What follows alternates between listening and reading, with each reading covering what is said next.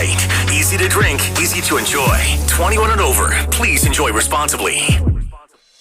The Golf Mart, home of the 90-day 100% satisfaction guarantee, serving Northern California golfers for over 30 years.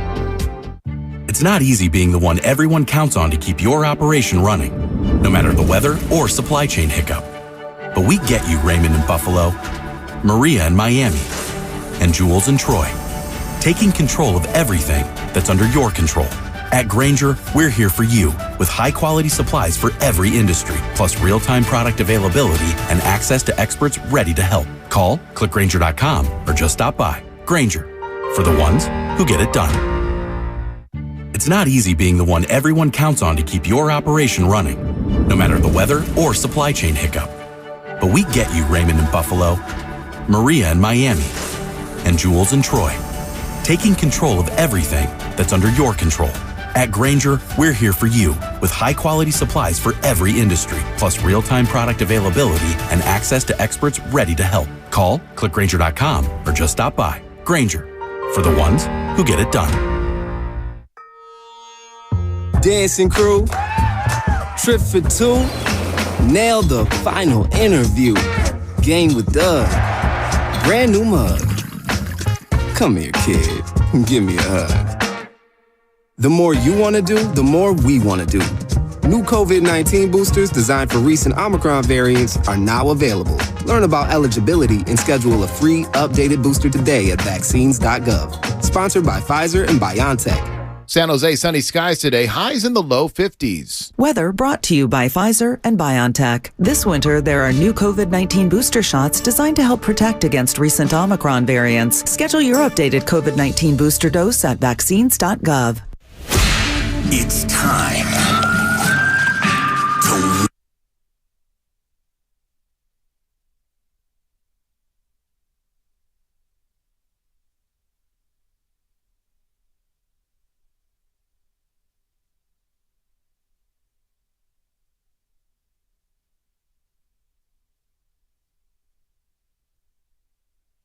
See, I for sure thought Spadoni would come in trolling every Warrior fan out here with the Steph Curry injury late in the third quarter with 2 minutes left.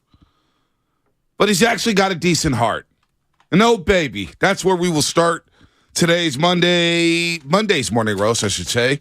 Alan Sal's in for Joe Shasky, the Butcher. He'll be out for one more day, getting some rest. He will be back in the building. Lutman's here.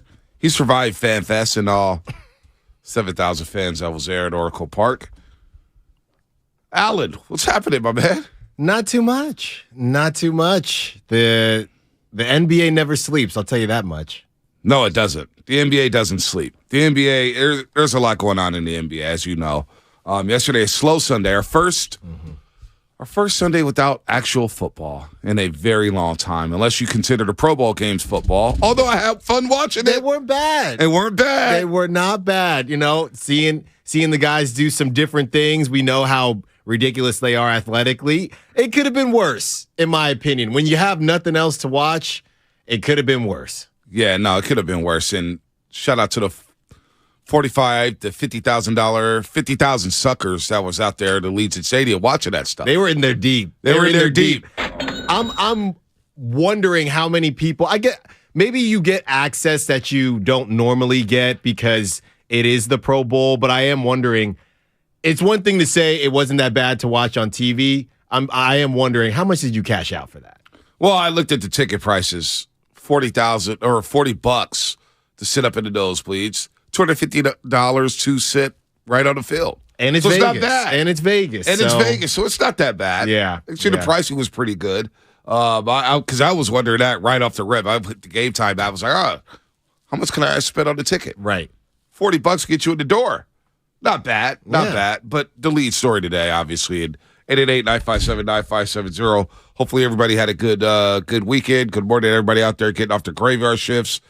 Firefighters, cops, CHP officers, if you're at work, getting ready for work, good morning to you. Big news in the Bay Area yesterday. I guess yesterday capped off a rough 7-day stretch for Bay Area sports fans. Obviously, last Sunday, Niners lose to the Eagles. And the guy Brandon Ayuk talking, say that they were the better team. We'll get to that a little bit later. Then yesterday, it was announced that Steph Curry, who left the game Saturday night with about 2 minutes and 1 second left in the third quarter as the Warriors were rolling over the Mavericks. Now, they had to hold on for dear life in that one. Steph Curry left with a left leg injury, and he's got a partial tear to a couple ligaments that I've never heard of in my life.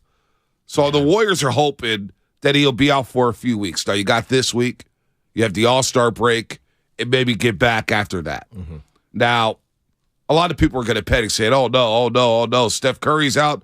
The Warriors are 27-26, season over. But the way the Western Conference is shaking out to be, season is far from over. So they could go 5-4 over the next 9, 4-5 over the next 9. They'll be in the same spot they are right now in the Western Conference. But the wear and tear of Steph Curry is a concern, and you just wonder what the Warriors will do ahead of the Thursday trading deadline in the NBA. I don't know if this should move the Warriors in any direction, Steph being injured, because ultimately you still needed somebody, I think, if you wanted to get over the hump. So whatever their plans were, I don't think that should necessarily change. It has been rough, Bonte. I mean, the start of 2023 for Bay Area fans, 2023 is not messing with Bay Area fans at all. January was cool. The Niners got to the playoffs. They beat the Seahawks. You beat the Cowboys. Brock got hurt in January, though. Well, the last 7 days have been a rough stretch. It's been a rough start stretch. of it was like, all right, the Niners are rolling. Yeah, that's true. And that's the thing with Steph. Obviously, we know he's not getting any younger. We understand how his endurance is crazy. He stays in shape, but injuries are injuries. And the older you get, not only do they happen more often, but it takes longer for you to return. So we think Steph will be back within a certain amount of weeks, but ultimately we don't know. And then you got to ramp him back up. I am curious because you talk about we'll be all right. I think the Warriors will be all right, but you better hope two of those teams that are in front of you don't get hot. Right. If two of those teams in front of you get hot and they get closer to the Nuggets and the Nuggets and the Grizzlies, that could be a problem. You got to stay within punching distance. Well, you look at the Warriors right now in 8th place in the Western Conference, 27-26. They're a half game behind the Minnesota Timberwolves, but one up on the T-Wolves in the loss column. Mm-hmm. Minnesota has 27 losses. Warriors have 26. That's what you want to pay attention to, folks, the loss column. Warriors in the loss column are tied with the Clippers, Suns, and the Mavericks. Here's what we know. The Suns own the tiebreaker over the Golden State Warriors. Yeah. They've won all 3 matchups so far this season against the Golden State Warriors. So you're going to lose any tiebreaker against the Phoenix Suns because of the head-to-head matchup. That stinks. You played the Clippers once, you beat them. You'll see the Clippers next week in L.A. before the All-Star break. You're 3 games behind the Sacramento Kings. Right now, you own the tiebreaker over the Kings 2-1.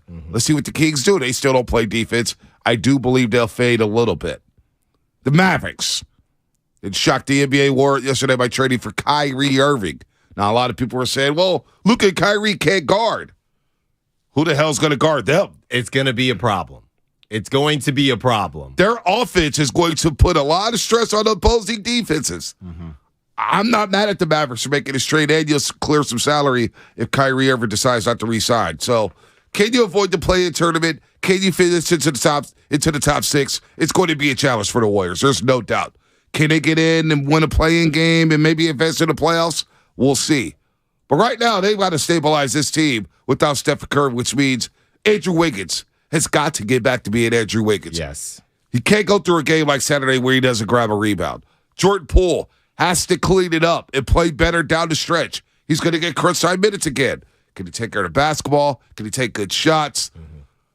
Don't get me started on Saturday with Jordan Poole. And I love Jordan Poole. But boy, Saturday was not a masterpiece for him. So can you stabilize your season without Steph Curry for the next 3 weeks? It's going to be hard, but I believe they can do it, Alan.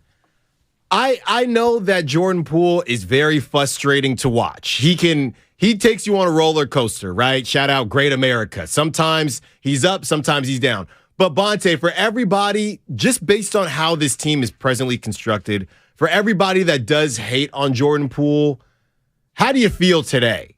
Because you need him. You need him really bad. And that's not to say that he's going to be perfect. We assume he's not. But without Jordan Poole, this team is cooked. And we saw a bit of the same thing last season.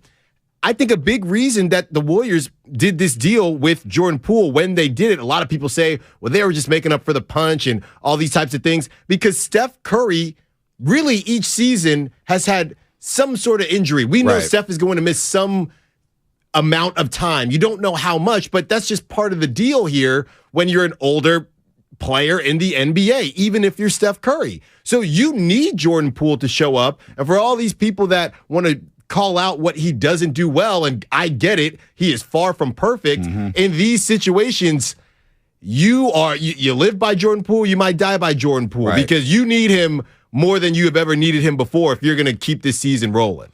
So you think about Stephen Curry, you mentioned something that he's going to get hurt at some point. 2016-17, he played 79 games. The next season, he plays 51, right? 2017-18, he had various injuries. Next season, 2018-19, plays 69 games. All right, then he plays the 5 during the 15-win season, which some people think is a blessing in disguise. That team was going nowhere. Next year, pandemic season, he misses about, 9-10 games, plays at 63. They lose in the play-in tournament. Last year, he played 64. You were able to weather the storm without him because you didn't even know about Stephen Curry until you got to the damn playoffs. Yeah. And then, of course, this year he's been on and off the floor. Now he's going to be out for an extended period of time. He's played in 38 games. So Jordan Poole, he's going to be in the starting lineup as of now. If Steph Curry was healthy, Steve Kerr is going back to the more traditional lineup with Lone Dog, Draymond, Clay, Wiggins, and Stephen Curry. Now Jordan Poole gets another shot to start. And he's a vastly different player when he starts. The points per game go up nearly 10. He's off the bench. He's about, 16, 17 points per game. Comes in and starts. He's about 27, 28. At some point, you're going to have to get the same consistent Jordan Poole that you get in the starting lineup as opposed to off the bench. But, Allen, to me, it's the ball handling. It's the discernment of shot making. Like Saturday night, he took a shot from the chase center logo, which made no sense. Absolutely. Early in the shot clock. Coming down the floor, it's just, you got to know time and situation. Yeah. We're not even, how many games are we removed from when he did that against the Grizzlies? Yes. Not too many games. And that's why when that happened, I thought, look, I'm really glad the Warriors won, but is Jordan Poole really going to feel the weight of what he could have ruined because they did win? And then going into the media, obviously, he jokes and he throws his mouthpiece with Steph. When he gets to the back, they win. He gets the game winner. And I'm sitting there thinking, I mean, Jordan, you do realize how bad that was. And clearly, based on Saturday, he didn't. He did not realize how bad that was. No, he hasn't learned. He didn't learn his lesson from that one. He's got to get better there. Andrew Wiggins has got to get better. Andrew Wiggins, no rebounds on Saturday. Not one rebound. 4-6. I like the efficiency, but will the real Andrew Wiggins stand up? Now, he had the non-COVID illness. Took a lot out of him. They got to get him ran back up. They need all-star. I can't believe Wiggins. 4-8 suffered the right adductor strain. Andrew Wiggins was shooting 45% from the three-point line, 51% from the floor. Career numbers. On his way back to the All-Star game. Going to Salt Lake City. Misses 15 games, and he just hasn't been right. No. And they're going to need his three-point shooting at some point, specifically with Steph out. But I think if you're Andrew Wiggins, you got to just go inside out. He has there are a lot of opportunities when he has mismatches based on his versatility and how he can defend guys. You got to back that thing up on some guys and try to get to the cup because the three ball is not falling right now, my guy, unfortunately. Well, you say the three ball's not falling for him. These numbers, since he's come back, he was shooting like 22% from three. Now, I'll pull up the exact data here in a second, Alan. But 22% from three is not good enough. No. Right? And it's just not good enough for fear. And if the free throw percentage since he's been back is down from 62.5%, which is not good in the first place, especially for a player of that caliber, down to 52%. Yeah. 52% from the free throw line. Now, we know Andrew Wiggins go through slumps like this. From the charity stripe, he goes through slumps like this from the three-point line. But now's not the time to slump. No. And when you're watching, I mean, a lot of last season, you would think, okay, he's going to make one. Probably not both. He's going to make one. You got to the playoffs, and he leveled up in every sense of the word. He needs to start that now. We don't have time for Andrew Wiggins to continue to try to slowly move back into what the form we need it to be. Right. Because there's no time with Steph Curry out. And, we saw on the text line a bit earlier, the Xfinity Mobile text line, maybe this is a blessing in disguise for the Warriors. Or maybe it's not. And maybe I said this to Spadone in the crossover. I'm just really, really glad that the Warriors won last season, Bonte. I don't mean to get the juju wrong. I'm not saying that they're done. I'm just saying it takes a lot to win a championship. It takes a lot of things that have to go right to win a championship. Steph Curry got injured last season. How that timing worked out, I think it was a blessing in disguise because Steph got that time off and was fresh going into the playoffs. It doesn't happen like that every single year. The Warriors have gotten 4 rings, and it's been beautiful. A lot has to go right beyond just what you do in every single game to win the whole thing. A lot has to do with other teams as well. Right. And now you got the Mavs and you got Kyrie and Luka. All I'm saying is I don't think it's it. I'm not saying they're done, but I'm just really happy they won last year because it takes a lot. Yeah, right now we can't be thinking about championship. No. You got to be thinking about just getting into the playoffs. So Andrew Wiggins, in 11 games since he's been back, Alan, 37.7% from the floor he shot. He shot 25% from the three-point line. He's grabbing 4.5 rebounds a game. Free throw percentage down to 52.2%. So he's not going to the line. He's only going to the line 2 times. I think he's not even trying to go to the free throw line. It's like LeBron James syndrome down the stretch. Yeah, I'm good off that free throw line. I don't want these free throws. Andrew Wiggins is in that state right now. 12.5 points per game, 4 rebounds, 2 assists. The efficiency numbers, it's just not good enough. This guy is a nightly 19 to 20-point scorer. So you got to get better with the efficiency. It's just not good enough, especially right now without Steph Curry. You're going to need him to step up. Jordan Poole with the turnovers. Because I do think you have enough with the bench. Jonathan Kuminga's coming. JaMychal Green's playing better. Yeah. Anthony Lamb, we'll see about that with the two-way, and Ty Jerome with the two-way. But what do the Warriors do? That's my big question for today. 888-957-9570. Should the Warriors do anything before Thursday's NBA trading deadline? We see the Mavericks harp on Kyrie Irving, who, by the way, out of nowhere Friday night decided that he wanted to be traded. Or was it Saturday? Out of nowhere, he's just like, oh, I want to leave Brooklyn. Yeah. It was Friday. It was Friday, and just enjoying your time, eating a sandwich, whatever it is. Kyrie needs to be traded. I just wonder, and we know we talked to Nick Friedel, he's our guy. In Brooklyn, you just felt uneasy. You watch some of these shows and you just feel uneasy. It's like watching a scary movie. Boy. You don't know when something's going to pop out, right? But you know at some point it's a scary movie, so something's going to pop out. The Brooklyn Nets were a scary movie. You were just waiting for the next scene. It's a little too quiet. They were playing well, though. They were playing well. They were playing great. They were looking like a championship contender. Yeah, KD on the way back at least somewhat soon. Kyrie, Kyrie just cooked the Warriors at Chase Center a couple weeks ago. Yeah, I'm good. I need to be out of here. And we have no clue if he's going to play for the Mavericks, because from what I'm hearing, the Mavericks and Mark Cuban, shout out Shark Tank, they don't plan on signing him, so it might be a version of a rental. At least that's what I'm hearing now. And if it's a rental, I don't know if Kyrie plays. See, I think the Mavericks would love to re-sign Kyrie Irving. However, I think they're also cool with him walking at the end of the season to clear that salary cap slot that they have, and they could go out there and try to get another player.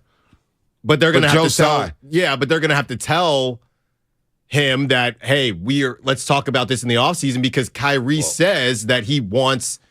I don't think he wants to play as a rental. Kyrie wants to go to LA. Yes. Kyrie just wanted to get out of Brooklyn. He wants to hit unrestricted free agency once again. And I think Dallas knows this. So they're going to try to go all in with the West this year, because nobody can guard the Western Conference. And Kyrie and Luka Doncic, their offense is their defense. Their offense is going to put so much stress on opposing head coaches. Everybody's looking at the other side. Look, I get it. They can't guard. They're a liability defensively, but can you give me 4 to 5 minutes of playing solid defense? They did it against the Phoenix Suns and got to the Western Conference Finals. Can they get to the Western Conference Finals again with just Kyrie and Luka? I think so. These guys are deadly. Yeah. You're talking about guys who could drop 50 in their sleep. Right. I mean, these dudes are big-time players. So I'm looking at it at that angle. Look, Bill Russell said it. You see it in Uncle Drew. The game is about getting buckets. These two guys can get buckets. It is. I am really interested in how this looks, and I'm not going to do the cliche, there's only one basketball to go around. No. I'm not even doing all that. I just have no clue how it will look. It's not going to be the offense. They're both such singular players, and I know Luka gets a lot of people involved, but it's Luka ball. And you have Kyrie, who is not known as a point guard, who distributes the basketball and does a lot of things. Kyrie puts it on the string, he dances on you, and he gets to the cup. So Bleacher Report and House of Highlights is going to have a field day with this team because there's going to be 8,000 highlights per game. But basketball-wise, you know you can put it in the cup. Based on what they gave up, do they have enough to get all the way to the championship? Maybe in a down West year, maybe. Yeah, I don't know about championship, but they're going to be very exciting. Yeah. And Josiah, the owner of the Brooklyn Nets, sticking his double guns, his double birds at the L.A. Lakers, saying, I'm not trading Kyrie to L.A. as preferred destination. No. And I'm not mad at that. That's a gangster move by an owner. I'm not going to be here. I would have done the same thing. Kyrie, you didn't want to get the shot. You did, which, look, I get about I don't want to go down the political rabbit hole, the vaccine or whatnot, but you sold out your teammates. Yeah. That's what you did. You sold out your teammates. Whether you wanted to get it or not, you sold out Kevin Durant. You sold out Steve Nash. You sold out Seth Curry. You sold out that entire organization. This year, we know what happened with him this year, causing all the stir, whether you agree with him or not about the anti-Semitic stuff. Kyrie's just been a nightmare. And Kevin Durant married himself to Kyrie Irving, which is an entirely different conversation. But Brooklyn did what they had to do. And I'm with Josiah with sending him to Dallas saying, yeah, you're not going to L.A. No. We probably have a better deal from the Lakers. You're going to freaking Dallas. Yeah. Screw you. And to be completely honest, I made a joke about Mark Cuban and Shark Tank. Based on the deals Mark Cuban does, this does seem pretty dicey for Mark Cuban to get into, bringing in somebody like Kyrie. So I don't see Mark Cuban connecting himself to a guy like Kyrie for a multiple amount of years. He's a businessman. That is not a good business move. He is all in on this year. He might not tell Kyrie that, but this is about this season. That's how I feel. I wouldn't marry myself to Kyrie Irving as well. 2 years, 4 years, 5 years, I'm good. No. I'm good. All right. Question of the day. Should the Warriors make a move before the deadline? 888-957-9570. We also have some Brandon Ayuk sound. You got to hear what he had to say. Also, Joe Montana. Joe Montana being petty once again. He wants Jimmy Garoppolo back. I love the young people. Oh, man. All guests appear on the Bud Light guest line. Bud Light, easy to drink, easy to enjoy. Howard Beck's going to join us at 7:20. Howard Beck, longtime NBA writer. He's one of the best out there. We'll get his thoughts on the Kyrie Irving trade. What's going to happen with KD? Does he think the Warriors make a move? Also, Jorge Sedano was on the sidelines Saturday night when the Warriors hosted the Dallas Mavericks. He'll join us at 8:30. That'll be our guest for today. And this segment was brought to you by Golden State, serving the Bay Area for 3 generations. When you succeed, we succeed. Visit GoldenStateLumber.com. And what's coming up on the game brought to you by CalHope.org and the Department of Health Care Services. Your phone calls, 888-957-9570. Should the Warriors make a move before Thursday's NBA trading deadline, we'll take your calls. We'll discuss what's going on with the Golden State Warriors as Steph Curry will miss a few weeks with a left leg injury. He's got some partial strained ligaments here in his knee.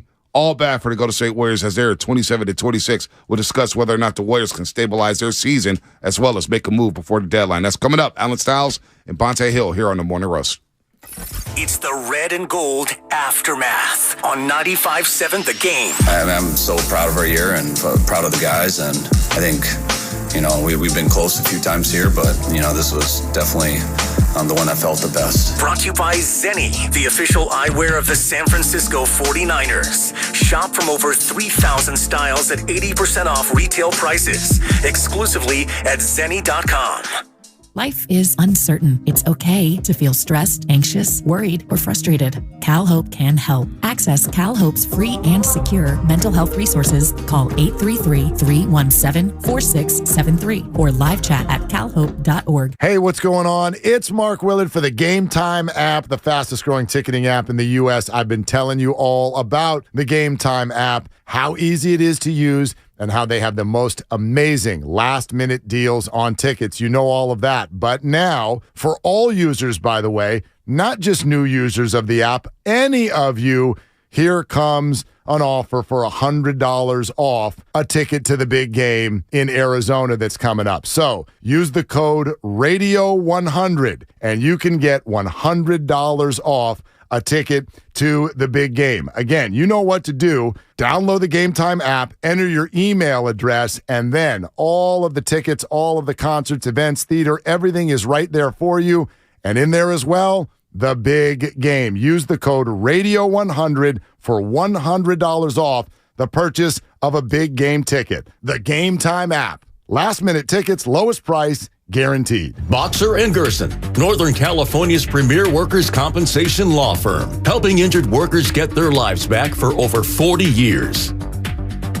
If you're considering remodeling your home in 2023, talk with your architect or designer about utilizing Golden State Window and Door for your upcoming project. Each location across the Bay Area features beautifully planned displays. You'll be surprised by the variety of styles. Their respected partners include Anderson, Milgard, Marvin, and many other top brands. For locations, images, and more, visit goldenstatelumber.com. Since 1954, Golden State. When you succeed, we succeed. Cars for Kids. No more stressing over your old vehicle. Donate today and get it picked up tomorrow. It's the easiest service out there. Donate online at carsforkids.org. That's cars with a K. Make connections that count at Evergreen Valley College and get free tuition when you enroll for 6 units or more. That's right, free tuition and no student fees this spring. EVC is an award-winning transfer college and has the 4th most diverse faculty in the country. And with EVC alum earning more money than nearly every other community college in the country, you can take classes and transfer or fast-track your career. Enroll for classes today and get free tuition for the spring. Visit evc.edu for more information and enroll for classes at evc.edu. That's evc.edu. Business owners, you may be eligible to claim the Employee Retention Tax Credit, a payroll tax refund from the United States Treasury, applicable to businesses who kept employees on payroll during the pandemic. Contact Paychex to see if you qualify at paychex.com/ERTC. Paychex is proud to have helped more than 45,000 businesses secure over $9.2 billion in ERTC claims, an average of $190,000 per business. Paychex.com/ERTC. UCSF Sports Medicine Center is dedicated to treating every type of athlete, from kids to adults,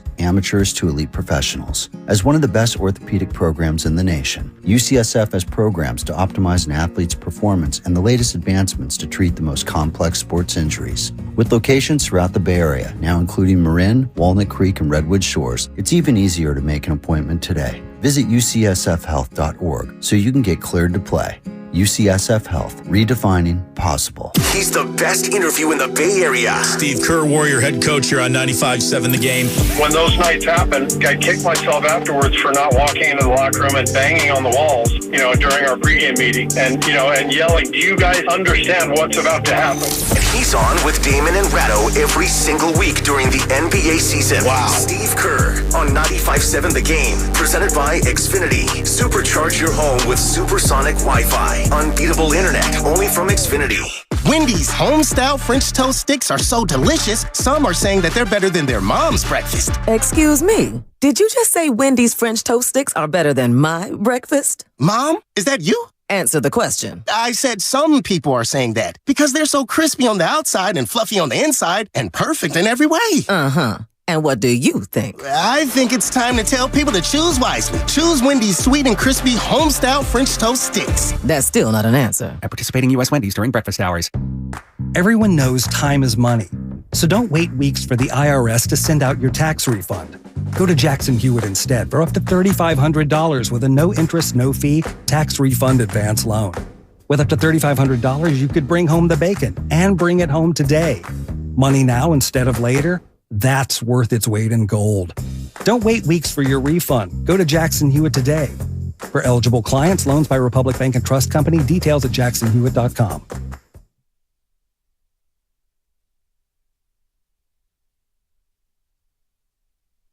The Morning Roast is live on YouTube right now. Take it away, Bonte. Who's this? Steve Lacey. Might do a little Grammy-themed rejoin today. You're looking at me crazy, Alice. Because this song is on repeat all day long. I don't even know who it is. I hear it every time. You know when I catch the song when it's like in the second verse? I'm like, oh, it's a nice little jingle. Yeah. Is that what the kids call them, jingles? No, I was going to say absolutely not. The Grammys last night, 65th Grammys. Mm-hmm. I watched the late one. Trevor Noah, he was okay. Except felt like he was rushing through his monologues. He's like Speedy Gonzalez. You know what I'm saying? It's like, yo, take a breath, dude. Yeah. Take a breath. I thought he did a good job. There weren't any monologues that I felt I would need to go back to. Right. But, there were some good performances. Stevie Wonder did his thing. I'm a big Stevie guy. Stevie Wonder did his thing. Jay-Z did his thing at the end. That was Jay-Z crazy. was sick, 8 minutes. That was nuts. Beyonce breaking the record for most Grammys. Her batting average, I looked it up, Bonte. I think she's 32 for 88 in terms of wins to nominations. She's batting 363. Wow. Yeah. Wow. 32 Grammy never Awards. Use steroids. Beyonce's not using those steroids. I don't know what she's doing. Let me move on for I'm on the couch tonight. No, the Grammys, Lizzo did her thing. Always. Bad Bunny. Always. I enjoyed the Grammys. Sam Smith, very interesting. Yeah. Very interesting. I didn't know that was his song. It but is it was a banger. It's a banger. I was impressed with his moves, man. Yeah. He was in sync with the dance and said, look at Sam Smith, man. What's going on here? He really, when he first came out, and it's interesting, when he first came out, he was really just I'm going to sit there and I'm going to let my voice do the talking, but he's turning into a bit of a showman, so good for him. I mean, it's going to do well for him. You might see him in Vegas, like Usher's doing in a couple years, so this really opens up things for him when you actually perform versus just kind of standing around. No so doubt. good for him. No, I enjoyed the Grammys. It was cool. I caught the late edition and then I fell asleep with the TV on last night. Yeah. So Anna's out of town. The baby was at the grandparents'. So, I wake up and it's 2 a.m. with the TV. I was like, all right, let me turn this off. You got to, get some real sleep. Get some real sleep. The last thing I will say is I'm just done. Stop. If you're going to watch the Grammys, just enjoy it. I get it. But the outrage after Beyonce should have won or whoever should have won, why upset yourself every year? Why? Taylor Swift won Album of the Year? No, it was Kendrick Lamar. Harry Styles. I don't even know who the hell Harry Styles is. Yes, you do. No, I don't. Yes, you do. Who the hell is Harry Styles? No, I'll come back with the song you'll probably know from Come on now. Did he deserve Album of the Year? By Spotify downloads, probably. Probably, yeah. I don't know. We'd have to see. Beyonce album was banger. She had, man, what? I agree. All I'm saying is when I'm watching the Grammys, I don't waste my time with the outrage. What I do like about the Grammys, real quick before we keep it moving, I like how they show the meetings of when they were deciding the albums of the year or the song, whatever categories they had. They have a meeting of the minds, and they'd be explaining how they voted for this person or how this person should win album of the year. Right. I think the sports teams, the sports leagues should adopt that. Yeah. The NBA, NFL, Major League Baseball, like you had all these dudes in a room deciding who wins the MVP award. I'm not mad at that. By the way, Ernie Chavez, I did see the White Man Can't Jump trailer, and I'm very disappointed. Oh, man. I will watch it, but I will be very disappointed. What do you think is going to be worse? The White Man Can't Jump reboot or the House Party reboot? Oh, my God. They both look awful. I still think that the House Party one might be worse simply because of the LeBron aspect. But I gotta come don't back know, to that man. one. I don't know. I haven't even checked it out. I saw the trailer for that. That looked a little ridiculous. By the way, tune in to Warriors Live on 95.7 The Game, presented by Xfinity. Supercharge your home with supersonic Wi-Fi, unbeatable internet, only from Xfinity. Alan, it is time to take them to school. Brought to you by the great folks at Evergreen Valley College. Home of free tuition for spring 2023. That's right, baby. Evergreen Valley College. Go get some education on. All right. Spinoni, I think you got the highlight there. I don't have it on my board. I believe it's Jonathan Kuminga, who is continuing to grow and blossom into a star. He's going to be a two-way savant. I mean, this guy is athletic. He's dunking on people's heads. He's hitting the three. Go ahead and hit it, Spinoni. Pass to Jerome, out to Kuminga. He's going to drive, flies in for a left-hand slam. A little elevation sensation for Kuminga. Another donation from Rakuten and a timeout for Dallas. Jonathan Kuminga coming off the bench. Played 19 minutes and 54 seconds. I didn't play 25 to 30, and I think he will moving forward without Steph Curry in the lineup. 13 points for JK, 6 of 11, +7 in the plus-minus department. I don't know if you're a plus-minus guy. Sometimes. Yeah, Sometimes. Sometimes it makes absolutely no sense. Yes, I'm there with the plus-minus 80% of the time. It makes no sense. But Jonathan Kuminga with that nasty dunk had a couple posters there as the Warriors beat the Mavericks. They're nearly blow a 23-point lead. They led wire to wire. Got hairy in the fourth quarter when they were outscored 27-17. Kevon Looney with the rebound of the year late in the game to save the Warriors. And, of course, the Mavericks throw it out of bounds. Warriors survive 119-113. They do not cover the spread for all you gamblers out there. So, yeah, this is what we've been seeing with the Warriors, and I guess we can give them a little bit of grace because Steph goes out. But they were doing this with Steph in the game, right? They were blowing these leads with Steph in the game. So just glad that they were able to get this W and moving forward. And Bonte, I'm just thinking, I really do hope that this isn't how it ends for the Warriors. Because I'm just thinking just injuries and things like that. I'm not thinking it might not. I would rather it. Here's a good question. Would you rather it be because you just eventually got beat or just age and attrition gets to you, right? Yeah. Would you rather be full strength? Hey, we got to finally hand it over. I want to see them get beat. Right. They haven't lost a Western Conference series under Steve Kerr. Under Steve Kerr, the Warriors have not lost a Western Conference series. So I want to see a Western Conference team beat the Warriors in a 7-game series. Yeah. And that's when I'll believe it's over. Now, things look a little hairy right now with Steph Curry out for a few weeks. In case you were off the grid yesterday, Steph Curry was announced by the Golden State Warriors that he's going to be out for a few weeks with a lower left leg injury. Looks like some partial tears and some ligaments that I've never heard of before. Have you ever heard of these ligaments? No. I spent some time, and I'm still spending time trying to look up the pronunciation. You know, you can Google the pronunciations, just work through that. He's going to be he's expected out through the All-Star break, which getting a break there. So let's try it here. Superior tibiofibular ligament. I think I got that right. Superior tibiofibular ligament. And then oh boy, this one is tough. You see this other one? The second one is the problem. Interosseous membrane. Nailed it. Spinelli, you want to give it a crack? Lutman, you want to give it a crack? What about your lexicon, Lutman? I think it's the interosseous. Interosseous membrane. Sounds like a dinosaur, to be honest. Interosseous membrane. Look, I didn't pay attention to anatomy. I didn't pay attention to biology. I don't know what the hell these ligaments are. I've never heard of them before. All you need to know is when is he coming back? So, yeah, the tibiofibular ligaments and the interosseous membrane. Interosseous, per Google.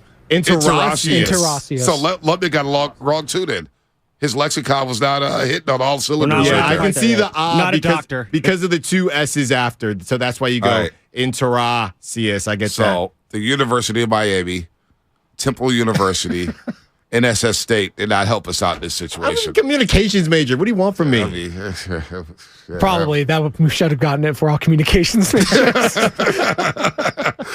Anyway, let those for the nerds in med school figure it out. That's right. Yeah, exactly. And that's for Dr. Rick Celebrini or whatnot. So additional clarity on a potential timeline will be established in the coming days for Stephen Curry. So left leg injury. He's got partial tears to a couple ligaments. He left with 2 minutes and 1 second left in the third quarter in a blowout game.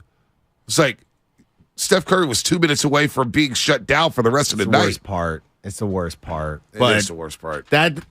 That's just how it goes. And I know we were all hoping it was just a contusion, but when you saw the play, you saw it go in as much as you didn't want to. And from what we've been hearing, he got really lucky. And Steph said himself, this could have been really bad for the Warriors. Yeah. And it feels like there have been a couple times here that the Warriors have avoided true disaster with the season. So just be thanking your lucky stars. And if they think Steph's going to be back in 3 to 4 weeks, the Warriors can tread water long enough to hang around and no other couple teams here get hot and separate themselves from the Warriors. I think that if you look at the schedule and what's coming up, the Thunder, you should be able to get it done. That's tonight. The Blazers is going to be tough. The Lakers, The Wizards, I think you can get them. The Clippers, who knows? Yeah, who knows? We'll see about that.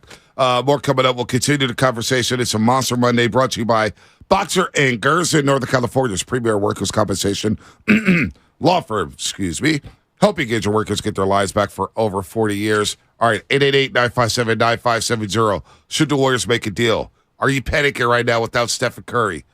Can the Warriors stabilize their season without their superstar for the next few weeks? That's coming up on a Morning Roast. It's the Red and Gold Aftermath on 95.7 The Game. If everyone had to do a press conference and talk for a while after these games, I'm sure we'd say a lot of things that didn't tell you guys exactly everything that's going to happen for the next 8 months. Brought to you by the SF Sheriff's Office. Your future begins here. Every small business owner knows business happens everywhere. The office, the warehouse, or on the road. And no matter where it takes you, there's one solution to help your business thrive. Comcast Business Complete Connectivity. It's the largest, fastest, reliable network with advanced gig speed Wi-Fi and cyber threat protection in one solution. Get started for just $49.99 a month. Plus, add Comcast Business Mobile and you can save up to 60% a year on your wireless bill. And ask how to get up to a $750 prepaid card. Flight 291 is now boarding. Yep, you're going places. And when you get there, be ready to do business. The complete connectivity solution from the company that powers more small businesses than any other provider. Comcast Business, powering possibilities. Ends 2/21/2023. Restrictions apply. Requires EcoBill and AutoPay. New 50 megabits per second internet and Comcast Business Security Edge customers only. Equipment taxes and fees extra. After 12 months, regular rates apply. Gig internet required for gig Wi-Fi. Mobile Savings compares pricing of top 3 carriers. Hi, I'm Aaron, owner of California Deluxe Windows. Ever notice? When your neighbors get new windows, there is a large black eye of broken stucco, uneven plaster, and even mismatched paint. At California Deluxe Windows, we never leave a ring around the window. Why? Because we are one of the only companies in California who custom crafts every window and door to your home's exact measurements. Almost everyone else on the radio is a distributor. They grab a window from a warehouse, break open your walls, shove it in, and patch things up. At California Deluxe Windows, we take pride in our work. Our installation technique is so precise, we do not break your stucco. Your house could be covered with potato chips, and we wouldn't crack one. Call now, and for a limited time, you get 30% off your entire order and 24 months of interest-free financing. 800-874-3600. 800-874-3600. That's 800-874-3600. California Deluxe Windows. Windows engineered for life. Certain terms and conditions apply. CSLB number 774518. Ray Magliozzi here for eBay Motors. Okay, easy now. You're teaching your kid how to parallel park. Ouch! Turns out he likes to do it by feel. Don't worry, eBay Motors has bumpers, taillights, trunk lids, license plate holders, 122 million parts. Pull up just a little bit. And headlights. They've got lots of headlights. Get the right parts at the right prices. eBay Motors. Let's ride. Hey, Dak Prescott here. Why do I choose proven quality sleep from Sleep Number? Because better sleep elevates my game. Sleep Number 360 Smart Bed helps me fall asleep faster, keeps me cool, and effortlessly adjusts for my best sleep. That's more focus, more edge, and more highlights. And that means more wins for all of us. It's our ultimate Sleep Number event. Save 50% on the Sleep Number 360 limited edition smart bed, plus special financing. Ends Monday. Sleep Number, the official sleep and wellness partner of the NFL. Special financing subject to credit approval. Minimum monthly payments required. See store for details.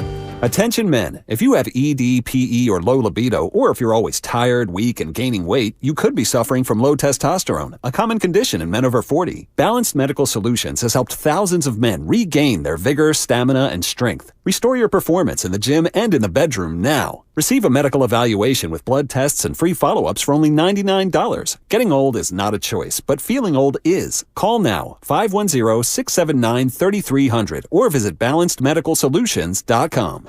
Find what you love at the Mila Innovation Center at Friedman's Appliance in Pleasant Hill. Out of your dreams and into your kitchen, select the qualifying built-in kitchen appliance package that's right for you. With unrivaled technology and luxury-grade quality, when you bring home a Mila, you are bringing home true innovation. Now, for a limited time, save up to $2,100 with the purchase of a qualifying Mila appliance package. Visit the Mila Innovation Center at Friedman's Appliance in Pleasant Hill or at friedmansappliance.com. Investing is confusing. Dawn Raids, Triple Witching Hour, Candlesticks, Crown Jewels, Bears, Bulls, Bear Hugs, Blue Chips. It's one big word salad of uncertainty. Fortunately, Fremont Bank now has incredible rates on their savings accounts and CDs. And while savings accounts and CDs may not be known for their great rates at your current bank, at Fremont Bank, you can get great rates from a great local bank. To learn more, stop in or visit us online. We'll explain it all in plain language. Fremont Bank, serving the Bay Area since 1964. Member FDIC. Hey, I'm Andy. If you don't know me, it's probably because I'm not famous. But I did start a men's grooming company called Harry's. The idea for Harry's came out of a frustrating experience I had buying razor blades. Most brands were overpriced, overdesigned, and out of touch. At Harry's, our approach is simple. Here's our secret. We make sharp, durable blades and sell them at honest prices for as low as $2 each. We care about quality so much that we do some crazy things, like buy a world-class German blade factory. Obsessing over every detail means we're confident in offering a 100% quality guarantee. Millions of guys have already made the switch to Harry's, so thank you if you're one of them. And if you're not, we hope you give us a try with this special offer. Get a Harry starter set with a 5-blade razor, weighted handle, shave gel, and a travel cover, all for just $3 plus free shipping. Just go to harrys.com and enter code JOY at checkout. That's harrys.com, code JOY. Enjoy. When you're having trouble falling asleep, there's ZzzQuil. ZzzQuil Pure Z's has the optimal level of melatonin to help you fall asleep naturally with no next day grogginess. ZzzQuil Pure Z's. Sleep better, wake refreshed.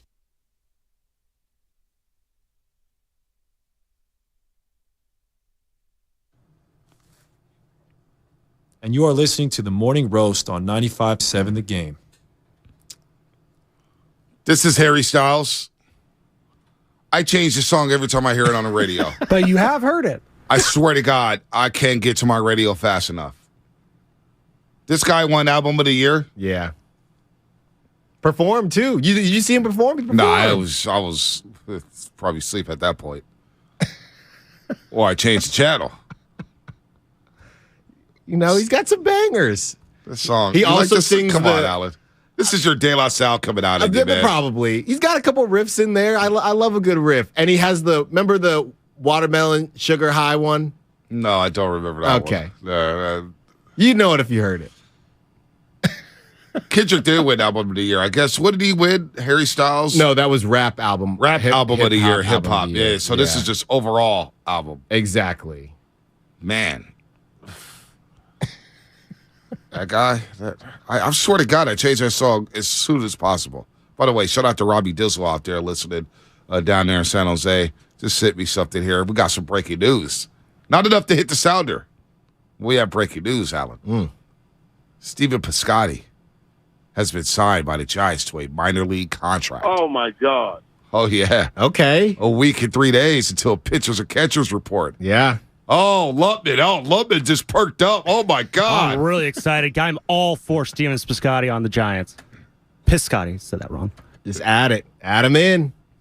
Versatile. Oh, my God. Steven Piscotty. Oh, Versatile. my God. 95 wins right there. That's, you know watch what? out, Padres. I will say this, and we'll move on very fast from baseball. I do get a sneaky suspicion that the Giants will be decent this year. What's decent? Look at this guy coming around. That's good drops. Damn, look at Spinoni using his drop. I like that. Because there's so many bad teams in the National League that they may walk into 85 wins. They may. It feels like all you have to do is try hard to get into the playoffs in baseball. I feel like the Vegas has them at 86.5. Really? I'm pretty sure. I might take the over. I'm pretty sure it's around there. But I might take the over, love it. I might take the over. Right. Who is this guy? Who is this fake Bonte Hill we got in studio right now who's so optimistic about the Giants all of a sudden? Piscotty, Bay Area guy. Shout out Pleasanton. Oh, yeah. Farhad said that's all they could do is get Bay Area guys. Yeah. Because, Stanford's finest. It's tough to attract free agents here. So let's go to Stafford. Let's go to Midi High School. Let's go get Hediger. It's not just you, though, Bonte. Vegas, 86.5 over under win total right you now. haven't been listening to the show. That's what Alan just said. So there we go. Damn, what the hell is going on here on a Monster Monday? That's my bad. No, you're all good. It's a Monday. You're too busy playing your own drops. Yes. We're looking for Harry Styles. Yeah, he's in Grammy world. The pregame show, Steve. Joe Spinoni, 5 to 6. DJ Spadone. Catch him out, man. I love listening to Spinone on the way in. He soothes me, man. Langford, sometimes you never know what you're going to get. Shout out to Stephen Langford. Langford would go deep cuts, though. Deep cuts. He's like, he watches the Grammys, but just like the stuff they don't show. Like the music that they don't care about. So here we go. And people already on YouTube. Shout out to YouTube. Shout out to Twitch. Shout out to the Xfinity Mobile text line. So can we expect Bonte Hill to show up at Oracle Park this season? No. You can't expect me to show up at Oracle Park. You may see me at the Collie. Or whatever the hell they call it out there. O.co. I don't even know the stadium. Ring Central, I think. Is it Ring Central now? It's the Coliseum, let's be honest. All right. No, I will still be watching the Giants on the couch, Alan. You can do a day game. I love a good day game. Come on. You know what? I told you, they're not getting to die from me after this postseason. You take the kiddo there. The last time I went, they do the Lion King cam, and you gotta hold up all the babies. You gotta go. It's a good time. No, baby Chaz have fun. She had fun running around the bases. Yes, Brandon Crawford. I did chop it up with Brandon Crawford on Warriors Live Saturday. He was looking dapper in the Jays. He was. He was confident. I felt like he was winning me over. I'm just glad Sam Lubman didn't show up. I thought Sam Lubman was going to show up at fanboy for Brandon Crawford. I don't know if I'm going to the park. It's going to take a lot for me to get to the yard. You call a cap? You'll be in a couple games. I'm telling you right now. And it's going to be a Dodger game. Only if my daughter wants to go. It's going to be Only if my daughter wants to go. You're going to have the fun games with the daughter, but you're going to have one or two. Hey, it's Dodgers. Shassie's going to hit you. I'm going. I got tickets. I'm definitely not going to a game with Shasky. That's done. I'm going. We got it. We got to roll. We got to roll. Definitely. I tell you what, Gary, I won't go to a Giants game with that Sam Lubman. Why is that? There's no chance. You see him? I mean, he's... Let's move on. This segment is sponsored by Golden State, serving the Bay Area for 3 generations. When you succeed, we succeed. Visit GoldenStateLumber.com. Howard Beck, 720. Jorge Sedano, 830. The first call of the day goes to our auntie, Robin, in the city. Robin, what's happening? You're on the roast. Robin, going once? Hello. Was Bonte, I'm With You, that Harry Styles song? I swear. I'm like, why is this on an R&B station? I hate that. I just feel like sometimes our music has, I wouldn't say been co-opted, but recategorized. I mean, why is that on the R&B? I hear that on KPLX. I still call it KPLX. But it's terrible. Yeah, no, I change it every time. Every time. I just don't know why those that type of music. It's not R&B. But also, I wanted to call. I don't think that the Warriors should make a move. I mean, because nothing's going to help them. That's just the way I feel. Someone said, the producer, unless it's KD, why would KD want to come back here? I don't care how you spin it, how people say he should have stayed with the Warriors, he made a mistake, he wanted his own team, whatever the narrative is. This fan base did not appreciate KD and drove him away. I'm sorry, okay? He didn't want his own team, he just wanted to play ball, okay? And we never appreciated him, so... let that KD stuff go. He's not coming back here, and the Warriors, nothing's going to help them. You can't win every year. You just can't win them all. Bye, you guys. All right, Robin. Man. So just throwing the towel, huh? I'm not throwing in the towel yet. Anybody out there throwing in the towel on the Golden State Warriors? Where's the panic meter at? Now, I know a lot of people have been hitting me up, and I tweeted out the photo of the panic meter, and I said, turn that baby all the way up. Yeah. That's what a lot of people are going to do. They're going to turn it all the way up. They're going to panic. I'm still out of uh-oh. Wait, where am I at, actually? Where am I at? Where am I on the panic meter? If you say you're not panicking a little bit, like, I can't front. Because that would be cap for me, Alan. I am panicking a little bit. You have to. You have to. You'd be crazy not to. I'm at uh-oh. You're at uh-oh. So we got 4 stages. Not tripping, slightly concerned, uh-oh, and everybody panic. Now, last year, I never got above slightly concerned. Okay. I never got the uh-oh. I never got the everyone panic. Oh, I did. Oh, I know you did. I could tell. You, Shasky, everybody was out there panicking last year. It's time to panic. Now, this year, right now, are you at everyone panic or are you at uh-oh? I'm at uh-oh. You're not at everyone panic? No, I'm not. Only because of the Western Conference. Only because. And the Warriors are coming off of a championship. Right. Last year, I didn't know where they were going, even though they had the hot start. They had some bad losses in there. They had some injuries. Now that they got this championship, all right, we're rolling. I'm at uh-oh. Mr. Bay Area, YouTube is at, I'm at, oh, bleep. Not yet. I'm not at everyone panic. I'm at a little uh-oh, like, uh-oh. What if Steph Curry's out for a month? Oh, boy. What if Jordan Poole can't figure it out at crunch time?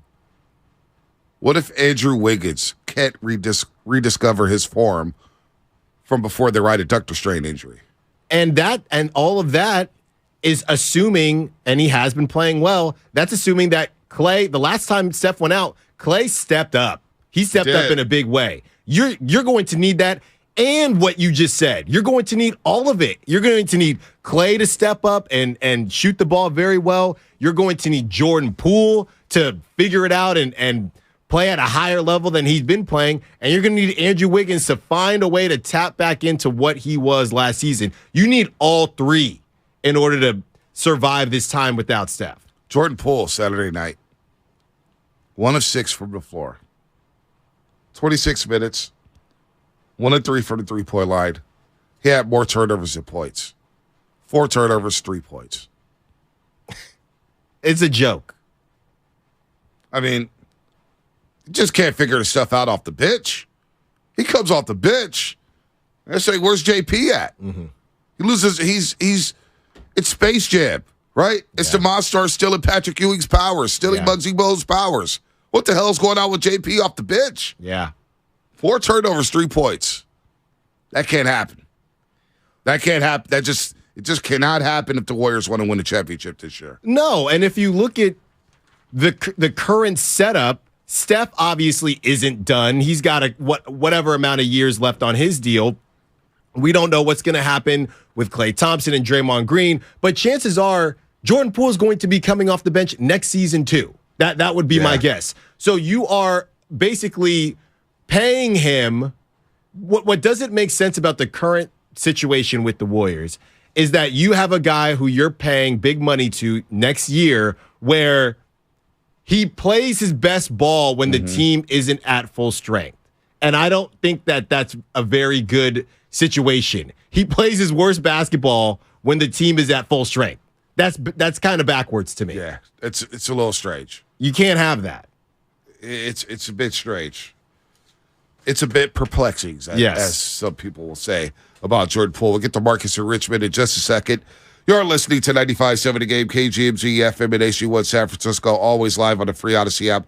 Download the Odyssey app and favorite 95.7 The Game for the best and most up-to-date sports coverage.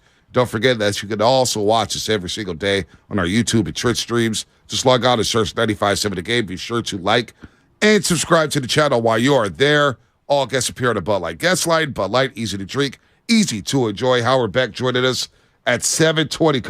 Covers the NBA for Sports Illustrated. Get some insight on the Kyrie deal.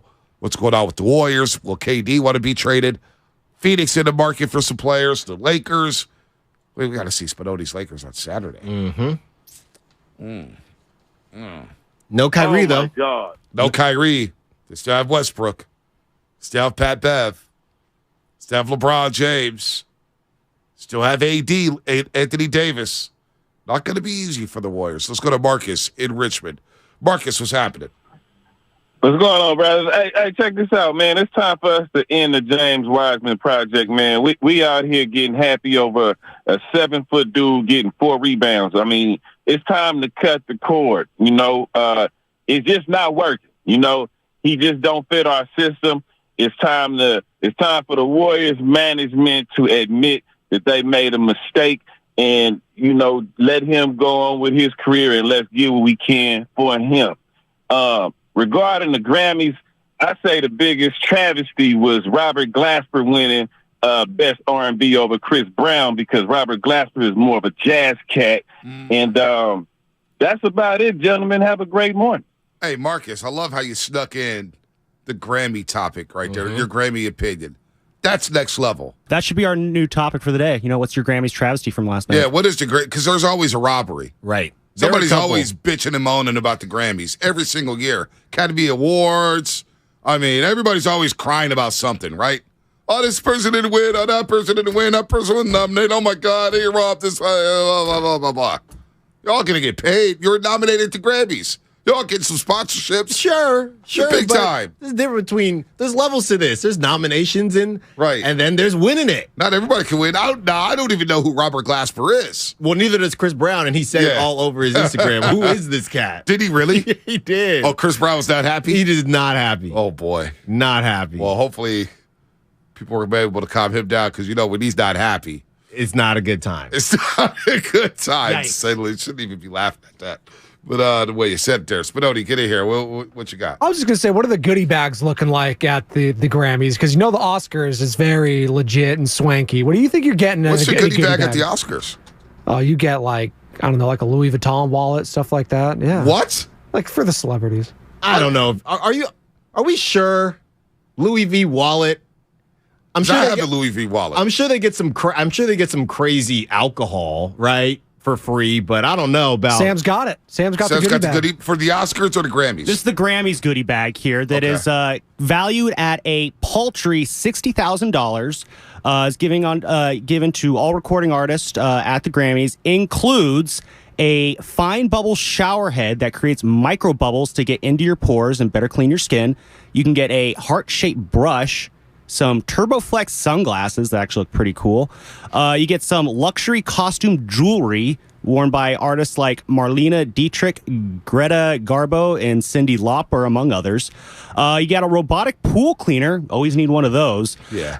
An Espresso, which is a one-of-a-kind custom chocolate video box. So, yeah, love fancy chocolate there. You got a Swarovski crystal flip-flops.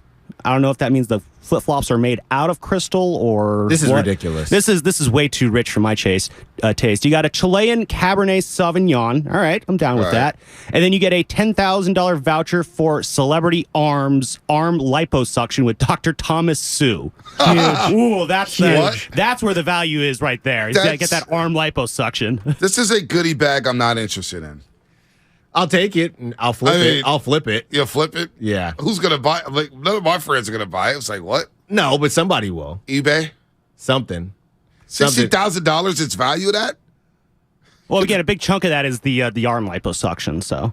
But that's not, is that for the nominees? Is that just for the nominees? Yeah, it's all recording artists, right, Lubin? Yeah, I think it's all recording artists. I think it's all recording artists who got nominated get one. Damn. Oh, there's also a little robot dog in there, too. A robot yet to be released robot dog. This goodie bag, son. This is This goodie bag is not the one I'm interested in. That's not. All right, so this is from last year's Oscars. So this one is valued at what is it, over $100,000. Damn. So this one is same person, by the way. 12,000 celebrity arms liposuction procedure. $25,000 worth of home renovations from Los Angeles-based Mason Construction. What? That's up to $10,000 worth of treatments and rejuvenation procedures from Dr. Konstantin Vusiakovich. $15,000 4-night stay for two at the Golden Door Luxury Resort and Spa in Escondido, California. Don't know if I'm pronouncing that right. Obviously. And then a $1,200 life coaching session with wellness expert Coyote Joseph. Also a small tea set from Oprah. What are we doing? No robot dog, though, so. What are we doing here? You know, speaking of the Grammys, got to give a shout out to Too Short getting a part of the hip hop 50 years of hip hop blow the whistle. That was pretty cool. Nelly. Well, I was also interested. Obviously, shout out Too Short, but I was surprised E40 didn't make an appearance. Yeah, he was down there at the Rock Nation brunch. Yeah. E40's had a hell of a week. Grambling University donated $100,000 to the Grambling Music Department. Pretty cool by Fody Water. He was at the Rock Nation brunch. And there was a who's who there. I don't know if you saw the pictures. I saw all the pictures. I mean, damn. What can we do to get invited to that brunch? By the way, got Barry in the lead there on the Oscars gift bag from last year. Also included a $50,000 3-night stay at Turin Castle in Scotland. Damn. Wow. Damn. Inspired by Denzel Washington's Best Actor nomination for The Tragedy of Macbeth. What an inspiration there. It changes every year then, I would Based on, the nominees. So who gets this goodie bag at the Oscars? All the, I think, people that are nominated for various pictures, director, all this sort of stuff. That's you a get lot of goodie $100,000 bags. gift bag for just being nominated. Yeah. That's a lot of gift bags. Wow. That's... but now, think about this. To your point, I'm sure when you win, you get something else. So you're saying, hey, at least you were nominated. You got to think you get something crazy if you win. Oh, if Yeah, you you get the trophy if you win. You get the trophy. Well, you yes. also get numerous sponsorships. I think you get commercials. There has to be another goodie bag in there somewhere. Damn. So you could win a Grammy and then you're still like, no, I need more on top of that, on top of your nomination gift basket? How do we get a seat at the Grammys? The Morning Roast. How do we get a seat at the Grammys? You tell me. Shasky, I think Spadoni, we need to sing Lovin. a song to start. Can we sing a song? Don't they have like best radio shows at the Grammys, stuff like that? Come on. No, they don't have those? I feel like it's specifically music. We don't get a table? No, it can't be just music because Dave Chappelle won something for his stand-up. So come on. Wow, come Where's on, the sports radio category? Right. Then recall a few years ago, Stephen Colbert won a Grammy for his Christmas album. It was like a comedic album about Christmas. So we can do like a comedic Christmas album, and maybe that can get us to the Grammys. I'm out. You're not with us on this one? I'll get in on my own.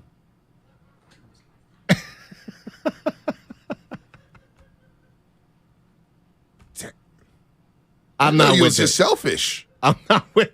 You're not rolling with us. You guys are trying to do a comedic Christmas album. He's nominating cool. the Overtime Show with him and Kyle Madsen before he cool. overtimes. Shasky and I built Overtime. What do you mean? You're not going to roll with us? You just said, hey, Lovman, we made you an Spadoni. honorary roaster, and you want to just dip off on yourself? I am. You said, hey, Spadoni, Lovman, Shasky, how we going to get in? You didn't say me. No, you too. You're all part of it. You didn't say me. So You're a roaster. You're the first alternate. I feel like I'm in You Got Served now. I'm going to get my own crew, and we're getting in on my own. I got my own crew now. You're one of us. No. You don't want to be. Well, you don't want to be roll with Dan Devote. I got my crew. You don't want to roll with Charlie Walter. I'll see y'all on the other side. I'll see you when I get in. We'll see whose gift bag is looking better next year, I guess. No. No, he's going on with Kron, Jason Dumas, That's man. right. Like those guys are going. They're big time we now. saw his tweets. Thanks for a hell of a year. Jason Dumas all over it. Hey, come see about me. Hey, no roast on there. You get a little Kyle Matson who's on his phone during the whole clip. It was like, damn, Matson. Hey. He ain't even listening to you on Overtime, Alex. Hey, you know what, Bonte? It's funny that you seem to have taken a lot of time to look at my post, but I didn't see a like. I didn't see a like. You know what? We just keep it moving. Just keep it moving. Matt Nahigan told me to keep the likes down. I got to slow down. I'm at like 60,000 likes on my Twitter page. He's I gotta one slow to it down. talk. Yeah, right. I didn't like it, man. My bad. I'll go back and like it. No, it's all good. I usually like I need your everything. pity like. I usually like everything. I don't need your pity like. All right, man. Howard Beck coming up. Let's get back into basketball. It was a lot of fun. You can roll with us, man. I'm down. I want to get to the Grammys, man. I want that gift basket. I don't need light pole on my arms, so I'm not there yet. I need about 6 years. I'm feeling a lot better about my arms, though, after reading about all this arm liposuction they're giving out in Hollywood. Yeah, I feel great about my arms. I mean, Alan doesn't need it. We all see his arms. He's always wearing small shirts anymore to show us up. They just fit better. Let us know about the biggest games in the Bay Area prep scene. By the way, we're doing this thing with the preps. A lot of Bay Area high schools, basketball season's going on. We want you to email us at hss@957thegame.com. That's hss@957thegame.com. Let us know where the big games are, the big upsets, the players of the week. We want to know. We want to get involved in high school and shout you guys out. So again, email us at hss@957thegame.com. Give us some information. East Bay, South Bay, North Bay, the city. We want to know. All right, Howard Beck coming up, and that's brought to you by 5 Hour Energy and Living Essentials. It's the Red and Gold Aftermath on 95.7 The Game. I'm so proud of our year and proud of the guys, and I think, You know, we've been close a few times here, but, you know, this was definitely the one that felt the best. Brought to you by Zenni, the official eyewear of the San Francisco 49ers. Shop from over 3,000 styles at 80% off retail prices. Exclusively at Zenni.com. Remember college? 5-Hour Energy got you through. The energized feeling you relied on back then still works today. Rediscover 5-Hour Energy. It'll get you through again. Visit 5hourenergy.com. So, the other day, I bought an extremely chatty... Boring story time! Make that an extremely catty cockatoo. You're welcome! Apparently, the pet store won't take it back. But, hey, I'll manage. I love that for you! Just like I manage without home internet. No, you don't! Sure, my mobile hotspot is slow and makes streaming shows unbearable. Oh, but he likes to stream! But I'm making do. Oh no, who's this? My lady friend! It's mating season, duh! No home internet? It's not that bad. No, not there! It is that bad.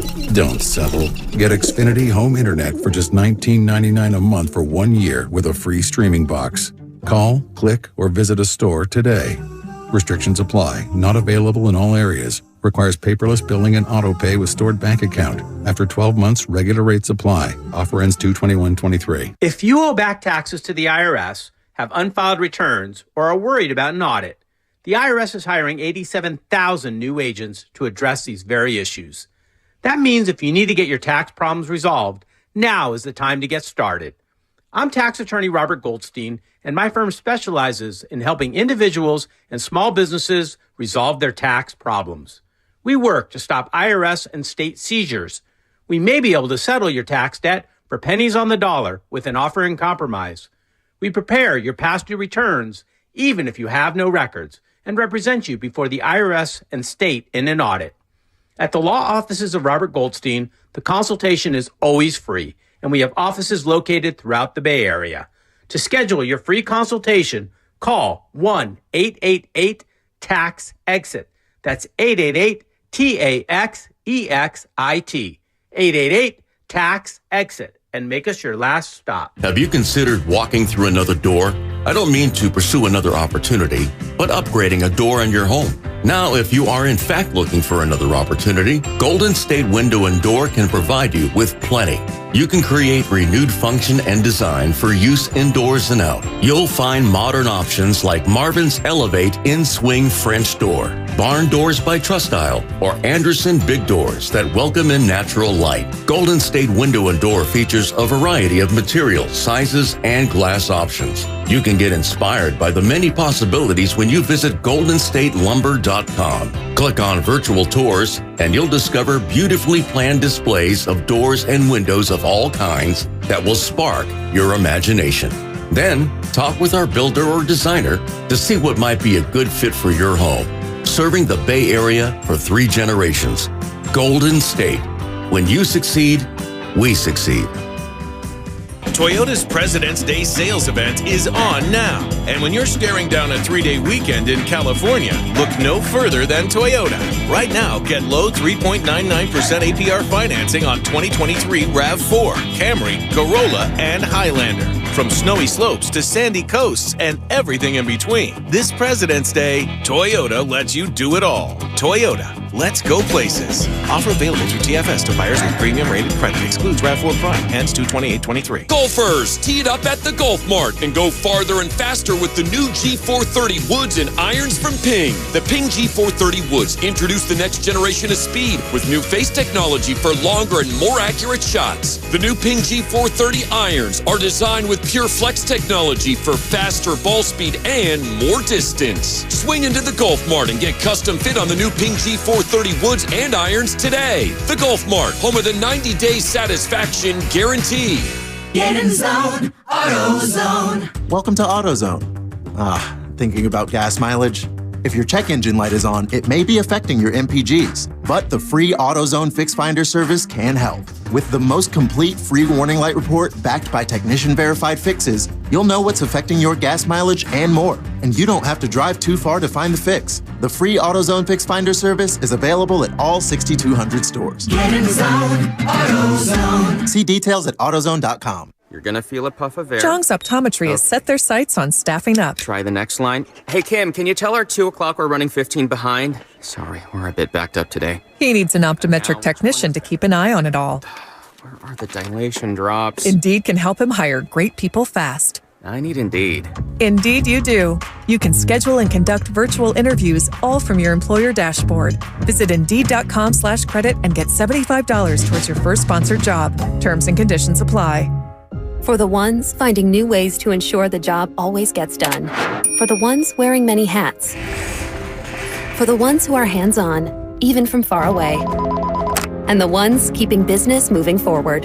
We are Granger, offering professional-grade industrial supplies, plus real-time product availability and access to experts ready to answer your toughest questions. Call, click Granger.com, or just stop by. Granger, for the ones who get it done.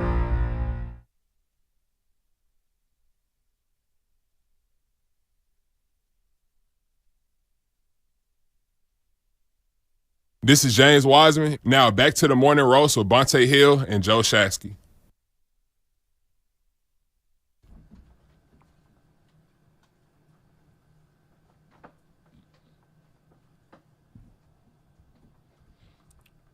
Beyonce, man. Bangers. Yeah. And then they had the dance that came along with the other song. Crank that up, Spino. Crank that up, man. Let's go. It's Monday morning. Wake up, Bay Area. Damn it. Super Bowl week. Warriors have drama. Curry's out. Who's going to rally around him, damn it? No panicking on the roast. That's what happens when I listen to Beyonce. That's right. You won't break my soul. Injuries won't break my soul. No. Steph being out won't break my soul. Kyrie to the Mavs won't break my soul. All right, I don't know what that dance move is. You look like you were hitting the Bernie. Remember the Bernie? Yeah, the Bernie. Yeah, the weekend at Bernie's. Yeah. Bringing the Bernie back. I don't know what that was. Bernie Lean, Cocoa Crisp. Let's go. Beyonce gets me going, man. That's great morning music, by the way. Gets me going. Cuff It. Whew, that album was hard. It was. I still bumped that old song back in the day. The green light. I got that. All right, let me stop. Howard Beck joining us in just a second. Monster Monday. Brought to you by Boxer and Gerson, Northern California's premier workers' compensation law firm, helping injured workers get their lives back for over 40 years. Shout out to YouTube. Shout out to Twitch. Shout out to the Xfinity Mobile text line. Shasky out, Allen in. Shasky will be back tomorrow. He's doing well. We talked yesterday for a little bit, but we got style art. You know, he fits the roast because he's got diva tendencies. You fit us. Fair enough. Fair enough. I'll wear that. Selfish, man. Selfish. All right, we got Howard Beck joining us on the Bud Light guest line. All postseason guests appear on the Bud Light guest line. Bud Light, easy to drink, easy to enjoy.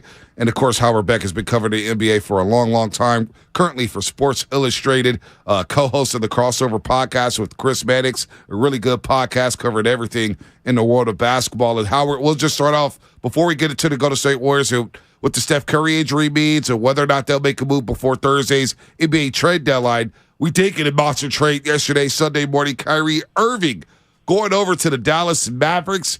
Dorian Finney-Smith and, of course, Spencer Dinwiddie going to Brooklyn, as well as picks. I guess the first question I'll ask you, Howard, when we found out that Kyrie wanted out of Brooklyn yet again on Friday, were you surprised by that, considering how well Brooklyn had been playing basketball? No, I wasn't surprised, and I'm not going to pretend to know that Kyrie Irving was going to make a trade demand with a week to go before the trade deadline, but I will tell you that once things calmed down from his previous controversy back in November, if you had asked me, will there be something else this season, I would have said yes, absolutely. There's always something else. So that it was a trade demand was maybe not, the part of the dartboard I would have flagged back in a few months ago. I don't know what it would have been, but there was always something. With Kyrie, there always is. And him asking out is only surprising in the sense that this is presumably where he wanted to be. He talked, very, poetically about the homecoming a few years ago and being a New Jersey kid and rooting for the Nets and wanting to play in Brooklyn and wanting to play with Kevin Durant. And he has said multiple times about how this is where he wanted to stay and to keep playing with his friend Kevin Durant. But then again, Kyrie Irving said he wanted to retire a Boston Celtic and have his jersey raised to the Raptors there, 4 or 5 years ago. So this is just Kyrie Irving. There's always something. You have to expect the unexpected. And the trade demand did not surprise me in that regard. I literally laughed when I saw it. Howard, going to the Mavs and what they're trying to build. Now I'm seeing reports that Christian Wood is on the trading table. Last time I checked, Christian Wood is a pretty good player. What is it that the Mavericks are trying to create? And do you think they're the best team in the West right now? And is this a long-term thing with Kyrie? Give us a look into what you think the Mavs' approach is right now. No clue. The most obvious benefit of this deal is that Luka has too much on his plate. You got to bring that usage rate down. You've got to get him help. You need somebody else who can create at a high level, and Kyrie Irving can do that. Kyrie Irving, for all of his warts and unreliability, is an elite playmaker and shot creator and finisher, and the Mavericks needed somebody else who could do something with the ball in their hands so that Luka doesn't get burned out before the playoffs, so that the offense doesn't fall off a cliff every time Luka goes to the bench or gets hurt. So I see them working on that. Like, that makes sense. But they gave up Dorian Finney-Smith, arguably their best perimeter defender, one of the better 3-and-D guys in the NBA. Mm-hmm. They gave up Spencer Dinwiddie, who, it's an upgrade, at least skill set-wise, from Dinwiddie to Kyrie Irving. Christian Wood, who you mentioned. So now their three best players are Luka, Kyrie Irving, and Christian Wood, all of whom are very skilled offensive players who play defense occasionally if, the moon is in the right place. So they're bottom third of the league in defensive efficiency, the Mavericks. This trade is only going to erode that further. So if they're dangling Wood, part of it is contract issues because he's a pending free agent and they haven't been able to come to terms on an extension. Part of it's just that, like other teams who have had Christian Wood before, he's a really skilled, attractive player for what he can do at his size and as a scorer, but he's a frustrating player if you're trying to build a defense. And so, yeah, I think the Mavericks are still looking to make some moves because they want to be contenders. To your question about where are they in the West, I mean, they're still a second or third tier team in the Western Conference. Yeah, I'm with you there. They were in the Western Conference Finals a season ago, but do I have them above Denver, the Clippers, the Memphis Grizzlies? Not yet, but they're going to cause problems offensively. No doubt about that. Howard Beck, Sports Illustrated, covers the NBA for Sports Illustrated, also the co-host of the Crossover podcast with Chris Maddox. All right, let's discuss the team that is out here in the Bay Area, the Golden State Warriors. 2 minutes to go in the third quarter, Steph Curry leaves the floor Saturday night against the Dallas Mavericks, and he has partial tears or ligaments that I've never heard of, Howard, but he's going to be out a few weeks here. What does it look like for the Warriors over the course of the next 3 weeks? Do you believe this injury will force them to possibly make a deal at the deadline? I think that the smart teams look at what they've got and make a determination about trades going into the trade deadline, irrespective of short-term injuries, right? Like if Steph were out for the season, then it's a different calculus. At that point, you're just saying, well, let's plan for next season because there's nothing to salvage here. But the Warriors are still trying to make the most of this season and to defend their title. And there have been obviously many moments where you thought, okay, I see last year's team reemerging, and then it disappears again and they backslide. I don't think they're going into this deadline with a thought of what do we do in the wake of Curry's injury so much as the same conversations they were probably having a week ago, which is how do we shore up this bench? How do we get how do we get the defense going again with this team? Can we get another perimeter defender? Can we, there's so many different ways they could go with this, but they still have to figure out what do they have to offer? Are they willing to part with any of their young guys? How much value do those young guys even really have at this particular moment in time? This is a really tough question to answer. But I have to believe that Bob Myers and his staff are being aggressive because this is still a season that could be really meaningful and lead to a deep playoff run once everyone's healthy. And if you get some get some help, because the starting five is sound. It's everything after that you got to worry about. Howard, I got to ask, when we talk about trades and we talk about Kyrie, we know the next name that's going to come up. That's Kevin Durant. Obviously, he's been out. What do you think the Nets do? Obviously, they got back Spencer Dinwiddie and some guys to keep them in the hunt, but do they think about moving KD? And if they did, would the Warriors be in contention? We know the Phoenix Suns, per Chris Haynes, would be interested if the Nets are going to go in that direction. Is it worth bringing up, or do you think the Nets are going to hold on to Kevin Durant? One, I've heard zero indication that they're looking to move Kevin Durant. Two, I think the composition of the trade that they just made with Kyrie Irving yesterday is a clear indication that the Nets want to keep Kevin Durant and keep building around him. Because if this were going to be a teardown, then you're trading Kyrie Irving for draft capital as much as you can possibly get, and or young players. They didn't. They traded for veterans, Dinwiddie and Dorian Finney-Smith. And that is an indication to me that you're trying to get guys who would play well with Kevin Durant, and that you still want to make a run at a minimum this season with Durant, and that you're expecting he's going to be back and healthy soon. So, no, if this were, if the Nets were doing the teardown, they would have made a different kind of trade. Howard Beck here on the Bud Light guest line. Bud Light, easy to drink, easy to enjoy. Howard Beck shedding some light on the NBA world here on the Morning Roast on 95.7 The Game. The core group here, there's been a lot of drama out here in the Bay Area. I'm sure you've known about that. Howard, with the trading camp situation with Draymond Green and Jordan Poole, to everything that's happened in season, the unknown with Bob Myers. When you look at the Warriors and watch the Warriors from afar, do you believe this is the last season that we'll see this core together with Steph, Clay, Draymond, Iguodala, and company? Well, Iguodala is going to retire probably, right? Right. So we think. We think, or it could be a coach again. I don't know. Yeah, that's Andre will be a phenomenal coach. I might hire him to be my life coach. I kind of need that. The Bob Myers contract situation hangs over things. Draymond and Clay's contract situations hang over things. I mean, this is what happens in the late stages of a dynasty. Everybody gets a little older. Roster gets a little creakier, everything gets really expensive, and you start asking questions about, well, when is the end? And if they hadn't won the championship last June, who knows? Maybe it would have already been the end. But I can't. I'm not going to make any predictions about when this thing comes to an end. Right. But it's on the horizon. Everybody has to kind of see that and recognize it. And it's hard. If you're a fan, it's hard for sentimental reasons. Even if you're an organization where it's like, oh, basketball is a business. Yeah, but these are human beings. Mm-hmm. And the Warriors, I think the humanity in that organization is stronger and more palpable than in some others around this league. And I think the sentimentality and the feeling that the organization has, that individuals have, from the front office through ownership down to the players, all of that is going to make it very, very hard to make the decisions that they really need to make. Listen, you guys are in the Bay Area. You're younger than me, but you probably remember when the 49ers, once upon a time, in the most heartbreaking moment of my life as a 49ers fan, as a Bay Area kid, traded Joe Montana. Oh, yeah. Not to mention before that, having parted with Ronnie Lott and Roger Craig. These are the moments that have stuck with me decades later, even though I'm not even a fan anymore.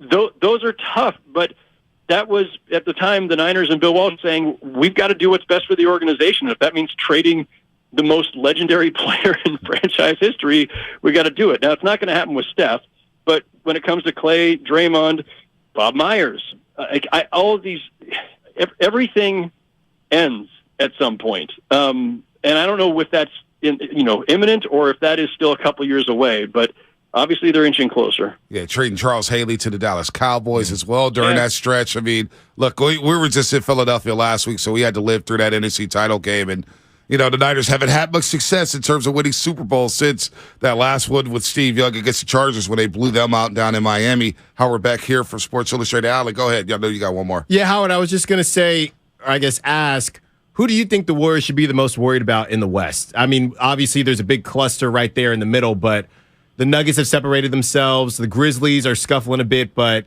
they are in the 2 seed. Who do you think's, I guess, not necessarily coming out of the West, but who do you think is at the top of the West right now?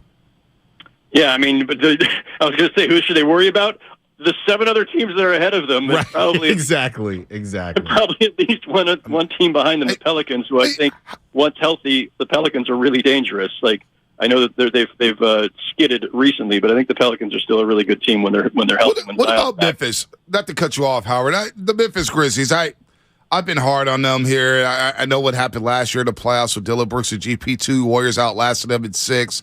But that team and the reports around them, what's going on with John Morant and Team Morant, personally, I think his dad should maybe stop traveling with the team or just stop showing up courtside for a minute, just take a lap, take a play off. But the Memphis Grizzlies, they just seem like the team, if I'm the Warriors, if I'm the Lakers, if I'm the Suns, and I'm down there in that 7th seed, I don't think I'd have a problem playing Memphis. I think they're a little fraudulent in terms of, and how they play. They get into foul trouble. They complain a lot. They don't have that veteran presence. What the heck is going on with the Grizzlies? Because I think they're frauds, Howard. So, as somebody who spent my entire NBA writing career in LA and New York, I'll just say this: the Grizzlies are fortunate they're in Memphis and not in a major market, because we would be dissecting the heck out of them, and maybe we should be anyway. There's a lot of warning flags there, and what have they lost, like 8 of 10 or something? I mean, they've been in a really bad way lately. It's an immature team. So, like, you touched on a couple things there. I think the through line there is it's a young and immature team. It's a feisty team, so at their best, you say, oh, I love the tenacity of this team, and they're tough, and they've got a swagger, and they don't fear anybody. And so that's the best thing about them in some ways. And then on the bad days, it's the worst thing about them because it spills over. They don't know how to channel it sometimes. They go too far. And, when you talk about, who can win the West and why a team with a lot of talent maybe can't win the West, right? So the Nuggets are at the top of the West, and the first thing I think is the record's great, but they still don't play any defense consistently. And the track record of the NBA Finals is that you got to be a pretty good defensive team to make it and to win a championship. So I still kind of wonder about the Nuggets. Then you go down to the Grizzlies. Well, obvious glaring thing there. They're great defensively. They're, a little offensively limited at times, but Ja is incredible, and they got shooting. And then you think, so what's their Achilles heel? Well, it's the maturity. Then you get to the Kings, lack of experience in the playoffs for, 16 years. You get to the Clippers. Are Paul George and Kawhi Leonard going to be healthy? But, man, all of a sudden they're 4th. We were writing them off a month ago. Right. So, this is the thing. Like, in the West this year, there really is no clear favorite. And everybody's got asterisks on coming after their name. And so when you ask, who do the Warriors have to fear? If the Warriors can just finally, get their identity back together, be the team that they were last June, there are teams that could beat them based on whatever, toughness, talent, size, something.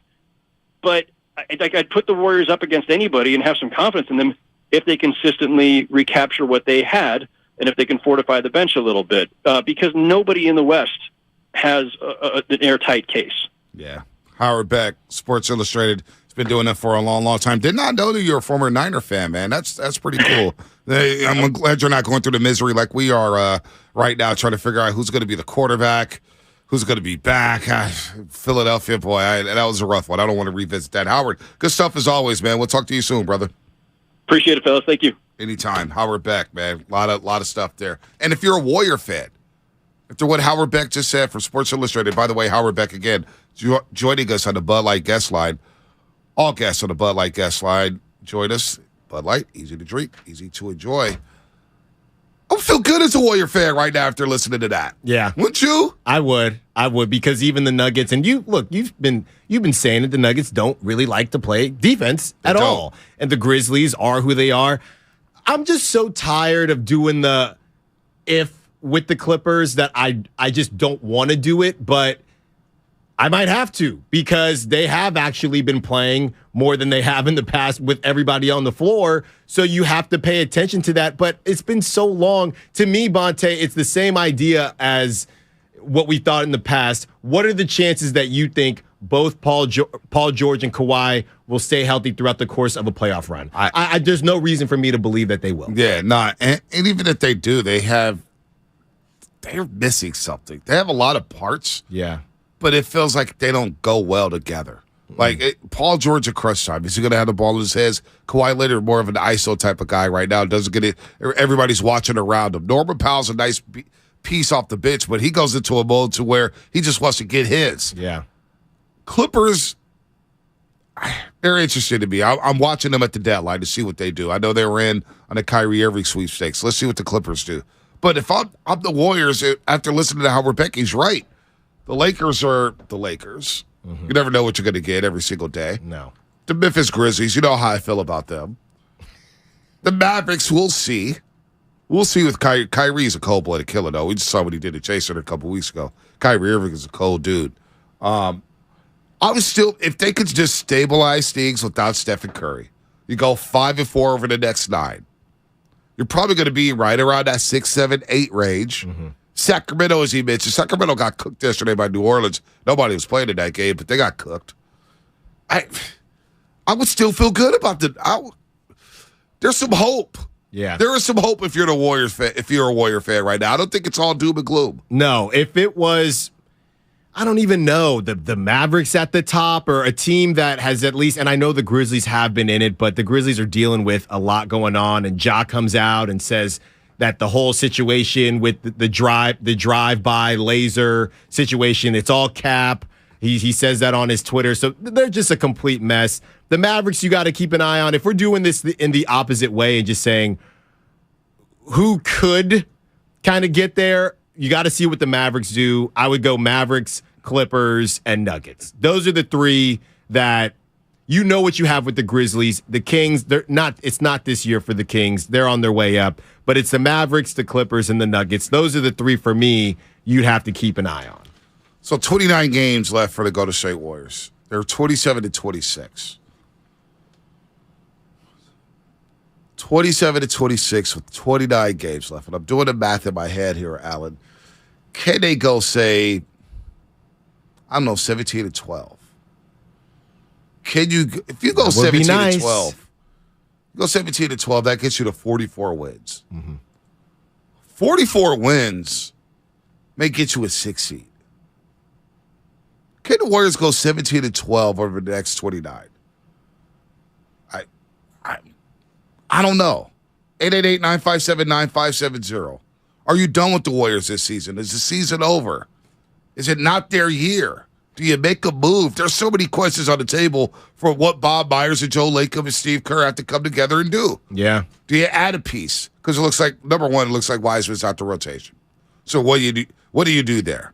Moody looks like he's out of the rotation. Do you think about moving him? Do you keep them? Do you develop them? Warriors in a weird spot right now coming off a championship. Right. Do you think that when it comes to Wiseman, we have no clue what his value is? We don't know if Bob Myers is getting hung up on when he brings up Wiseman and Moody. But do you think the Warriors are to a point with Wiseman where they might be willing to do a deal that may not look great because of where Wiseman was picked, but ultimately this is a guy that can't get on the floor. So I'd rather trade you for maybe a little less value than I would have liked to get somebody that can actually play with us? Or do you think they'd rather hold on to him and see what happens, I don't know, next year or whatever the case is? Because he's coming up for an extension soon. I think the organization could be split. Mm-hmm. The front office and the ownership group may think, let's keep Wiseman. There's something there. He's a skilled offensive player. There's some untapped potential. Let's develop him. Let's keep him under wraps while we have this team-friendly contract. And maybe the coaching staff is saying, look, we're not playing this dude. Mm-hmm. You want us to win? You want us to maximize Steph Curry and Draymond Green and Klay Thompson and Looney and Wiggins and Jordan Poole and DiVincenzo, Kuminga? We can't play this guy. We need help. I think there's a split. Yeah. I think the coaching staff, and I don't know anything, right? I'm just speculating here. It feels like the coaching staff has lost faith in James Wiseman. They're not playing him in blowouts. Mm-hmm. If they're at full strength, he's not playing with you up 23 against the Dallas Mavericks. No run. Without Luka Doncic. Zero run. Don't even take your warm-up off. And I'm sure the front office is thinking, and Joe Lacob is like, yo, play the kids. Yeah. This is why we did this whole two-timeline thing. Play the kids. But you can't do that when you've been blowing leads, and they ended up blowing the lead anyway. Right. But nothing is safe right now. So look, we can't. Steve Kerr is saying we can't mess around and take these chances and play the kids and end up in bad situations. We're still trying to win now. This is why the 2 timeline thing is so difficult. So I don't know what they do. Because the Wiseman thing feels like they've lost faith. The coaching staff, at least, has lost faith in him. So do you want to trade the kid just to give him a chance to play elsewhere? Do you want to get somebody for now? Kelly Olynyk, Utah Jazz, under contract for next season. He's a guy that I think, does he help you win a championship? I don't know, but he gives you 15 minutes a night. He's going to get on the floor. He's going to get on the floor. He knows how to set a screen. He knows how to pick and pop. He knows how to hit a three. He knows where to be defensively. Is that the type of move? Would fans be okay with that if you traded Wiseman for Olynyk? That's exactly right, because value-wise, based on where Wiseman got picked, oh my gosh, that's a terrible deal. What a waste. But do you just eat it at this point and say, look, this is a guy that's going to be able to produce for us. Wiseman cannot. It could call it fit, call it just where he is in his career. It's not working. So I'd rather get something back for something that I'm getting nothing out of than hold on to that nothing, hoping to get more of nothing. Right. You're getting nothing right now. Right. You don't even want to put him on the floor. So Kelly Olynyk, that might have to be what the value is. Maybe. Let's go to Tamir in Oakland. Tamir, what's happening? You're on the Rolls here on 95.7 The Game. What's going on, Tamir? Hey, what's up, man? Bonte, you know me. I always had questions when we would call in and talk about Steve Kerr. But I feel like I'm not worried about the Warriors. I always have confidence in them. But I want to see Kerr and the other Hall of Famers on the team win without Steph, because the record shows that they have a losing record without Steph Curry. Right. So I feel like this is the time for us to see what Klay's about, what Draymond's about, and what Coach Kerr's about without Steph Curry. They have to prove that to a certain point, because eventually that time will come when Steph's not going to be part of the team. So it's a learning part that we have to see as fans that we got to get used to as well. And if I'm them, like you just said about not playing Wiseman, trade him and let him go somewhere else to become something. If we're not going to use him, try to get a player that Steve Kerr will use, because he likes to use veterans over young dudes. So why not make a trade for a veteran that's under contract for the next couple of years? No doubt. Good call, Tamir. I'm with you there. The Warriors' record without Stephen Curry, lifetime, 74 and 138. But let's just look at the last couple seasons. All right, this season with Steph Curry, they're 20 and 18. Without him, 7 and 8. Not bad. Not bad. You're hovering around 500. Last year, 8 and 10 without Stephen Curry, 45 and 19 with. The year before, the pandemic season, where they lost in a play-in tournament, 37 and 26 with Steph Curry, 2 and 7 without Stephen Curry. All right, we know about the 15-win season, 14 to 46 without him. But even with Kevin Durant, 2018-19, without Steph Curry, 5 and 8, with Steph Curry, 52 and 17. The Warriors, not good without Stephen Curry, for the most part. They don't have a 500 record without Stephen Curry. All right, that's obvious. So can they go 500 without Stephen Curry this go-around? Well, you have an all-star in Andrew Wiggins. You have Klay Thompson coming off his best month of his life in basketball. Averaged 27 a game in January. Shot 45% from three. Career numbers in January. Draymond Green's playing some great basketball right now. 17-9 Saturday night against the Dallas Mavericks. Loon Dog is eating up the glass. Should have enough to get past the OKC Thunder tonight. Should have enough to compete against the Blazers Wednesday night. Should have enough to compete against the LA Lakers. Should have enough to beat the Wizards next Monday. Should have enough to compete against the Clippers next Tuesday. So, can you stay 500? Because around the West isn't going anywhere. Like, the Clippers aren't separating. The Suns aren't separating. But maybe, like you mentioned earlier, maybe one of these teams do get hot. Like, I'm looking at the Phoenix Suns right now, going to Boston and winning Friday night without Devin Booker. Yeah. Maybe that's the team that gets hot. Maybe the Dallas Mavericks slide. Maybe the Kings slide. I don't know. But can you stabilize the season without Stephen Curry? They got no choice, Alan. They don't. I'm looking at Jordan Poole on line 1, Andrew Wiggins on line 2, and obviously Klay Thompson on line 3. Klay's been the guy that we have been able to count on the most when Steph has been out. That stretch that you talked about in January, Steph was out, for a bit of that, and Clay had it going. Jordan Poole, to me, is huge. And another thing to think about, Bonte, is because of this Steph Curry injury, now what happens to your boy, Ty Jerome? Because he's going to have to get these minutes. We know he's close on that the two-way deal. Yeah. What happens there? Because you have to play him. Ahmad Z feels like it's over. It's done. My family, they barely beat OKC. Tonight will not be an easy game. Hell no, it won't be. Shea Gilgeous-Alexander's a baller. Mm-hmm. And I haven't even checked the injury report whether or not Lou Dort's going to play. So didn't it get close in Oklahoma City? Yeah, they cut it to 2 with the Warriors. They cut it to 2. Yeah, they were down 20-21. They cut it to 2.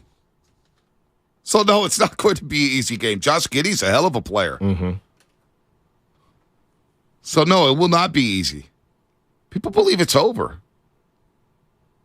Is it over for this season? I'm not buying it. I'm not buying it. 888-957-9570. Trade deadline coming up on Thursday in the NBA. Saw a big-time deal. Kyrie Irving going to the Dallas Mavericks. Spencer Dinwiddie, Dorian Finney-Smith going to Brooklyn, as well as an unprotected 2029 first-round pick and second-round picks in 2027 and 2029. Also, Markieff Morris going back to Dallas. He's a throw-in in his move. He wasn't playing in Brooklyn. Maybe he gets some run in Dallas. He can do some things. I mean, he might be nice on the Warriors, be completely honest with you. Markieff Morris hasn't played a lot. I know I believe he had some history with Luka Doncic. I get confused with those guys, man. They always got something going on, the Morris. No, it wasn't him. It was his brother. It was Marcus Morris who had to beef with Luka Doncic. Well, they're twins, so right. It's the same thing. But Markieff probably has some, he has some funk too. Yeah. Got to jumpstart Jordan Poole here. You got have to jumpstart Jordan Poole. 3 points on Saturday night, 4 turnovers. Andrew Wiggins, no rebounds Saturday night. Those two guys have to play a lot better if the Warriors want to make a run here at the Sting. Injury report coming up in about 5 minutes. George Sedano joining us at 8:30. He's down in the L.A. area. He was covering the Warriors game Saturday on the sidelines for ESPN. Lubman, what you got? Yeah, just you're bringing up the injury report for tonight. Lou Dort is listed as out for tonight, so just want to update you there. Oh, the torture chamber, not in the building. Good, got to cook. You have to. What are your thoughts on Andrew Wiggins? And I'm seeing some chatter because he did ball out in a contract year. What are your thoughts about Andrew Wiggins, and was last year a flash in the pan? Oof. I don't think it's a flash in the pan. Yeah. I think last year was legit. And before he suffered that right adductor strain, the splits are wild. Mm-hmm. The splits are wild. He was shooting 45% from 3 before he suffered that injury. He was shooting 51% from the floor before that injury. That, to me, Alan, tells you that it wasn't a fluke. Now, was he playing the defense at the level he was in the postseason? No. It's a regular season. Nobody's really playing at that level. Yeah. But I don't think it was a flash in the pan. Now, the right adductor strain, the non-COVID illness, he doesn't have his legs back. There's a lot of weird things that's been happening on the basketball team. Clay early on chucking shots. Jordan Poole trying to find his. I don't believe it's a flash in the pan. You? No, I don't think it's a flash in the pan. I think that Andrew Wiggins is a guy who just levels up in certain situations. He's a very good playoff player because, all right, my job is to just lock this dude down, and he can take it to another level. We saw it at the beginning of last year because last season he got off to that hot start, and he ends up being an all-star. Towards the end of the season, wasn't as hot. So he's just a guy who, it's funny, it's almost as if he's the streakiest, not streaky guy in the world because you'll look at his points once he gets back to it. His 17 is always his 17, but he just does it in a lot of different ways. But right now, he can't even get to the 17. No, that's the problem. But he can't get to the 17. You got to get to that, and you got to do a little bit more than that based on what Klay Thompson and Jordan Poole are doing because you have Steph Curry out. That's the thing with Andrew Wiggins, and has been the knock, but also been the good thing about Andrew Wiggins. He's been steady Eddie. You know what you're going to get. Right. And right now, you don't know what you're going to get. And this is the time where you need him the most, right? You need everybody. Everybody is on notice right now because this is a really important stretch, and it's it could have been a worse time because you could not have All-Star break to lean on, but either way, you're running out of time to catch back up. So he missed basically a month of the season. From January 5th December 5th. He was out December 5th against Indiana. He didn't come back until January 7th. All right? So he missed a month of the season. Before that, in 22 games, 19 points, 5 rebounds, 45% from 3, 51 from the field. And since he's gotten back, he's played in 11 games. 11 games, folks. It's not been pretty. No. It's not been pretty at all. Shooting 25% from the three-point line. 25%, Allen. 52 from free throws. That's not good enough. 12.5 points, 4 rebounds, 2 assists, 37% from the floor he's shooting since he's been back in those 11 games. And those threes are open because that's wide open. That's why he's been so good on this team because you can't guard Clay and Steph and Jordan Poole and Andrew Wiggins. So no offense to Andrew Wiggins, doesn't really matter how high your percentage is. We got to leave you open, and right now he's not able to capitalize. Yeah, no doubt. Bad times for the Golden State Warriors. 888-957-9570. Should they make a move? This is what we'll do. We'll play some Ayuk sound, and we got something from Joe Montana as the 49ers begin their offseason. What's going on with Brock Purdy? What's the latest with him? Will he have the surgery? Will he not have the surgery? And it's Super Bowl week. Chiefs, Eagles. Gosh, I hope the Eagles lose. A lot of people taking the Eagles, though. The public is all over Philadelphia, which makes me feel good about Kansas City. I don't know. Yeah, each day that ankle's getting a bit healthier for Patrick Mahomes. Let's go, Chiefs. Let's go. Let's get the injury report.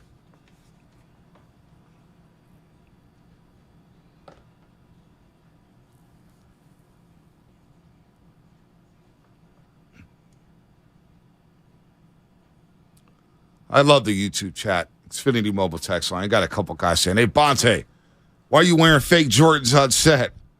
Boy, come on, man. You guys that bored? I don't even really know where to get fake Jordans, to be completely honest. I wouldn't have no idea. I doubt my Shoe Connect is getting fake Jordans. Knowing who my Shoe Connect is. This guy's got to connect. I'm over here on the sneaker app taking L's. Come on. No, the sneaker app is brutal. Gotta have a shoe app. You gotta have a Shoe Connect. If you don't, I don't know. Fake Jace, man. Damn. Yeah. They're hating. Hate to see it. All right, another week, another disastrous injury for Bay Area sports fans. We know Steph Curry is expected to miss multiple weeks with partial tears and a couple ligaments in his lower left leg. The tibiofibular ligament. And what was the other one, Spinoni? Or Lubbock? You got it wrong, Lubbock. I want to hear from you. You didn't know what it was.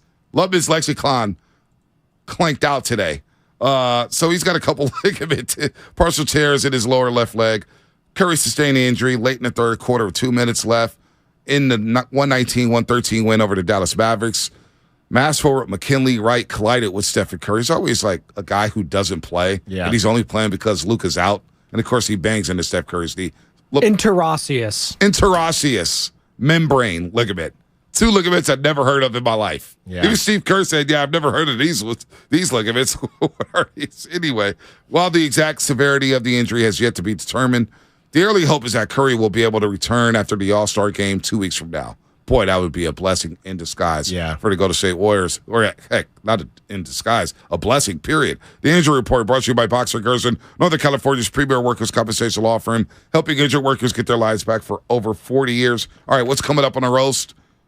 George Sedano, 8:30. But you got to hear what Brandon Ayuk had to say about the Philadelphia Eagles on the other side. That's coming up. Alan Stiles and Bonte Hill here on the roast.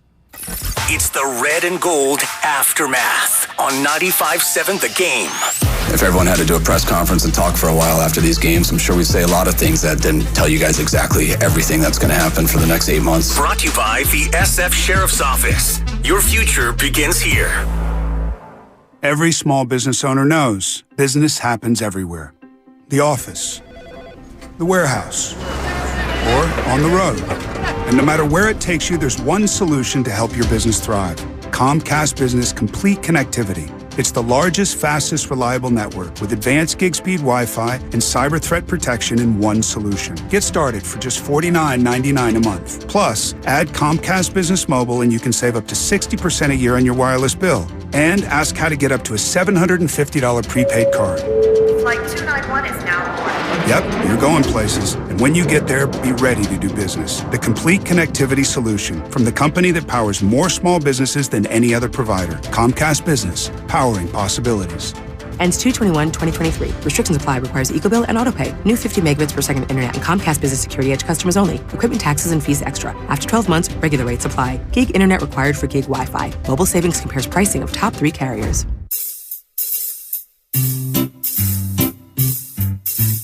$1-877 Cards for Kids. KARS Cards for Kids. 1-877 Cards for Kids. Donate your card today. 1-877 Cars for Kids.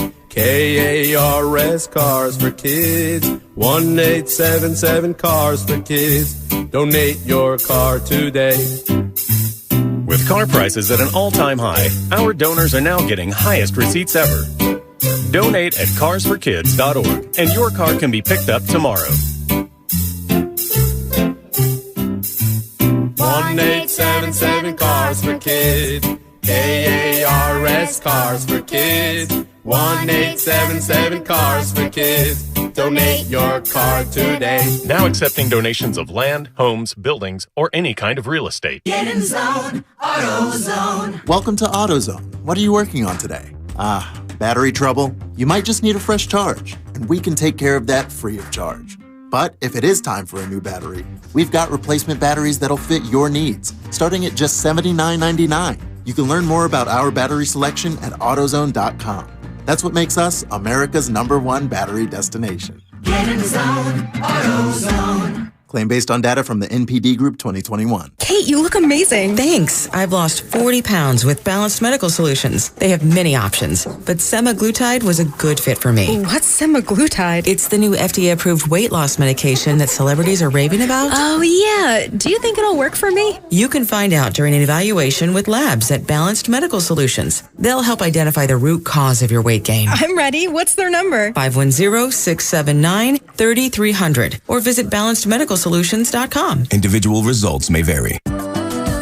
For adults with moderate to severe plaque psoriasis who are candidates for systemic or phototherapy, now there's Skyrizi, Risankizumab Riza, a prescription-only 150 milligram injection. With Skyrizi, 3 out of 4 people achieve 90% clear skin at 4 months, and Skyrizi is just 4 doses a year after 2 starter doses. Nothing and me go hand in hand. Nothing on my skin, that's my new plan. Nothing is every day. Don't use if allergic to Skyrizi. Serious allergic reactions and an increased risk of infections or lower ability to fight them may occur. Before treatment, your doctor should check for infection and tuberculosis. Tell your doctor if you have an infection or symptoms, such as fever, sweats, chills, muscle aches, or cough, or if you plan to or recently received a vaccine. With Skyrizi, you could achieve 90% clearer skin. Ask your doctor about the #1 dermatologist prescribed biologic in psoriasis and visit skyrizi.com or call 1-866-SKYRIZI to learn more. The Super Bowl is on Odyssey, and Westwood One brings it to you, streaming live for free Sunday on the Odyssey app. Sponsored by AutoZone. Get in the zone. AutoZone. The Eagles have been the NFC's best team. Touchdown!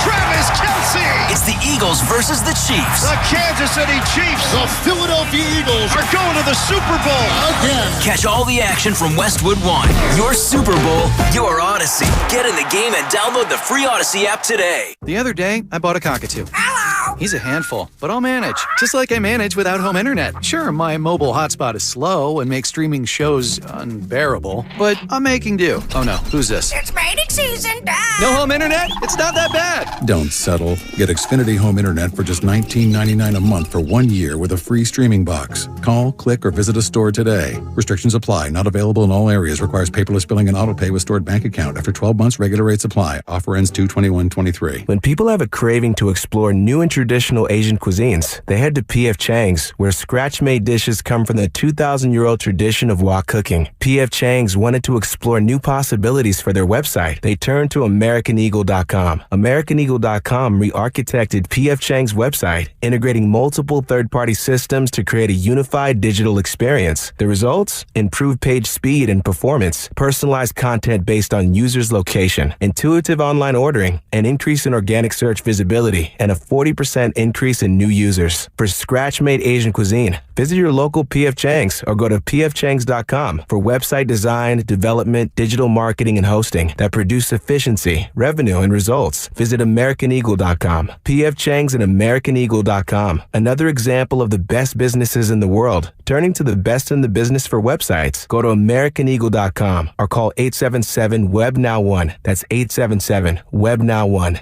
You're listening to 95.7 The Game, KGMZ FM and HD1 San Francisco. Always live on the free Odyssey app.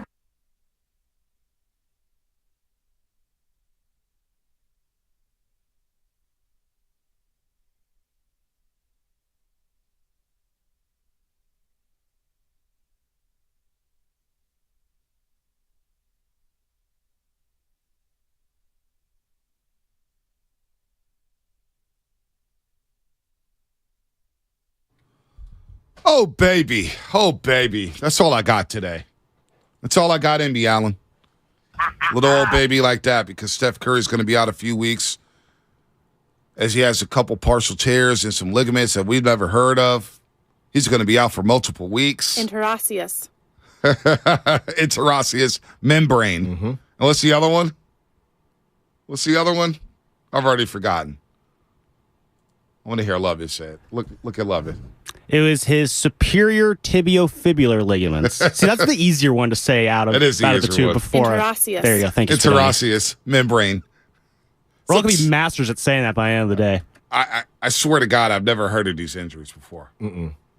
Never heard of these ligaments. Never heard of anything about it. But it sounds like he's only going to miss a couple weeks. I think it's good that we haven't heard that. The ones we've heard of, normally it's not good. Right. So it's going to be out for multiple weeks. It's been a nightmare day. As we say good morning to everybody out there getting off of work, getting off your graveyard shift. If you're getting ready for work, what is happening? Baby daddies, baby mamas, strippers, longshoremen, janitors, plumbers, teachers, students, cops, firefighters, you name it. Good morning. Steph Curry's out. Niners lost to the Eagles last week, so 7 days, just an absolute nightmare for Bay Area sports fans. Unless you're a Bay Area Laker fan, which there's a lot of. Huh. You know. I think there is one. Not too far from us, actually. Yeah, like 5 feet away. Steph's out. So can the Warriors stabilize their season? They're 27-26. Can they stay afloat in the Western Conference without Steph Curry, possibly for the next 9 games? You hope. It's enough talent on this roster. They're the champs. Andrew Wiggins is here. Jordan Poole, Clay, Draymond, Looney. Kuminga's coming around. DiVincenzo hit 3 threes Saturday night. I think they can. Yeah. Or is everybody in panic mode?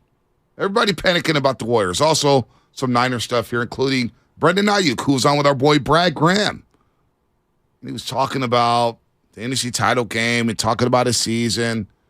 I'll play this right off the rip and get your thoughts on this, because I know we talked about it before the show, but here's Brendan Ayuk on the Philadelphia Eagles and whether or not they will get exposed in the Super Bowl. I was talking to Cowboys players who were talking about us. Look at me. I'm sitting on the couch. I had no room to talk about nobody playing next week, so I'll just leave it there. I can't say nothing.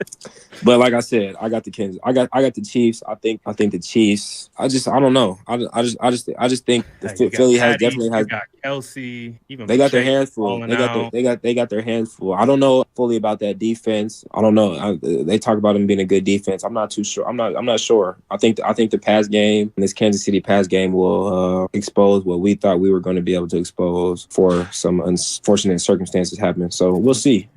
But like I said, you got to get lucky to win the Super Bowl. Got to get lucky to win the Super Bowl. Basically saying Eagles have gotten lucky to this point.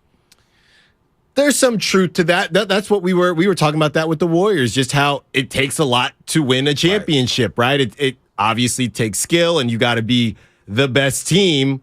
But being the best team could come in different ways, right? It's not just who you have on your roster. It could be based on situations. So, I mean, obviously that's going to come off as a dig to the Eagles, and it should. But he did preface it by saying, I'm on the couch, And, we did lose, but he's also throwing some shade the Eagles' way. And look, some of the Eagles and the Eagles fans, they are victory lapping a little bit too much for my liking, just based on the situation. Right. You won the game. We get all that, but let's not act like it was 100 v. 100. And, you won the game. You won the game, but I think Ayuk is kind of right on the money. Some things just have to break your way. This is another one that hit. Joe Montana. Mm-hmm. Joe Montana. For one game, I'm taking Joe Montana over anybody. Yeah. And that includes Tom Brady. Sitting down with Michael Silver over the weekend. And he gave his thoughts on the 49ers quarterback situation. Here's what Joe had to say about that. Trey Lance probably would have hung around and been the backup. But what do you do if you're them now? Well, I start Jimmy. He has won a lot of games. I can't say the same for Trey, right? You don't know that from him. I don't think it's hard. I think you just start Jimmy. The hard part is that Jimmy has a no franchise tag clause and he's a free agent. So you got to really show him the love to try to get him back. He still won a lot of games before he got hurt, right? And so he put him in that position to be able to go on that run to begin with. So you handed a guy a team sort of like somebody else I know got handed a good team. So you got to go with the guy who's been winning the games and gets the offense and go from there. So Joe wants Jimmy back, believes that Jimmy Garoppolo should be the starting quarterback for the 49ers. And two, he throws some more shade, I believe, at Steve Young. Do you know why Brock Purdy wasn't even mentioned? So I don't know if it was just the premise of the conversation. I got to be real careful here to not be disrespectful to a Bay Area legend, but he didn't even seem to know the Jimmy contract situation. Right? I mean, just because you're a legend, you're going to get asked these questions, but are we sure Joe Montana even knows the current that the Niners would have to bring him back? It sounded like he just thought Jimmy was still on the roster. And I'm trying not to be disrespectful, but it sounds like he's just kind of, I'm Joe Montana and I like Jimmy. Right. And do you even have the context, Joe? Right. Well, he's been Team Garoppolo for a while because all he does is win games. But the whole quarterback win stat thing is overrated. You can win. I just watched Bullies in Baltimore last night, 30 for 30. Mm-hmm. Thought it was really good. And Trent Dilfer was the quarterback. And Trent Dilfer was like, look, I know my role. I know my role on this football team. Hand the ball off, play to our defense, be opportunistic in the passing game, and shut it down. So you can win. The Niners have shown they can win despite their quarterback. Again, I believe they've had the inferior quarterback in all 9 of Shanahan's playoff games. Yeah. They've had the worst of the quarterback.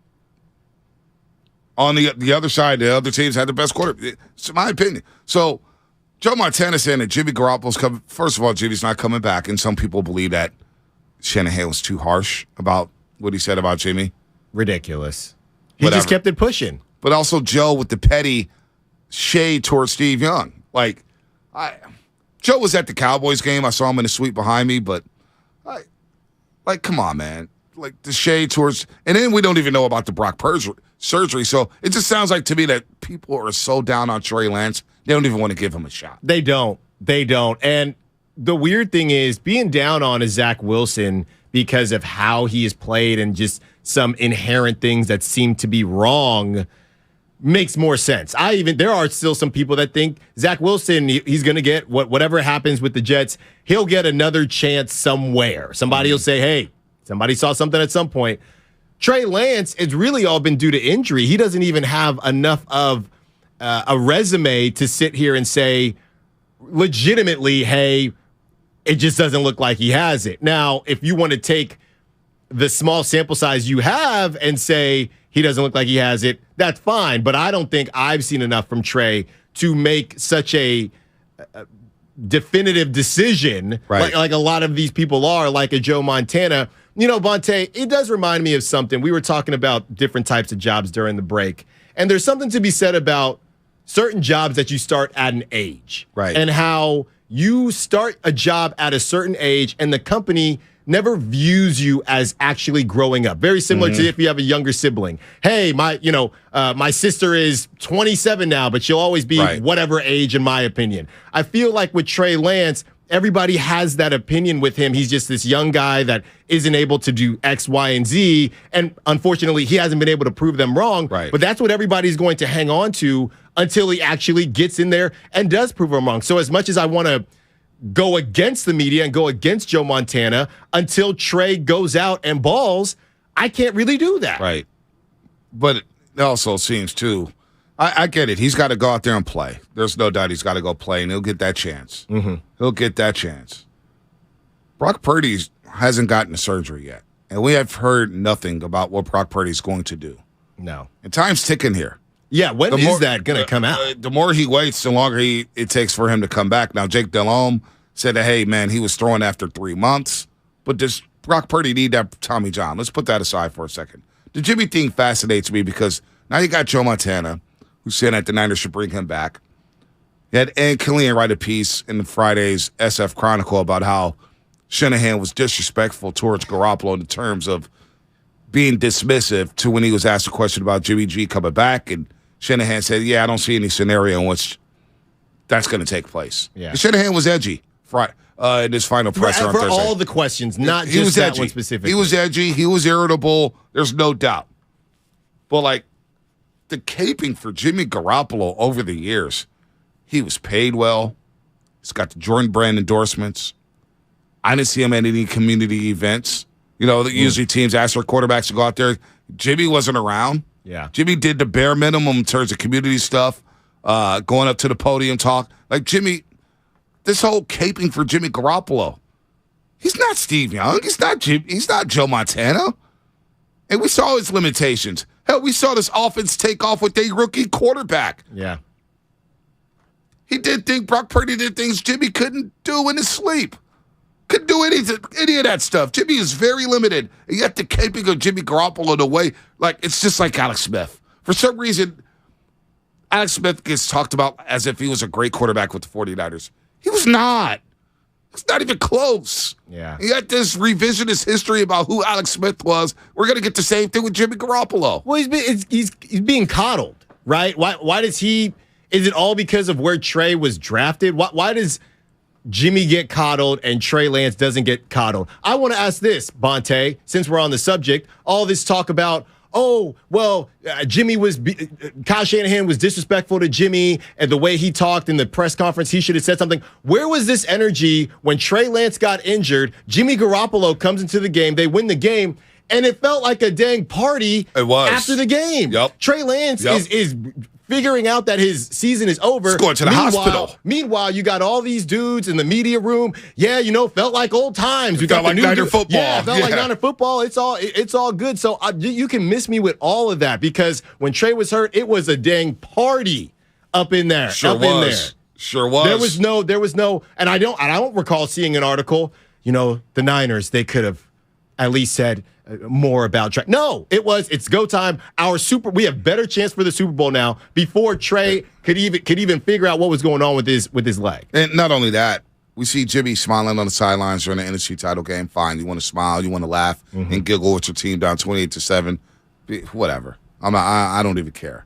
But Jimmy, last year, with Shanahan and Lynch were basically we don't really want to trade Jimmy. He's a really good quarterback, and we got to figure out what we want to do. Jimmy comes up there afterwards, basically like, yeah, I'm out. Yeah. It's big road, Niner fans. And Shanahan and Lynch are sitting there. It's like, wait, yo, dude, we're just trying to play the game, and you out here basically saying you're God. Mm-hmm.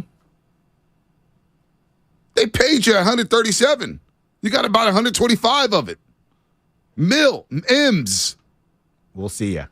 Coddling of Jimmy's just weird, man. It's the same thing with Alex Smith. And to your point about the party week 2 against Seattle or Niner football, and you had a line of people waiting to talk to Michael Silver. Yeah, exactly. About, Jimmy gives it the best shot, blah, blah, blah, blah. It's very similar to Kaepernick. I think in a lot of people's mind, they believe Alex Smith was a better quarterback. And it was not even close. Kaepernick was light years better than Alex. Light years. And yet we don't bring that same energy, and yet Alex Smith is put on this pedestal. Same thing with Jimmy. Let's go to the lines. 888-957-9570. Daniel East Bay. Daniel, what's happening? What's going on, guys? I just want to say, this whole Jimmy Brock and Trey thing, unfortunately, like, dude, it's become so black and white, and it's so obvious at this point between what Joe Montana's saying, the players in the locker room, and our fans, even our fans, become so black and white. You know, it's pretty messed up. I look more like Brock Purdy than I do Trey Lance, and, you know, it's not hard to tell what's going on here in the locker room.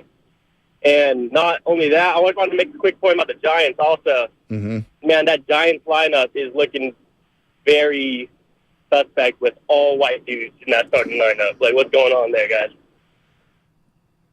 You got Lamont. You got Lamont Wade Jr. Yeah. Wilmer Flores. Yeah. Tyrell Estrada. That's been the Giants, though. Yeah. It's been the Giants. A couple of different guys hopped in. I mean, yeah. I guess, do we count pitchers? Might as well. You had Johnny Cueto for a bit. You got some guys, but that's baseball, period. Yeah. Number one. Brothers ain't playing too much baseball lately. I'm actually thinking of, doing some work in Oakland. I'm trying to give back and do some baseball stuff. Because you're right. You're right. So hit me if you got anybody who needs some hidden lessons. By the way, Loveman, hop on the mic. He was at Fan Fest. Mm-hmm. How'd it go, Loveman? It was, a spirited affair. The rain tried to, rain on the day, so to speak. But, the people who were there, they seemed like they were in good spirits. A lot of people were huddled inside. That's why the turnout seemed as low as it did, and that is absolutely the excuse I'm going to go with. But, it was just a good time. I met up with some friends. We walked around the ballpark, and, it was just nice to be back at the yard. Did you become a little more optimistic on the Giants' prospects of making some noise this season? I mean, I don't know how I could get any more optimistic. I feel like I've already maxed it out. Oh, so you're feeling good about the Giants? No, I mean, Mitch Haniger, who's impressive? Who showed their character? Who was the guy there? Was like, oh man, that guy has a personality. Haniger looked like he could have a bit of a personality there. I gotta say, I think the Rogers twins, they're going to be a little bit of a personality there. Be interesting to see how much of the Giants market that up. I would say those are at least the highlights there. Conforto, he seemed like a cool guy. And, Gabe Kapler, he's always kind of doing his thing around there, too. He seems like he'd be, another fun guy to hang out with. So, but yeah, I didn't pay a whole lot of attention to any of the interviews. I didn't make it to the Q&A, to the fan Q&A stage, unfortunately. They're very, if you get there late before, after it starts, they don't let you in. In past years, they would let people come and go. They don't do that anymore. So unless you're right there when it starts, you can't get in. But, all I have to say at the end of the day was just, it was a spirited affair. And, hopefully the Giants can win at least 85 games or something. I feel like it's a good target. Where were you at with the reported, what was it, 7K, 7,000 people? Was that accurate? And then Susan Slusser tweeted out 10 to 12,000 at the end of the day. To be honest, I don't even know how they even know that. No one's standing there counting people as they walk in. Scanning tickets, right? Don't you need a ticket? It's just walk right in. It's free admission. It's just a ballpark. It's just a ballpark figure. Yeah, ballpark. That looks like 7,000 to me. Yeah, it looked like 5,000. It looked like nobody was there. Well, I sent you a video early on, Bonte. That was at the beginning of FanFest when people had yet to arrive. It was at 11:15, so in the early stages of it. But again, it's tough to tell because everyone was just kind of huddled inside trying to get out of the rain. So if you're walking around the field, there's 2 o'clock or whatever, I'm walking out in center field. There's maybe 30 people milling around on the grass out there. But then you look up onto the club level and everyone's all packed in like sardines up there. So were they offering the normal food? Were there crab sandwiches or garlic fries, or were you just out here?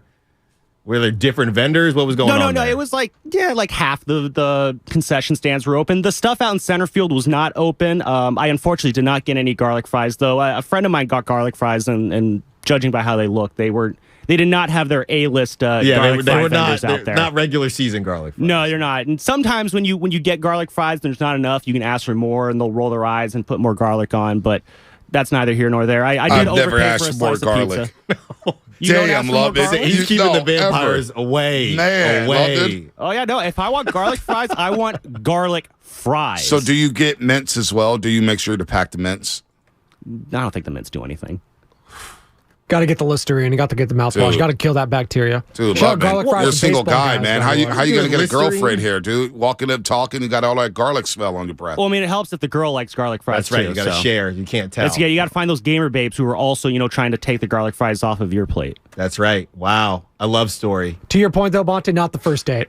can't order the garlic fries on the first date if you're going to the ballpark. Can't do it. Well, Loveman, I think, thinks differently. I don't think Loveman cares.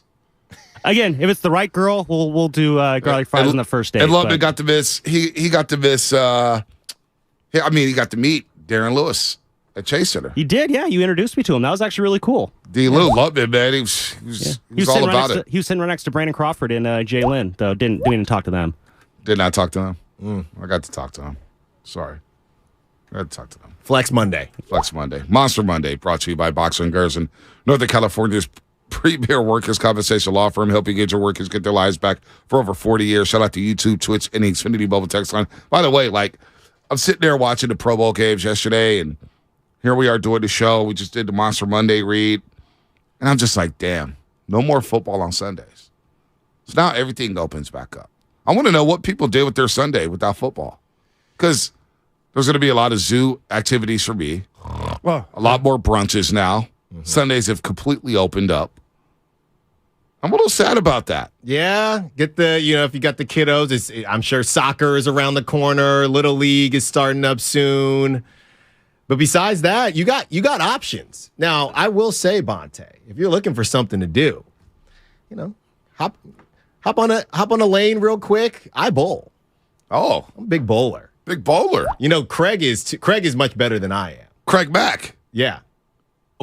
Craig is insane with his bowling analysis. Craig is ridiculous. We used to do Warriors This Week together, and we had the bowling on the TV here, and he's Poole's oh yeah, he's going to throw the ball on this side of the lane, he's going to get the curve to this side, and he's just he's breaking it down like he's John Madden with the telestrator. It's really impressive. Who's my guy who had the all-time rant when he won that bowling event? He just retired. Pete Weber. He just retired. Yeah.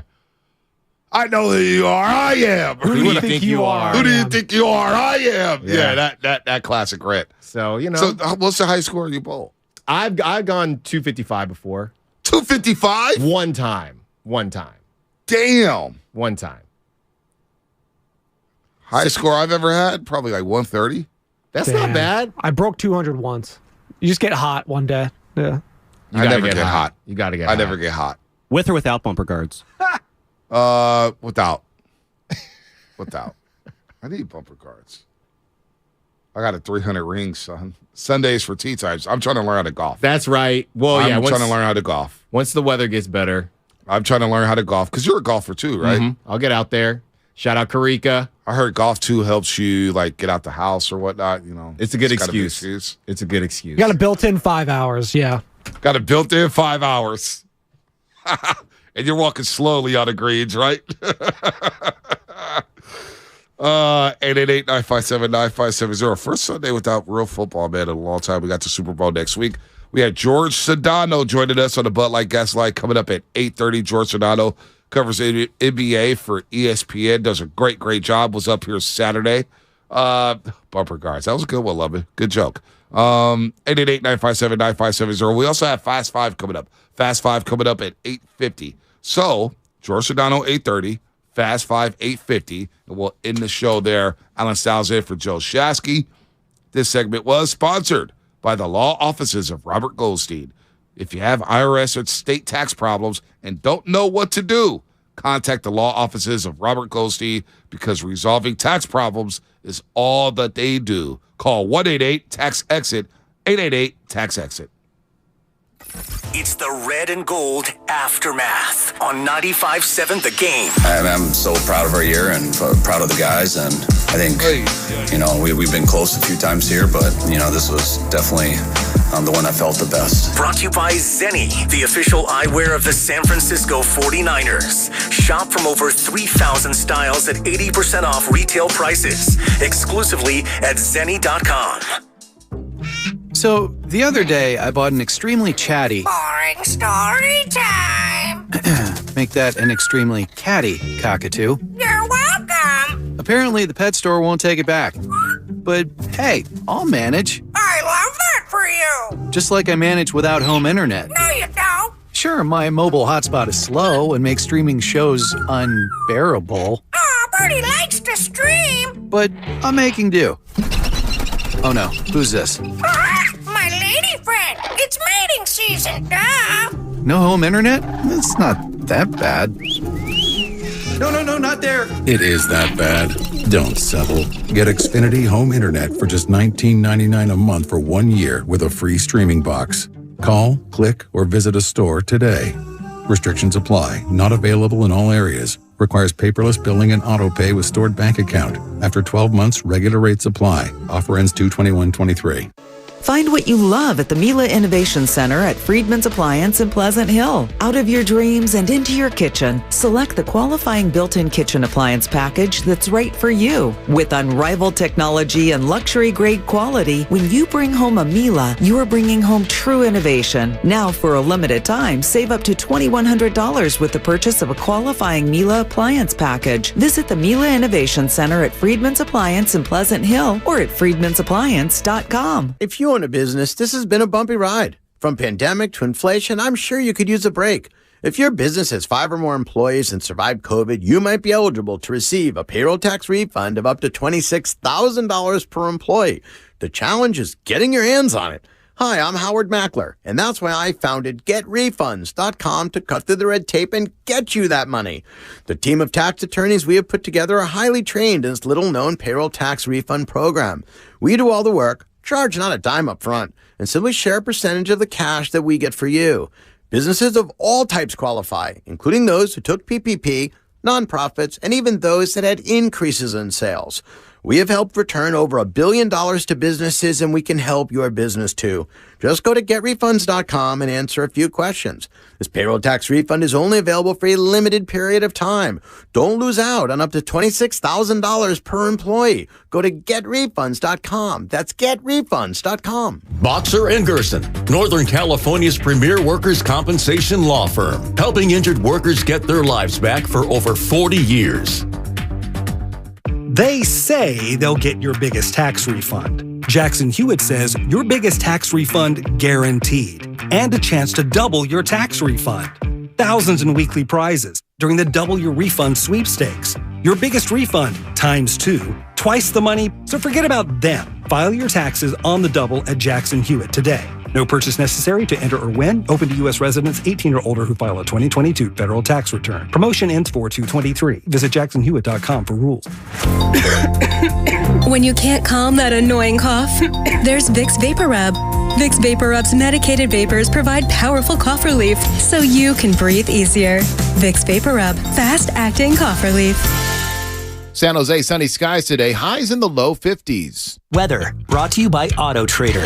Shop millions of new cars, used cars, and electric cars on Auto Trader and find your 1 in a million car. Finally, it's easy. Auto Trader. The other day, I bought a cockatoo. Hello! He's a handful, but I'll manage. Just like I manage without home internet. Sure, my mobile hotspot is slow and makes streaming shows unbearable, but I'm making do. Oh no, who's this? It's mating season, Dad! No home internet? It's not that bad! Don't settle. Get Xfinity Home Internet for just $19.99 a month for 1 year with a free streaming box. Call, click, or visit a store today. Restrictions apply. Not available in all areas. Requires paperless billing and auto pay with stored bank account. After 12 months, regular rates apply. Offer ends 2/21/23.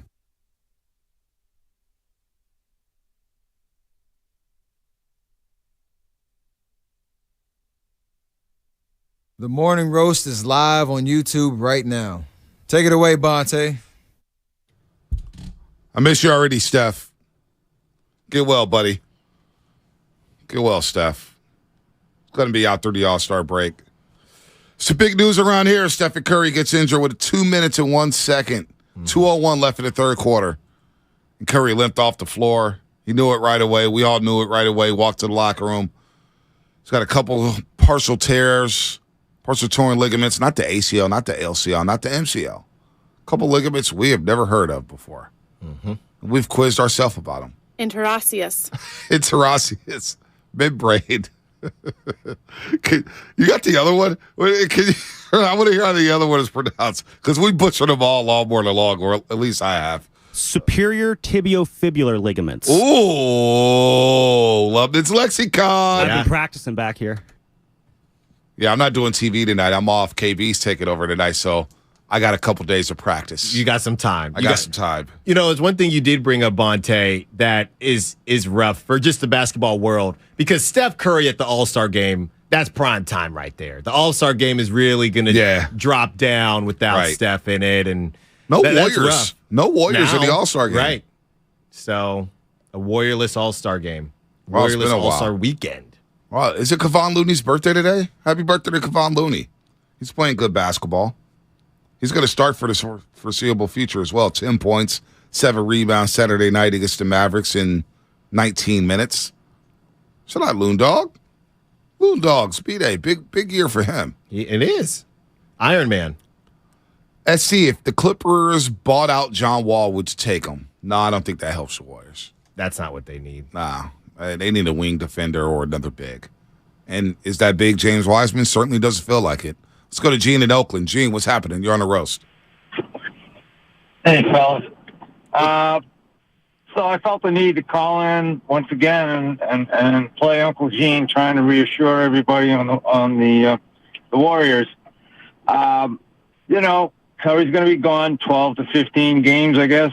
But you know, we've been basically a 500 team with or without him this year, and we were 500 without him last year. So, you know, this may turn out to be a blessing in disguise. You know, he's last year, as I recall, I think he was out the last 12 games or something like that. Mm-hmm. But you know, maybe without that rest, he doesn't come in with his historic Game 4 against the Celtics. So, you know, look, Wiggins is going to have to come back from his funk. I think he's still suffering from this non-COVID related illness. You know, JaMychal Green's looking better. He is. Anyways, I'm feeling a lot better right now. I think we still got a shot at this. It's wide open. Hey, 27-26, it is wide open. Warriors in 8th place right now in the Western Conference, but they're tied in the loss column with the LA Clippers, tied in the loss column with the Phoenix Suns, tied in the loss column with the Dallas Mavericks, tied in the loss column there. The T-Wolves, 27 losses. Pels, 27. Jazz, 20. So this thing's going to go down to the wire. The Warriors, they could easily go up to 4. Mm-hmm. They can also drop down to 12. Yeah. That's the reality of the business. In a matter of just a couple games, a week, you can be up and down and up and down. And that's almost similar to how they ended the season last year, where are they going to slip all the way down to 4 or 5? And obviously they didn't, but it's go time. It's go time for the Warriors. You would think so. Go time without Steph Curry. We gave you the numbers for Andrew Wiggins. We gave you the numbers for Jordan Poole. Those two guys, I believe, will step up. 718, high 95.7 the game. I know it's not the best morning today, but keep up your great work. Thank you very much. It's not the best morning. Tired of waking up like this. Yeah, Niners are. You know what ticked me off yesterday? It wasn't that Kyrie got traded. It wasn't the news about Steph Curry. It wasn't the way the Warriors ended Saturday night's game against the Mavericks. You know what really got to me? Is watching the plane of the Philadelphia Eagles land in Glendale, Arizona at Sky Harbor Airport. And they had those Super Bowl sweatsuits on. That one got to me. Yeah. And then the pilot had the little, it's a Philly thing coming out the window. That got to me. That got to me. I don't know why. Well, I know why. Yeah, I was going to say, we know why. I know why, but it really, really bothered me watching them get off walking on the tarmac, getting off the plane, flying first class, Sky Harbor Airport. We've all been there in Phoenix. Yeah, it's nice. No, not really. That airport's a dump. It is. But not lying. Who's flown to Sky Harbor? Sky Harbor's a dump. I get in, get out. I don't have the setups that you have. I'm not going into the lounges, so I can't judge the lounges. Listen, man, I haven't made it there yet. This is what I do when I get to the airport. I am in and out too, but I like to walk around. That's to get a snack or two. And like Detroit has a really good airport. Chicago, really good airport. Seattle's airport's not bad. LAX needs some work done. San Diego's airport, not bad. JFK, dump. Boston, What Denver? Never been to Denver. I've been to Salt Lake City's airport. Yeah. Just on a layover, not bad. Minnesota looks like they had a good airport. Dallas, very good. Fort Worth, Texas, very good airport. As we're talking airports. Okay, going back to you clearly want the Chiefs to win. You're being very open about that, right? Yeah. SFO, nice airport. Off the top of your head, has there ever been, name the most recent game or a different game where you had such strong feelings where your team was not involved, that you really wanted a certain team to win, even though betting, nothing like that, you just really wanted the other team to win? Well, last year, the Bagels. What did the Bagels win? Oh, yeah. Yeah. When the New York Giants beat the Niners in the 2011 NFC Championship? I'm seeing I was the biggest Tom Brady fan, biggest Patriot fan. Yeah, never mind. It's just a pattern here. It's a pattern. I get it. No, but you know what I'm saying? Yeah. Like, the Raiders played Tampa Bay. I wanted the Raiders to get smoked at that time. Yeah. The Oakland Raiders. I did. Even though Tampa beat the Niners that same year, I just couldn't have Raider fans talking. Couldn't have a parade in Oakland with Raider fans talking like, hey, look at our Super Bowl. Look at us, Al Davis. Wow, that's hater. That is, That's hater. You asked me, That's I'm being hater. real. No, but that's different. I'm the biggest Mahomes fan this week. I'm Team Whitley Sandretto, our digital manager here in 95.7 The Game. She was posting pictures of me when I lost a bet in the Mahomes jersey. Yeah, that was a rough day. What was up with why did you have the collared? What's going on there? Why didn't you just take it off? Yeah, I don't know. I just put it on. I was just, I'm going to look like a dork today. I had the headband. Yeah, what was the headband? Was the Mahomes headband. Oh, yeah. Wow. But Philly, I can't stand them. I know you have Philly ties. I got I feel Philly like you're a ties. double agent right now. I'm not a double agent. I feel like you are enjoying this. I'm not enjoying it. I've been saying they've been victory lapping too much, but I do have some friends back there that are going to be really happy if they pull it off. By the way, George Sedano joining us now on the Bud Light guest line. All posters and guests appear on the Bud Light guest line. The Bud Light, easy to drink, easy to enjoy. I swear, Alan, I feel like you do. Deep down inside, you're like, yes, Philly, No, yes. Not at all, man. It's okay. You can go back there. They're not going to do anything to you. All right. George Sedano, he can go anywhere in this country because he's the man. You saw him here at Chase Center.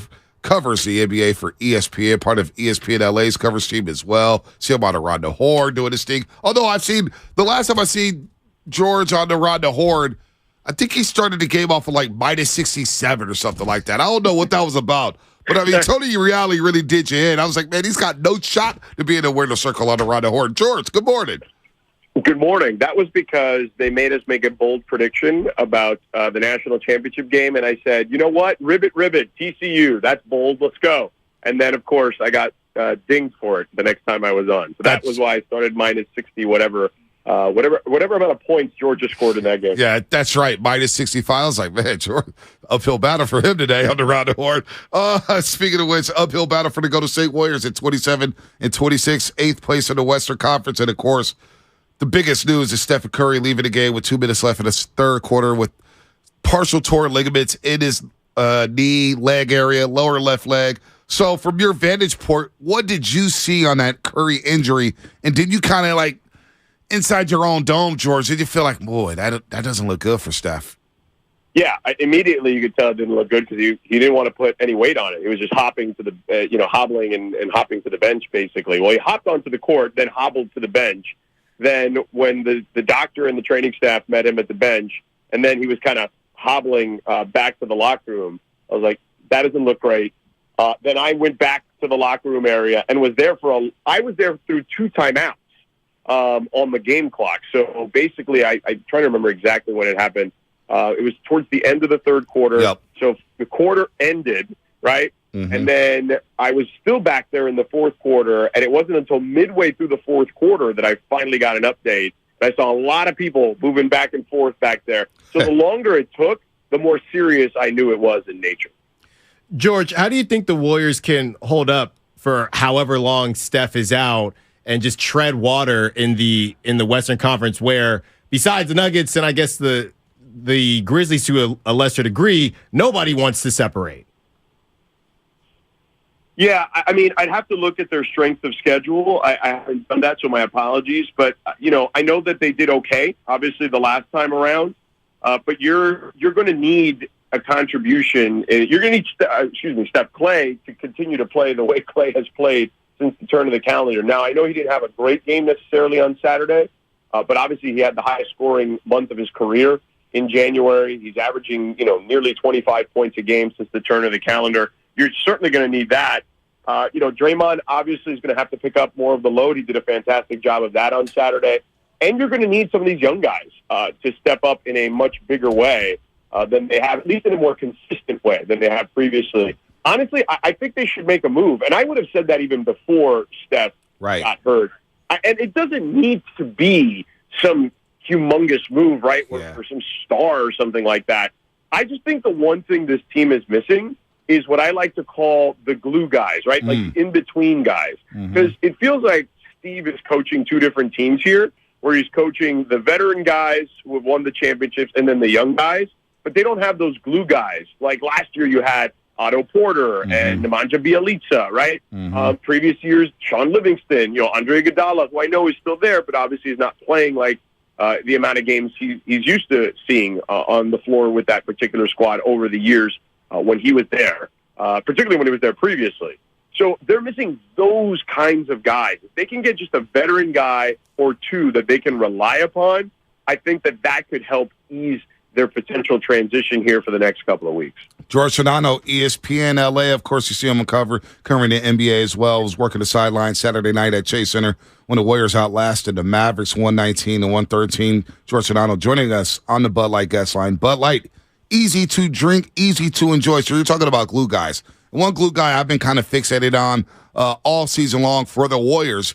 It's not Jakob Poeltl in San Antonio, but Kelly Olynyk. And Kelly Olynyk has another year left on his deal, and that type of glue guy where he can screen, he can hit the three, he's tough, he's rugged. He's like Bjelica from last season, maybe even a little bit more athletic than Bjelica. That's the type of guy I'm looking at there, and I think that's the type of guy you're talking about. So let me ask you this, George.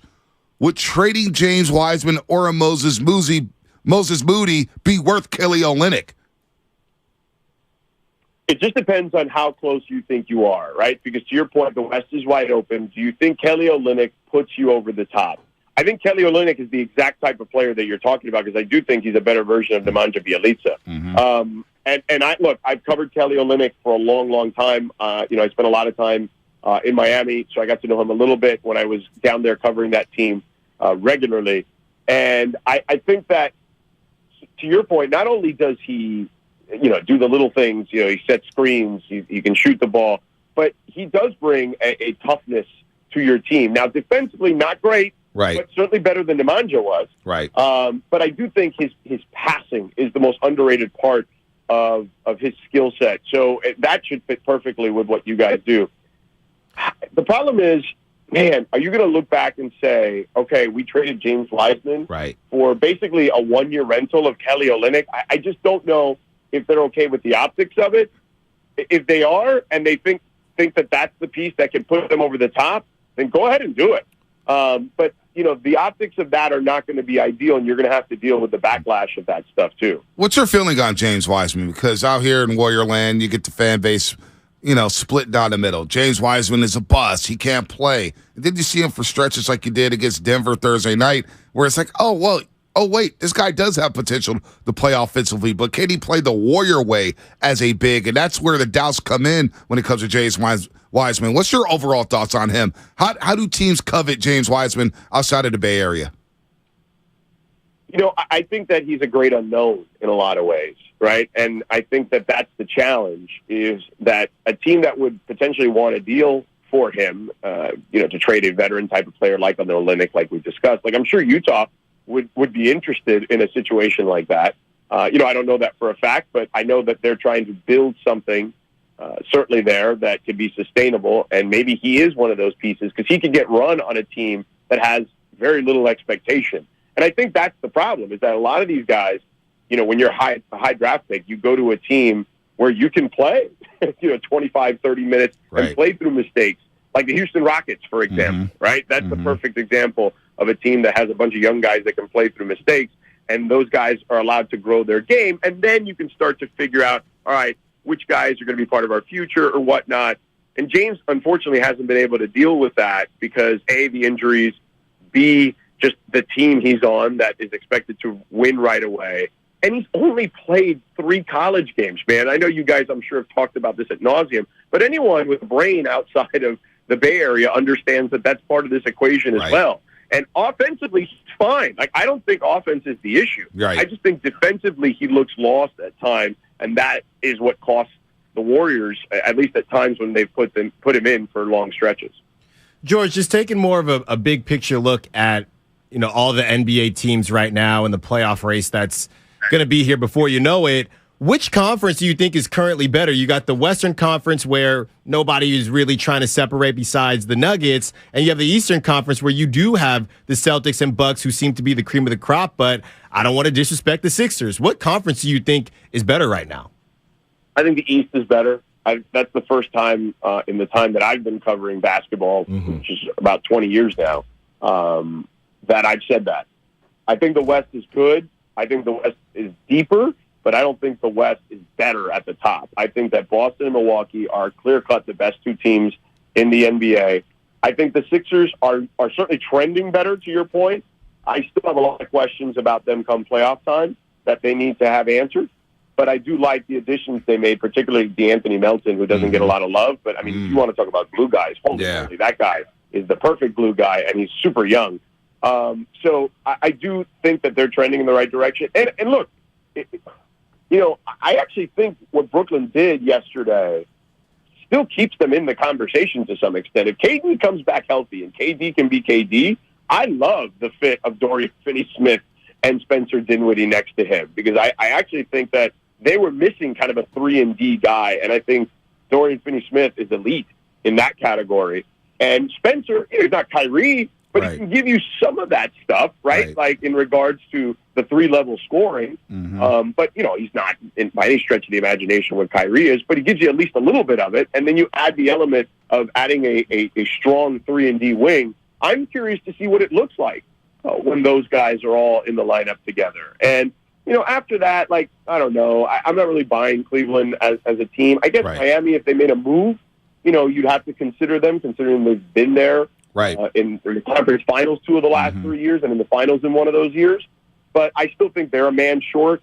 But I think that the East is better right now. The West is wide open.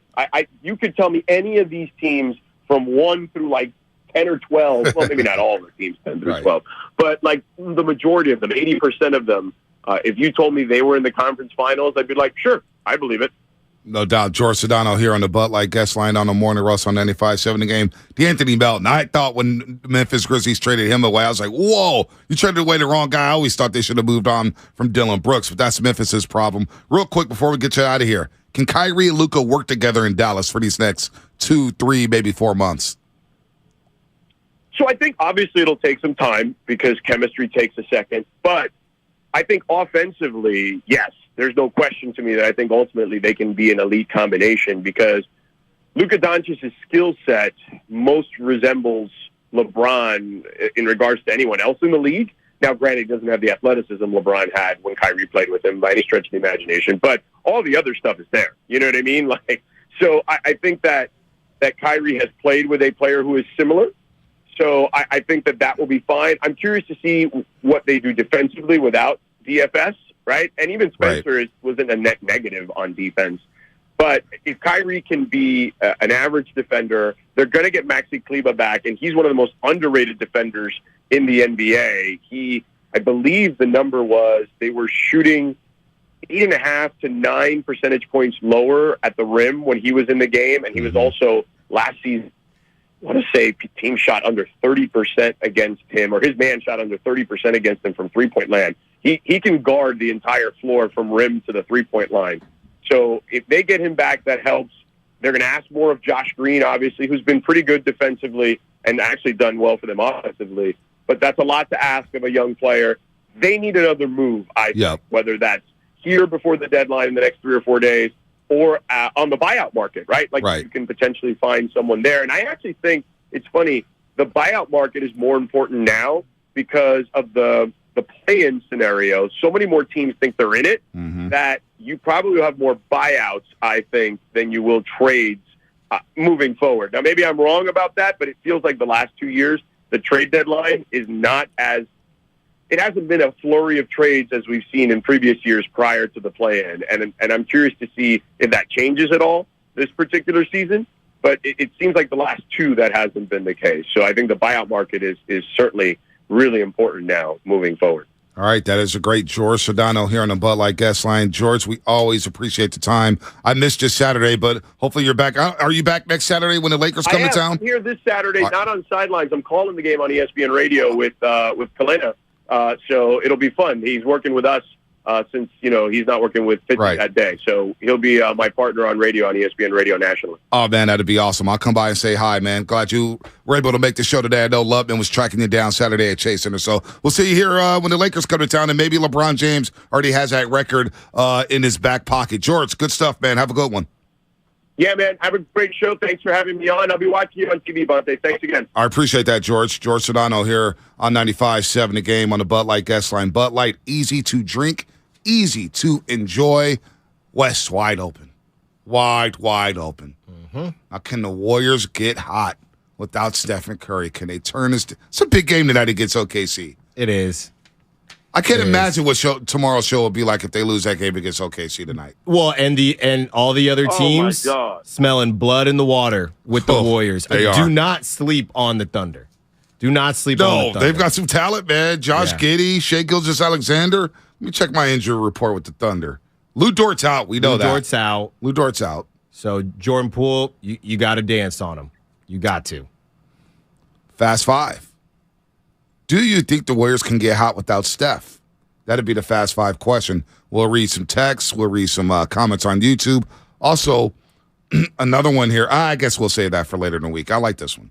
Do you think the Warriors can get hot without Stephen Curry over the next couple weeks? Can they get hot? I'll start with you, Alan, before we go to Fast Five. Can they get hot? I'm going to say yes. I'm going to say yes because I think we know how Jordan Poole can play in the starting role. It's been up and down with him this season, but I think this is an opportunity for him specifically to kind of shut down the haters. I saw a couple articles about the Warriors maybe not being thrilled with Jordan Poole's play. I don't know how credible they were, but I think this is an opportunity for Jordan Poole to show people what he can do. Spadoni, you believe the Warriors can get hot before we go to Fast Five? Can they get hot here over the next 2 weeks? Can they? They have the talent to. Will they? They haven't shown that they could do that all year, so I'm going to say no.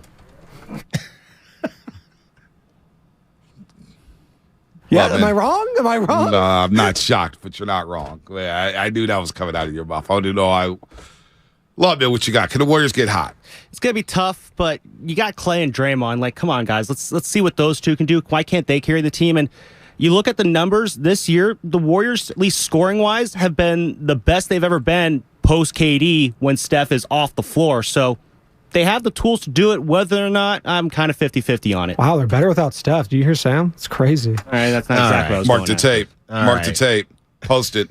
Lou Dort out for the Thunder. My guy Alexei Pokusevsky out for the Thunder. Chet Holmgren out all season. But Giddey and Shai Gilgeous-Alexander will play for OKC. All right, Xfinity Fast 5 coming up. 888-957-9570. That is the text line, Xfinity Mobile text line. That's the hotline. Do you think the Warriors can get hot without Stephen Curry? Let's hit it.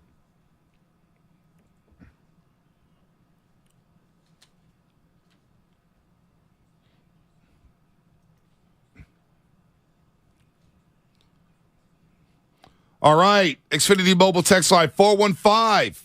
Yes, they just need to play better defense. The Warriors can get hot. Scoring is not their problem. Yeah, dribble drive, penetration, defense, all that stuff. It's their problem. 510, Warriors will get hot. This is the chance the youngsters need to prove for playing time. 925, Xfinity Mobile text line. No Curry, no Heat. Wow, that's from the wow. No Curry. All right, 415, Brian Vieira on YouTube. No, simple. No, they can't get hot. Hype Flicks on YouTube. Dubs will go 6-3 over the next 9. Wow, 6-3. Mm-hmm. You believe that? You're what you saying? Like you believe it? I feel good about it. I'm the sun is starting to shine here in the studio, and hope is following Bonte. Come on, man. All right, so we have OKC, Portland, Lakers, Wizards, Clippers, Lakers, Rockets, T-Wolves, Portland. Can they get hot over those next 9 and go 6-3? I don't know. Let's go to Angry Black in Milpitas. Angry Black, what's happening? Can the Warriors get hot? What's going on? Bonte, come on now. We got the best player in basketball injured probably for the next 4 weeks. They weren't hot with him. Why should we expect for them to get hot without Steph Curry? I'm saying they're going to go cold. That's just my opinion. All right, Pete. All right, Angry Black. I'm not mad at you. CJ in the city. What's happening? Will the Warriors get hot? Hey, what's going on? What's going on? My favorite morning talk show, man. I tune into you guys every single day of the week on my way to work. I love the topics. I love the conversation. Hey, CJ. My main point for calling in today is I'm trying to say that the Warriors are going to be hot without Steph Curry, man. I think Jordan Poole shines in that starting role, and I think it just takes away the pressure of looking for Curry and trying to give the ball to Curry, and Jordan Poole can just, flourish. And we need to have some baddies courtside for Jordan Poole, to show off some handles and whatnot. Right. But the Warriors going to be just fine, man. Everybody's got to relax. We're going to make the playoffs. We're going to show these teams who the Warriors are, and we like to be counted out. So the Warriors going to be just fine without Curry, man. I love it, CJ. Hey, CJ. Klay Thompson to heat up. CJ, check your Venmo in a second, man, for that morning roast drop. Check the Venmo. It's coming. Just give me a second. Xfinity Fast 5 brought to you by Xfinity. Supercharge your home with supersonic Wi-Fi, unbeatable internet, only from Xfinity. Not a bad Fast 5. Not bad. Not bad. We're getting better. Getting better. Angry Black was a caller on the Howard Stern show. Not the same dude, obviously. I didn't know that. Angry Black? I used to watch Howard Stern show back in the day. Every once in a while. Not bad at all. All right. 6-3 over the next 9. I go 5-4, maybe 4. It's 5. a soft. If this is, you go 4 or 5, you're still 500. It's hard to say anything is a soft schedule when you don't have Steph and just how the Warriors have been playing. But these games. By the way, Mark Willard's in here, and man, last night I was tripping. I was driving home after dropping baby Chaz off at her grandparents. It's on 95.7 the game. I was like, I know that voice. And then I would hear the voice. Who is that? And then who's the other guy that you work with? That's Ephraim Salaam. That's Ephraim Salaam? Well, boy. 13-year NFL vet. Well, I remember from Colorado, right? University of Colorado? No. San Diego State, but that's okay. State. All right. Yeah, San Diego State. My bad. San Diego Maybe State. I'm thinking of Rashawn Salaam, Heisman Trophy winner. Houston Texans, Jacksonville Jags, Atlanta Falcons. He played in the Super Bowl with the Falcons. He was hogging the mic on you yesterday. I let him roll. You know what I mean? I was like, man, watch Party Willard. They get no touches today, baby. It's different. Listen, I'll let everybody behind the curtain a little bit. It's different because I'm not in the same room with him.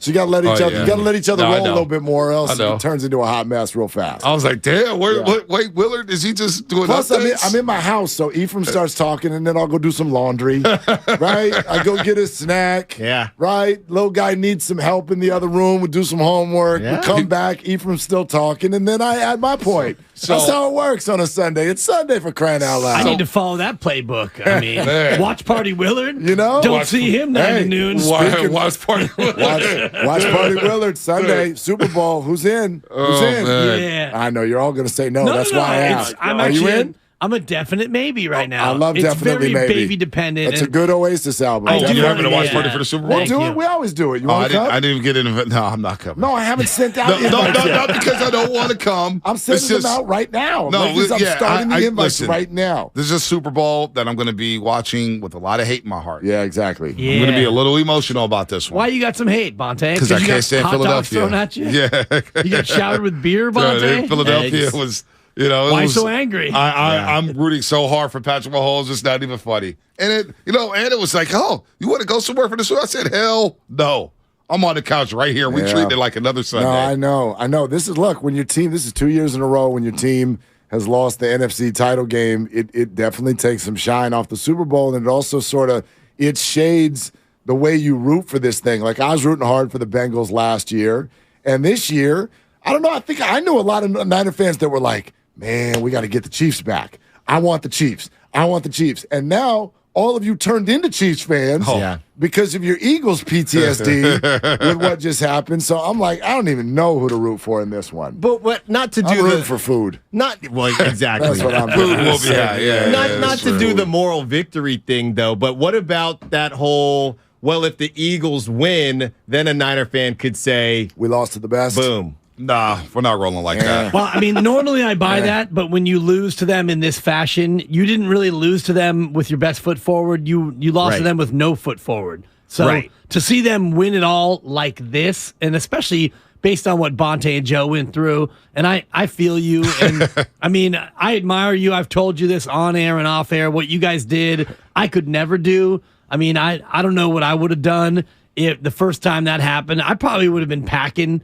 Shout out John Morant. And I would not have been able to. I would not have been able to. I would not have been able to march through like you guys all did and take that level of hate from all those small, white, scrawny. Got to be the big person. Dibblies. I love it. Quite Dude, there's so many. I'm like, oh my God, that reminds me of me in like 88, you know? You brought up John Morant. The tweets were rolling yesterday because this guy, I follow him on Twitter. I've never met him in person, but I feel like I know him. He's like a little brother named Beck. And Beke.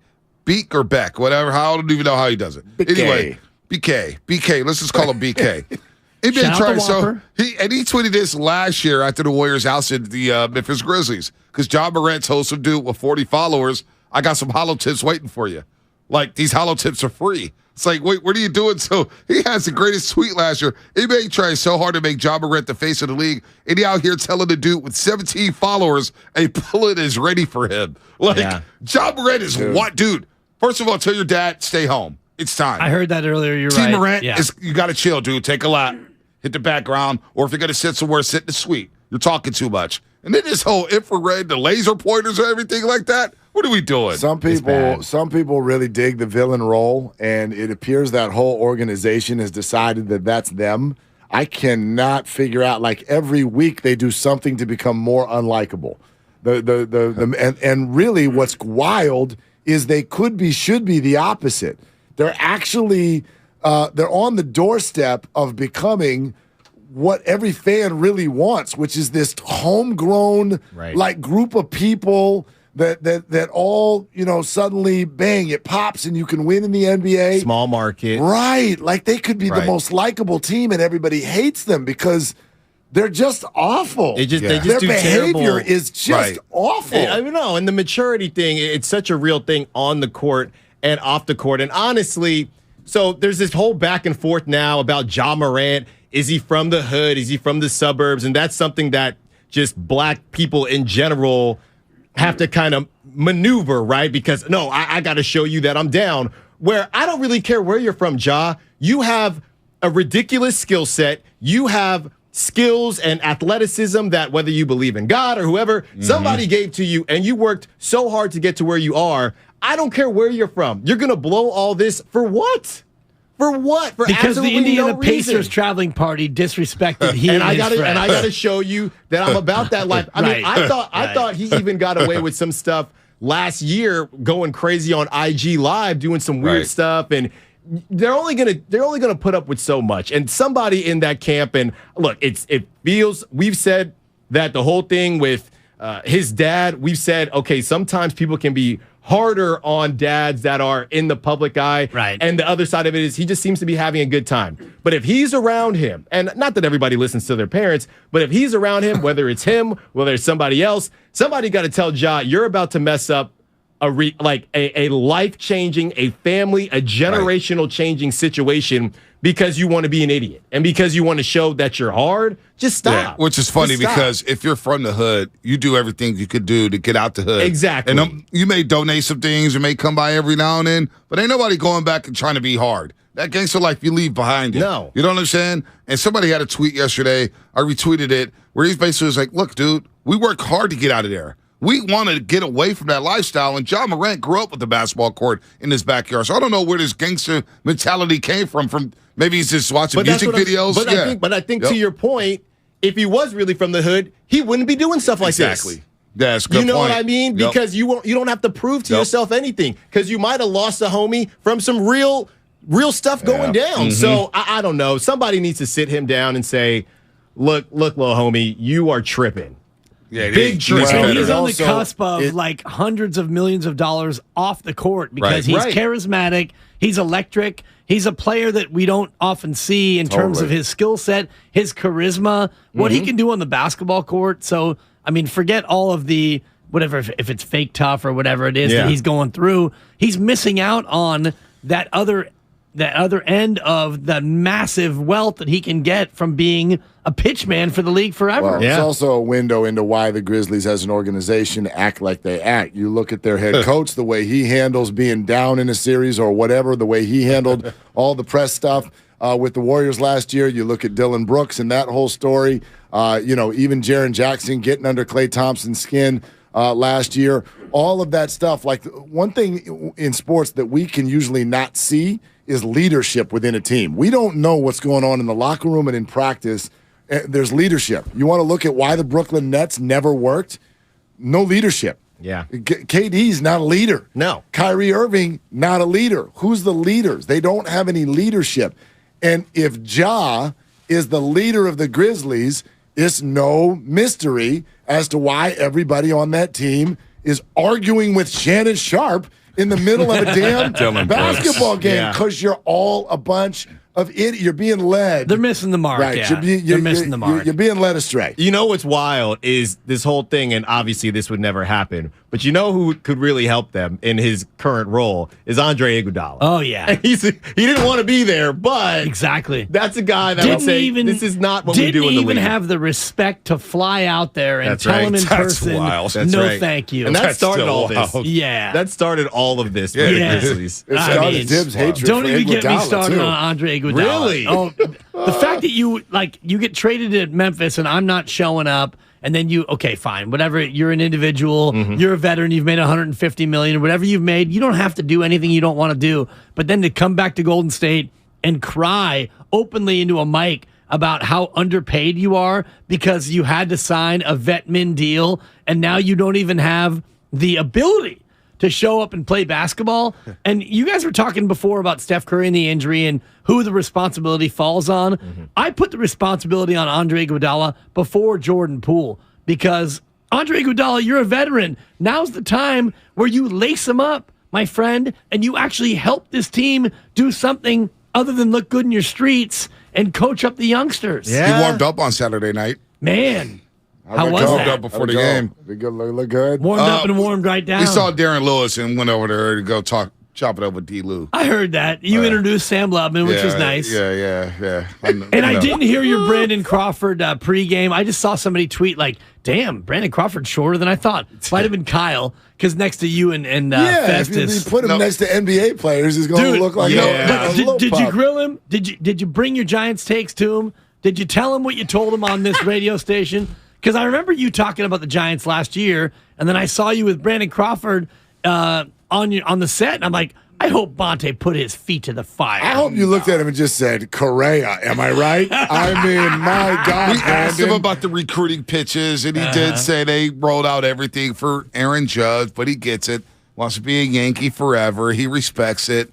No, we kept it cool with Brandon Crawford. Man, it's fan fest. Everybody's feeling good about the Giants.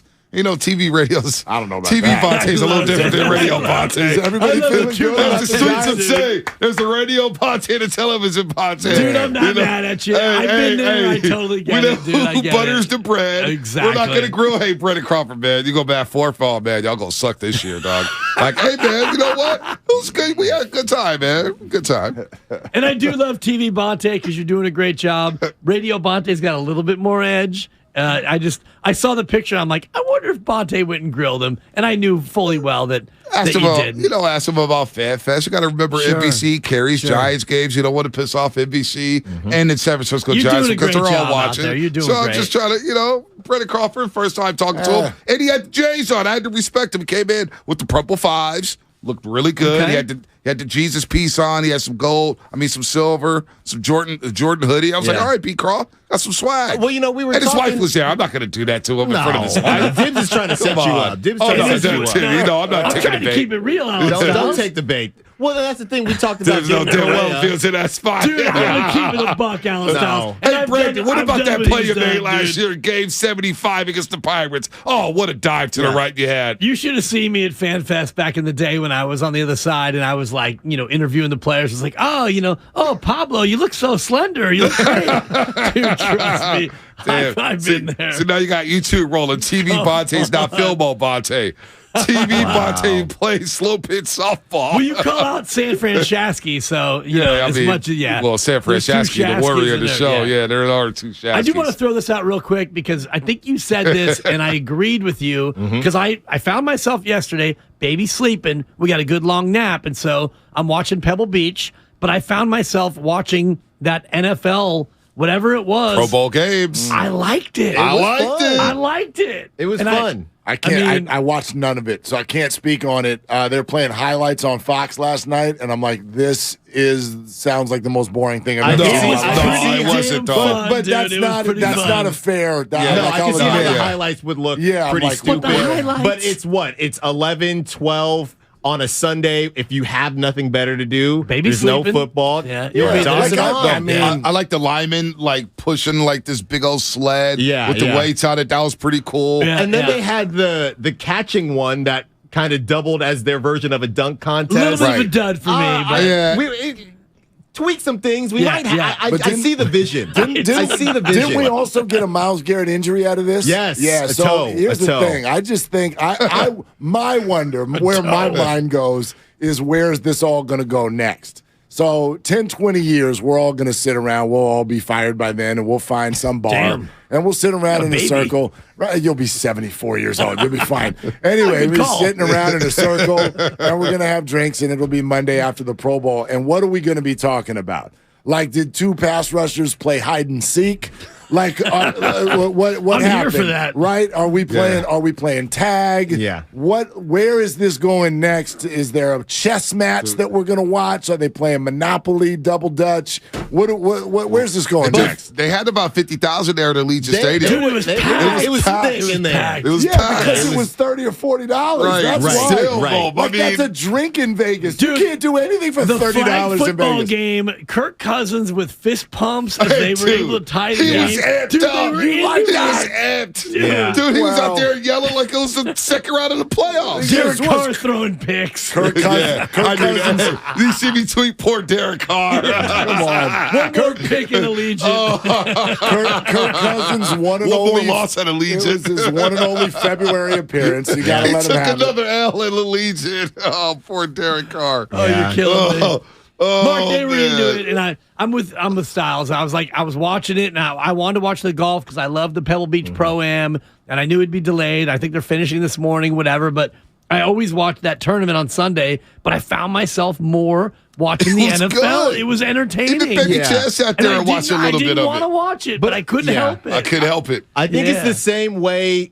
It depends on what you want to get out of it. If you're trying to see some hardcore competition, then no, it's not for you. But I do think it's entertaining in that seeing athletes do athletic stuff, but just a little bit differently, and it's a little bit more fun, the dodgeball and all that stuff. If there's nothing else on, I like it. It's the same these shows and podcasts when you have like Serge Ibaka and his cooking show, just seeing athletes do things you don't normally see them do. Diggs throws a pick, taken away by his brother. That was cool. Diggs on Diggs crime. Dude, I paused it. Baby Ches went down for a nap. I turned off all the lights. I paused it. Dude, I paused it. I was like, I don't want to miss these last 2 minutes of session 3 of the flag football game. You know what I'm saying? I was all in. Oh, man. Dude, I was in. I was in for sure. All right, we're not doing this whole thing without a little Steph.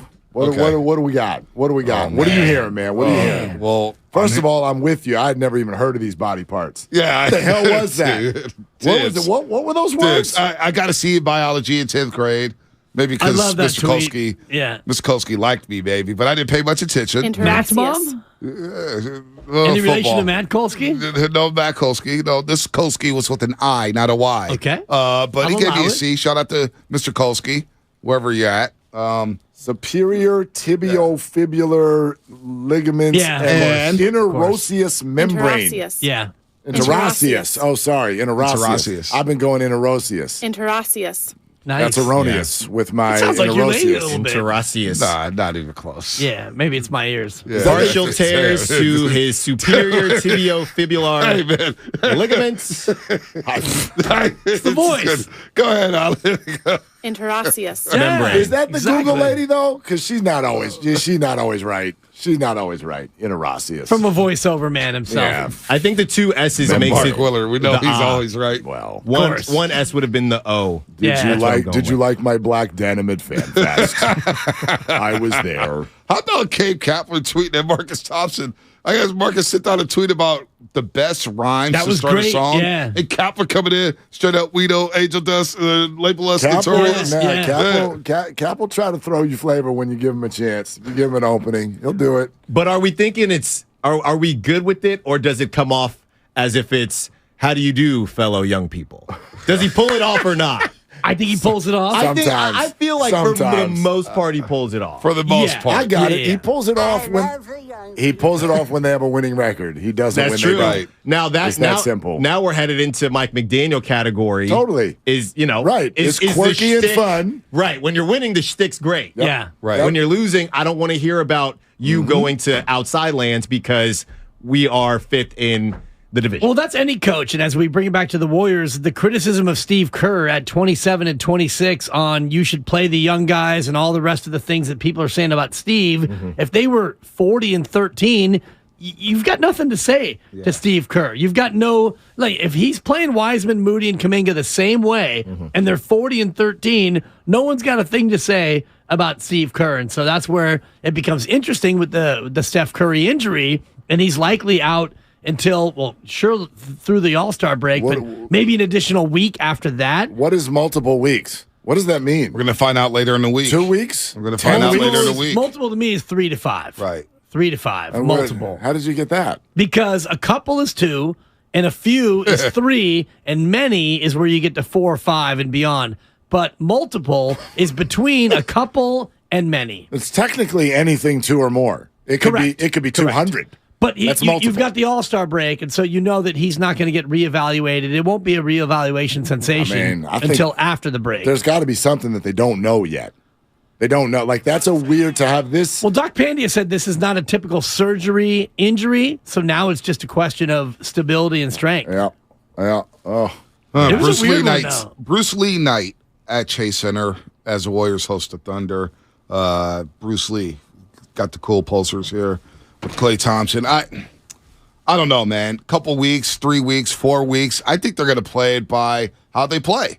So if they go 5 and 4 over the next 9, and they're still hovering around the 6, 7, 8 spot, I think they'll be cautious with Steph Curry and hold him out a week because this thing's going to go down to the wire. Yeah. There's no separation here from 12 to 4. So, but it just does it alter the way Bob Myers thinks about the trading deadline? Do you even make a move whether Steph is hurt or not? You know what I'm saying? There's just so many questions. Earlier about the front office and the coaching staff. Is there a divide between, especially James Wiseman? Are there some people in ownership or above who think some kind of way about James that the general manager and the coach don't think? So when it comes down to that, who has the ultimate trump card in terms of do we trade James Wiseman? Because it's always felt to me like Wiseman was a Lacob pick, one of the various Lacobs, and that Bob Myers and Steve Kerr have never bought into the Wiseman pick. So as we get closer to the deadline and Bob's extension still hangs out there, is this a bigger thing than just James Wiseman? Right. No, it's a great question. And if you're not going to play him, then what do you do with him? To me, it feels like Kerr doesn't have a lot of patience with youngsters. Remember back in 2018, Media Day, he was discussing Jordan Bell and Quinn Cook and Jacob Evans and McCall. We're going to lean on the youngsters early in the season to kind of get us through. The veterans have played a lot of basketball, and that plan went awry in like the first week of the season. Right. Okay. It was all KD, all Steph, all Clay, all Draymond, all Livingston and Iguodala. Same thing I think has happened this year to where I thought Steve didn't have a lot of patience with the youngsters because it looks laughable now that Kuminga was picking up DNPs early in the season. It does. Like he should have been playing through his mistakes. Well, I wonder this too. I mean, there's history here, obviously, with these players, and therefore a 500 record doesn't maybe resonate the way others do. But let's go to any sport. Normally, if you're 500 at the deadline, that is not a time where you mortgage the future for the now. And so how do you feel? And I'm not big on Wiseman right now. I'm not real bullish on his future, but put that aside for a second. If you give up a bunch of young pieces to bring in something that augments Steph, Clay, Dre, and then they're not even healthy down the stretch, and you're a first round out, and then Dre opts out and Clay's going into the fight. Like, how do you feel in 2.5 months if you gave up young pieces for a big nothing burger? Yeah. I think that's a risk right now. I tell you this, eras end, and you usually don't know right away. I'm not saying this era's over. I don't even know how long Steph's out. But a comp popped into my head when Steph went out, and I started thinking of Tom Brady retiring. And if you remember last year, January of last year, playoffs against the Rams, they're down 27-3. Tom rallies them. And I mean, it is an epic playoff game that the Rams end up winning, but the Bucs are coming off a title, and then they have an epic playoff out. And then Tom comes back, and we'll remember it as, oh, he won the division, and blah, blah. They were 8-9. They were terrible. They were a middling 500 team who then got to the playoffs and immediately got knocked out in their first game. Does it sound familiar, Warrior fans, if this team, which doesn't play defense, gets whacked out in the first round? Like, especially if Steph is hurt for a while. I don't know. And then going into all the contractual stuff, like, all I'm saying is, it's possible this era is over and we just don't even know it yet. I did keep saying over and over again once Steph went down, just looking at this season, I'm just so happy the Warriors won it all last season. So happy, because it takes so much to win a championship. And when you win 4, sometimes, as a fan base, you might forget that a lot of things got to go right. Right. A lot of things have to go right in order to go all the way. And, we're seeing now with Steph being out.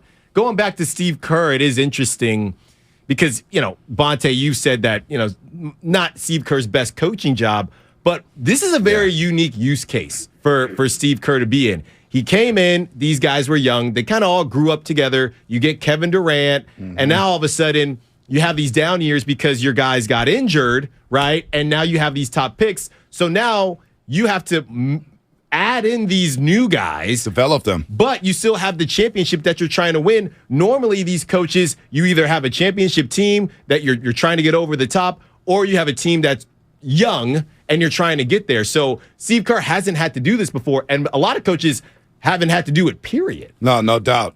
You haven't had to do it. And I think where Steve Kerr has failed this year is when you got all these coaches on the bench. You got more coaches than players. Right? So what's going on with the development? Including Iguodala. Will you leave him be? Right? Never. I mean, Never. You got a lot of coaches on this bench. Don't even try. What's In the going on in the crosshairs. practices? Are these guys practicing? What's going on with that? Should they go back and forth to the G League? I have no idea. No idea whatsoever. But Steve Kerr and the veterans, they've blown a lot of games here. A lot early in the season was, blame the youngsters, blame this. The veterans are blowing leads. The bench was blamed early, Bench was blamed. Steph Curry's had some atrocious turnovers down the stretch in Minnesota and Denver. So he hasn't had to do it, but this is why you're paying us one of the top dogs. Yeah. Popovich had to do it at some point. You know what I'm saying? I get Phil don't blame Jackson's him an for the outlier. Kuminga development because he has developed and now he's in the rotation. And Jordan Poole has I developed. look at Moses Moody and wonder where Moses Moody is. Why is he not the player that he was last year in April and May when he was at least playable? Right. And I look at James Wiseman, and I think that was an organizational mistake in terms of him fitting in with the way this team likes to play. It doesn't mean James can't be good, but I don't think he can be good with this team playing the way that they like to play, with the pass and the cut and the ball movement and all the rest of it, because Kevon Looney is perfect for this team. Hey, Kevon, get to the top of the key, set a pick, and then we're good with you for the rest of this possession. That's a great point, Dibs. Their bigs play just different. Screens. Right. That's why Kelly Olynyk is a guy, if you make a trade, I'm like, you know what? He fits what the Warriors want. Yeah. He's only going to play about 15, 20 minutes a game. He's not going to take you over the top. It comes out to the dudes, right? Steph, Dre, Clay, Wiggins, or whatnot. But a guy like that where he's going to be a bruiser, he's going to be able to pass and cut, he's going to know where to be. Wiseman, look, he may one day be a 25-point-per-game scorer. He may not be. But offensively, he does things. When you hear from Warriors scouts, Warriors coaches, this guy offensively, he's got it. He's got it. But on this team, this may not fit what we want. And that's where when you draft them and you don't look at that, you say, well, we're going to turn them into what we want. It's probably a mistake. They drafted a centerpiece center running an offense that doesn't feature a center. Right. Exactly. So square peg, round hole. And But it made sense at the time. It made It's the sense at the only thing time. that they didn't have. Like, how many None of us. And I know that this is a simplistic way to look at the game, but you're sitting there looking at the Warrior roster at the time going, you got the Splash Brothers. Right. You got Draymond who's going to run the show. And then whatever else is going on at the small forward or the other wing or whatever, you had all of these fireflies running all over the floor. And you're like, if you could own the paint with something dynamic also, it's unstoppable. Yeah. Right? It made simple sense at the time. But, from all the things that we don't see, the defensive side of the court is not workable. And tough to scout him on 3 games at Memphis where he played 68 total college basketball minutes. So it was a reach, and it looks like it was a miss. But now we are. Thursday's the trade deadline. All eyes on Wiseman. Does he get moved? And if he doesn't get moved, if they don't add, do they have enough to make a run? Yeah. We'll discuss. But was it a reach, though? Oh, yeah. It was a reach. A guy who had not played any college basketball, who he had no tape. But he was the presumptive number 1 pick at the start of the college basketball year just because he didn't play a whole lot. That happens to a lot of guys. What did Kyrie play? 11 games? You know what I mean? He was fewer actually. I think he played closer to 7. Yeah, he was the guy that we were hearing about. So if this was 1996, I'm with you. Yeah, no, but you call it a miss. I wouldn't call it a reach. I still wouldn't have selected LaMelo Ball, though. I don't think LaMelo Ball, although he's a good passer, what happens with Jordan Poole? Yeah. What happens with Steph and Clay? I already gave my pitch. LaMelo Ball's not coming off no bench. He's not. All right. Willard or Diz coming up, brought to you by Kyle Hope. It's the Red and Gold Aftermath on 95.7 The Game. If everyone had to do a press conference and talk for a while after these games, I'm sure we'd say a lot of things that didn't tell you guys exactly everything that's going to happen for the next 8 months. Brought to you by the SF Sheriff's Office. Your future begins here. Life is uncertain. It's okay to feel stressed, anxious, worried, or frustrated. CalHope can help. Access CalHope's free and secure mental health resources. Call 833-317-4673 or live chat at calhope.org. Ladies and gentlemen, it's official. Fast just got a whole lot faster. Xfinity has the fastest internet with up to 6 gig speed. Plus, Xfinity Mobile is the fastest mobile service with 5G and millions of Wi-Fi hotspots. You heard that right. Xfinity just increased internet speeds again.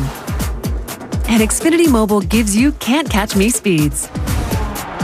The fastest internet, the fastest mobile service, and major savings? Can't argue with the facts. Now through March 21st, new customers can get started with 1.2 gig internet with unlimited data included. It's all just $50 a month for 2 full years with no annual contract when you add Xfinity Mobile with unlimited data at regular rates. Go to Xfinity.com/faster. Call 1-800-XFINITY or visit a store today. Requires paperless billing and autopay with stored bank account. Restrictions apply. Taxes and fees extra. Xfinity Mobile requires Xfinity Internet. After 24 months, regular internet rates apply. Actual speeds vary. Visit Friedman's Appliance in Pleasant Hill to see Signature Kitchen Suite's full line of luxury built-in appliances, including the first Pro range on the market with built-in sous vide, induction, and gas all on one cooktop. And now it's easier to build the kitchen of your dreams with the Dream Suite Savings Program with additional bonus rebates. You can see all of the Signature Kitchen Series appliances displayed beautifully in live working vignettes at Friedman's Appliance in Pleasant Hill or at friedmansappliance.com. There's a reason Golden State has become the trusted partner for professional builders and contractors. The breadth of what they offer is remarkable. Their product knowledge can save you time. They're the largest distributor in NorCal of many of the brands they carry. Golden State's newly refreshed app offers installation guides, building codes, and much more. And the GSTV link on their homepage is a useful resource. Family owned for 3 generations. Golden State. When you succeed, we succeed. Bud Light was brewed to be a delicious and easy-to-drink beer, even when the little things in life are hard. Like when the game is going into overtime, but you have even more time to enjoy it, and a fresh Bud Light. Bud Light, easy to drink, easy to enjoy. Pick up Bud Light at your local retailer today. Drink responsibly. Anheuser-Busch Bud Light Beer, St. Louis, Missouri. Thank you to all of the business owners who kept people employed during the pandemic. For all you've done, you may be eligible to claim the Employee Retention Tax Credit. A payroll tax refund from the United States Treasury Department, applicable to businesses who kept employees on payroll during the pandemic. The window is closing to claim your refund. Contact Paychex to see if you qualify. Paychex is proud to have helped more than 45,000 businesses secure over $9.2 billion in ERTC claims, an average of $190,000 per business. 50 years and thousands of experts in HR, payroll, benefits, and insurance. You may be eligible to claim the Employee Retention Tax Credit, a payroll tax refund from the United States Treasury Department, applicable to businesses who kept employees on payroll during the pandemic. The window is closing to claim your refund. Contact Paychex to see if you qualify. Visit paychex.com/ERTC to find out how Paychex can help you get additional cash into your business. Paychex.com/ERTC. Paychex.com/ERTC. Progressive presents Adjusting to the Suburbs. I never thought I'd care about gardening until I bought a house in the suburbs. But now I find myself in conversations about liquid fertilizer, and I wonder, am I the fertilizer guy now? No way. Everyone knows the ratio between phosphorus and nitrogen, right? Yeah, I'm still totally cool. Anyway, when you save with Progressive by bundling your home and auto, that's the easy part of adjusting to the suburbs. Progressive Casualty Insurance Company coverage provided and serviced by affiliates and third-party insurers. You've got advanced prostate cancer, but you're not waiting around. You want straight talk, the facts about Orgovix. Orgovix Relagolix 120 milligram prescription tablets is a treatment for adults with advanced prostate cancer. Fact: Orgovix is a different kind of androgen deprivation therapy treatment, a pill, not an injection. Orgovix may cause serious side effects, including a heart condition called QT prolongation. Tell your doctor right away if you feel dizzy, faint, have a racing or pounding heart, or chest pain. Orgovix can cause harm to an unborn baby or miscarriage. Use birth control during treatment and for 2 weeks after Orgovix treatment. The most common side effects include hot flushes, increased blood sugar and blood fat levels, muscle and joint pain, decreased blood hemoglobin levels, increased liver enzymes, tiredness, constipation, and diarrhea. Other side effects include weight gain, decreased sex drive, and erectile function problems. Orgovix may cause infertility. Talk to your doctor if infertility is a concern for you. Go with Orgovix. Ask your doctor. For more facts, visit gowiththefacts.com. This week, Staples has deals so good, you're going to want to sit down. Are you sitting? I'll wait. Great.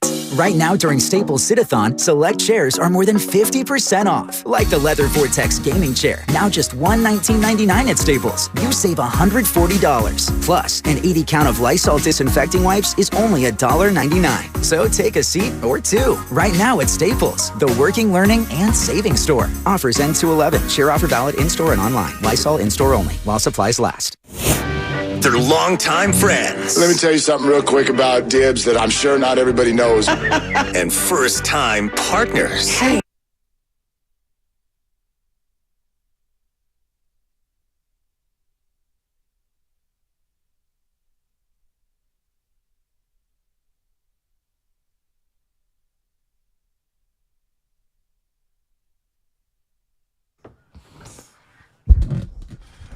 Oh yeah, man. Sometimes Mondays are great. Mondays get a bad rap, man. I'm hot to trot. I'm ready to roll. It is good to see you. Look, another gut punch with Steph Curry, and we'll get to that here in just a sec. I will tell everybody a little bit later. Gary St. Jean's going to come on in about 27 minutes, and then after that, we need to discuss Joe Montana. We need to discuss one of the all-time greats. Hiya, fellas. We need to discuss this. We do? We do. He did something that made you a little bit mad? I can't Is believe that what this. happened? It's not even that it made me mad. Mad's not the right emotion. I'm confused. I'm scratching my head, and I'm potentially ready to go in a different direction. But let's talk about Steph. Steph is out. Gut punch. Xfinity Mobile text line. YouTube, Twitch, good morning. You can call us at 888-957-9570. And I don't like where my head went when I saw this. I just, you've been saying we play with the panic meter and all this. And I'm like, there's no panic meter. These are the Warriors. They won a championship last year. Every year for the last few years, I feel like we've dealt with the same question. Kenny Loggins, if this is it, is this it? Please let me know. And for a number of times, how many of you said 3 years ago, the dynasty is over? Sure. And you weren't crazy to say it. When KD left, we all kind of, closed the book. And then there were the injuries. They had the 15-win year, and then they had the play-in game loss, and then that was pretty much it. But it was over. But we were wrong. It wasn't over. And so maybe we'll declare it over now, and we'll be wrong again. I don't want to declare it over. But there are a couple conversations that are now happening at the same time. This team does not play defense. This team has not gotten from its young players what they hoped to get from its young players. This team is 1 game over 500. Those things were already true. And then, down the stretch they come, this team lost Steph Curry. I don't think it's crazy to wonder out loud if this era, if you want to call it that, this era as we know it is over, and we just didn't realize it yet. And you don't realize it until after the fact. And you said that on our show thread, and you said it during the changeover, and I think you're right in terms of the era, the dynasty. You don't know that it's over until it actually ends, and then it's like, oh my God, it was over. They won that last championship, the 4th one in 8 years, and that was it. It was over at that point. But this year, you come into it with a lot of hope. Andrew Wiggins is a different player, and Steph, Clay, and Dre are still here. And the young guys, well, the young guys are getting better. And they replaced the veterans they lost with veterans who are good enough to maybe assimilate into the system and maybe be a facsimile of what you already had. So, yeah, the era's not over. And then now you look at the way this year has gone with injuries and a lack of real cohesion, and the defense is not nearly what it was last year. And now you can maybe say it's over, but we won't know until it ends if it's actually over. But right now it feels more over than it does feel like, okay, 5-9, here we go. Right. Go back to the beginning of the year. This is a fun exercise. Think of your Warrior takes in October. I don't mean you. Anybody listening right now. Think of your Warrior takes in October. Have any of them happened? Any of them? Kuminga, maybe. Okay. My Kuminga take. Right. And what was the Kuminga take preseason? I think Kuminga's ready to step in and be a real part of this rotation. Okay. And it took a while, and now we're there. Yeah. But at the beginning of the year, remember, they're coming off a championship. They're already the best team. And now James Wiseman is going to get factored in. And Moses Moody has had playoff experience. And he is going to step forward. And Klay Thompson is going to start being available in all of the games. ...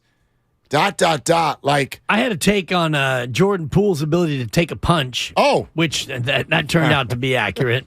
Yeah. No, Jordan. Thank Poole. you. I know you can take he can take a right hand. Yeah, Jordan Poole. There's another one. Like Jordan Poole, it's time for him to step forward and really show whether or not he can be an NBA 1A. My Kevon Looney take is, it looks like it's pretty solid. Kevon Looney's going to be a solid player, and he is, again, a solid player. Yeah, so that was not a reach. But your Kevon Looney Kevon's take. going to be a workhorse. And here he is. There he is. Your Kevon Looney take, that's a pretty safe bet. Very few of the It's things. like a savings account. You can bank on it. I mean, it's the lesson we have to relearn every year, and it's true in all sports. And it's why I'm still sick about what happened a little bit over a week ago to the 49ers. Because I know there's a processing, right? This is a coping mechanism for a sports fan. Because it's not actually that serious. It's not life or death. But we're sports fans, and there's a coping mechanism that happens when your team gets eliminated in a year where you thought they had a chance to win it all. The coping mechanism is, well, we're set up. We're set up for the future. And, hey, 49ers, we're just going to be back there again next year. Well, are we? Are we? Every season has all kinds of stories there's no way you could predict. Look at the Warriors. All of our preseason takes, very few of them have seen reality. At the beginning of this year for the 49ers, well, could be, should be, best team in the NFC West, and it ends up being a story about Brock Purdy, which was, there's no way that was going to be part of this conversation. So there's always these twists and turns, and it's just really a coping mechanism, this idea that, well, when it doesn't work, we'll be back next year. I'm also weaving in what we know about the Warriors' situation. It's not just their basketball, it's their situation. It's Draymond Green and an opt-in or an opt-out. It's Jordan Poole's money kicking in. It's Andrew Wiggins' contract kicking in. It's Joe Lacob being told, checkbook championship. And he's like, well, we're not gonna keep everybody. You wish you could. All of that factored into a 27-26 record and Steph Curry unavailable. Look, it's not crazy to say this might be it. This might be it. And last year's championship factors into this. You were at the parade. We were at the parade together. What did it feel like? Felt like those guys had achieved their career goal. Right. It felt like a championship that they knew was a little bit out of the blue, and it felt like a championship that they could savor as much as, if not more than the first one. Because the first one is always special, but when the first one comes and you go 64-18 in the regular season and you run the table in the postseason and you win the championship, you know that it's special, but you had a whole regular season where it built up to that. Then you win 2 with KD, then you don't win a couple, and then all you want as a veteran core is let's get one more chance to do this again. We want to taste that sweet, shout out Guru, nectar again one last time, and then you get through it. You win the opening series, you beat Memphis, you get through Dallas, you get to Boston, you go down 2-1, and one of your stars is being heckled like he's never been heckled before, and it affects him, and he's playing crappy, and yet you come back with a Steph Curry career changer, an absolute Steph game for the ages, and then you still win the series and you win that championship. It feels like they knew how special it was. Not that they came into this year hung over in any way, although you could kind of look at it and say, yeah, they didn't really come out firing. They were 3-7 to start the year. Maybe they knew at that point that it was over, but you got to keep playing. You got to keep grinding for it. Now here you are, 29 games from the finish line, and your best player is out for who knows how long. And now it kind of feels more like, geez, thank God we got last year because this year's not looking good. I mean, you ever take out a loan? Yeah, many. You ever take out a loan? Many loans. Right? When you get the loan, what does that feel like in that moment? Feels great. Right? You got this big pot of money. Bank account is like, and you're like, okay, we can do whatever we need to do. But you know, down the road, you're going to get to the point where you got to pay the piper, and the likelihood is that money's going to get used. And then you still gotta pay it back. You gotta foot the bill. Yeah, pay the piper. And I'm just looking at these Warriors right now, and I'm thinking about how much is not known about 3 months from now. Think about it. We're all just sitting here like, woo, like isn't this fun? Defending champs. Steph, Clay, Dre are still here. Bob Myers is coming up in 3 days on a trade deadline where he said publicly to Steiny and Goo just last week, I both feel like I want to make a deal and need to make a deal. But I don't know if there is a deal. Steve Kerr's like, I wouldn't expect a deal. Meantime, where's Bob Myers' deal? We don't even know what's happening with him. Draymond Green, you opting in? You opting out? What is the future of Klay Thompson when Jordan Poole's money kicks in? And you're 27-26. You play zero defense. Kyrie Irving just joined the fray in this middling Western Conference melee. I mean, we're sitting here. We've got the loan. We've had the loan for a decade. They've been the best thing that's ever happened in sports here in this town. But I just feel like, man, we are coming up on a due date, and we know nothing. We know nothing about the stability of this group going forward. Well, the loan is about to adjust to a new rate. It's like a 10-1 ARM, an adjustable rate mortgage where you pay it for 10 years at that low rate, and then, 10 years is up, and now it's going to adjust to a much higher rate, and now that payment you're going to have to make is much higher because, to your point, you got a lot of questions. Steph Curry is here. Klay Thompson's here for one more year for sure. Draymond Green maybe's here. And if I'm Draymond Green, I'm absolutely opting in because I don't think that there's a deal out there that would pay you enough over the course of what you want to get. He's not going to go out there and get 4 years and $100 million. You sure? I'm pretty sure of that. Yeah. But even if it was less, but even if it was less than that, 360. I get because he's getting 27. Right. If he opts in. But wouldn't you do that? If Why you were not Draymond? opt in for 27 and then you can roll the dice after that and determine what you want to get if you want to go somewhere else. So you're going to look better on the open market next year when you're a year older and the Warriors may be in some sort of a transition. Like, I fully get what you're saying. I just know that most athletes, most of the time, want the bird in the hand. When you have a short-term opt-in, they opt out. Like that's what Kyrie was arguing about with Brooklyn right now. Right. They don't want to do 1 year. Let's do 4 or 3 or whatever. And so I don't know. I have questions. So he goes to Dallas, and how do you think that changes Dallas's fortune? Because I look at Luka Doncic and the way he plays and the way Kyrie Irving likes to play. I know they're both very talented players, but I don't know if that's necessarily the mix that makes them all of a sudden Western Conference favorites. No, I'm with you completely. It's always funny to me when somebody gets traded or becomes available, we immediately go to the basketball breakdown. I can't tell you how many people are like, wow, you put Luka with Kyrie, and Luka's always had to do so much work, and now there'll be less work for Luka. And if you're a defense, how do you stop this? I don't know. That's the same thing you said about Brooklyn 8 times the last 3 years. Exactly. Kyrie will stop himself. That's how. My question isn't how do you stop the Mavericks? My question is to Mark Cuban. How is it that you get Kyrie Irving to stop a pattern of unproductive behavior? How's that go? That's my question. So we can do this all we want. X's and O's, basketball. Sure, that's always been the case. But he finds a way to turn it into unproductive. Maybe he won't. Maybe he'll turn it around. Maybe he'll become Cleveland's Kyrie again. But I wouldn't bet on it.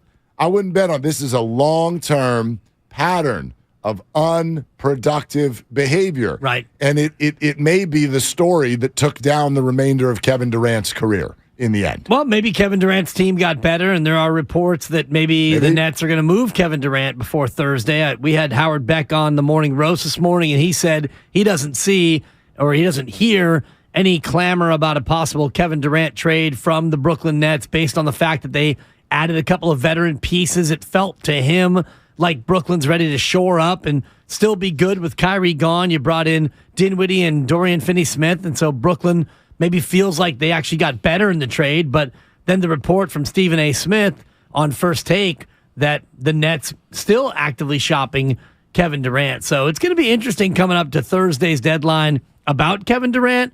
One thing I'm pretty certain of, the Warriors aren't getting Kevin Durant. They're not in the Kevin Durant sweepstakes. Whether or not Kevin Durant gets traded is a whole nother issue. I don't think that he will. But for me, it's more interesting to see if the Warriors try to do anything with their team to improve. Or now do you have a Steph Curry injury and you look at it and you say, well, even if we bring in a veteran, Steph might be out 3 to 4 weeks. Do we have enough time to still make a run this year? Or do we want to stick to our 2 timelines? Yeah, well, the 2 timelines feel like they've been totally busted, but I think to your point, like even if you have all kinds of head scratching going on about James Wiseman, Moses Moody, who just never really developed into anything this year that we really thought we were ready for this. We were ready for a productive piece out of Moses Moody. Even if you got all those questions, it's like I said earlier, do you want to now give them up for something that you feel is not realistic? What is it you're actually chasing? The Warriors know more than we do about how long Steph Curry is going to be out. And if Steph Curry is going to be compromised on some level, there's still questions about Draymond Green's health going down the stretch here. Klay Thompson's still not playing back-to-back games, and Wiggins does not look like himself, and they do not play defense. So if all Are of you those, advocating we bring back the K-Wig bit? Because he's a lot closer to K-Wig than he is the Wiggins. I'm not going to. But you were steadfast against it a couple of months ago. You were like, that bit is dead. We don't do that anymore. Yeah. But now here we are. No, because I don't. More and more, he is the invisible man Right, out there. but the K-Wig bit is about him coasting. It's about something sort of emotional. I think this is physical. I think it's physical. You don't think he's right? Coming off the non-COVID illness and the adductor strain? Adductor strain, yeah. He's been back for a month from the adductor. I know, and he's been awful. He's been largely awful. He looks to me like he's floating more than he is hampered. I just think that, sometimes it's the whole Warriors story this year is what's the continuity? Every 5 days, it's like, we got to shuffle the deck, and now you get in there and you get in there. That was why the playoffs ended up being so beautiful last year, is it just sort of like all came to a head and everybody got healthy and understood their roles at the exact right time, and they went on a run. And because it's the Warriors, I'm not discounting their ability to do that again this year. It's still on the table. I think it's much more unlikely than it was last year, and last year was unlikely. But it just, I don't know, man. Yeah, he can't find his flow. He can't find the flow. He can't find the touch. He can't find the feel. I know, basketball players, like sometimes it just takes that one night. Andrew needs a heater. We haven't seen that this year. Remember last year against Minnesota or whatnot? Like every now and again, he'd have a heater. And I mean, there would be some dunks and there would be highlights and 35 points. And it's not there. It's not there. And 28 minutes against Dallas, 4 of 6 from the floor. You can't go on a heater if you don't try and score the basketball. Right. And that's what I see from Wiggins. By the way, he had 9 points, 0 rebounds, a grand total of 0 rebounds. Which is almost bizarre. Impossible to play a game and have 0 rebounds. Do you realize that 9 other Golden State Warriors played on the floor, and all 9 of them had at least a singular rebound? And by the way, he had 1 assist. If that doesn't reek of floating, I don't know what does. So you took 6 shot attempts, you had no boards, you had 1 assist. How many times did you actually touch the basketball? I don't know. And it's funny because you remember this last year in the playoffs. Last year in the playoffs, didn't he? He had that game where he had like 15 boards or something like that. Right. And dunking on people. Well, and the teammates came in and made fun of him, and he publicly shared it where they were like, dude, you can do that. You have no excuse to, like, what have you been doing the last 6 years of your career? What are you doing, Wiggins? And he took it so well. He was like, yeah, light bulbs on. Like, I am so athletically gifted that I can be on an NBA floor and I'm still the athletically gifted guy. Right. In this group. And it was almost like he didn't know that. And then he admitted that he knew that. And it appears he forgot. Because this is exactly the kind of game what you're talking about that made them laugh. Like, it's like, dude, that should never, ever, ever happen. And he's like, you're right, it shouldn't. And now it's happening again. He should be 18-8 every single game, no matter what. And he's a guy who could be 25 a night if he wanted. And he could be 11 boards a night if he wanted. But to come out and go 9-0-1 in, by the way, 28 and a half minutes. It's not like he only played 11 minutes. And I know they won the game.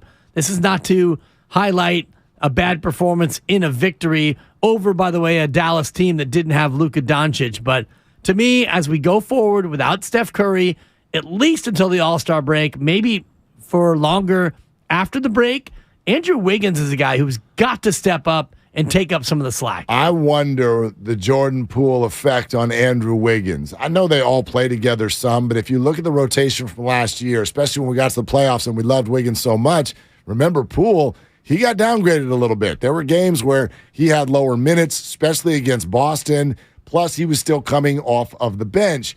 Like, if Poole, this small lineup that they went with, and now Steph's out, maybe this will actually help Wiggins, I don't know. But if you've got Poole and Steph and Clay and Andrew all on the floor at the same time, well, Andrew kind of becomes option 4, right, scoring-wise.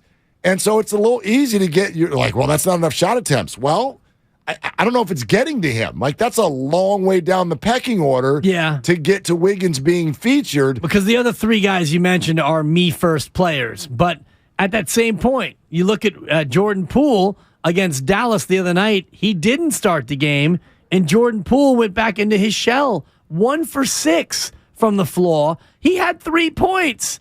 Jordan Poole, what the hell's going on? I mean, so you don't start, so now you don't shoot. And again, you beat Dallas, good for you. You beat a Dallas team that didn't have Luka Doncic, but Jordan Poole goes to the bench, and he goes 1 for 6.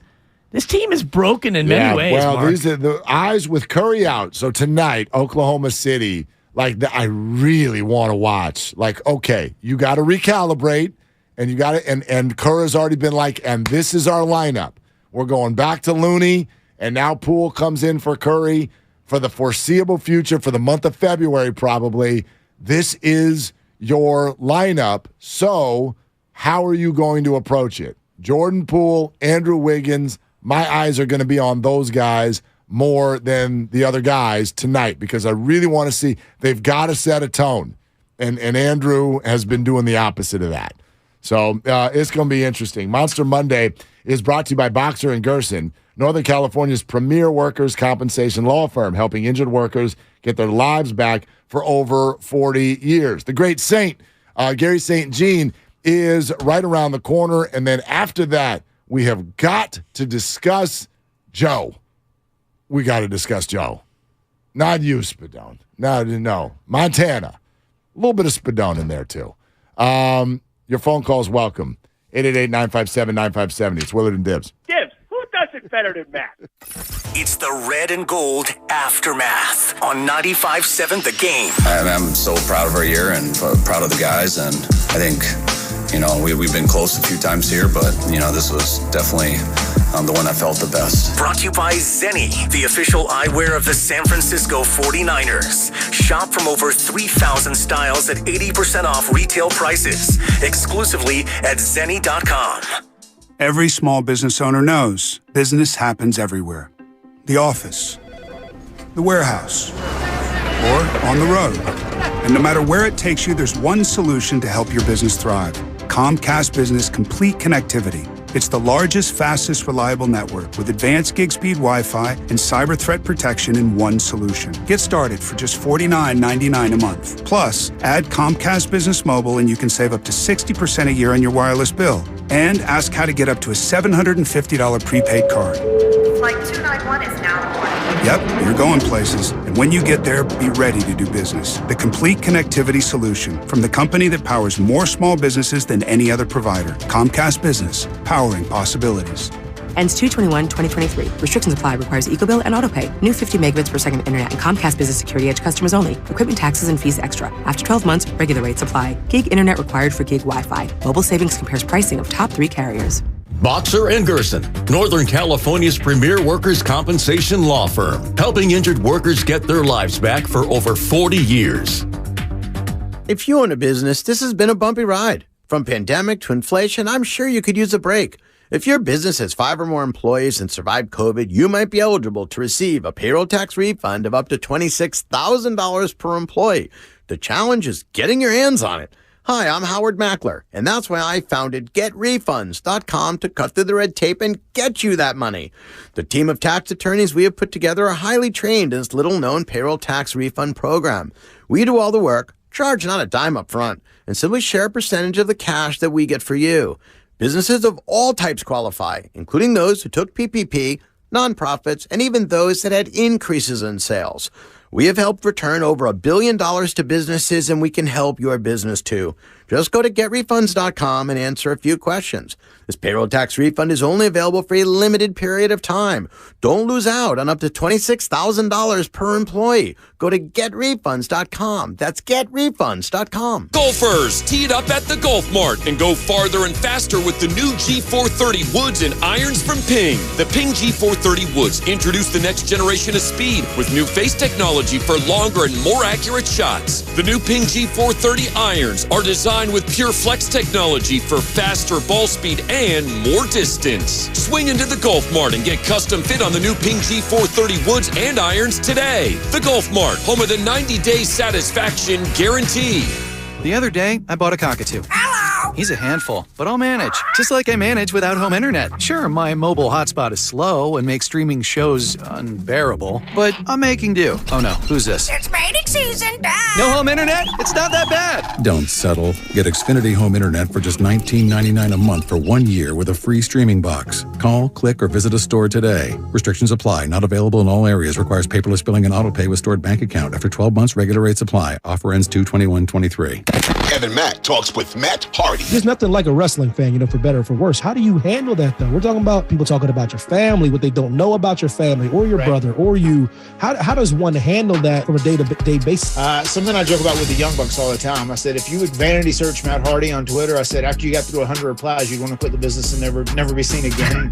It's just, you just learn to deal with it. You know what I mean? It's the Kick Rocks Wrestling Podcast with Evan T. Mack. Subscribe now on the Odyssey app or wherever you get your podcasts. Meet Joe A, Hi. Joe B, Hello. and Joe C. What's up? 3 everyday Joes perfecting their banking with Chase. Joe A is locking his lost debit card with the Chase mobile app. Joe B is cruising toward his new ride with AutoSave. And Joe C's Chase banker is helping him budget to go back to school.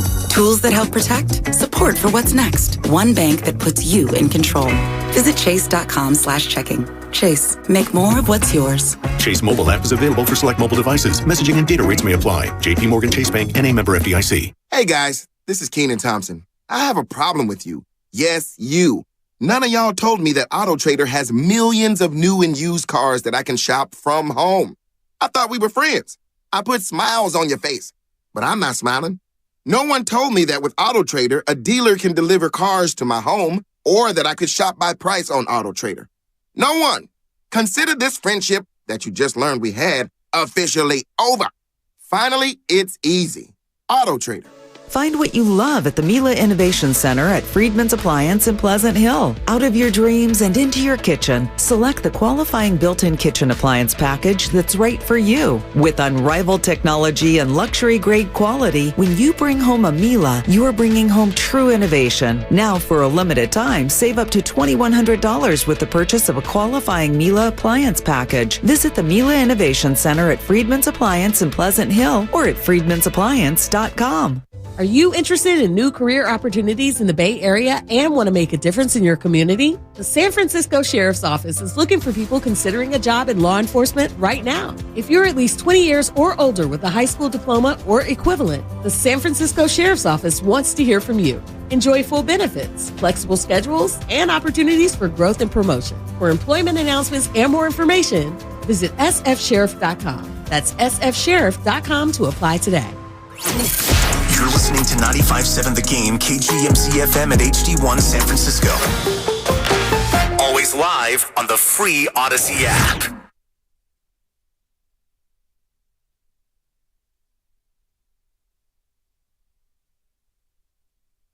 Now, back to Will and Dibby on 95.7 The Game.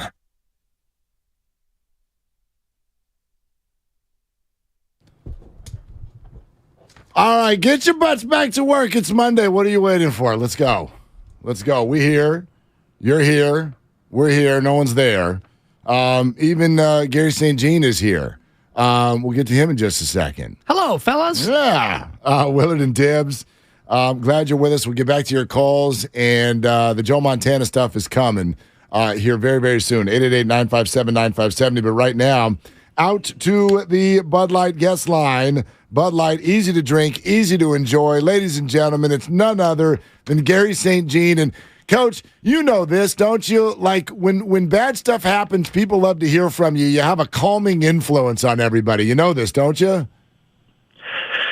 Well, as Dibbs would say, I got to give you a hello, fellas.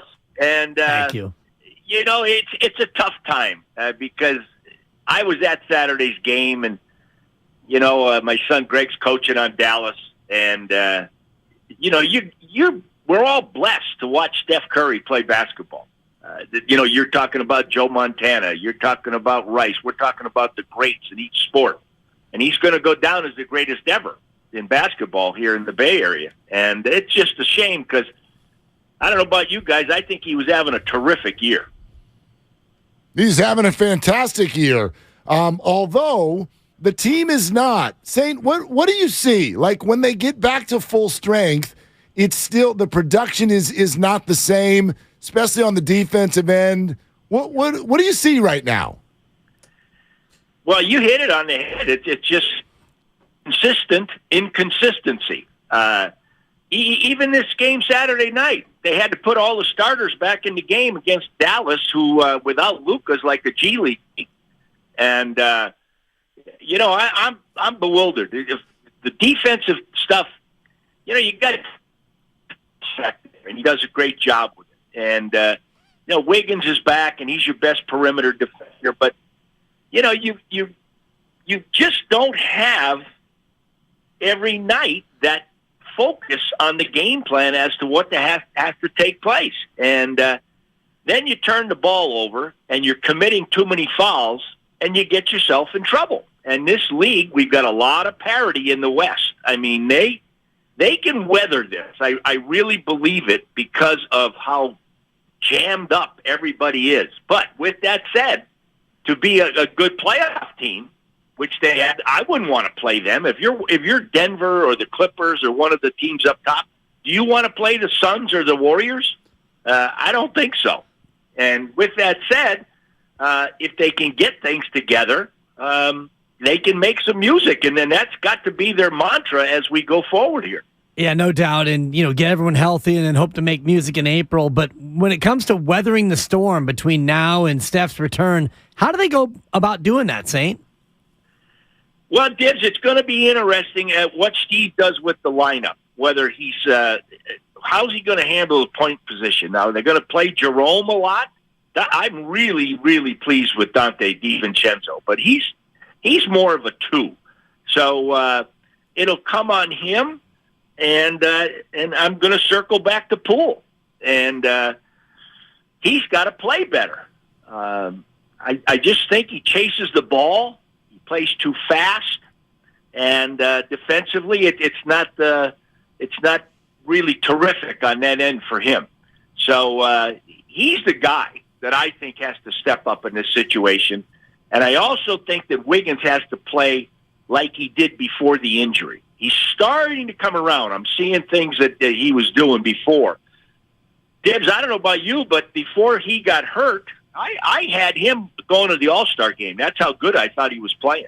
And hopefully he can get back to playing at that level. Saint, what would you like to see the Warriors do at the trade deadline? Well, what you like to do, I sat there a lot of years. What you'd like to do and what you can do are two different things. And, what direction do they go? Well, you've got those older guys, and they're not going anywhere. There's no doubt about it.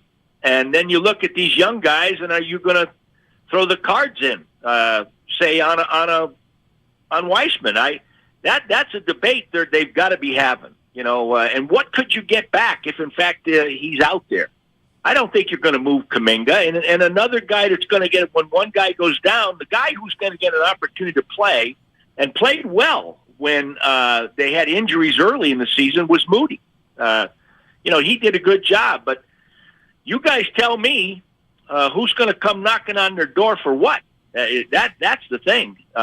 You got this huge trade yesterday, and that brings a great player to the Western Conference. And that will help Dallas as long as he keeps his mouth shut and just plays basketball. But this thing, it can come together. I know everyone's, I'm walking around Chase, and people are like, Saint, what do you think? And I said, hey, you just got to hang in there. This is look at Luka Doncic has missed 7 games. You know what Dallas's record is when he's out? 0-7. Yep. Okay, look at Booker. He's been out long time. Look where they are in the standing. And they still have some good players. So it's not going to be easy to weather this storm, but here's your deal. The schedule's not brutal. There's a lot of parity in the West, and you do have the 9-day All-Star break, which is beautiful because that gives you days to rehab.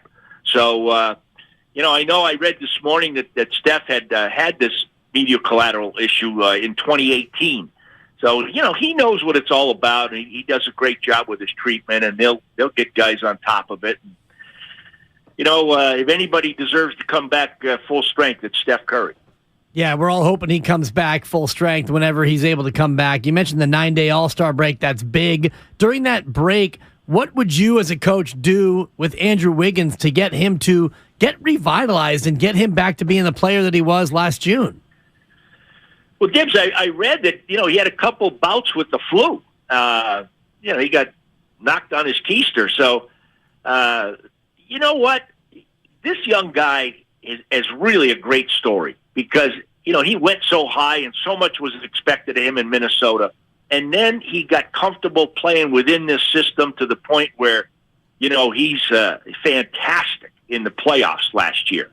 You don't win without him. And he was playing terrific this year. I just think a little time here, and I think now with Steph out, don't you guys agree that they're going to have to go to him more? The action that they like to run, which they ran the other night, say you take the ball to the left side, free throw line extended. there'll be a small, say it's Steph or Jerome on the left box, and Wiggins is on the right box, and they cross screen with a small on him, so you can't switch it. And then he is really good on the box, and if you can get him down there early in the game, get him some touches, see the ball go through the hoop, maybe get to the free throw line, knock a couple down, then he's going to feel terrific about his game, and then we're going to see him start making threes like he was. Before the injury, he was shooting like 40% from threes. Say, we agree with you. We were just having the same conversation about the frustration of trying to watch Wiggins get back to where he was. Gary St. Jean with us, Willard and Dibbs, 95.7 The Game.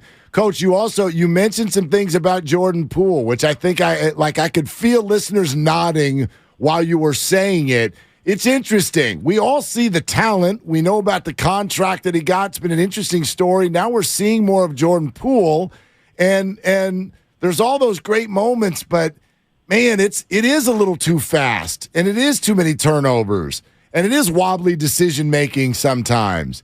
What do you think? Any buyer's remorse? Well, I wouldn't go there yet, but I sense the frustration from a lot of people, and I think it's okay to feel that way. I don't think it's a lack of effort. I think he's a good guy. He's trying. But now he's going to have the ball a lot in his hands, and it's about decision-making. I mean, I sat there and watched. When you watch Clay and Steph and Draymond, they're like making sweet music out there. They just know 2 counts ahead of time what's going to happen. In front of their bench, a ball came out to Draymond, and Steph cut right behind him and knocked down a 3, and I said, there's nobody else in the league that can do that. So Poole is getting an opportunity to play with these just fantastic players. They're Hall of Famers. And he's taken some things from them, but now he has to have carryover on the floor. And you don't have to go 99 miles an hour. You've got to change your gears and stay in control and take care of the ball and create opportunities for others. He can get by people and get to the paint. Then it's, you draw big and you make the little shuffle pass to the guy, the big he was guarding for a dunk. You pitch it out because the defense contracted. Do you pitch it to the corner for a 3? Or do you finish yourself? And, sometimes his shot selection on the 3, to me, leaves a little bit to be desired. And no better example than when Steph got thrown out, throwing his mouthpiece. So that, and I'm sure they're watching film with him and they're talking to him about it, but he's the guy that you're going to watch here over the next few weeks and really say, hey, it's your time now. Let's go. Yeah, and paid to be the future of the franchise. Another guy who's supposed to be the future, James Wiseman, saying he's only played 2% of the minutes for Golden State this year. What do you make of James Wiseman and whether or not he fits with the way they like to play here in Golden State? I was an optimist and thought he could be a little bit like 8 down in Phoenix. And what are they asking him to do? Run the floor. We call it rim run. You run from rim to rim, an early offense, and you're a target there. He can do that very well. He can run the high pick and roll to the basket. Where I'm a little perplexed would be the word. You know how you look at an athlete and you say, gosh, this guy's got speed, he's got quickness, he can jump. But you got to have instincts for the game. And maybe you can put a little of that on Poole, too. For example, there's dribble penetration, and he's weak side. He's not coming with quickness to block the shot. He sees it, it takes 2 counts to react, and then he comes over. Or there's a ball up on the glass, and he doesn't have to be a position rebounder. He can be a guy who pursues the ball because he jumps so well.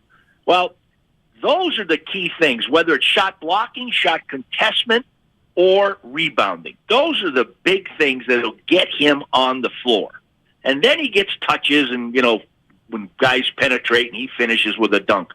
But that's the areas that you're looking for him. And maybe now, because they're going to have to go a little bit deeper, and I think they've got 3 sets of back-to-backs in maybe in the next 10, 15 games when Steph will be out.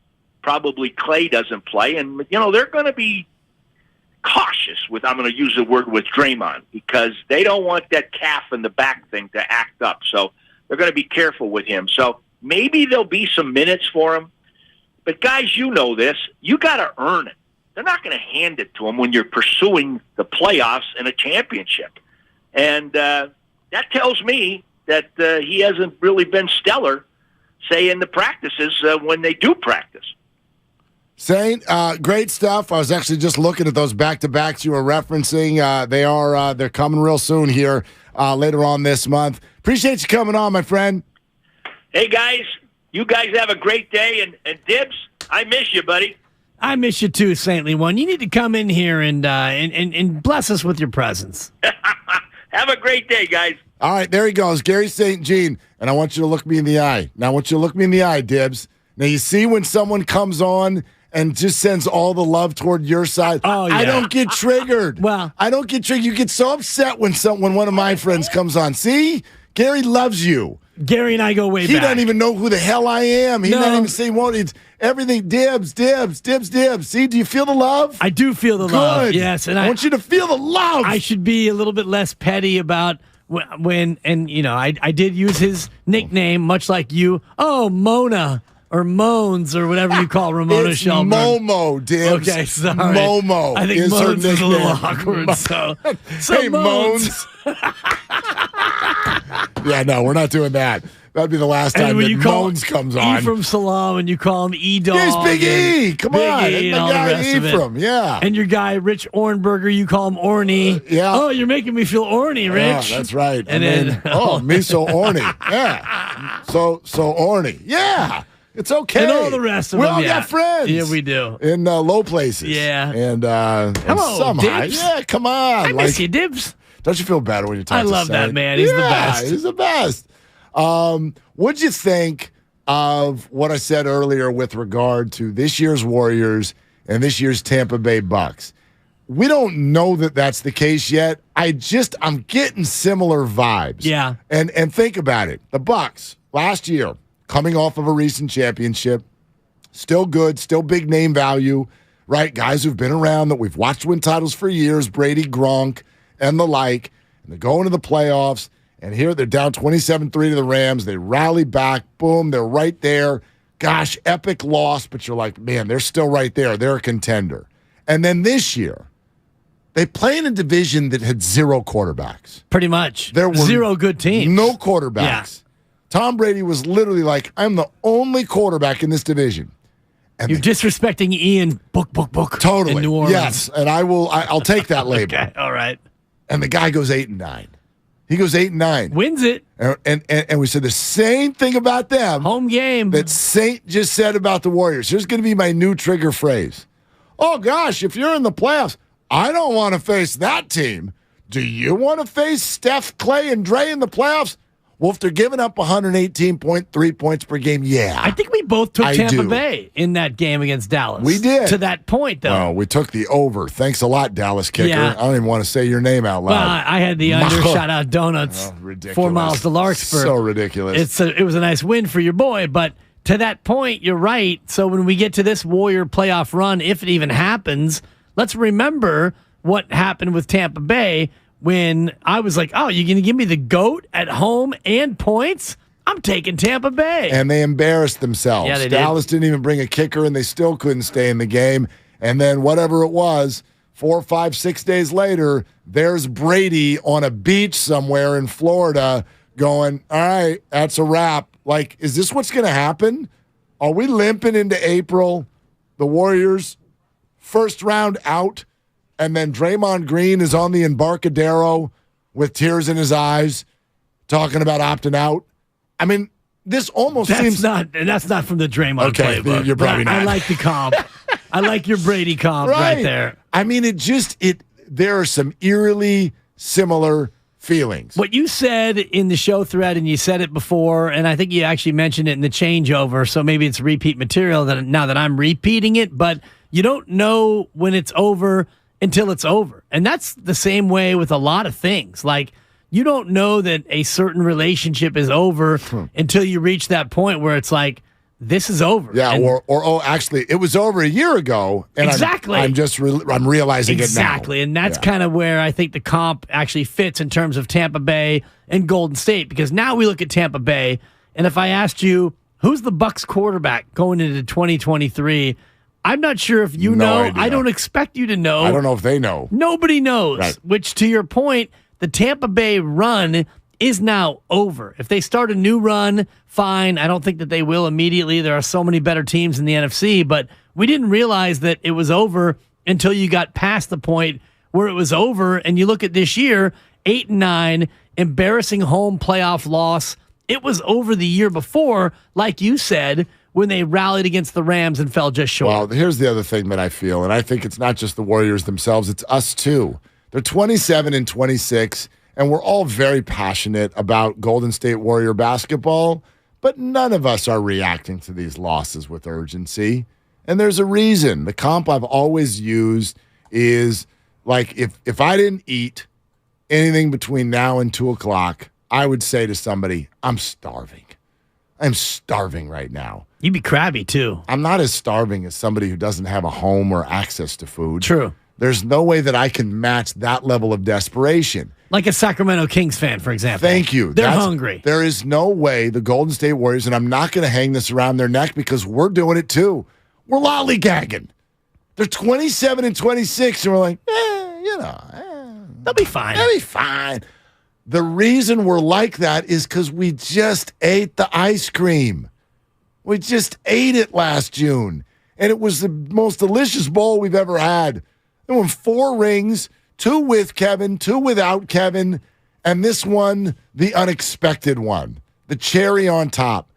We went out to the parade, and you all felt it. If you didn't feel it, you weren't watching.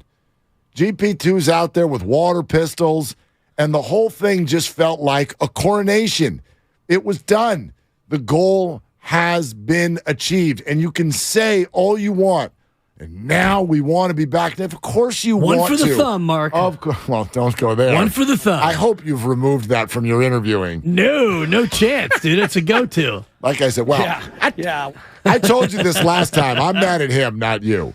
He had a different thumb. It was on me. But just like he had Coach, a different. Congratulations, and I guess if things go your way, we'll see you back here. One for the thumb, huh? Yeah. Well, I don't need one. I only got 4 fingers, so I'm good. Not true, Coach. You have 9. You have another hand. You didn't need to do that to Dibs. The joke's on him because they actually haven't gotten back and gotten one for the thumb. Well, because he said we didn't need it, Coach. Right? Yeah, you spoke it into existence. Coach Canepa. Yeah. I think they're stuck on 4 if I'm not mistaken. Listen, you can't want it that bad. You have to have a screw loose. You have to be Brady, Jordan, or Tiger. How many times you watch Tiger Woods play golf and you're like, what the hell? Why is this guy still my dude? Your body. He's special. Right, is he special or is he crazy? Or is it a little bit of both? Especially crazy. Right. Like how many? You don't see like Michael Jordan is another athlete who has that same singular determination to compete. And Brady was the same. But I think Draymond is also the same. But you can't drag your teammates kicking and screaming. I don't think Draymond lacks for motivation.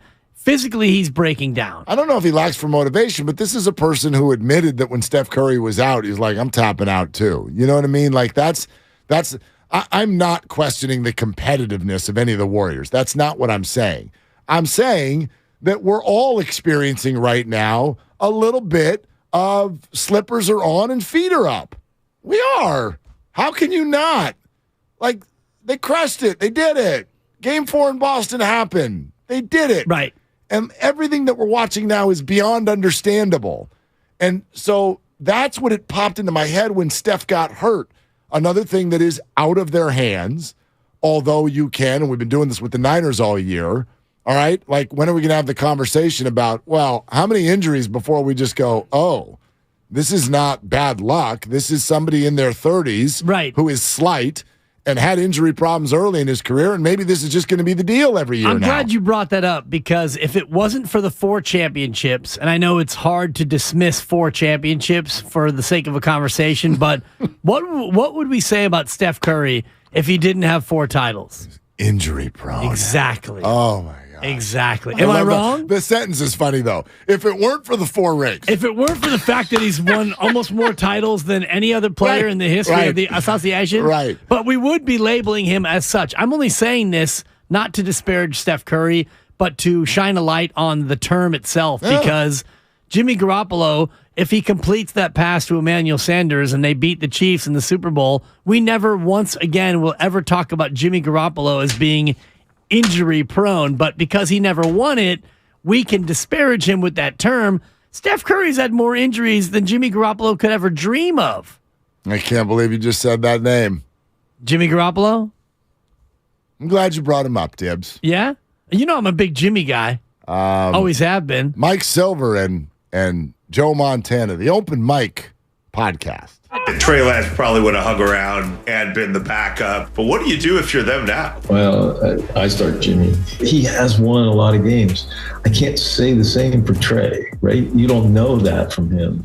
I don't think it's hard. I think you just start Jimmy. The hard part is that Jimmy has a no franchise tag clause and he's a free agent. So you got to really show him the love to try to get him back. He still won a lot of games before he got hurt, right? And so he put him in that position to be able to go on that run to begin with. So you handed a guy a team, sort of like somebody else I know got handed a good team. So you got to go with the guy who's been winning the games and gets the offense and go from there. He's got jokes. I have so many thoughts. That was brutal. That was a brutal 45-second conversation. He's right. Steve Young wouldn't have anything if Joe hadn't handed him a cookie-cutter title team on a platter. Okay. Let's get into it. Let's get into it. You will not turn on Joe Montana. Not on my watch, mister. 888-957-9570. How did that sit with y'all? All right? Because I'm about to tell you how that resonated with me. It's all sponsored by the San Francisco Gift and Jewelry Center. With over 75 showrooms in one location, the SF Gift and Jewelry Center has gifts for every budget. So this Valentine's Day, you can definitely give a little BDE. That would be Big Diamond Energy. What did you think I was talking about? Visit today at 888 Brandon Street in San Francisco or shop online at sfgcjm.com. We'll take your calls next on Willard and Dibs. It's the Red and Gold Aftermath on 95.7 The Game. If everyone had to do a press conference and talk for a while after these games, I'm sure we'd say a lot of things that didn't tell you guys exactly everything that's going to happen for the next 8 months. Brought to you by the SF Sheriff's Office. Your future begins here. So, the other day, I bought an extremely chatty... Boring story time. Make that an extremely catty cockatoo. You're welcome. Apparently, the pet store won't take it back. But, hey, I'll manage. I love that for you. Just like I manage without home internet. No, you don't. Sure, my mobile hotspot is slow and makes streaming shows unbearable. Oh, Purdy likes to stream. But I'm making do. Oh no, who's this? My lady friend. It's mating season, duh. No home internet? It's not that bad. No, not there. It is that bad. Don't settle. Get Xfinity Home Internet for just $19.99 a month for 1 year with a free streaming box. Call, click, or visit a store today. Restrictions apply. Not available in all areas. Requires paperless billing and auto pay with stored bank account. After 12 months, regular rates apply. Offer ends 2/21/23. I'd rather ride a bike with my kids than ride in an ambulance. I'd rather have a catch with my dog Curtis than catch pneumococcal pneumonia. If you're 19 or older with certain chronic conditions like heart disease, asthma, or diabetes, you may be at increased risk for pneumococcal pneumonia. Ask your doctor or pharmacist about getting vaccinated with Prevnar 20 pneumococcal 20-valent conjugate vaccine, a Pfizer vaccine that can help protect against pneumococcal pneumonia in just one dose. Learn more at Prevnar20.com. Prevnar 20 is approved for adults to help prevent infections from 20 strains of the bacteria that cause pneumococcal pneumonia. Continued approval may depend on a supportive study. Don't get Prevnar 20 if you've had a severe allergic reaction to the vaccine or its ingredients. Adults with weakened immune systems may have a lower response to the vaccine. The most commonly reported side effect was pain at the injection site. For additional common side effects and full prescribing information, please call 1-855-213-2138 or visit Prevnar20.com. If you're considering remodeling your home in 2023, talk with your architect or designer about utilizing Golden State Window and Door for your upcoming project. Each location across the Bay Area features beautifully planned displays. You'll be surprised by the variety of styles. Their respected partners include Anderson, Milgard, Marvin, and many other top brands. For locations, images, and more, visit goldenstatelumber.com. Since 1954, Golden State. When you succeed, we succeed. Thank you to all of the business owners who kept people employed during the pandemic. For all you've done, you may be eligible to claim the Employee Retention Tax Credit, a payroll tax refund from the United States Treasury Department, applicable to businesses who kept employees on payroll during the pandemic. The window is closing to claim your refund. Contact Paychex to see if you qualify. Paychex is proud to have helped more than 45,000 businesses secure over $9.2 billion in ERTC claims, an average of $190,000 per business. 50 years and thousands of experts in HR, payroll, benefits, and insurance. You may be eligible to claim the Employee Retention Tax Credit, a payroll tax refund from the United States Treasury Department, applicable to businesses who kept employees on payroll during the pandemic. The window is closing to claim your refund. Contact Paychex to see if you qualify. Visit paychex.com/ERTC to find out how Paychex can help you get additional cash into your business. Paychex.com/ERTC. Paychex.com/ERTC. Hey guys, this is Keenan Thompson. I have a problem with you. Yes, you.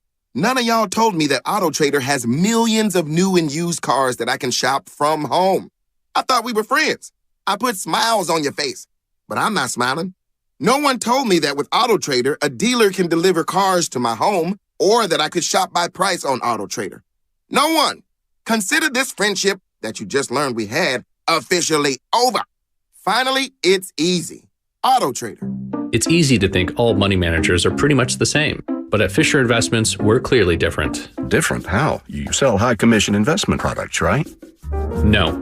Fisher Investments doesn't sell any commission-based investment products. Well, you must earn commissions on trades.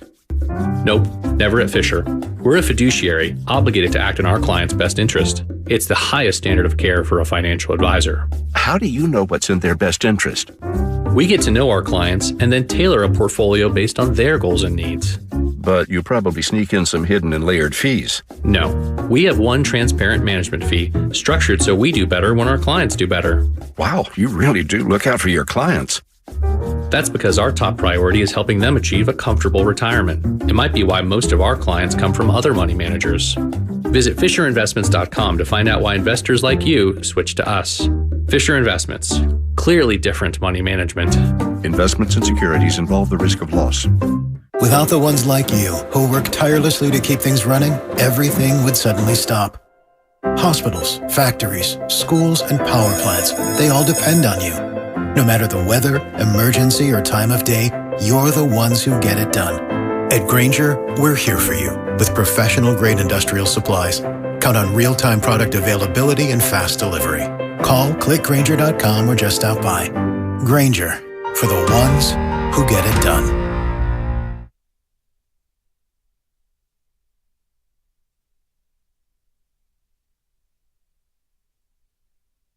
Knocked on his keister. Now back to Willard and Dibbs. Take it away, Mark.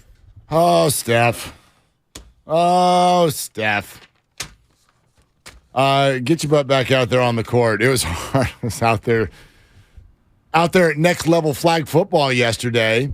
And how'd you guys do? They got it handed to them yesterday. I knew they would. Really? Yeah. They were playing a really, really good team yesterday. But my guy's the kind where he's like, he has fun. Even in a loss? Yeah. Like 35-0 or not that bad. They got a couple of tugs, but yeah, 30-something to not a lot. And but the boys are good friends. They had some good catches. Like he gets bummed, but then it's like, all right, he's like into the stats. I don't know where he gets it.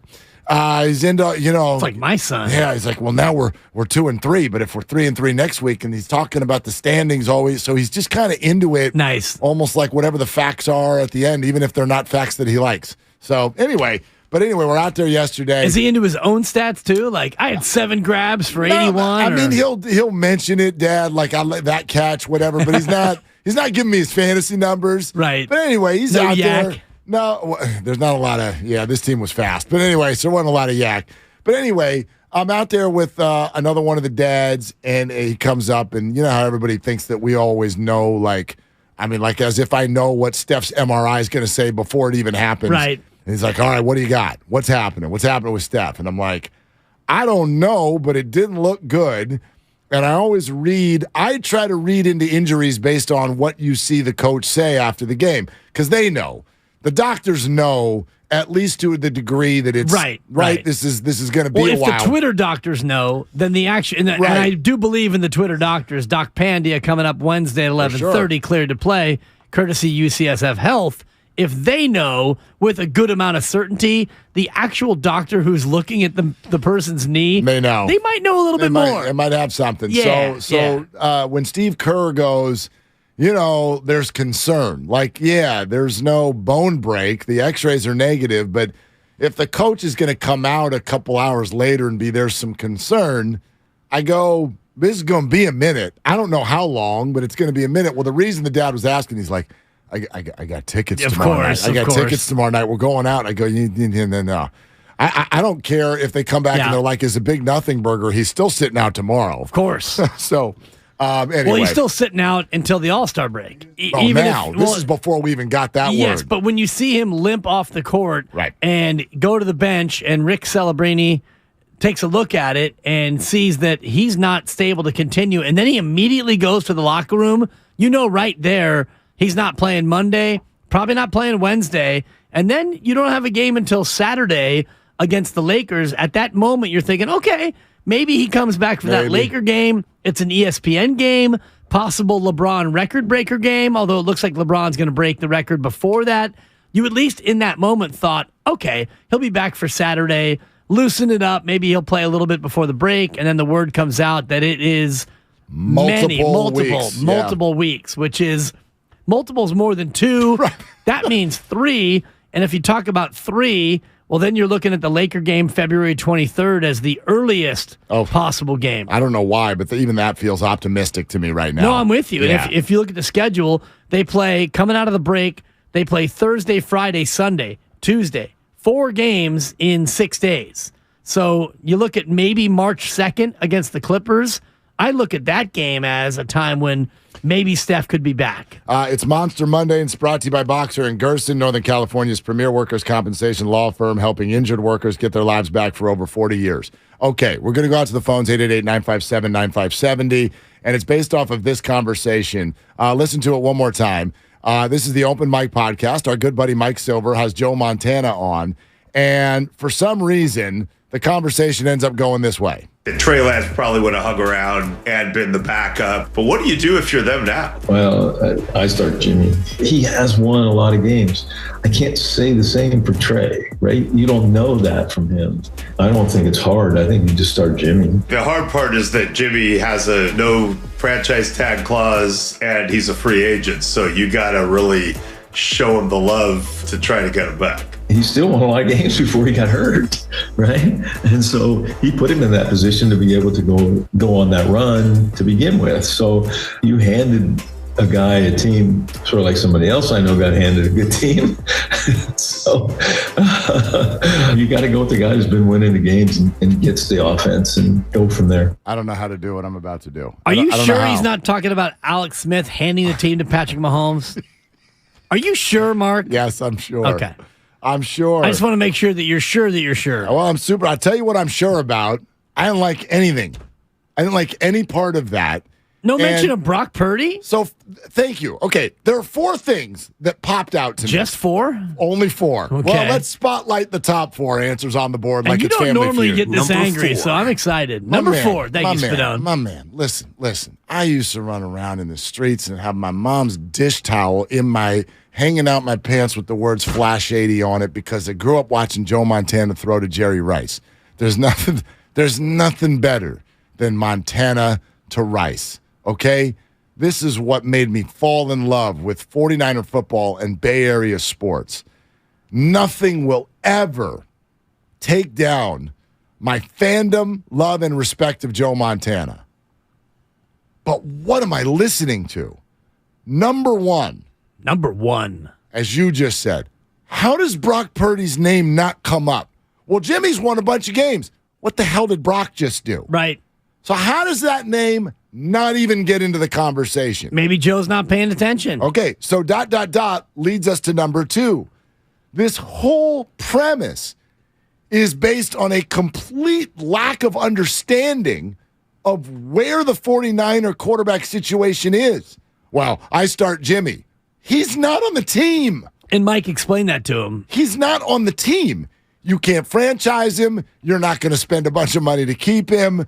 To say that shows a complete lack of understanding of the current state of affairs with the 49er quarterback position, correct? Yes, so why is it getting you this upset? Because it's clear that he doesn't know who Brock Purdy is, and he doesn't understand the situation as it pertains to Jimmy Garoppolo. I'm not upset as much as I am. You're upset. No, I'm flabbergasted.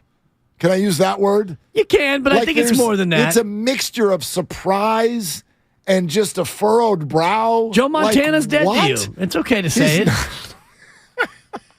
Well, his opinions kind of are. And listen, we do need to wrap in. Here's a larger question. Look, he takes a shot at Steve Young. I don't want my legends taking shots at my other legends. Steve Young is out there with Jerry Rice whenever he can, at every 49er home game, tossing the ball around, kissing babies, high-fiving. He is an unbelievable ambassador. He did nothing wrong. You two didn't get along back in the day in a mano-a-mano, ego versus ego. Totally understandable, totally unfair situation. Was it handled perfectly? Obviously not. It was over 30 years ago. You taking shots at him? Do I want Chris Mullen on with Bonta every night going, this guy's Steph. The league's weak now. Like, what are we doing? Why are you taking shots at Steve Young? Why are you not over it yet? You're assuming that he was talking about Steve Young. Of course he was talking about Steve Young. Well, he would have said, just like Steve Young had to pick up my crumbs. My man, he was talking about Steve Young. And by the way, an extension of the point. Oh, Steve was handed a team. Well, then weren't you also? What, you didn't build the team. Well, they were garbage when he was the quarterback in 80. I understand that, but you didn't acquire Ronnie Lott. You didn't draft Jerry Rice. You're the quarterback. You didn't have good things around you. You didn't have Bill Walsh help you. He was there, though, when they were bad, is what he's intimating. Fine. Unlike Steve Young, who just waltzed in and had put his hands under some guy's crotch. Waltzed in like he was a wedding crasher or something. He just waltzed in, put his hands under the center, and won a Super Bowl. That's what happened. That's the way I remember it anyway.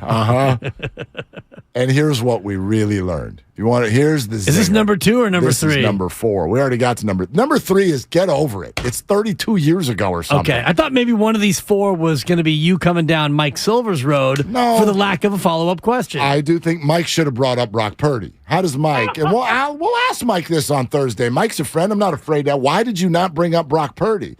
It's almost like he shows a total lack of understanding for what's going on. He's disrespectful. And his answer is, well, Jimmy's won a bunch of games. How do you not say, well, didn't Brock? Right. And how does he factor into your opinion? What would Joe have said? Would he have said, who's Brock Purdy? I don't even know what you're talking exactly. about. That's what it kind of sounded What's like. What's a Brock Purdy? Say, which is just weird. I mean, taking shots at other legends, it's clear. It's been clear ever since the Niners played the Chiefs in the Super Bowl in 2019 and he came out going, I can't lose today. It's clear that Joe doesn't enjoy being a 49er legend. So if you don't enjoy being a 49er legend, why am I supposed to look at you as a 49er legend? Why am I supposed to look at you the same way as Steve Young and Jerry Rice who love it? Because he's Joe Montana. Well, sure. And he's, maybe I'm not saying you hate him, but but he's. And Joe Montana has always been, since he was done playing football, he's always been about Joe Montana. If you ask anybody connected to any sort of appearance or cause of that nature, Joe Montana wants to get paid to show up. I don't get the sense that Jerry Rice is being paid every time he's running routes in the end zone before every game, running around like an 8-year-old kid, happy to be there. I'm with you, but I'm also not against people getting paid. I mean, he's Joe. No, but it's different when you want to get paid Montana every single time. I get it. And that's the sense that, that I've gotten from many people who've dealt with Joe Montana. He will not show up unless there's a check that he gets out of it. You're probably right. And I don't hate him for that. I don't hate him at all. It's head scratching, and it makes it hard for fans to love you back when you clearly are not enjoying this role that you have. But here's the big thing that I got out of this. Do you remember last Super Bowl when he had the exact same opinion, and it made big news here? He's like, Trey Lance, I'm going with Jimmy Garoppolo, not Trey. And we all sat here and went, why does Joe Montana hate Trey Lance so much? And this comment, light bulb went on. Trey Lance reminds Joe Montana of Steve Young. That's what you think, huh? It's PTSD. He's mobile quarterback. He's looking at Trey Lance and going, wow, this Jimmy guy has built something here. He came in when the 49ers lost every week, and he won 6 in a row. And he got a contract. And then he took him as soon as he's healthy. He took him to a Super Bowl. And he's won all these games. And then here comes Johnny Mobile to take the gig and gets handed a win now roster. It's obvious to me. Joe is triggered by Trey Lance because he's having Steve Young PTSD. Yeah, I'm not sure about that because Trey Lance will never play the way that Steve Young played. Steve Young was, especially for his era, much more mobile than Trey Lance is. Trey Lance is not that much of a mobile, scramble out of the pocket quarterback. Maybe he wants to be. But that's not the point. The point isn't the way they play. The point is how Joe is receiving this process. I wonder if it's not more just the sense of what you said before about Jimmy Garoppolo as the incumbent, as the quarterback who, quote, built what they have, even though Jimmy Garoppolo didn't build it. Jimmy Garoppolo didn't draft Fred Warner or Hufanga or Nick Bosa or any of the rest of it. He's just a guy like Joe Montana was a guy. Joe Montana was a quarterback who won 4 Super Bowls. Jimmy's a guy who didn't win any Super Bowls, but none of them really built the team. Jimmy Garoppolo inherited what he inherited, which was a roster like Joe Montana did. So maybe that's the connection. I don't think that he sees Trey Lance as Steve Young as much as he sees Jimmy Garoppolo in ways as himself, because the team that Jimmy Garoppolo came into was a lot like the team that Joe Montana came into when Joe Montana was drafted. They were bad. That Niner team was terrible. Yeah, they were bad. And the Niners with Jimmy Garoppolo, they were terrible. They were 1-10 when Jimmy Garoppolo took over. I mean, that's kind of what I mean. I think he sees a lot of himself, a much lesser player, but in the terms of process and their story, I think he sees a lot of himself in Jimmy Garoppolo. You took over a bad team. Right. You started to win games. You built something, and then the team just totally treated you unfairly, just dismissed you. Now, it's different levels because we're talking about someone who at the time was considered the greatest of all time versus Jimmy, who's just kind of he's an above average quarterback. But I think Joe, maybe. Yeah, he's average. He's an above average quarterback. It depends who you ask. Well, watch what happens with the contract this offseason. But you get what I'm saying. Then let's watch where he goes and how he does. But how he does, yeah. When he goes to Carolina and he's 5-12, all of a sudden he'll be below average quarterback. We'll see. They can run the ball there. Yeah, they can. Pound the rock. Pound the rock. And in a bad division. I really think to even start saying you should start Jimmy now when he's not even on the team anymore, a week after Kyle Shanahan literally looked at everyone and said, there is no chance of this happening at all. It just tells me that he sees a lot of his situation in this situation. And he's right. What I see is that he has no idea what he's talking about. There's that and that's too. why it's easy to just dismiss the open mic podcast. This episode only, Mike. Yeah. I don't miss a second of it. I understand. I understand that.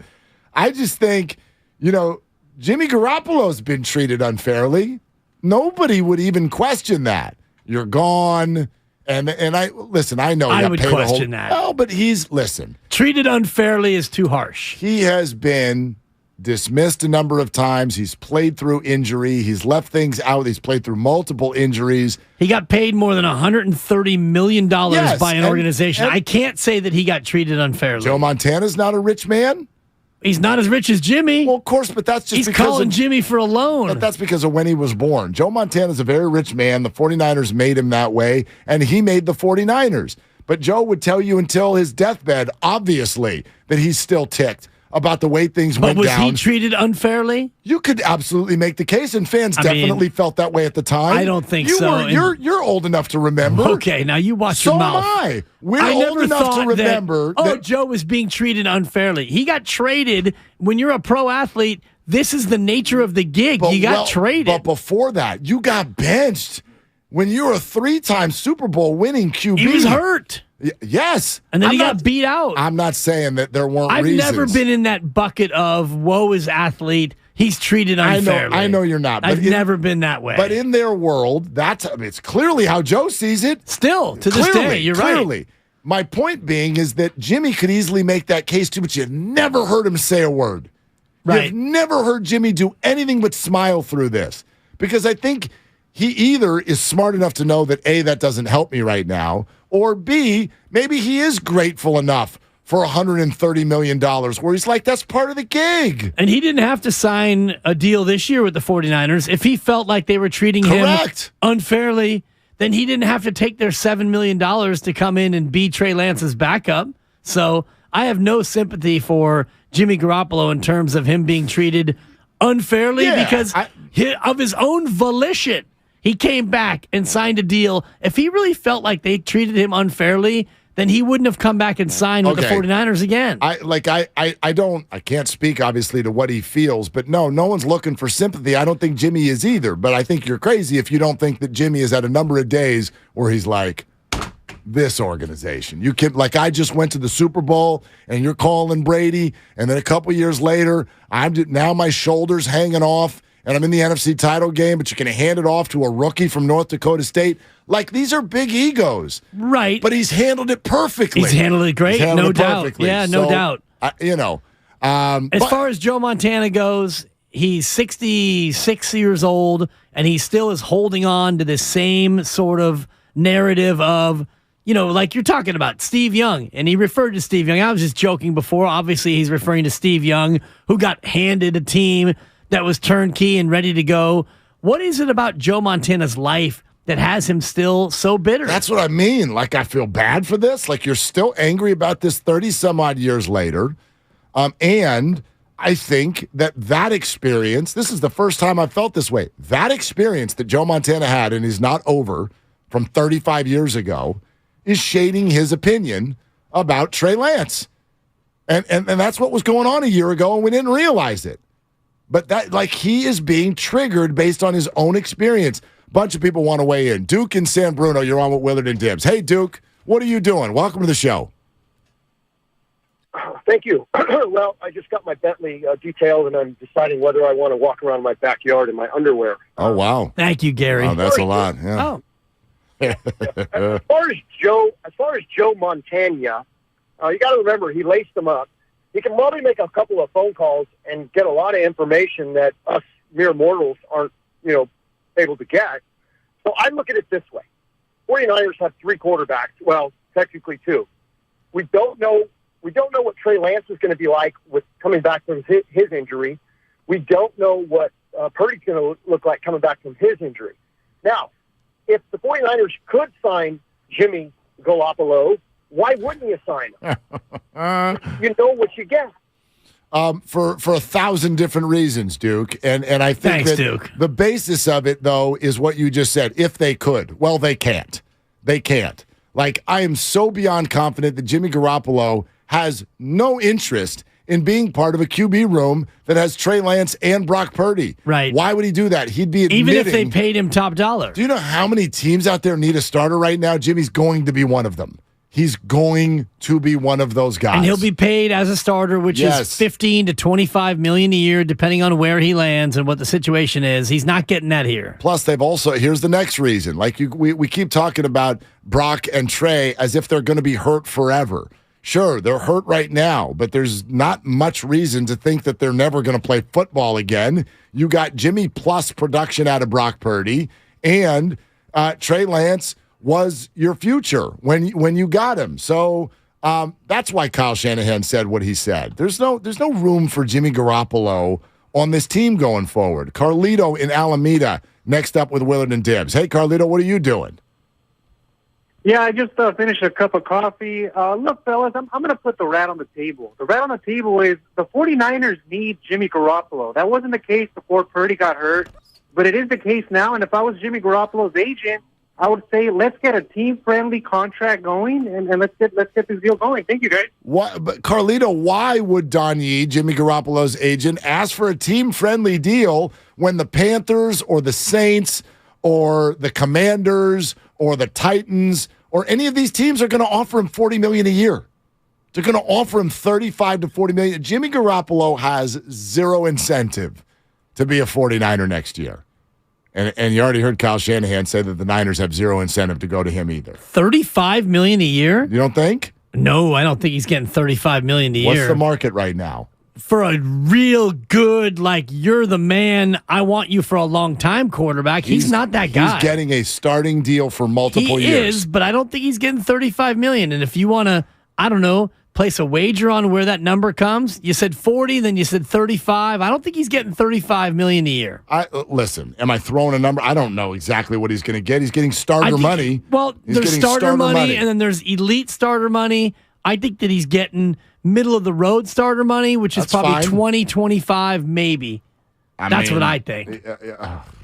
I mean, you're right about all these teams. Aaron's making 50. That's Aaron. Russell Wilson's making 48. That's Russ. Okay. Kyler Murray's making 46. You can't count that because that's Arizona. Why not? Because that's the worst organization in all pro sports. But agents, this is why Lamar Jackson is not signed. And Kyler Murray got a deal. Calamari got that deal based on a year that Jimmy Garoppolo's never had. But I'm not talking about 46. I'm talking about 30 to 35. I'm talking about way less. What's Cousins making? Deshaun Watson is making 46. And that again, that's Patrick Mahomes 45. He's Josh not Allen 43. He's not Josh Allen. Derek Carr is making over $40 million a year.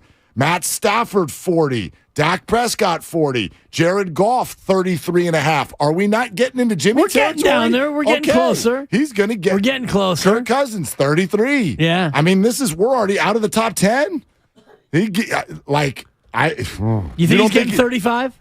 I think he's probably getting 30. Well, some of these guys are already locked into contracts. So Derek Carr's going to be coming off a contract here. That's off there. So Raiders are probably going to cut him before whatever that deadline is. Carson Wentz, 32. Carson Wentz is making 32. So, I hear you. Who gets more in the offseason? Derek Carr once he's cut or Jimmy Garoppolo? Probably Derek. Okay. Yeah, probably Derek. But Jimmy's getting paid. He's not getting 35. That's all I'm saying.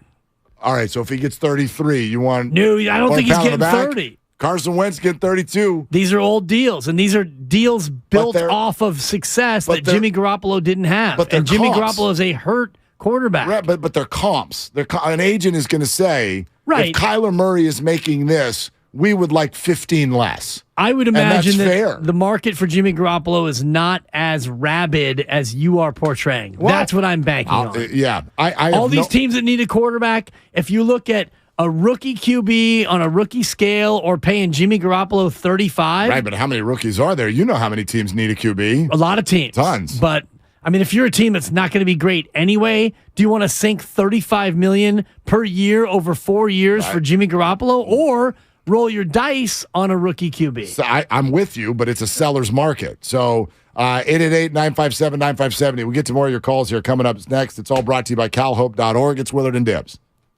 It's the Red and Gold Aftermath on 95.7 The Game. I'm so proud of our year and proud of the guys. And I think, we've been close a few times here, but, this was definitely the one that felt the best. Brought to you by Zenni, the official eyewear of the San Francisco 49ers. Shop from over 3,000 styles at 80% off retail prices, exclusively at Zenni.com.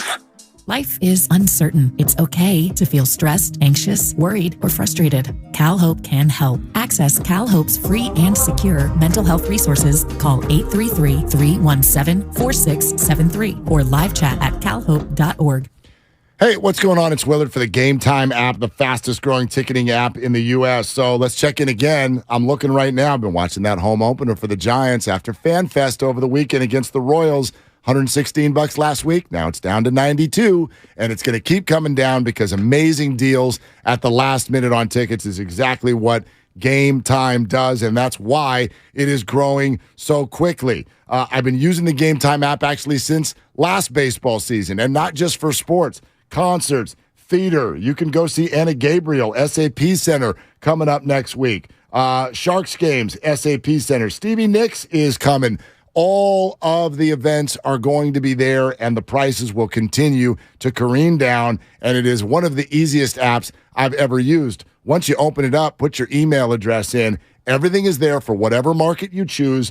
All of the events right there at your fingertips, and when you go into an event, you can see each ticket, exactly what it would look like from your seat. So, user-friendly is definitely the word with the Game Time app. Download the Game Time app, create an account by putting in your email address, and then use the redeem code, The Game, for $20 off your first purchase. Terms do apply. Once again, put in your email after downloading the app, and then the redeem code, The Game, for $20 off. Download Game Time today. Last-minute tickets, lowest price, guaranteed. All year long, Odyssey celebrates the 50th anniversary of hip-hop by covering the milestones, saluting the history, and honoring the impact of the beats that created a global phenomenon. With hip-hop made. Download the free Odyssey app right now or go to odyssey.com/hiphopmade to listen to the music and the podcast that celebrate 50 years of hip-hop. And join us all year long as we celebrate the milestone on the Odyssey app. Hip-hop made. Prescription products require an online consultation with a healthcare provider who will determine if a prescription is appropriate. Restrictions apply. See website for full details and important safety information. Subscription required.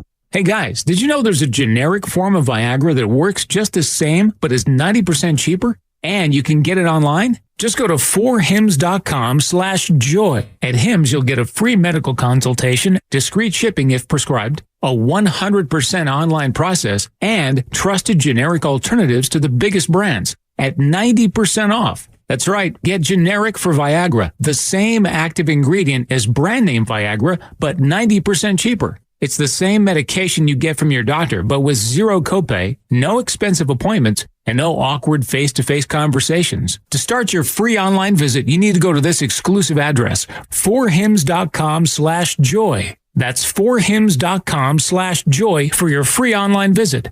FORHIMS.com/JOY.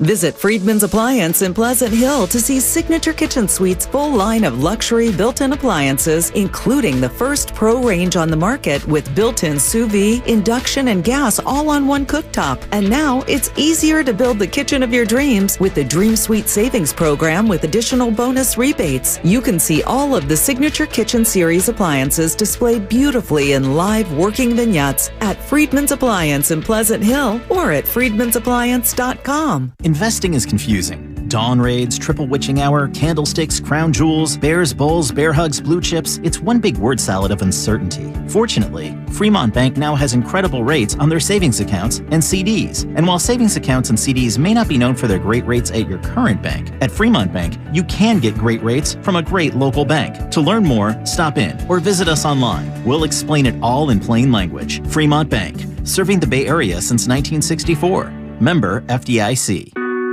We're on a journey to make healthcare more accessible and more equitable, to treat the most complex diseases and offer hope where often there is little, to provide better care to more people across the Bay Area. We are more than a hospital, more than a university, beyond science and technology. We are the people of UCSF. UCSF Health. Redefining possible. The other day, I bought a cockatoo. Hello! He's a handful, but I'll manage. Just like I manage without home internet. Sure, my mobile hotspot is slow and makes streaming shows unbearable, but I'm making do. Oh no, who's this? It's mating season, Dad! No home internet? It's not that bad! Don't settle. Get Xfinity Home Internet for just $19.99 a month for 1 year with a free streaming box. Call, click, or visit a store today. Restrictions apply. Not available in all areas. Requires paperless billing and autopay with stored bank account. After 12 months, regular rates apply. Offer ends 2/21/23. You're listening to 95.7 The Game, KGMC FM and HD1 San Francisco. Always live on the free Odyssey app.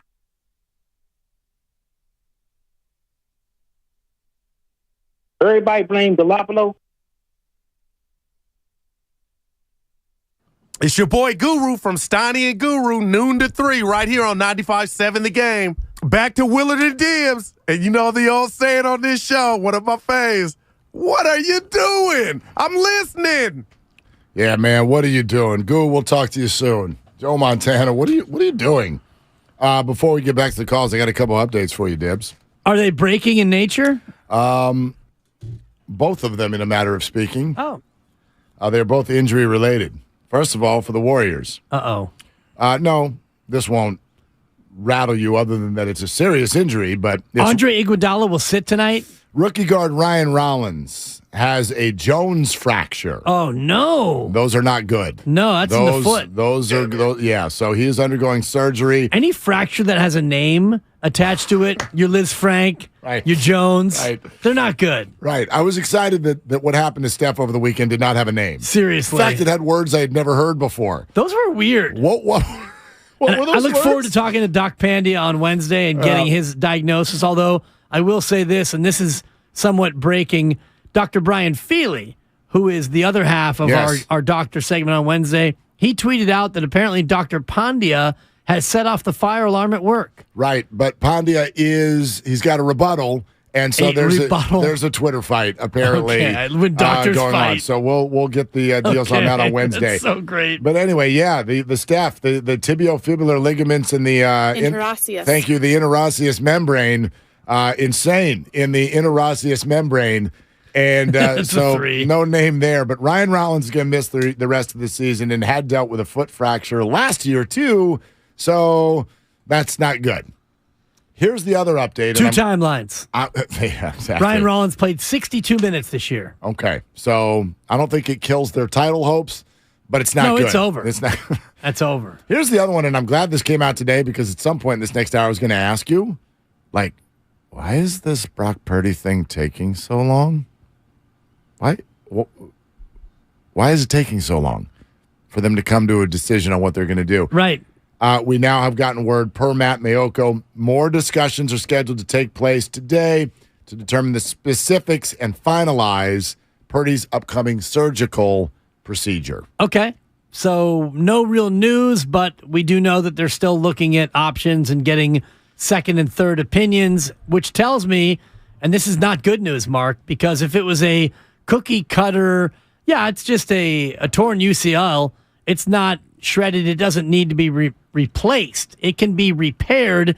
If they saw that on the MRI, the swelling would have gone down by now. We're now 8 days removed from the incident. Yeah. He would be ready to go for surgery, and they would be ready to move forward. One would think, but then again, I go back to what Kyle and John said last week, which they said there was zero indication that this was anything other than the 6-month timeline, and they seemed confident in saying that publicly. Right. So unless they're pressuring him to do that, which would not be good. Right. So maybe, to your point, and he's a former baseball player, so maybe he looks at his ligament and sees, geez, this is a borderline case where maybe I do need the Tommy John. And you know what?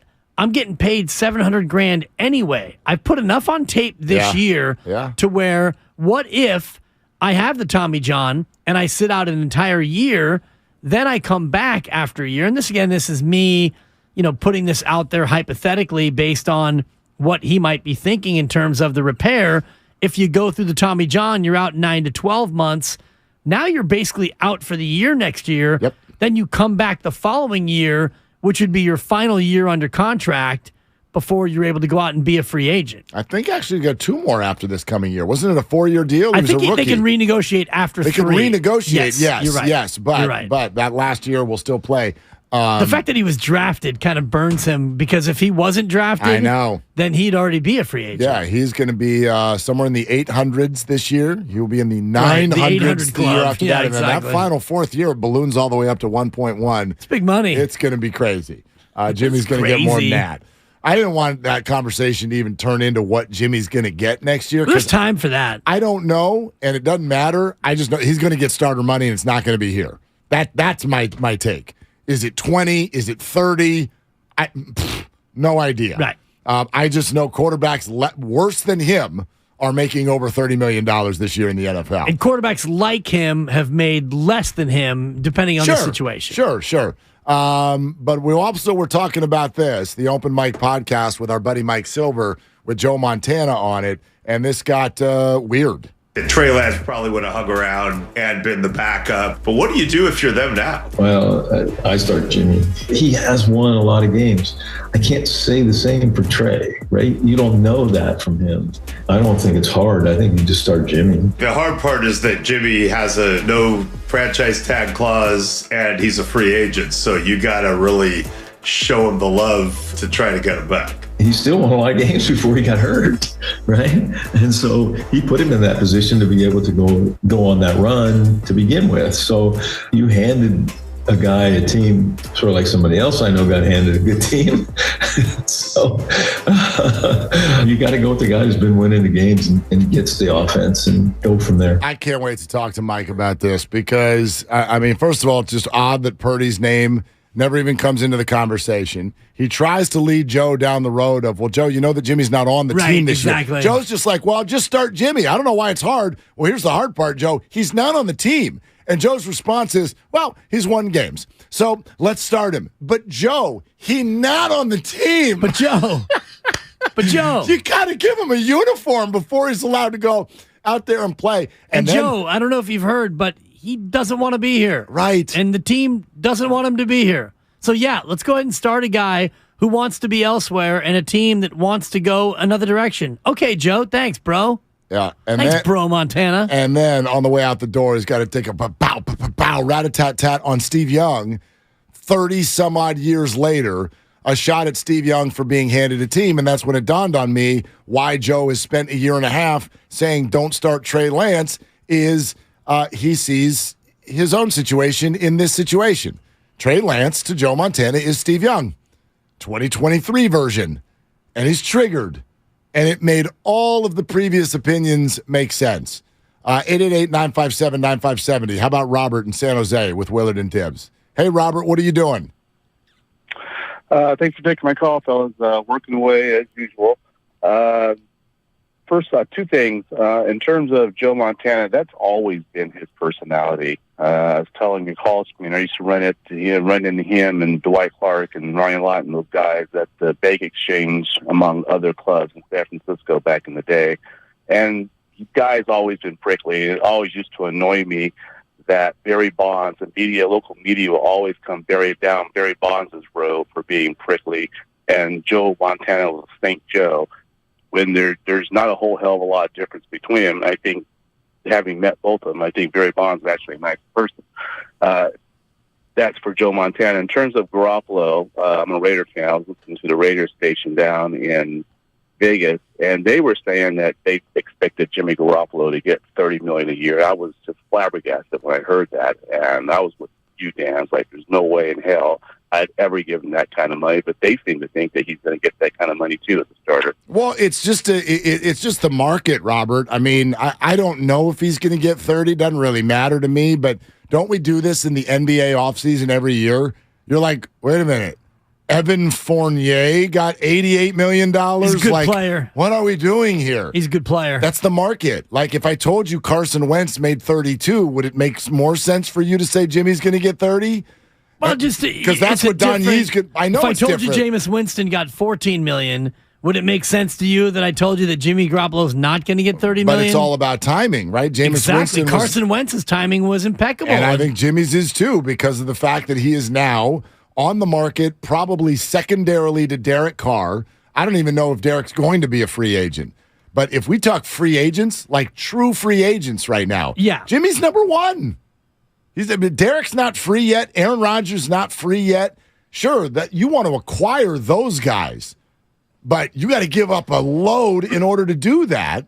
And unless Derek gets released, I don't know how that's all going to go. But those are the first two guys you'd want. Geno Smith, maybe. In terms sounds like he's going to stay in Seattle, but he's a free agent. I know, yeah, but he's a free agent. Sounds like they're moving down the road already in Seattle. Daniel Jones is a free agent. You think Geno's going to get more than Jimmy? Geno's going to get more than Daniel, and I think Daniel. I mean, if he stays in New York, he might get more than Jimmy. I don't think that the market for Jimmy is as hot as you think the market is for Jimmy Garoppolo. All I'm doing is, I don't know who wants him. All I'm doing is looking at the board of NFL teams and how half of them need a quarterback. Lamar Jackson's a free agent. Sure. No, well, sort of. Right. I mean, they could franchise him. Yes, exactly. I don't think that they will. I mean, they might. They're certainly not going to let him go. They're not going to just let him walk. Well, if you that's franchise one thing him, I can promise you so won't you franchise him, and then Lamar Jackson goes into a shell and he goes into Kyrie mode. Well, there could be a trade. There could be a trade, but the Baltimore Ravens are not going to just be like trade, maybe shrug their shoulders like, oh wow, we lost him. They're not like that's too big of an asset, right? Yeah, but then again, if you're going to pay him, who's going to want to take on that contract and for what compensation when they can just wait it out? That'll be an interesting one to see. Yeah, that one's in terms of how Baltimore plays it, because it's clear he doesn't want to play there anymore. Well, it's clear that they're far apart on talks. I don't know where he wants to play. He doesn't want to play for the money that they're offering him. Right. And by the way, that's another example of what happens in these quarterback conversations. The reason Lamar Jackson and the Ravens are so far off, we've talked about this before, is sort of understand both sides. Lamar's going, look, this is what Deshaun Watson just got, and I'm better than him. And the Ravens are like, right, we agree with you. But the Browns are idiots. So what do you want us to do? And the Cardinals are idiots. So if he's looking at Kyler Murray, and this is my argument with you about comps in terms of some of the comps you've used, if I'm a competent team, I'm looking at Cleveland and Arizona and saying those organizations are idiots. They made bad deals for quarterbacks that we're not going to do. So yes, Don Yee, Jimmy Garoppolo's agent, I know you want to use those as comps, but I'll come back at you with other comps that are terrible on the other end. And if you're Lamar Jackson, you made $2.3 million last year to do what you've done for Baltimore over the course of your career, basically risking life and limb, literally. Yep. And now Baltimore's not going to want to pay you top value. I get his side of it. Yeah, totally. And again, the comp, I'm not comping Deshaun Watson and Kyler Murray's contracts to Jimmy. What I'm saying is Don Yee can go in there and go, we'll take 2/3 of those deals. And they're still big deals. And they're still going to get over $30 million. So, Bob in San Francisco next up on Willard and Dibs. Hey, Bob, what are you doing? Hey, how you doing, man? I love the show, guys. Thank you. Yeah, I think Joe, even if his logic is flawed, he still knows football. And even though he didn't have his facts correct, I think he kind of got a point about keeping somebody that has gotten you through the hard times. But I understand both sides. And the bottom line is Jimmy's not complaining. I mean, he got paid. He's ready to move on with his career. And, the Niners are trying to do what they got to do. So I just think it's conjecture from an ex-player. And as far as that shot at Steve, I think maybe he's just, that's just something that you have to relate to through your own experience. So I guess that's always going to be there. So I'm not going to apologize for him, but I'm just saying, it's understandable. Oh, it's not that I don't get it, Bob. Bob, thanks. I totally get it. I watched the doc on Peacock. You watched the doc, right? You watched the doc on the cock? What's wrong with you, Mark? That's don't talk about that. That's the abbreviation for Peacock. Yeah. It's not the no, P. No, it's not. That's the South Carolina Gamecocks. It's the abbreviation. Oh. I've never heard someone say that about the NBC streaming network. Absolutely you have, Mark. No, I've not. That's where we watch a lot of the Premier League games. I'll talk to my son Keon at Santa Barbara. You gonna watch the Man City game? You can bring up I can't soccer because it's want. on. Yeah, it's on the cock.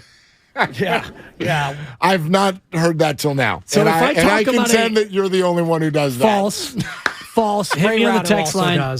Oh, Ray Ratto does? Okay, there's two of you. And if I'm talking about a male chicken, then I can refer to it Yeah, you can. Or if I can use the expression, it didn't get he dumped. thinks he's the cock of the walk. Of course, it didn't get dumped. Born in 1993, that was the year of the cock. Exactly. Or if you need to put some more of that stuff around your bathtub. It's white stuff. That's different spelling. That's caulk. Same cock. Yeah. All right, that's enough. By the way, it's not enough. It's enough. And you don't get to tell me when it's enough. Okay. Anyway, you're watching the doc on Le Coq Sportif. I have watched it, and it is obvious. What platform, Mark? I watched it on Peacock. Exactly. You're so soft. Soft. Flaccid one. Niners writer Brian Peacock has been referred to as Beacock. I've never called him that. He was an intern at a former station I worked at, and that's what we called him. Nobody wants a soft peacock. So listen. There's my guy. I need girth. I watched all 6 episodes, and it's obvious when you're done watching that Joe is still mad. So that's fine. Joe can be mad. Does he have a good reason? Doesn't matter. This is 30-some-odd years ago. That would be my thing to Joe. I hold grudges, Mark. You do. 30-something years? I know. That's impressive. I'd be like, dude, even if I get it, right? Bill Walsh, may he rest in peace, right? Okay, he ticked you off. Really? Still? Now you're 66. I'm trying to think what grudge I have that would even approach 30-something years. Kick your feet up, go to your closet, get another multicolored collared shirt, and calm down and have some fun and be a 49er great. Stop taking shots at him. But again, for me, it opened my eyes. I go, that's why he doesn't like Trey Lance. He sees this situation as a very lightweight version, Jimmy and Trey, Joe and Steve, a very lightweight version of what he went through. I built something, I won, and Captain Mobile came in and got it handed to him. Mobile. And now everybody loves him. And he's a Hall of Famer. And he's out on the field with Jerry Rice, my receiver, out there with Jerry Rice every Sunday. This is great conjecture. I love this. This is what's going on in his mind, in my opinion. So now you're a mind reader. I love it. That's right. I love it. You watched 6 documentaries. You watched 6 episodes on a streaming channel that I can't mention. I've been to enough therapy that now I'm a therapist. You're totally a therapist. It's funny because my wife, we've been dealing with this baby trying to sleep train her, and now my wife is a sleep specialist. Of apparently, course. 5 months into this baby life. So you experience it, you become an expert. That's exactly how this goes. So now all your therapy's paying off. Joe Montana, and I don't know if he sees Trey Lance as that, but I think that he sees Jimmy Garoppolo in the way that you're talking about. Like Jimmy, in his mind, is being pushed aside for a younger quarterback. Yes. But Jimmy Garoppolo really isn't being pushed aside. He's actually opening the door so that he can leave on his own. Well, that's the weird part of this. It's even all coming weird up in the because, Brock Purdy part, too. Right. It's like, where's Brock? And can someone, like Mike tried. P-Brock. He tried. Streaming network. He tried. He tried, but someone has to scream from the mountaintops in this conversation. Stop saying start Jimmy. He's not on the team. You have to get him on the team. I've watched a lot of sports. I'm not an expert, but I'm pretty sure I've never seen someone play. But you're a therapy expert. Why aren't you a sports expert? Fine, I'm a sports expert. Attaboy. I've never watched someone play for a team when they don't play for the team. Hold on. Think about that for a second. Spinoni, can you cut that for later? I'm going to need to mull that one over. Let's do radio in Brooklyn today. We should start Kyrie Irving today. He's not on the team.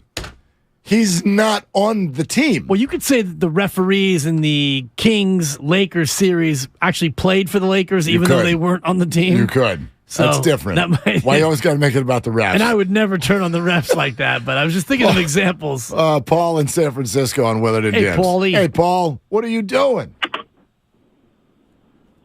Hey, guys. Thanks for taking my call. Appreciate it. Love listening to your show. Thanks, Paul.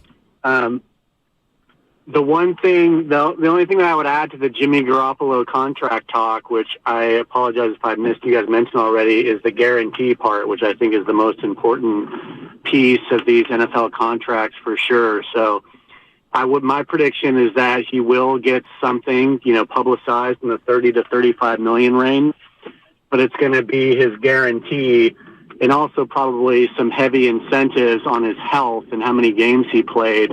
That'll be the keys. So something around 50 to 60 guaranteed where, the team can get out of it after about 2 years or so if it's not working out. Just wanted to see what you guys thought about that. Thank you. Yeah, thanks, Paul. Thanks, Paul. I think agree that with guarantee's way higher than what he's getting. Oh, we'll see. I agree with him conceptually. I don't know what the numbers are going to be. What I'm really talking about is someone's going to give him their gig, like unequivocally, no mystery, no come compete for it. Someone's going to give him their gig, and whatever that costs. I also agree, yes, it will not be fully guaranteed. Of course. It will be incentive-laden based on injury, and I would predict that team that gets him will draft a quarterback, but not high. They'll be more like the third round, or like, let's get a quarterback. Yeah. It's kind of like what Atlanta did. Or maybe it's a team that already has a quarterback, like the Jets I've seen thrown out there in terms of a team that might want to get a quarterback. If they want to move off. Maybe you just temporarily move off Zach Wilson. You look at Zach Wilson and you say, all right, Zach, we don't not believe in you, but we're not ready to turn over the keys to the kingdom because the Jets are a competent signal caller away from being a legitimate playoff team. Great defense. And the big reason why they didn't make the playoffs this year was their quarterback play fell off after October. Zach Wilson wasn't healthy, and when he came back, he was seeing ghosts, and Mike White was a nice flash in the pan. He wasn't good enough. So if you're the Jets, maybe you give Jimmy G 3 years and $75 million. You give him $40 million guaranteed. Maybe. And you tell Zach, all right, you're still our guy, kind of. If I'm Jimmy, I'm telling Don, it's actually less about dough and it's more about a clear path. I don't want to go somewhere where someone else is the guy. He's good at that, though. I know. He's really good at that. But I'd be interested in the Titans. I'd be interested in the Saints. I'd be interested in the Panthers. The Colts are an interesting one. Colts, the Bucks. Like, go somewhere where it's your gig. And I think he'll get that. Waterman in Corte Madera on Willard and Dibbs. Hey, Waterman, what are you doing? What's up, guys? Just doing a little paperwork at the desk. How are you? Out of bed. Hey, so you stole a little of my thunder there, Willard, but I'll just kind of repeat it. That documentary on Peacock for Montana, you can tell how hurt he still is that the Niners said goodbye to him after, I think it was the 92 NFC Championship game the next season.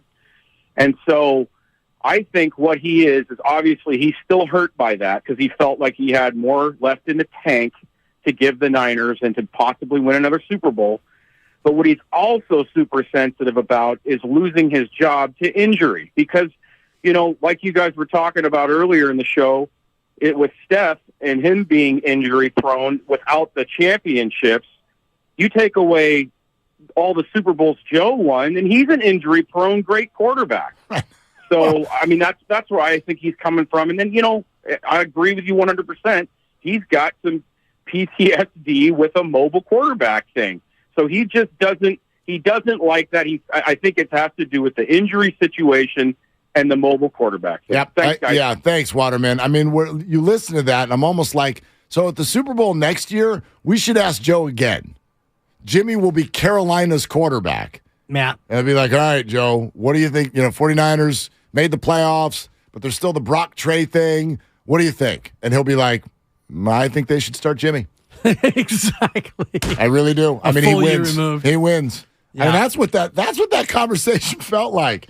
All right. It felt like a guy who doesn't watch a ton of what's going on. No doubt. It's all sponsored by Pfizer, and more of your phone calls next on Willard and Dibbs. It's the Red and Gold Aftermath on 95.7 The Game. If everyone had to do a press conference and talk for a while after these games, I'm sure we'd say a lot of things that didn't tell you guys exactly everything that's going to happen for the next 8 months. Brought to you by the SF Sheriff's Office. Your future begins here. This winter, there are COVID-19 booster shots designed to help protect against recent Omicron variants. If it's been at least 2 months since your primary series or original booster, schedule your updated COVID-19 booster dose at vaccines.gov. Sponsored by Pfizer and BioNTech. As a Walgreens pharmacist, I talk with people all the time about little tips and tricks for filling their Medicare prescriptions, like taking advantage of Walgreens 90-day refills to save them a trip, or using Refill by Scan, which is super easy and right on your phone. And for anybody worried about prescription costs, I say, hey, we got you with low-cost copays on many medications. Let's talk about making things easier. Walgreens is here. Fill your way and save at walgreens.com/Medicare. See pharmacists for restrictions and exclusions. For the ones finding new ways to ensure the job always gets done. For the ones wearing many hats. For the ones who are hands-on, even from far away. And the ones keeping business moving forward. We are Granger, offering professional-grade industrial supplies, plus real-time product availability and access to experts ready to answer your toughest questions. Call, click Granger.com, or just stop by. Granger, for the ones who get it done.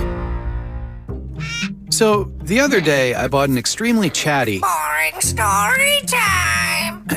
Make that an extremely catty cockatoo. You're welcome! Apparently, the pet store won't take it back. But hey, I'll manage. I love that for you! Just like I manage without home internet. No, you don't! Sure, my mobile hotspot is slow and makes streaming shows unbearable. Aw, Purdy likes to stream! But I'm making do. Oh no, who's this? My lady friend! It's mating season, duh! No home internet? It's not that bad. No, not there. It is that bad. Don't settle. Get Xfinity Home Internet for just $19.99 a month for 1 year with a free streaming box. Call, click, or visit a store today. Restrictions apply. Not available in all areas. Requires paperless billing and auto pay with stored bank account. After 12 months, regular rates apply. Offer ends 2/21/23. Thank you to all of the business owners who kept people employed during the pandemic. For all you've done, you may be eligible to claim the Employee Retention Tax Credit, a payroll tax refund from the United States Treasury Department, applicable to businesses who kept employees on payroll during the pandemic. The window is closing to claim your refund. Contact Paychex to see if you qualify. Paychex is proud to have helped more than 45,000 businesses secure over $9.2 billion in ERTC claims, an average of $190,000 per business. 50 years and thousands of experts in HR, payroll, benefits, and insurance. You may be eligible to claim the Employee Retention Tax Credit, a payroll tax refund from the United States Treasury Department, applicable to businesses who kept employees on payroll during the pandemic.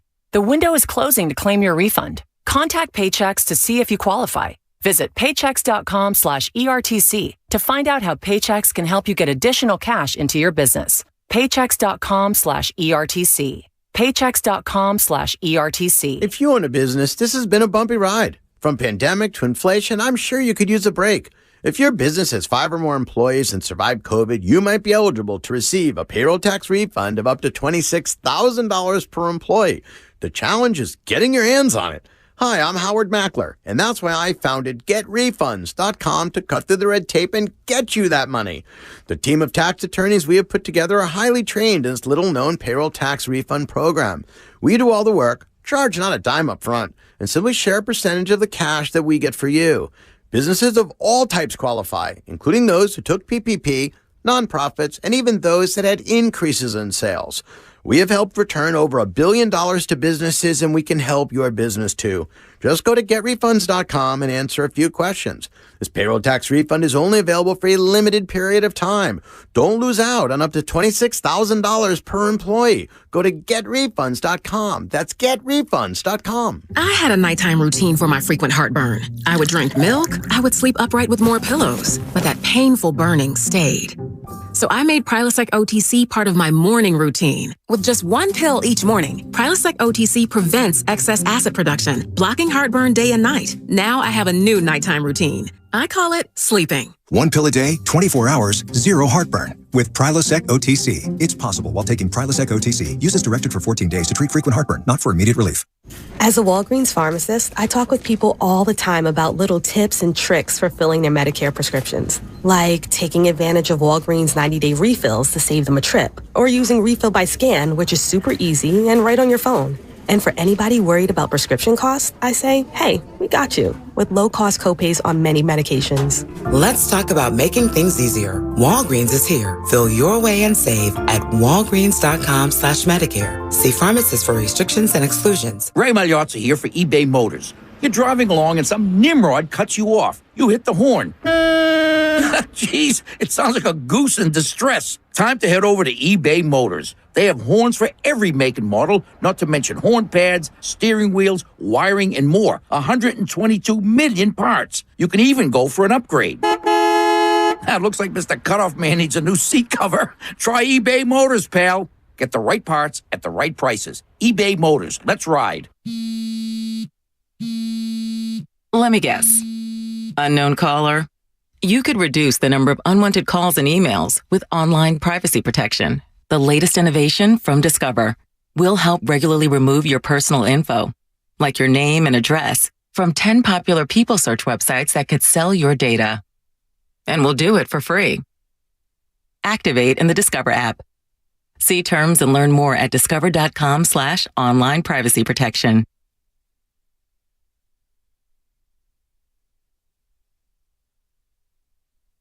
Hey, this is Matt Steinmetz of Steiny and Guru. 12-3 on 95.7 The Game. Now back to Willard and Dibbs.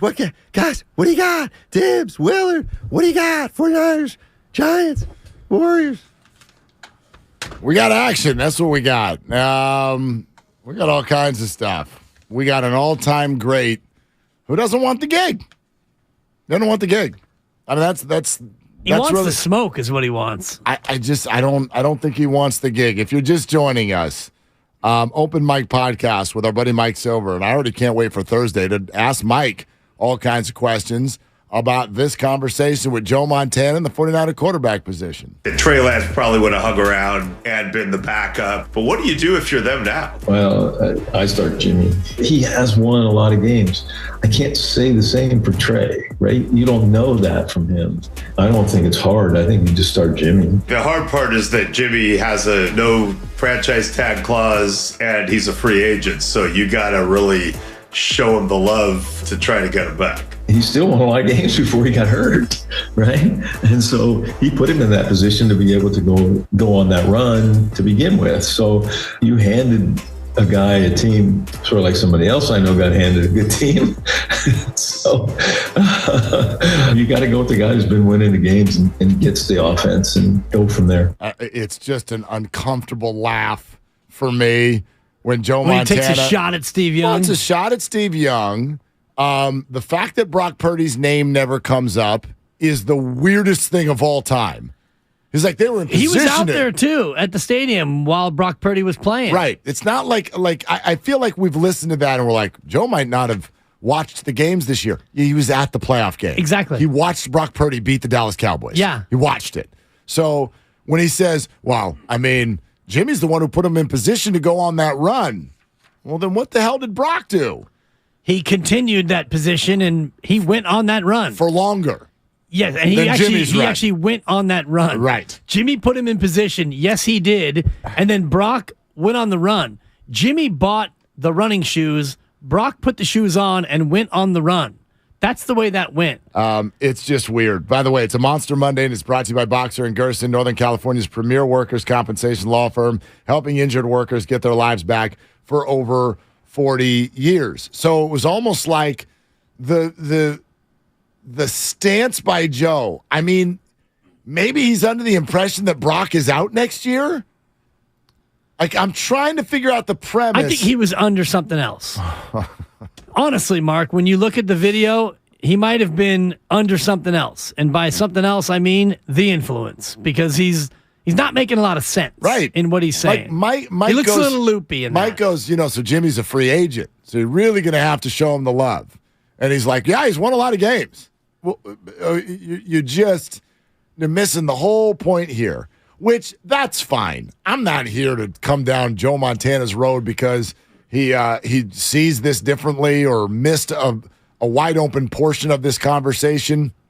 It's more the fact that this is 2 Super Bowls in a row where Montana has publicly gone out of his way to say, why are we talking about Trey Lance? We should be talking about Jimmy Garoppolo, which last February, was an opinion that, you could have. You could share that, even though the 49ers in that moment had already stated, we're moving on from Jimmy. Jimmy has had a press conference and said, see ya. Yeah. And Joe was still like, go get him back. Okay, let's have that conversation. This year, it's a total non-starter, and he's still hammering it, which for me just kind of crystallized the whole thing, which is that he's got something against Trey. And I can only guess that to be PTSD over Steve Young, that he's still not over it 31 years later. And he sees Trey Lance as playing the Steve Young role.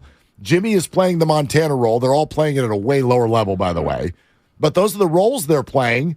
And that's why he's so bothered by this. It could be other things. There could be other factors in there for whatever reason. Maybe he doesn't like Trey Lance. Maybe it's a connection with Don Yee. He's trying to prop up Jimmy Garoppolo. We don't know what Joe's motivation is in terms of why he said what he said. One thing we do know from the clip that you played from Mike Silver is that he definitely feels some kind of way about Steve Young and the way that played out. So whether or not he just forgot about Brock Purdy, or whether or not he has an affinity for Jimmy Garoppolo that goes beyond Brock Purdy, whether or not he has something against Trey Lance, none of that, I think, is clear in the comments that he made. But the one thing that is pretty clear, and he went out of his way to make a reference to Steve Young, basically taking over a team that was turnkey and almost anybody could have taken that team and won with it.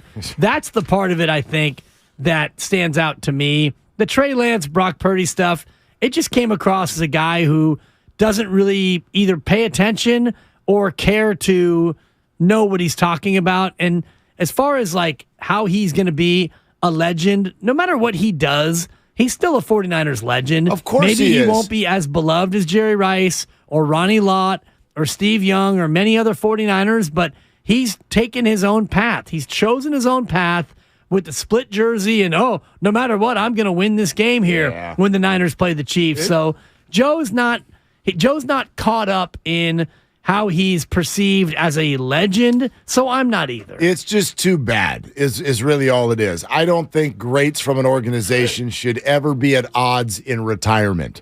Unless it's personal, unless you like really just hate the guy or something like that. And maybe he does. I have no idea. But for example, let's take Brett Favre and Aaron Rodgers. Like at the time, it was, okay, macho man, right? Like there was a big old who's his longer party going on with the Packers when Aaron Rodgers was trying to get in and Brett was trying to hang on. But then once the decision was made and Brett moves out, and Aaron moves in, and he becomes a Packer legend in his own right, I think you got to let that go. And you don't see that. They? Well, I don't know. Do you hear Brett Favre ripping Aaron Rodgers publicly? Brett Favre is too busy embezzling money from the good people of Mississippi. Exactly. And by the way, Brett Favre is a good example of a guy who doesn't care about his legend because he went to Minnesota. He left Green Bay and went to the one place where you can't go. And my family's from Minnesota, and you're either a Packer fan or you're a Viking fan. And if you're a Viking fan, you hate the Packers. And if you're a Packer fan, you hate the Vikings. I don't know. But it's that way. I know, but you've been let go. Jerry Rice and Ronnie Lott put on Raiders jerseys. Do you know what I mean? Like, different story, though, completely. Yes, but there are plenty of legends who have played for both the Niners and the Cowboys. Right, but I've never seen Favre and Aaron Rodgers arm in arm at a golf tournament, for example. No, I'm not asking that, and I'm not asking for Joe and Steve to do that either, but I do think there have been times when a Packer fan has been put in a position where they had to choose. You an Aaron guy or you a Brett guy? This happened to Laker fans back in the day. And I think it's an age thing when it comes to that. Are you into Kobe or are you into Shaq? You had to choose. Or Magic for those of us who partake. You couldn't be both. Right. And that's lame. It's lame. What's the way it goes? You're all wearing the same jersey. Jeff Kent and Barry Bonds. Have we ever seen them go arm in arm, skipping down the lane? But I'm not asking people to be friends. I'm asking legends not to be bringing up 31-year-old beef. Is it 31? 31-year-old beef and taking pot shots when the question wasn't even about that. Okay, if the question was, hey, Joe, take me back to 1992. How'd you really feel about Steve Young? All right. Give me some honesty. But he's like, who should start at quarterback? And the guy's like, let me tell you about this idiot Steve Young, 1992. And isn't that crazy, too, Mark, God. when you think about, like, Joe Montana, you won, bro. You won 4. He got the 1. And I think Joe Montana is just so, it seems like he's so jealous over what Steve Young has become, not only in terms of Niner lore, but in terms of, like, the media and the perception of Steve Young. Steve Young is thought of in NFL circles in a better way than Joe Montana is, and Joe Montana's got the 4 Super Bowls. But that's because of the people that he is. It's because of the way he talks to other people. It makes people feel good about themselves when he speaks to them.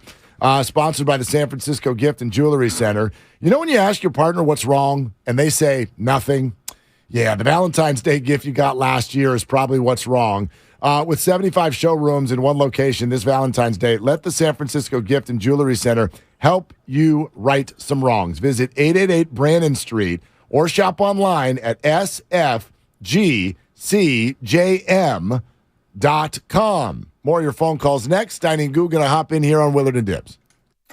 It's the Red and Gold Aftermath on 95.7 The Game. I'm so proud of our year and proud of the guys, and I think, we've been close a few times here, but, this was definitely the one that felt the best. Brought to you by Zenni, the official eyewear of the San Francisco 49ers. Shop from over 3,000 styles at 80% off retail prices, exclusively at Zenni.com.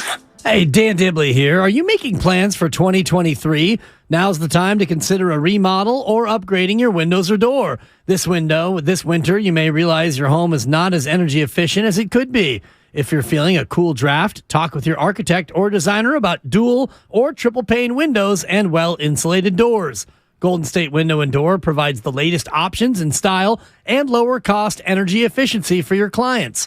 Before you take a look at the many options in person, visit goldenstatelumber.com. Choose a showroom location, then start the 3D video for a virtual tour.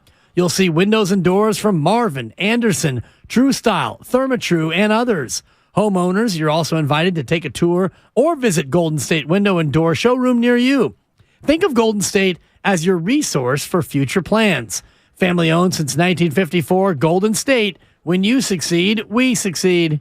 Boxer & Gerson, Northern California's premier workers' compensation law firm, helping injured workers get their lives back for over 40 years.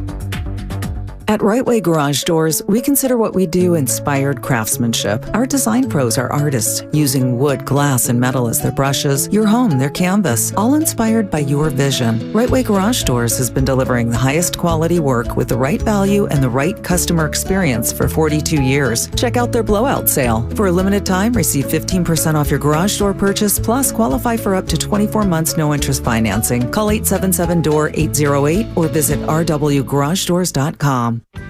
Listen for the latest ski, snow, and road conditions with the Toyota Tahoe Report every Thursday, Friday, and Saturday throughout this snow season with Johnny Mosley. Brought to you by your local Toyota dealers. Toyota, let's go places. Find what you love at the Mila Innovation Center at Friedman's Appliance in Pleasant Hill. Out of your dreams and into your kitchen, select the qualifying built-in kitchen appliance package that's right for you. With unrivaled technology and luxury-grade quality, when you bring home a Mila, you're bringing home true innovation. Now, for a limited time, save up to $2,100 with the purchase of a qualifying Mila appliance package. Visit the Mila Innovation Center at Friedman's Appliance in Pleasant Hill or at friedmansappliance.com. Adopt US Kids presents What to Expect When You're Expecting a Teenager. Learning the lingo. Jelly. Jelly adjective. Jelly is a shorter, better way to say jealous. As in, Chloe, I am like so jelly of your unicorn phone case. You don't have to speak teen to be a perfect parent. Thousands of teens in foster care will love you just the same. Visit adoptuskids.org. Brought to you by the U.S. Department of Health and Human Services, Adopt US Kids, and the Ad Council. Investing is confusing. Dawn raids, triple witching hour, candlesticks, crown jewels, bears, bulls, bear hugs, blue chips. It's one big word salad of uncertainty. Fortunately, Fremont Bank now has incredible rates on their savings accounts and CDs. And while savings accounts and CDs may not be known for their great rates at your current bank, at Fremont Bank, you can get great rates from a great local bank. To learn more, stop in or visit us online. We'll explain it all in plain language. Fremont Bank, serving the Bay Area since 1964. Member FDIC. Prescription products require an online consultation with a healthcare provider who will determine if a prescription is appropriate. Restrictions apply. See website for full details and important safety information. Subscription required. Hey guys, did you know there's a generic form of Viagra that works just the same but is 90% cheaper? And you can get it online? Go to forhims.com/joy At Hims, you'll get a free medical consultation and discreet shipping if prescribed. You'll love your results. To start your free online visit, go to forhims.com/joy. That's forhims.com/JOY. As a Walgreens pharmacist, I talk with people all the time about little tips and tricks for filling their Medicare prescriptions, like taking advantage of Walgreens 90-day refills to save them a trip, or using Refill by Scan, which is super easy and right on your phone. And for anybody worried about prescription costs, I say, hey, we got you, with low-cost copays on many medications. Let's talk about making things easier. Walgreens is here. Fill your way and save at walgreens.com/Medicare. See pharmacists for restrictions and exclusions. Get in zone, AutoZone. Welcome to AutoZone. What are you working on today? Battery trouble? You might just need a fresh charge, and we can take care of that free of charge. But if it is time for a new battery, we've got replacement batteries that'll fit your needs, starting at just $79.99. You can learn more about our battery selection at AutoZone.com. That's what makes us America's #1 battery destination. Get in the zone, AutoZone. Claim based on data from the NPD Group 2021. In Oakland, sunny skies today, highs in the upper 50s. Weather brought to you by the Specialized Recruiting Group. The Specialized Recruiting Group takes an individual approach, placing people in contract and full-time roles. SRGExpress.com, now placing in accounting roles. When temperatures drop, COVID-19 cases may rise. So, if you test positive and are at high risk, act fast. Even if your symptoms feel mild, ask your provider if an authorized oral treatment could be right for you. Visit treatcovid19.com. Sponsored by Pfizer. Golfers, tee it up at the Golf Mart and go farther and faster with the new G430 woods and irons from Ping. The Ping G430 woods introduce the next generation of speed with new face technology for longer and more accurate shots. The new Ping G430 irons are designed with pure flex technology for faster ball speed and more distance. Swing into the Golf Mart and get custom fit on the new Ping G430 woods and irons today. The Golf Mart, home of the 90-day satisfaction guarantee.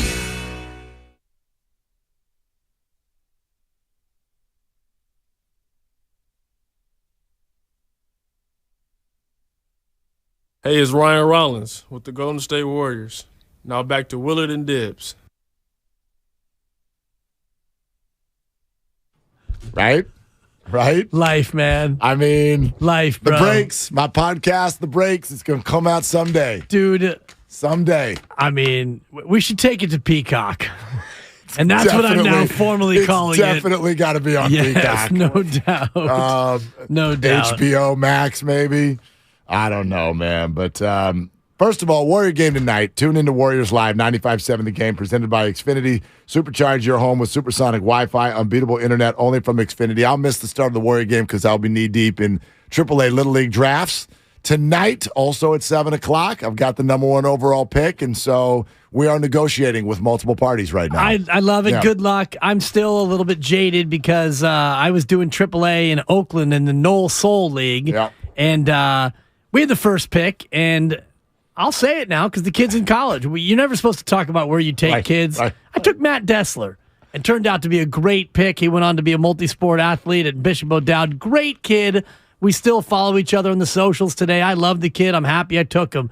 What happened after that? Shenanigans does not even begin to describe it. It's always ridiculous. I'm gonna be the police out there tonight. It is so take a kid and we should be able to get filthy, Mark. It's disgusting. We should be done in 12 minutes. We won't, but we should. There are 75 kids. Take a kid because he's 8 and move on and let's go get dinner. So for crying out loud. Our seriously. next pick, we're gonna take this 8-year-old who's playing travel ball, but the word in the room was so-and-so, and I won't disparage this young kid's name because it was his parents' fault, but so-and-so is not going to play Little League unless he gets taken by a certain team. Oh, he went Eli Manning. He's just going to now John Elway. He's just going to focus on his travel ball team in Palo Alto if he can't play for Coach Justice. Oh, my God. So now it's like, well, now I can't take this kid. Right. And Coach Justice, who already has his kid, who's like the second best player in the league, and his assistant, whose kid, the great Julian Riga. These kids are now in college. Yeah. This kid's like the 4th best player in the league, and so now he's going to get the 5th best player in the league because the dad said he won't play Little League unless he's on the team. See, I go take those kids on purpose just to teach everybody a lesson. I couldn't afford it, Mark. I'm like, I host radio for a living. I'll sit here and talk to you about this. And come to find out, 27 straight days without taking a breath. Coach Justice's team went undefeated. Oh, no. What a surprise. What a coaching job. What a surprise. Who could have foreseen that one? You won 9-year-old baseball. Dude. Congrats, Coach. Yeah, No. Kyle. Maybe I'm just built incorrectly. Yeah. But the lengths people will go to win Little League It's baseball wild. It's absolutely is wild. actually insane. It's totally insane. I understand being competitive and wanting to win, but good God. Whoever I pick last tonight will pitch because you're Good. all pitching. Yeah. Because you're going to play every position and you're going to get baseball cards and snacks. You're not coaching my kid. That's what we're doing. That's a loser mentality, Mark. I want winners. Now listen. We're doing that so that SOFT. so that we're armed and dangerous come playoff time. But we're gonna try to go win. But I'm not doing it at the expense. Little I Billy had kids who couldn't find the plate at a buffet line. Yeah. Billy is not sitting. He stepped on it. I'm not sitting him at the end of the bench Thank you. for 4 of the 6 innings because he can't hit. We're not doing this. So if you're listening and you're coming tonight, just be cool. Because I host a radio show and I will stand up and call your S out. Well, I just buried some guy 10 years later. Yeah. Well, I ain't waiting 10 years. I'll do it right there in the room tonight. And I'm the rook, too. I'm brand new to coaching. Knocked on his keister. But I did it for Abe for 7 years. I will come down your road. I'm not playing tonight. Not playing. I would Don't come you up sit your there. games, but if you're pitching little Timmy who's the 11th man and you're early. I'm out. No. We're just going to check in. We're going to see if we can find a diamond in the rough. I'm not going to Brock Purdy some kid because he doesn't look the part. Let's see what's in there, buddy. And if you don't got it, fine. But if you do, 2 words. I'm going to find Right it. field. Get your glove and get on out there for your 2 innings. Listen, I'm starting Jimmy. Listen, thanks, Kyle. I actually feel like we're going into a moment where this is going to be our role a little bit here, especially you and me on this show. We're going into a period of time here in Bay Area sports where we might need to be therapists for a second or two. Right. Check in, okay? You got the Super Bowl this weekend, and it's surrounded and filled with 49ers angst. Okay? It's filled with it. The Eagles, who beat you without beating you, against the Chiefs, who you wanted another shot at.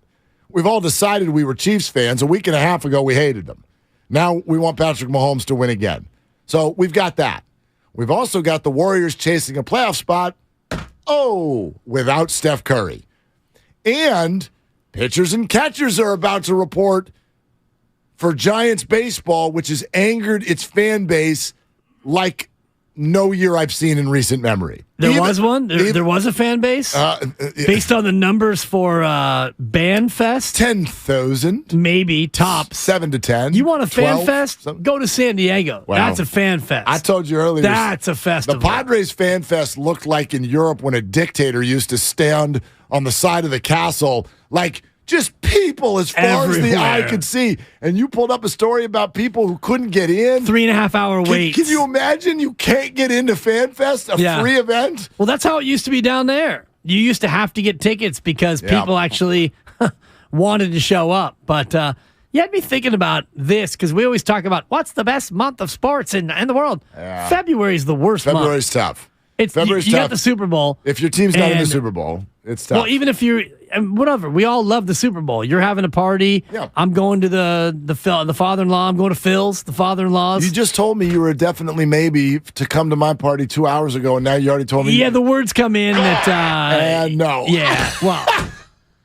Wait a minute. I don't call the shots here. She didn't even wait for you to get home? No. She was like, well, yeah, I'm a definite maybe for the party. How quick till you got a text? Oh, it was from the grocery store. Monday's grocery day, so it was either. You got AirPods on in the grocery store? Or in the car, because today I think it was a triad of there's Safeway, there's Whole Foods, and there's Trader Joe's, as you know. Supper, you're going to have to come eat at the pad sometime. Yeah. Because we crush it. No, we don't doubt it, but we're dealing with this baby. I know you're dealing with a baby. This baby's like the Golden State Warriors. She can't win on the road. Okay. Okay. And I'm telling you, This baby at home, I like our chances. Okay. You get the baby on the road. Listen. She's blown leads in Orlando. She got run out of Detroit. Listen, it's so funny. You know, It's not that funny, Mark. When you're rolling into these foreign venues and she can't survive 15 minutes at TJ Maxx. Just the last 3 days, the lovely Christy. Have you asked Dibs yet? What about Kyle? What's about Spadone? I'm like, look, Kyle and Spadone came last year. They might come this year. I go, the on-air hosts, they're not coming, hon. They're not coming. Like, I can ask them, people, but they're not coming. And I'm like, you got to ask Guru. Well, just wait. And by the way, I'll ask you. I asked Steiny in the green room. You said maybe, and that lasted 14 minutes. It was a definite maybe. You're like, no. Steiny is a Super Bowl free agent, according to sources. So Steiny, you won't even return a text until right when the game ends. You should ask him if he's free. I will. When he comes in. Spadone just got a haircut. He's getting ready for the party. Spadone, you're right. Benny's coming. Is Benny coming to see the dog or not? Definitely maybe. Definitely maybe. Don't steal from me. Per Jade, she's hanging out with her friend. Literally, she told me this yesterday. She's like, yeah, when's the Super Bowl next week? Yeah, I think I'm seeing an art exhibit during that time. Man, I was like, are you serious? You are art exhibit? You are so up a creek if you are with, and I love Jade, but you are up a creek if you're with someone in life that goes, when's the Super Bowl? When's the Super Bowl? Or what day is it? It's on Super Bowl Sunday. That's when the Super Bowl is. She said what time? What time is it? I was like 3:30? Like it's the same time every single year? Yes, it's 3:30. Art exhibit. Who's the artist? Oh, for crying out loud. Right. Rihanna is the artist. What brilliant artist is like, when we should schedule my exhibit? I was thinking the Super Bowl. 3:00 on Sunday, February 12th. That's not bad. Oh, God, artist. That's a 4 for your artist voice. Probably a standing exhibit. Hey, Mark, I can give you a definitive answer if you want to ask me if I'm coming. Are you coming to the Super Bowl party? No, I'm out. Yeah, I'm definitely out. Yeah, but you know what? At least you two at the end of this week will be 1 for 2 because you came last year. Mm-hmm. So you've got cred. The rest of all y'all jive turkeys, you're now 0 for 2. As soon as we get to Sunday night, you're 0 for 2, and, the invites will stop coming at some point. And then that's when I start showing up. Exactly. As Steiny knows. I don't know how many times I've just knocked on your door. I'll come up to Steiny's house, and it's like, I'll knock on the door, no answer, and then I'll text him, dude, you here? Yeah, why? Why? I'm looking for action. Knock. So Steiny will reluctantly have to open that door. Or even nowadays, it's like with the side gate, gate's always open. Yeah. I'll find myself in his backyard. Yeah, you can just get in. Yeah, right. so you go ahead and try to stop inviting me. We'll see what that gets you. Hi, Steiny and Go. How you doing? You coming to my Super Bowl party or what? I'm there. Did we get the invite yet? This is it. And I thought there was no party last year. What do you mean? You invited, and I thought it didn't pop off. No, that wasn't the Super Bowl. That was one of the Warrior Watch parties. Okay. Yeah, we had to cancel I'm there, one of baby. them. Coming a la carte. You're not coming. Are you Slow, coming? Dolo. Are you What are you coming? gonna bring? For real? Some Hennessy. You don't need to. I'm coming. For real? Yep. Willard, I swear. Let's go. Look at me. Look at me. If I showed you my phone last night, 7:47 p.m., I'm on a thread. 12 guys I went to high school with. I'm blessed. Still friends. I said, we're getting older. I don't know why he's blowing. We're getting older. Let's do something for the Super Bowl. Crickets in one response. My boy June was like, well, I'm having some people over here more than one. It wasn't. Nobody liked it. Guru. I'm coming. What's the earliest I can get there? Because I like to get early. Oh, brother. 3:30 kickoff. When do you want to come? What's early to you? What counts? Can I get there 1? Come on.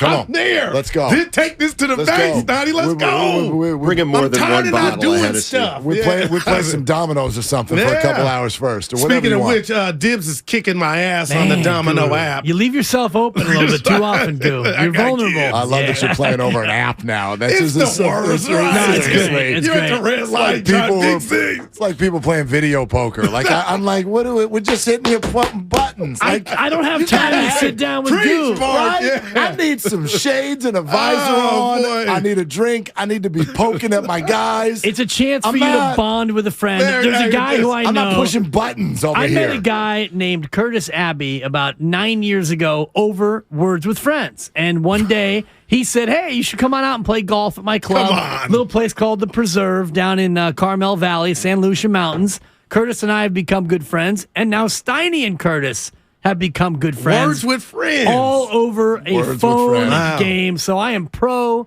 phone games. I mean, Words with Friends. It's what we do at noon every single day right here. I've never played with him over the app. I just play golf with him. Exactly. Yeah. And you're welcome. And now he's friends with Dana Ali. Exactly. Wow. Dana. My buddy They call Dana. that Isaiah Thomas. You're an assist. listening to 95.7 The Game, KGMZ FM and HD1 San Francisco, always live on the Odyssey app, the home of Guru, who, by the way, you know how quickly Vegas moves, Goo. We now have odds on whether or not you will actually show up. I trust you. I got no at minus 275. The YouTube that hurts. Wow. The YouTube chat. Let's see. Willard, I'm coming, man. Guru's calling in sick. Guru's coming for breakfast. Guru will find a reason to bail out. No. Guru's the guy who brings chips. Guru is bringing Bronco Billy's pizza from the U. Shout out to you. But the odds, will Guru show up to the Super Bowl party? Yes, plus 1,400. Wow, that's a nice price. No is minus I can't wait. 8,000. And we're a week away. I believe you. I've been to Steiny's crib. Look at me And now. how many times, real quick, have I believe come you. in here with nothing happening and I say, Mark, we need to get one together? Because I like you. You did. He did. I'm Last going- week, I'm he's at like, there. we need Mill to. Valley. He's like, we need to break bread. It's been 2 years. Minus 8,000 feels a little steep to me, but I am tempted. Like, what's he basing that on, Steiny? Wow. Oh, Yeah, I got gosh. 3 kids and a bunch of Yeah, listen, there's that. Listen, There's if that. They're out the house. if another host on this station actually shows up to one of I'm these, coming. it'll be the first. And I didn't know Kyle made it. Oh yeah, Kyle. That's- is. man, But don't kept brought the love whole Kyle. family last year. Wow. Benny's Oh, yeah, out in the he did. backyard Yeah, he dunking did. Nerf balls. I mean, it was that kid needs an agent. Yeah, he does. Seriously. Yeah, he does. So anyway, So you got empty we doing, nest now? boys? You got all 3 kids are gone? Or Well, the you- daughter's She's just in and out a She's lot. going to Okay. Grambling, but she's there. But, But is she going to go there next year? She's going to Grambling? Yeah, she's going to Grambling. It's Oh, done. good. Okay. And I tried to get her to watch You People, a great movie on Netflix with Eddie Murphy. It was It was incredible, and she just. I got to pay her almost to watch with old Pop. Yeah, I'm like, do you yeah. understand It's you're tough. going to be gone? Then my friend was like, why do you think she wants to go to college so far? Yeah, exactly. I'm like, what are you insinuating? Come on, guy. I mean, help me. raise these kids up, and then the second they get a car, and the second they get a job, I mean, they can't wait to get away from you. But Yeah. they come back when they're 30. Don't worry, they come back. Yeah, we'll see. Maybe We'll see. My kid called me from Santa Barbara like last week, and I almost started crying. I was so touched. It's Wow. like, you thought to take a moment out of your life to call the old call man. the dad. I'm like, what do you need? He's like, I just wanted to talk to you, Dad. I was Get like, out. Excuse me. Yeah. Someone's cutting onions. Yeah. Yeah, it's pretty cool. Those moments. Yeah. What's cooking today? How we doing? Steiny doing well. positive. Yeah. We're doing well. We got Brandon Payne coming on. Steph By Curry's the way, personal the trainer. YouTube I chat. call him is- Alfred. Well, YouTube chat has decided that Brandon Payne looks a little bit too much like Matt Nahigian for everybody's tastes. I can't wait. So you got to get over to YouTube to see the Look. graphic. Yeah, Brandon Payne and Matt Nahigian, have they ever been seen in the same room at the same time? I don't know. I'll let Goo. How you feeling, Goo, about the Warriors?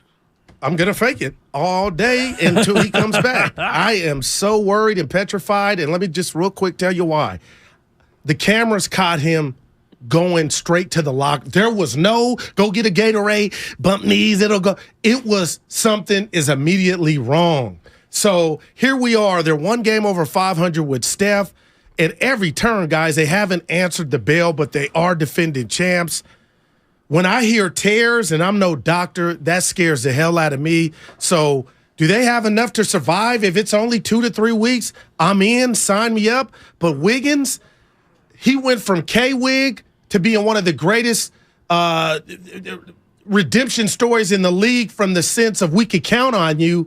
And he played 28 minutes Saturday. This blew me away. He had 0 rebounds. 0. So whatever ails you, if you're out there in 28 minutes, you got to get a rebound. So with all that said, Yeah, Andrew.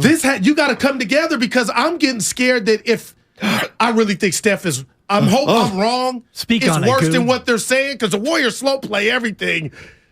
But they don't know. It wasn't even and a we triple don't single. know. We just know it means, it's All-Star break. He'll be, JD and I were kind of arguing. We didn't want to say it was arguing via text. But I'm like, you don't know either. I want to know. So all that said, I'm going to take it day by day. It starts tonight. But good God, if this is why they don't defend the throne, What do you mean, why? If this You'll feel isn't why. like they weren't taking, like when Toronto beat them. The only reason Toronto beat them is they had injuries. Yeah, that's what happens when you get older. See, this is when I get mad. So if Steph Curry misses 3 or 4 weeks and they miss the playoffs, they won't. Will miss we it. still be able to say no one's ever knocked him out?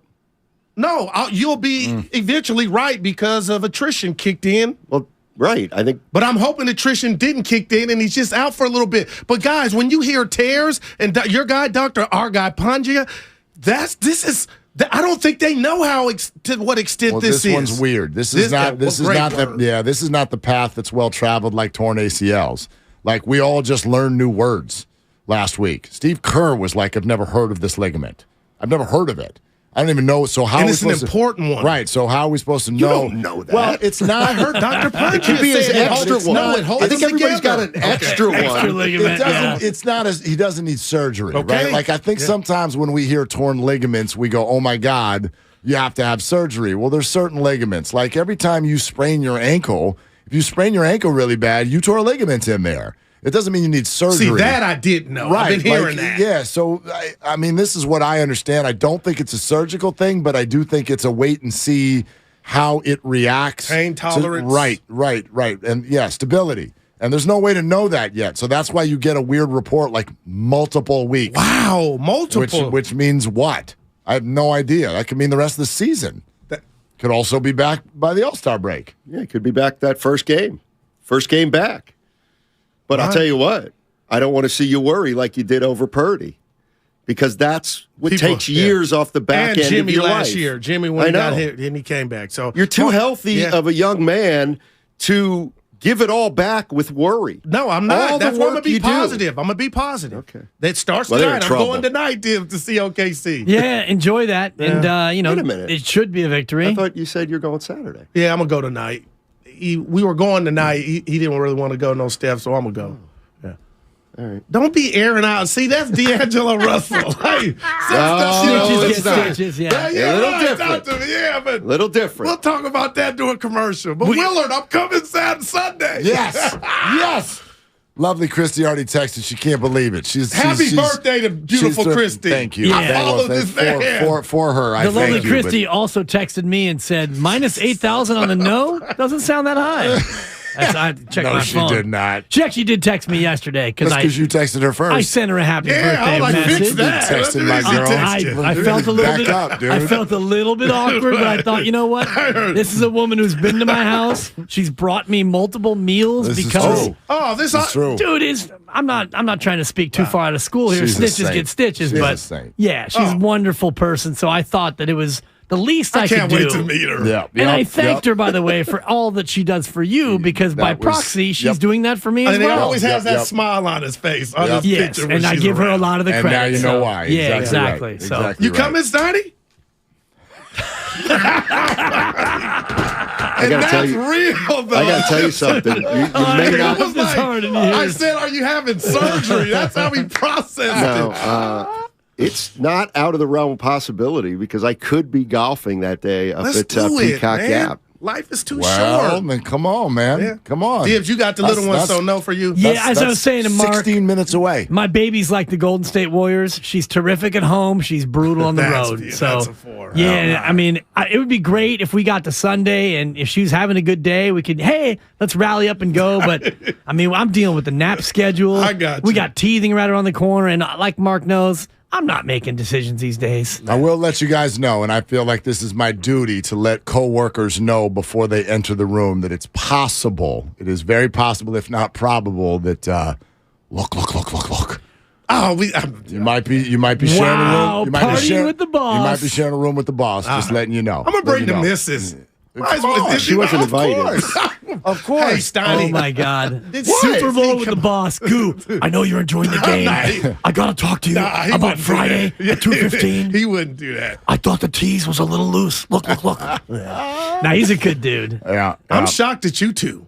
Why? Because that mess that was on channel ESPN or whatever channel yesterday, the I flag enjoyed football it. game. He didn't watch it. If you can't bet on it, I'm out. And I went immediately to the in-game line. Can I bet on the flag football game? Right. Nope, I'm done. I watched the Senior Bowl. But for you to Bonte and Allen to say, I watched it, I couldn't turn it off. Yeah. I found it to be very entertaining. What? You got pro athletes out there really enjoying themselves. Now, I know that there's no stakes, but the Pro Bowl, we know, is a joke, right? But you can bet on it. Big deal. So what? Is there something that you can take a play off on? You could have bet on this, the Pro Am at Pebble Beach, but you didn't bet on it. Yeah. There's WNBA, and I know you're going to be hot on it. Liquidate All Assets is coming back. He gives out his WNBA locks. Yeah. So I thought that it was just fun to watch these guys play, running around like kids. Steiny's guy, Kirk Cousins, pumping his fist after a big play. Derek Carr throwing picks in his old yard. I thought it was just an enjoyable. I'm not saying that I recorded it and I'm going to watch it again. It was on. I watched it, and I found myself going, this is more entertaining than I thought it would be. I bet it wasn't more entertaining than a movie called Searching for Sugarman. Oh, you watched a movie? Yeah. You watched a movie? Netflix? Absolutely. Documentary, kind of, sort of. Fascinating Is it story. about Mike Sugarman, former reporter at KCBS? No. It's about it's just an unbelievable story. It's this musician was kicking around Detroit in the late 60s, made a couple albums, sold no albums, like basically, just didn't catch on. His lyrics were amazing, though. And anyway, somebody took a CD of his to South Africa. And group of friends heard this song and they started to like it, and the next thing you know, it kind of became one of the anthems against apartheid. And the musicians in South America started playing this song because it's got some lyrics in it that are South Africa. Yeah. What did I say? I'm sorry. South Africa. Yeah. And so the song has some lyrics in it that are pretty straightforward, and because there's all this censorship there, they've embraced this album or embraced this artist. He had no idea. He had and then eventually he goes to South Africa and's playing in front of like 50,000 people. And he's been living in Detroit as a day laborer for his entire life. I've been watching Sonny. No, you're not. You're not allowed. You don't get to watch it. Are we in the middle, close to the end? I'm gonna dial it up, Sonny. No, from that to first play, I give you a 4 for being mean spirited because it's out of character for you. That's right. I mean, if the movie doesn't have a gun in it. Who doesn't like it? I get it. That even hurts worse. From one person who takes way too long to tell a story to another, I got your back. I've got your back. It's all good. So how is it time? Not build me a clock. Yeah. Do they ever find Sugarman? Right. My bad. Well, Sugarman was the name of a song. One of his songs. So is he rich and famous now? No, he's back in Detroit. He's just a guy. All right. I was hoping for a happier ending than that. Steiny versus Guru coming up next. Yeah, exactly. Speaking of which, we're trying to get younger as a show. Freestyle Friday just. Oh my God, dude! He didn't play the instrumental when he sent it out viral. I was listening live. Give the people a beat. I was listening live. I wasn't out of breath. That was my style, but Evan goes, I should have put the beat. I go, that's it. That's why it didn't sell. Well, copyright, you can't put the beat on Instagram. To me. I didn't know. Please, kind of baby. But the fact that Steiny just looked at me for 30 seconds, I was like. You held it together long enough. I was, it's like if you're riding a bull, I'm like, okay, that was it. I was nervous for you, though. Like Eminem, Mom Spaghetti. I'm like, man, look and just is he joking? Oh, my God, it's so funny. Anyway, Steiny, I'm going to watch the movie. Seriously, man. I was. What else are you going to do today? You going to apologize for something? Oh, yeah. Major. Yep. Oh. We had That's a tease. Okay. That'll be a fight for my life. Not going to step on that. I got to go get a menu together for Sunday. Guru's coming. Here we go, Steiningo. I'm DJ Flytrap. He brings the passion. For what? I want to know now. I'm mentally invested. Don't tell me to pray and you don't say what for. He brings the perspective. Yeah, I think they both have a great point. Get off me, text line. He's truly one of a kind. That is whack. Oh, my God. And he's doing a great job. I need you to man up and say what you really want to say. Simon, you're doing a great job. And together, There's Steiny and Guru. Yeah. On 95.7 The Game. That's what a sixth grader does, which you just did. Maybe fourth grader. You know, you want to show off. Your show off. You wanted to show off, and in front of your new friends, Willard and Dibbs. Show them how cool you are by making fun of me. Never stop. Okay. You know you're my dude. I missed you too, man. When? Over the weekend, you were quiet on the set on the Vine. We go Vine to the cafeteria, terrible. we bond Willard, then 2 days, nothing on the Vine. But I didn't specifically text you.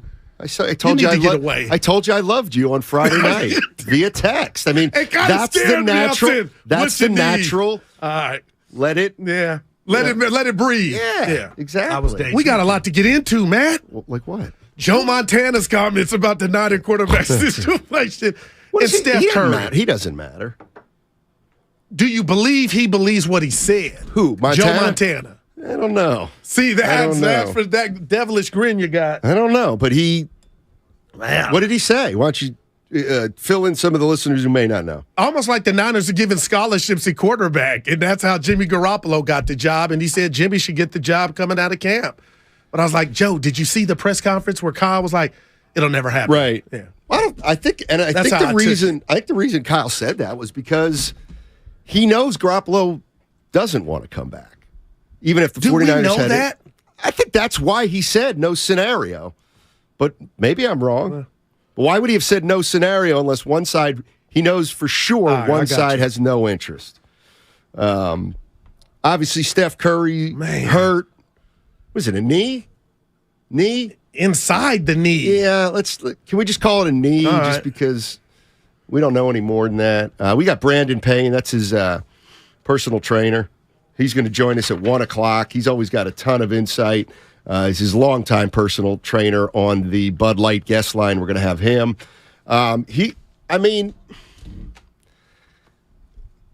When I saw this injury and then I saw the release, my first thought was, I'm all ears. Okay, obviously if Steph Curry's out for the year, we got a problem. But why does this put any damper on their title hopes if he's out for 8 to 10 games? Well, my quick answer, and you can get back to it, is I'm really looking at you today, Steiny, like they don't know. And I feel like they know this is serious, and that's why it's multiple weeks. And I know Willard just talked on it. I heard the guys in the morning. A tear is a sprain, but this seems different. And I hope I'm wrong because you always talk about attrition, things happen. But if you watch that play and how it happened in real time, because I initially thought he just bumped knees. It was Roberto Duran. Something was up. And he went straight to the locker room. And I felt like the release was cryptic in the sense that normally, 6 to 8 weeks, you don't know what he's going to be, or anybody, any athlete that matter, when they're coming back from something. And they were one game over with them. So now we're talking about everybody else holding it together. Okay. But what's it going to look like when you try to defend the throne? Or is this going to be like, hey, this is what it was last year. I missed some time. I came back, hit the ground running. That's what has me a little nervous, but I'm trying to be positive, Steiny, because I need you, or we'll ask Brandon, when do we get that numeric term next to this injury? And thank the Lord, the basketball gods, that the All-Star break is coming when it is. Exactly. That may save him missing 4 or 5 games. Who knows? There's 5 games left until the All-Star break. He's going to miss all those. Wow. Oklahoma City at Portland, Lakers, Wizards at LAC. Can they win 2 or 3 of those? Get to the All-Star break 500? Probably. Yeah, sure. Why not? Right? Why not? Say he misses another 5 games. So that puts him at 29 and 29 at the All-Star break. He misses another 5, 2 and 3. Okay, you're game or 2 under. In other words, obviously, we're talking about 2 different things. If the guy's debilitated for the rest of the year, the season's over. Okay. So, it's one of those things where it's almost like when a guy fouls out of a game. When he fouls out, he's no longer in foul trouble. He's out. I've never heard that one. Yeah. Dave DeCusadis told me that. So how much confidence did Steph? You're on the mic. How much confidence do you have in the others? Because this is not Jordan Poole last year. Games? This is not Andrew Wiggins of last year. Now he can start tonight, but that's where they're 8th right now, Steiny. And let's just say this got ugly. Why are y'all worried now when everything was, they flick a switch? Like, seriously, like, that's the part I don't get. If people were out there, every time that we talk about it and I say, boy, I don't know, man, this could be it. This could be it. And people go, relax. They did it last year. They're biding their time. Right. Da-da-da-da-da. Okay. Well, if you're feeling that way, why would Steph Curry missing 8 to 10 games change your entire opinion of how far this team can go? He's your best player. Right, but it's 8 to 10 games. Oh, okay. So you're operating you're assuming. Yeah, until I hear different. Okay. I'm going to give him a month. Now, what if it was 10? 1 month. What if it's 20 games? Okay, then they're in more trouble. Okay, but then it's like not worth worrying about at that point because they got no shot. You know what I'm saying? If he gets back before the playoffs, and I expect him to hold it down. Okay. Well, but is he coming back to a 1-game play-in? Like, that's on the table. Maybe. Being pessimistic. It sounds to me like you got your excuse now. Oh, no. I got a $100 bet. Right. But now you can say, well, Curry got hurt for 6 games in February. Oh, it's about it's what I hear what you're saying. You know what it goes back to they really haven't been beat in the finals. Well, yeah, they did. 16 counts. Draymond missed a game, but everybody was. They also lost in 19 when they broke down physically. Okay, well, they broke down physically in 19. Yeah, they lost that, which allowed them to lose to Toronto. We all know the Warriors were the superior team, but they broke down. They paid the price. They got hurt for 5 straight finals. That's what happens. Well, Durant didn't have 5 straight finals, right? And he tore his Achilles, risking it. Well, they would lose without Clay. I mean, see, that's the issue. Is that look at like this is what happens when guys are 34 and 33. Man.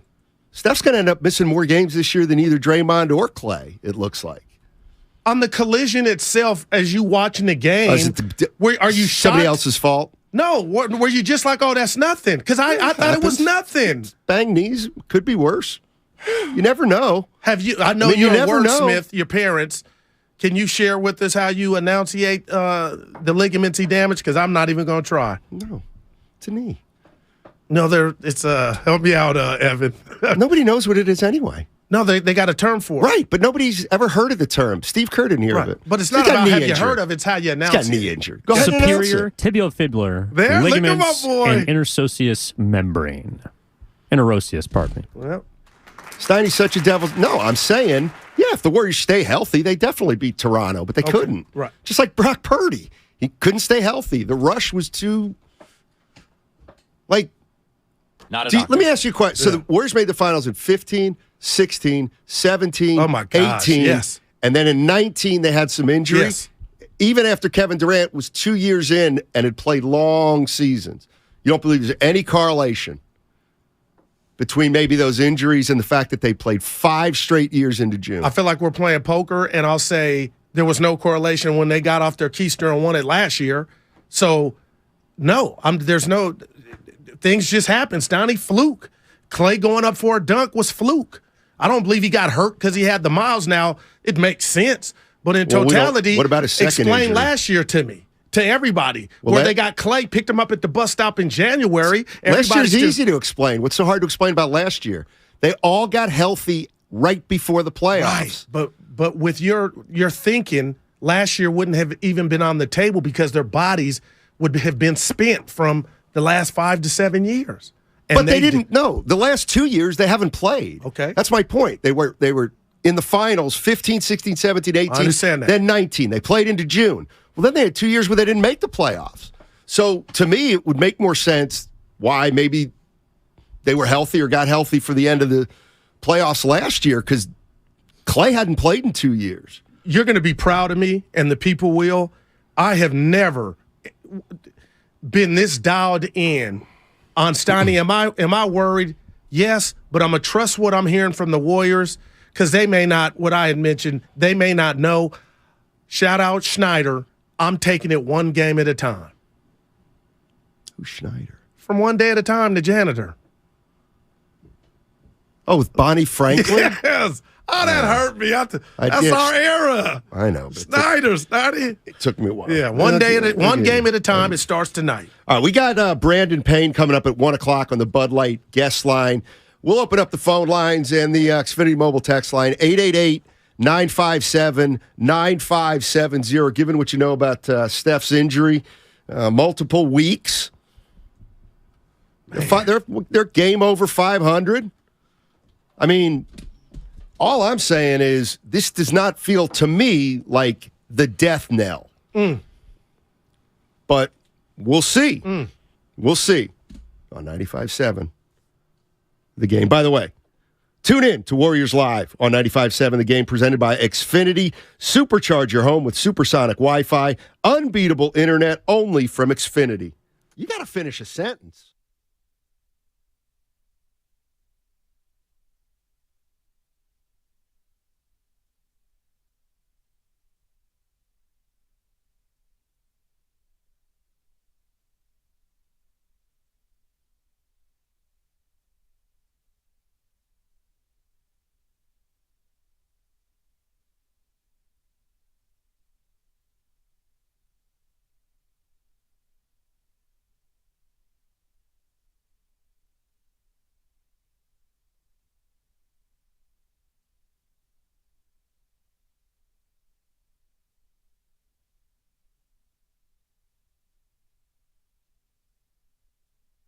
Towards your first sponsored job. Terms and conditions apply. This world has its limits, but in the all-new, all-electric Nissan Ariya, you've got a world of possibilities. You can leave it all behind in serene interiors, or you can go after it with available e-Force all-wheel drive. Go your way in the all-new, all-electric Nissan Ariya. Nissan Ariya with e-Force not yet available for purchase. Expected availability early 2023, subject to change. E-Force all-wheel drive is an optional feature. E-Force cannot prevent collisions or provide enhanced traction in all conditions. Always monitor traffic and weather conditions. Ladies and gentlemen, it's official. Fast just got a whole lot faster. Xfinity has the fastest internet with up to 6 gig speed. Plus, Xfinity Mobile is the fastest mobile service with 5G and millions of Wi-Fi hotspots. You heard that right. Xfinity just increased internet speeds again.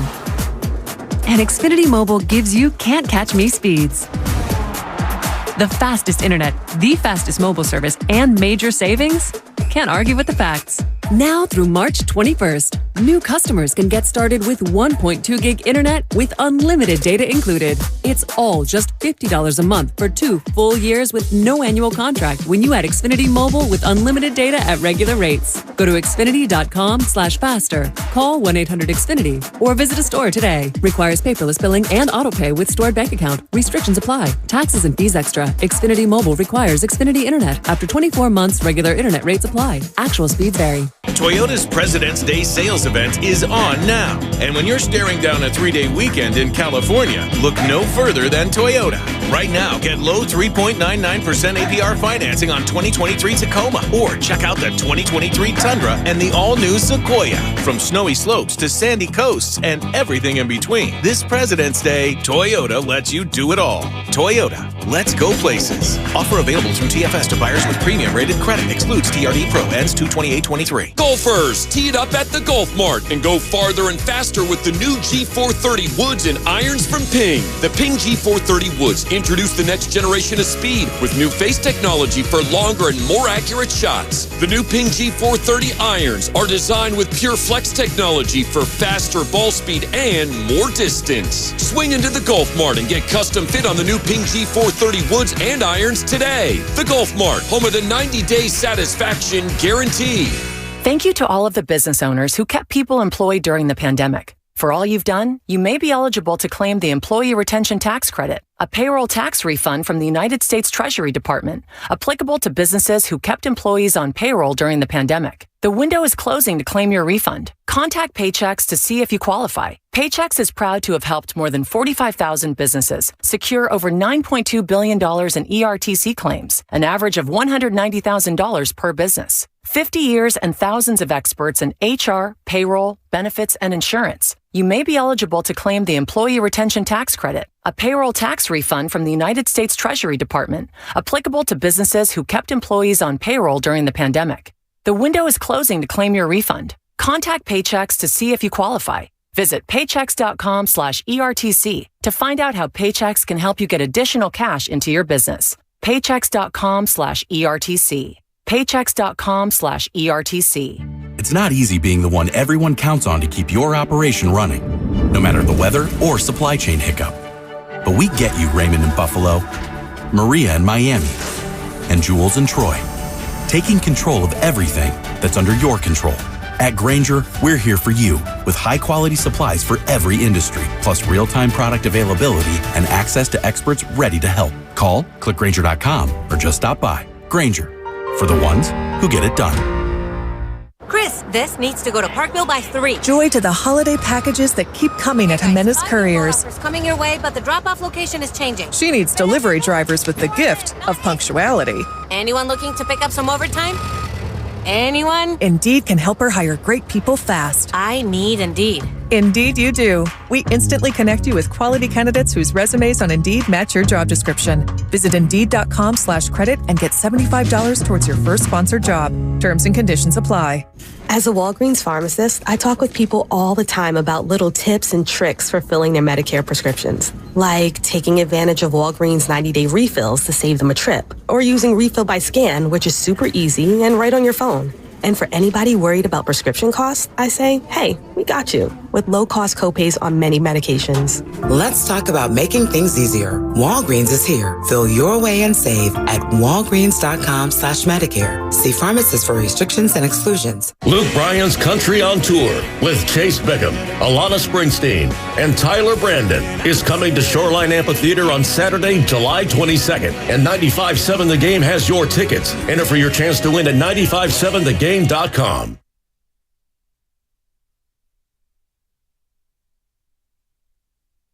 Curry takes a handoff, steps out, shoots a three over Dinwiddie, and Curry with another triple, his second of the night. He's got 15 points. Hey, it's Jermichael Green with the Golden State Warriors. Now back to Steiny and Guru. Take it away, Steiny. Hey, Michael Green chipping in. Yeah. Chipping in. Showing a pulse. You know what I wanted to ask Kyle or Evan is, maybe this is for not for now, but what was when the Warriors traded Monte Ellis back in the day for Bogut, who wasn't gonna play, and it was obvious they were tanking. It was a record. They were still hanging around that year. This is crazy. Remember with D. Lee? Yeah. I'm just saying. I'll almost say 3 games below 500. Okay, which is what they're going to be in about 4 games. Well, I think they were significant. I feel like they were like more than that. Okay. For some reason, I have 21 and 25 in my head. But I'm not John Dickinson. Either. We're talking about the Warriors, and that's right. No, because you're not John JD Dickinson. did the schedule. Okay. Thank you. Yeah, Thank you very much. So we'll see. We'll see what happens with Steph Curry. Warriors 1 game over. Well, Draymond, 500. you better play now because you told us when he's out, you kind of not this time. Draymond's played more than Clay and Steph. He's not the guys. Don't come down his road. No, don't come down talking Draymond's about road. mindset, and you've said it. Mm-hmm. You know where I'm going. It's a contract year. Don't worry. You don't have to worry about Draymond. Let me take him off the list right now. now. I'll tell you what. And you know what? Clay. I ain't worried about Clay. He's in a zone. You think he's going to be in the exact same kind of zone without Steph? I think so. I think this is an opportunity. Shots are the same without Steph. Well, he'll get more surplus. Oh, just he'll like get more. Wiggins when we talked he'll about get more. Remember we talked about Wiggins trying to get his groove back like Stella, but it was going to be kind of hard too because Poole, if they started small, he had to. Now Wiggins can use this opportunity, and that's what it is, to kind of get his rhythm back. Because again, Steiny, I know people are the doctors. Oh, he's suffered the vaccine, whatever. You cannot play 28 minutes and not get a rebound like he did Saturday. And that game, that got scary. I mean, I got to ask you a question. Okay, so you think the Warriors, you made a bet they're going to win it all. They're still going to figure it out somehow, some way. And Willard was asking this question earlier, and I've hinted around it. Okay. I mean, he's starting to feel like this thing's close to over. The run, the dynasty. With all I'm being happened. real. I'm saying no because of what they did, and I know it's a calendar year, fast forward. What they did last year shocked the hell out of me. I will never say they're done. So if Steph Curry's not done this season, Matt, and the way that the West is, and now Ja being Tupac, in that situation, nobody scares me in the West. Denver? I mean, they scare me, but it's not like you don't have that pedigree and moxie. You don't have Steph Curry. So until we find out Steph is gone, if he's there, that means something, man. And I really believe their new opening day is the playoffs, game 1. They better make them. Well, now better make the playoffs, Goo. I'll tell you what. This is not an excuse not to not make it. You got Wiggins, you got Poole, the $140 million man, you got Not Clay, yet. you got Not Dre, yet. you got Kuminga. Kuminga Kuminga about what? The playoffs. I heard. What'd you hear? When you hear other hosts say something, you feel like you're stealing it, but they hit you in the cardiac muscle because you agree wholeheartedly with it. Okay. Bonte said it was laughable that Kerr was giving Kuminga DMPs, which I told you Friday, where he's at now. And it's like, I'm not surprised where Kuminga's at. It's just like, well, maybe we would have got to this sooner had he/the youngsters been getting run earlier. And he said it this morning and I almost crashed, but that's where I'm at. So I'm not surprised what I'm seeing from Kuminga. You just kind of wish, hey, Kerr, if you would have did it earlier, maybe these dividends would have been. Why is it on Kerr? Why is it not on Kuminga? Because you're the one that says. Get better, Kuminga. How can work on your on the bench, work on coach? it.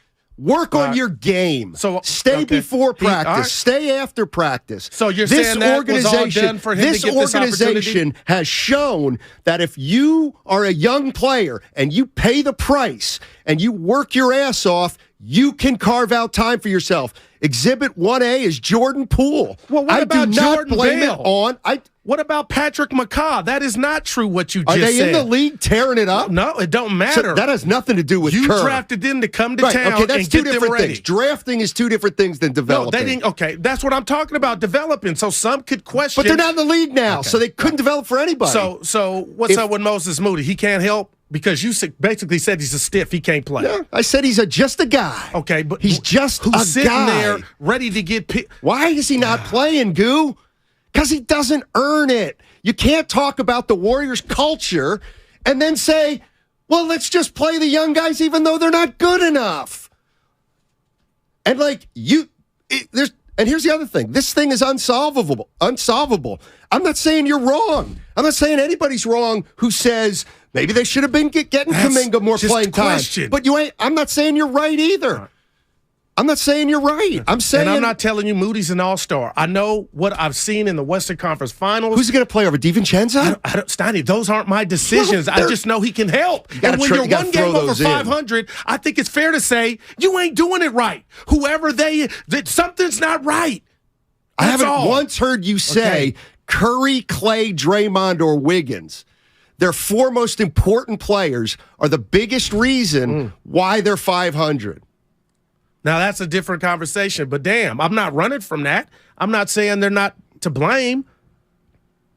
But like you're saying, something that I feel like you're speculating on that Kuminga did to where he got his opportunity, and I just feel like along with others, had he been given minutes, maybe we would have saw this from him earlier. And that just doesn't stop at him. It goes to Wiseman, and it goes to Moody. Okay. It's just a question. Right. Here's the question. Go blame it on Myers and go blame it on Lacob. It's not on Steve Kerr. Jonathan Kuminga did not play college basketball, and now he's a year and a half, which is not a long time. Gotcha. A year and a half into his career, he's beginning to develop a role. Right. Who's got a problem with the way they've developed Kuminga?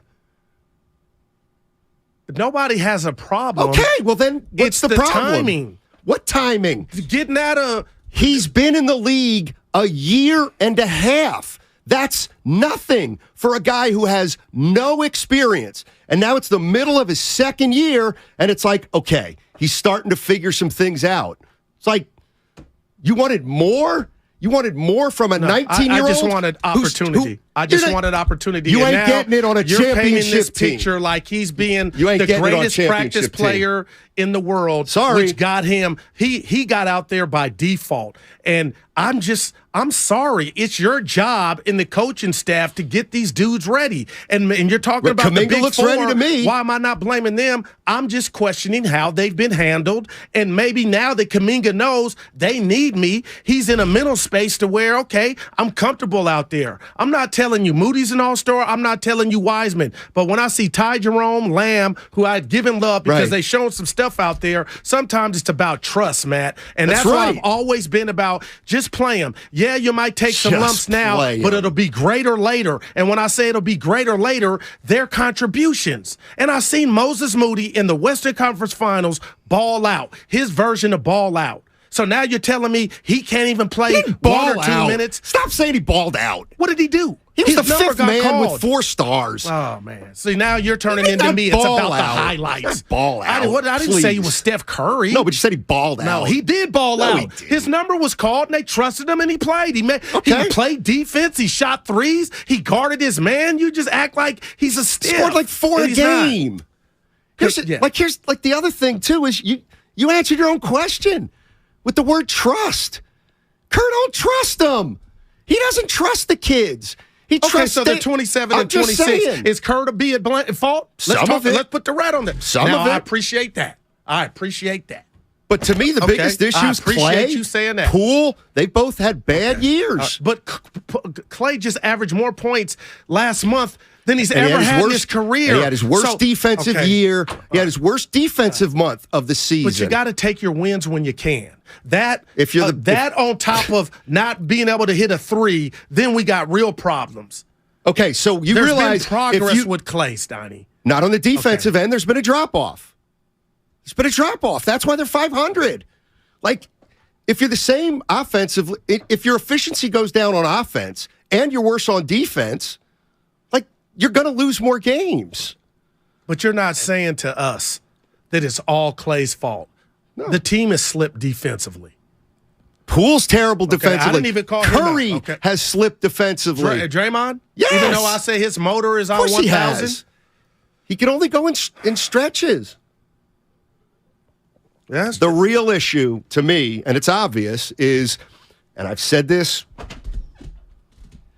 if you thought 2 guys who had no college basketball playing experience and who were 19 years old, if you really thought those 2 guys were going to be a big factor on a championship team, which is what they were, like, that's just ignoring what we all know is the history of the NBA draft and young players coming into the league and young players getting drafted on championship-type teams.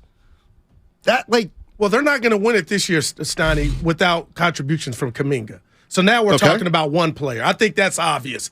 They don't have a lot of what Kuminga possesses. So the cat's out the bag. They are going to lean on him and need him to be the best version of himself to win a championship and just to make the playoffs. But, I mean, hey, the Clay thing, Steiny, I mean, are you looking at scores around the NBA? Nobody's playing D, and I'm not selling you that on there's nothing to see here. But, man, sometimes your best defense is your offense. And without Steph Curry, we need other guys to step up. And I don't feel comfortable, and I said it, calling out Andrew Wiggins, who had some undisclosed illness / adductor. Like, it's going to take time. But when you look at the games he's been back, it's like, man, okay, now they need you. But if we're going to get that same Andrew Wiggins, which is K-Wig or a little worse than K-Wig, I don't think it's because he got paid, Steiny. I'm like, maybe they're not going to be able to hold up until Steph gets back. Why isn't he playing well? Because of the physical. I really be like, dude, there's so much stuff going around sick-wise / COVID, non-COVID, where people just don't get their groove back. Like, it's going to take time. And I'm hoping he gets it back. But they need him. Barry's in Philly. What's up, Barry? How you doing, man? Hey. All right. Well, I think it's a few things, man. Me being a Warriors fan, just a few things. I think they didn't stick to their original plan. which was, play the young fellas. I mean, you don't have what other other player that you have other than Wiseman that's over 7 feet. I mean, why not play him? I mean, what is Jamal Michael doing? I mean, what is any of these guys really doing? Are they really contributing to the team? I think you got a young cat like Patrick Baldwin, 6'10" forward that can shoot the ball. Why not play him? Well, I just think it was. Go ahead, Barry. He's in Santa Cruz now. Yeah. So I think, I think that was a few things that we kind of dropped the ball on, and really, I think also too, Steve Kerr isn't having a good year coaching. I mean, there's multiple games where he's been just out-coached. I think another thing on defense, I think we cheat way too much on defense. We cheat way too much, and that's why you're getting these open three-pointers, and our defense is a mess. There's nobody back there that can secure, the lane. Yeah, you know what I'd say? Give it to us. Had you played the young guys earlier, you'd be 20-29 right now. Jesus. I truly believe that. I believe that Steve Kerr would like nothing more than to make the playoffs and get his young guys playing time. But I think he knows that if he does that, they're going to lose. And the minute you start losing with the young guys, guess what's going to happen? You guys owe more to Steph Curry. Well, wait a minute. I thought you want us to play the young guys, Kuminga and Wiseman. Okay, we play the young guys. Guess what? We can't win. Well, now we're being unfair to Steph. That's why the whole timeline thing was far-fetched, at least insofar as the guys you picked. If you were going to take, why didn't you get at least of Kuminga, Wiseman, and Moody? Why didn't you get one pro-ready guy, if there was? One guy who'd gone to college for 3 years who you thought, you know what, in 2 years he could be, and it's easy to say now, but a Halliburton. Well, I'll say this, because I just listening to what you're saying, there are people out there agreeing with you, but I don't, because Steiny, and for the people listening, they have yet to get knocked off their throne. So now, hearing you talk, some could say it worked last year. So I'm asking you, with all your basketball prowess, it did not work last year. Are we talking about Otto Porter Jr. and Gary Payton II? And Toscano Anderson and Bielitsa and the starters getting worse. That's where I was going. So what's so hard to explain? Because and I'm holding on to this. Those starters that we talk about have not gotten worse yet in the offs. They better get there. They better get there. That's all I'm holding on to. Because you will be right, but they have not answered the bell when it's go time. But damn. And that's not on Kerr for those people, those players that you mentioned that are not here. The two-timeline system did not work. It didn't work. The two-timeline system was win titles and develop players. Everybody's saying they haven't developed their players. So and last year they won a title, but the young guys, they weren't the reason. They barely played. So now you got to try to play them a little more, but doesn't just mean you're going to win. Yeah. But yeah, I'm just fighting you on what you said about Kuminga and what he's done to get this opportunity again. And I just feel like, and I'm no coach, CYO level, and that's it, Eddie House. My whole thing would be to try to get confidence to players that I know are facing an uphill battle. And if we're going into the season and we heard Kerr talk about we're going to have to lean on the youngsters and try to take, so everything's not on the OGs, well, you're going to pay a price in the regular season for that. And by April, you hope that then everybody's season and they can contribute. And you still may miss on that. But all of a sudden now telling me, Steiny, Jonathan Kuminga took a different route to practice in his car, or he put on a different song and he did it in practice, this Disney movie, I don't believe that. I believe by default, they trusted him and stuff start going his way. So then I don't want to hear, like I heard from you, they're so great at developing. They're great at developing. Well, if you're saying that they effed up with Kuminga, and the only reason he's playing now is because they gave him the opportunity. Yeah. There was no coaching. There was no development. He just got playing time. Well, then stop saying the Warriors. We got to stop saying the Warriors can develop players. Well, that didn't come from my mouth. I threw in Patrick McCaw and Jordan Bell. I was like, tell me the young players that they developed outside of the homegrown three. Listen, if you draft Jordan Bell and you draft McCaw, and they don't play for you, but then they don't make it in the league, all you are is wrong. You're not wrong, and they come back to hurt you. Well, I could use that same thought process on Porter Jr. getting hurt, not helping his team as well as Payton games played. That's fine, but you didn't get anybody to replace him. Yeah. And, like, whether those two guys are playing or not on their teams, you didn't get anybody to replace them. And the bottom line is, I want to steal from you, Steiny, because I'm not shocked in a bad way. If you really feel like, from everything you've seen, that this injury is not as bad as I think it is, I can't. No, that's why I'm excited to have Brandon Payne. And he may not know, but I'm just wondering how much experience that they have and Steph has coming back from injuries helps them in an instance like this, or does it not mean diddly squat because it's something new? I don't know. Jason in Oakland. What's up, Jason? That scared me. Jason. How you guys doing? Doing well, man. Help us out. I want to say, man, I wonder how you guys feel about Poole. You know, Kerr sitting him down, don't trust him in the fourth quarter when it comes to D, or ball handling. I seen before Steph got hurt, Steph was calling for the ball like he didn't want Poole handling the ball in one game. And I want to ask you guys, do you think the Warriors, because I think the league is going to, the other NBA teams is going to make the Warriors pay Poole for the next 2 years, and then they probably can trade him. But I just don't feel we can win with Poole. Yes, last season he had a good playoff series, you know, with all the games.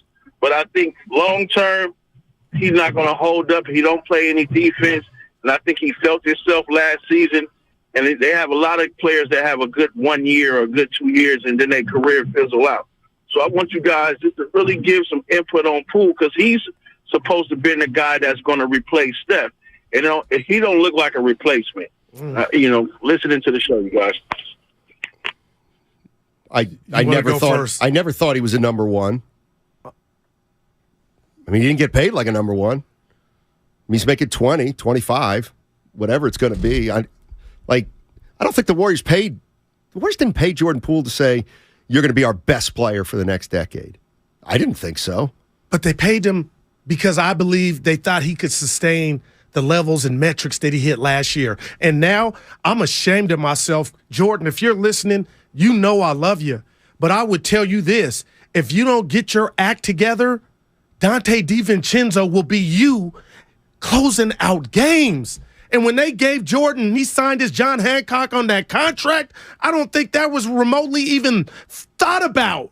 And right now, Steiny, it's not the ball going in, it's everything else, the turnovers, the turnstile on D. It's like, dude, Dante's going to be in your position to close out games if you don't answer the bell. Will they be better if Dante DiVincenzo closes out games? Well, Dante's not doing the things that you're showing over the last 20 games. Like, do I call it bonehead plays or the caller was right. Steph was calling for the ball from Poole, like, give it here. So that worries me. Like, last year wasn't that. It was like, Jordan, go get him. I was looking at that game like, Coach, put Dante in. That's got to change. I'm with the 203 here. You can't say somebody's even going to replace Steph. That didn't come out of my mouth. He's the next Steph. Yeah, that didn't come out of my mouth. He's the next starting point guard, it looks like. Yeah. That's all he is right now. But the other thing that's going on, too, like here's the one thing, and we'll pick it up with Brandon Payne from the Bud Light guest line on the other side. But, you know, to me, the funny thing is, not funny, but the one thing, like, One thing is, can they win a title this year? Okay. I have my thoughts on that. Everybody knows them. But then there's another issue where, we start talking about, well, then does that mean this thing might be winding down?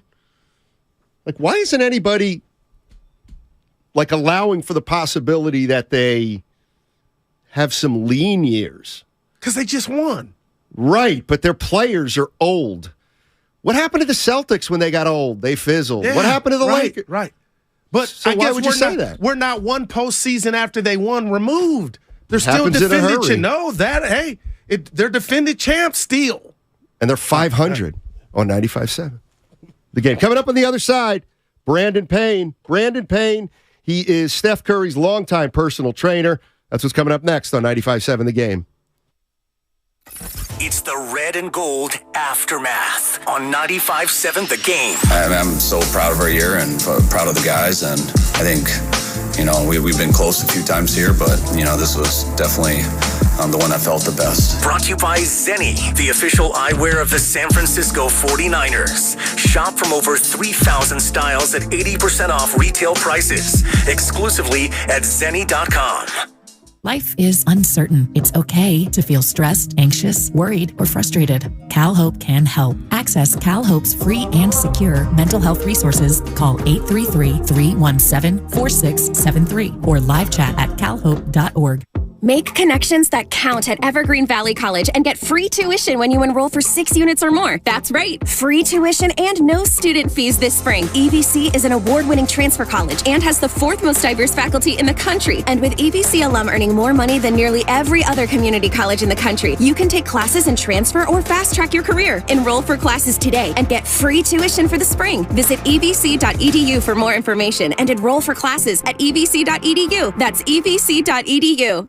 As a Walgreens pharmacist, I talk with people all the time about little tips and tricks for filling their Medicare prescriptions, like taking advantage of Walgreens 90-day refills to save them a trip, or using Refill by Scan, which is super easy and right on your phone. And for anybody worried about prescription costs, I say, hey, we got you, with low-cost copays on many medications. Let's talk about making things easier. Walgreens is here. Fill your way and save at walgreens.com/Medicare. See pharmacists for restrictions and exclusions. Prescription products require an online consultation with a healthcare provider who will determine if a prescription is appropriate. Restrictions apply. See website for full details and important safety information. Subscription required. Hey guys, did you know there's a generic form of Viagra that works just the same but is 90% cheaper? And you can get it online? Go to 4hims.com/joy. At Hims, you'll get a free medical consultation and discreet shipping if prescribed. You'll love your results. To start your free online visit, go to 4hims.com/joy. That's FORHIMS.com/JOY. Find what you love at the Mila Innovation Center at Friedman's Appliance in Pleasant Hill. Out of your dreams and into your kitchen, select the qualifying built-in kitchen appliance package that's right for you. With unrivaled technology and luxury-grade quality, when you bring home a Mila, you're bringing home true innovation. Now, for a limited time, save up to $2,100 with the purchase of a qualifying Mila appliance package. Visit the Mila Innovation Center at Friedman's Appliance in Pleasant Hill or at friedmansappliance.com. Business owners, you may be eligible to claim the Employee Retention Tax Credit, a payroll tax refund from the United States Treasury, applicable to businesses who kept employees on payroll during the pandemic. Contact Paychex to see if you qualify at paychex.com/ERTC. Paychex is proud to have helped more than 45,000 businesses secure over $9.2 billion in ERTC claims, an average of $190,000 per business. Paychex.com/ERTC. Here's home improvement news for the new year at Dolan's. Replace those old interior doors with ones you design yourself. Create your own style with personal choices at Dolan's and doors that are made just for you. The door experts at a Dolan's showroom will help you design your own amazing interior doors. Visit the Ideas section at dolanlumber.com and have a safe and happy new year. Guys, fellas, men, are you Roman ready for Valentine's Day? Right now, generic Viagra, aka Sildenafil, is just $4 per dose at Roman. Just complete a free online visit with a U.S. licensed healthcare professional. If medication is appropriate, Roman sends everything right to your door with free shipping and in discreet packaging. Go to ro.co/Viagra to get generic Viagra for just $4 per dose. Do it by February 8th for 20% off and guaranteed shipping by Valentine's Day. That's ro.co/Viagra. They say they'll get your biggest tax refund. Jackson Hewitt says your biggest tax refund guaranteed. And a chance to double your tax refund. Thousands in weekly prizes during the Double Your Refund sweepstakes. Your biggest refund ×2, twice the money, so forget about them. File your taxes on the double at Jackson Hewitt today. No purchase necessary to enter or win. Open to U.S. residents 18 or older who file a 2022 federal tax return. Promotion ends 4/2/23. Visit jacksonhewitt.com for rules. Get in zone, AutoZone. Welcome to AutoZone. Thinking about gas mileage? If your check engine light is on, it may be affecting your MPGs, but the free AutoZone Fix Finder service can help. With the most complete free warning light report backed by technician-verified fixes, you'll know what's affecting your gas mileage and more, and you don't have to drive too far to find the fix. The free AutoZone Fix Finder service is available at all 6,200 stores. Get in the zone, AutoZone. See details at AutoZone.com. Every small business owner knows business happens everywhere. The office, the warehouse, or on the road. And no matter where it takes you, there's one solution to help your business thrive.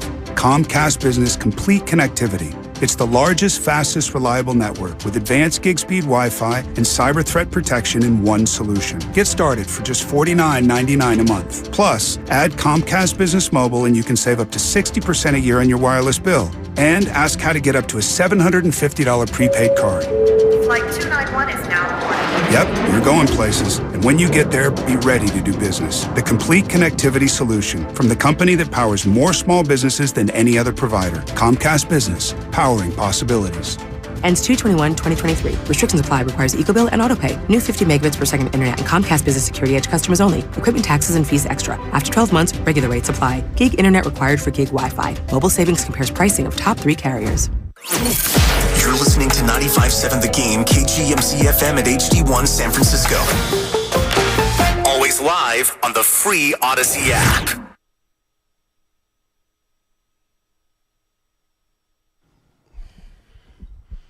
Now back to Steiny and Guru. Take it away, Steiny. All righty, let's head out to the Bud Light guest line. All guests appear on the Bud Light guest line. Bud Light, easy to drink, easy to enjoy. And this is Steph Curry's longtime personal trainer, Brandon Payne. Brandon, thank you so much for joining us. Really appreciate it. Hey, guys. Appreciate you having me on.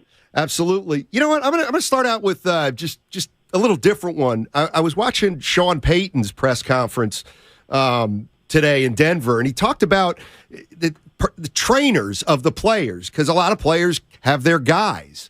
And how is your relationship with the Golden State Warriors, and is it different than other trainers who have their guys? And how does that kind of all work? How do you build the trust of the Warriors, vice versa, and have a progressive relationship? Yeah, I mean, that's a really interesting question, and it is something that you do have to navigate as a personal trainer of players in the league. I mean, you have to make sure, number one, that the teams that the players play for understand that you're there to help the players perform within the system that they have as an organization. I think where it can kind of get off the rails a little bit with some trainers is they're a little bit they feel like their voice should carry more weight than the coach's voice sometimes, and that's just not the case. So, what I do with obviously I've done it with the Warriors and Coach Kerr and Bob Myers and everybody there has been great with me, and obviously we built up a lot of trust over the years. Is I make sure that I communicate with the team as much as I communicate with the players to let them know, what we're doing, what we're trying to work on. That I'm there to help everybody involved, not just the player. And with the other players that I work with in the league, it's the same thing. So, obviously I've done some stuff with Trae Young. I've done some things with Michael Porter. And, I make sure the organizations know that I'm there to help everybody, to help the player play better within their system, help the player play better for the coaches, and make sure that everybody knows that I'm not there to be a divisive voice. I'm there to be somebody to help the player play with the organization. And they appreciate that. I think a lot of younger trainers, don't quite understand that dynamic, and it can create some friction, and it creates, an uneasy work environment sometimes when the younger players want to work with their guys as much as they want to work with their coaches. So, just taking that extra step to make sure you're communicating with the team is really important.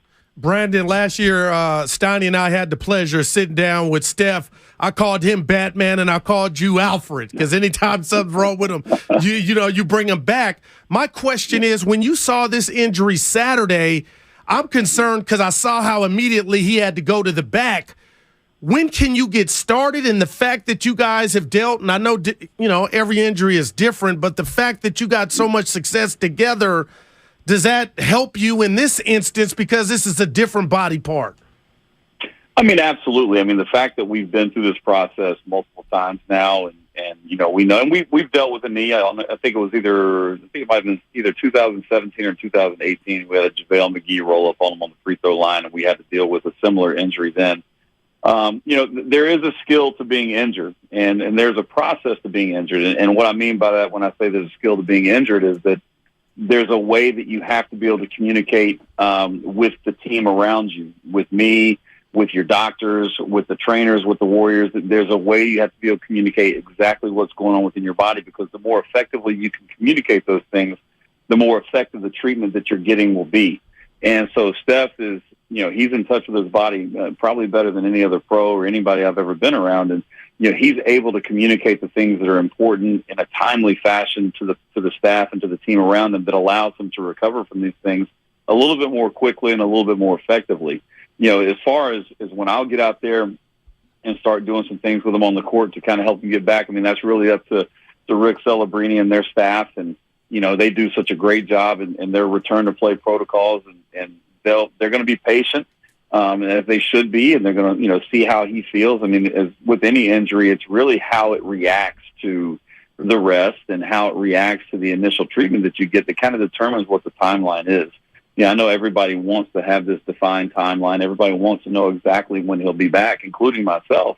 And unfortunately, with the nature of these injuries, you just can't do that. And you have to be a little patient with the process, and you have to trust the people that you have around them that they're making the right decisions, and they will to get him back on the court safely and as quickly as they possibly can. You're listening to Brandon Payne. He's Stephen Curry's longtime personal trainer on the Bud Light guest line. You mentioned kind of the timeline. Let me ask you this.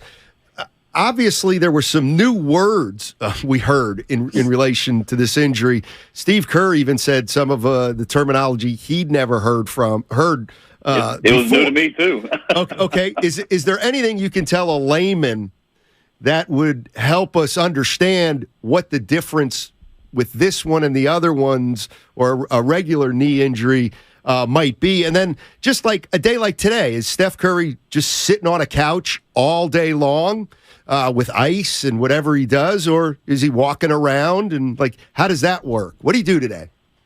Well, number one, I mean, structurally everything was sound. I mean, that's the one thing that Steph told me the other night when we spoke, is that, he felt like the knee was sound. There was no looseness in terms of if you had a major ligament tear, whether it's your ACL or your MCL, meniscus, something like that, there would be some instability there that you could feel just with a manual test.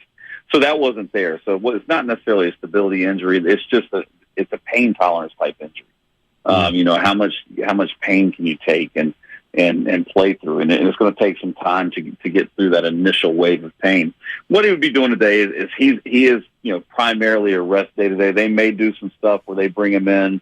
There are different types of compression technology that you can use. There's compression. It's called a game ready unit that circulates super cold water around the injury to promote not only keeping the swelling down, keeping the pain at a minimum, but also promotes the blood flow. The more you can get that oxygenated blood into the injury site, the quicker it's going to heal. So they're doing some things like that, I'm sure. They're probably doing a little bit of manual soft tissue manipulation. I mean, that's just a fancy way of saying some massage work around it, just to get, again, more blood flow, just get a little bit of movement in there without aggravating the injury.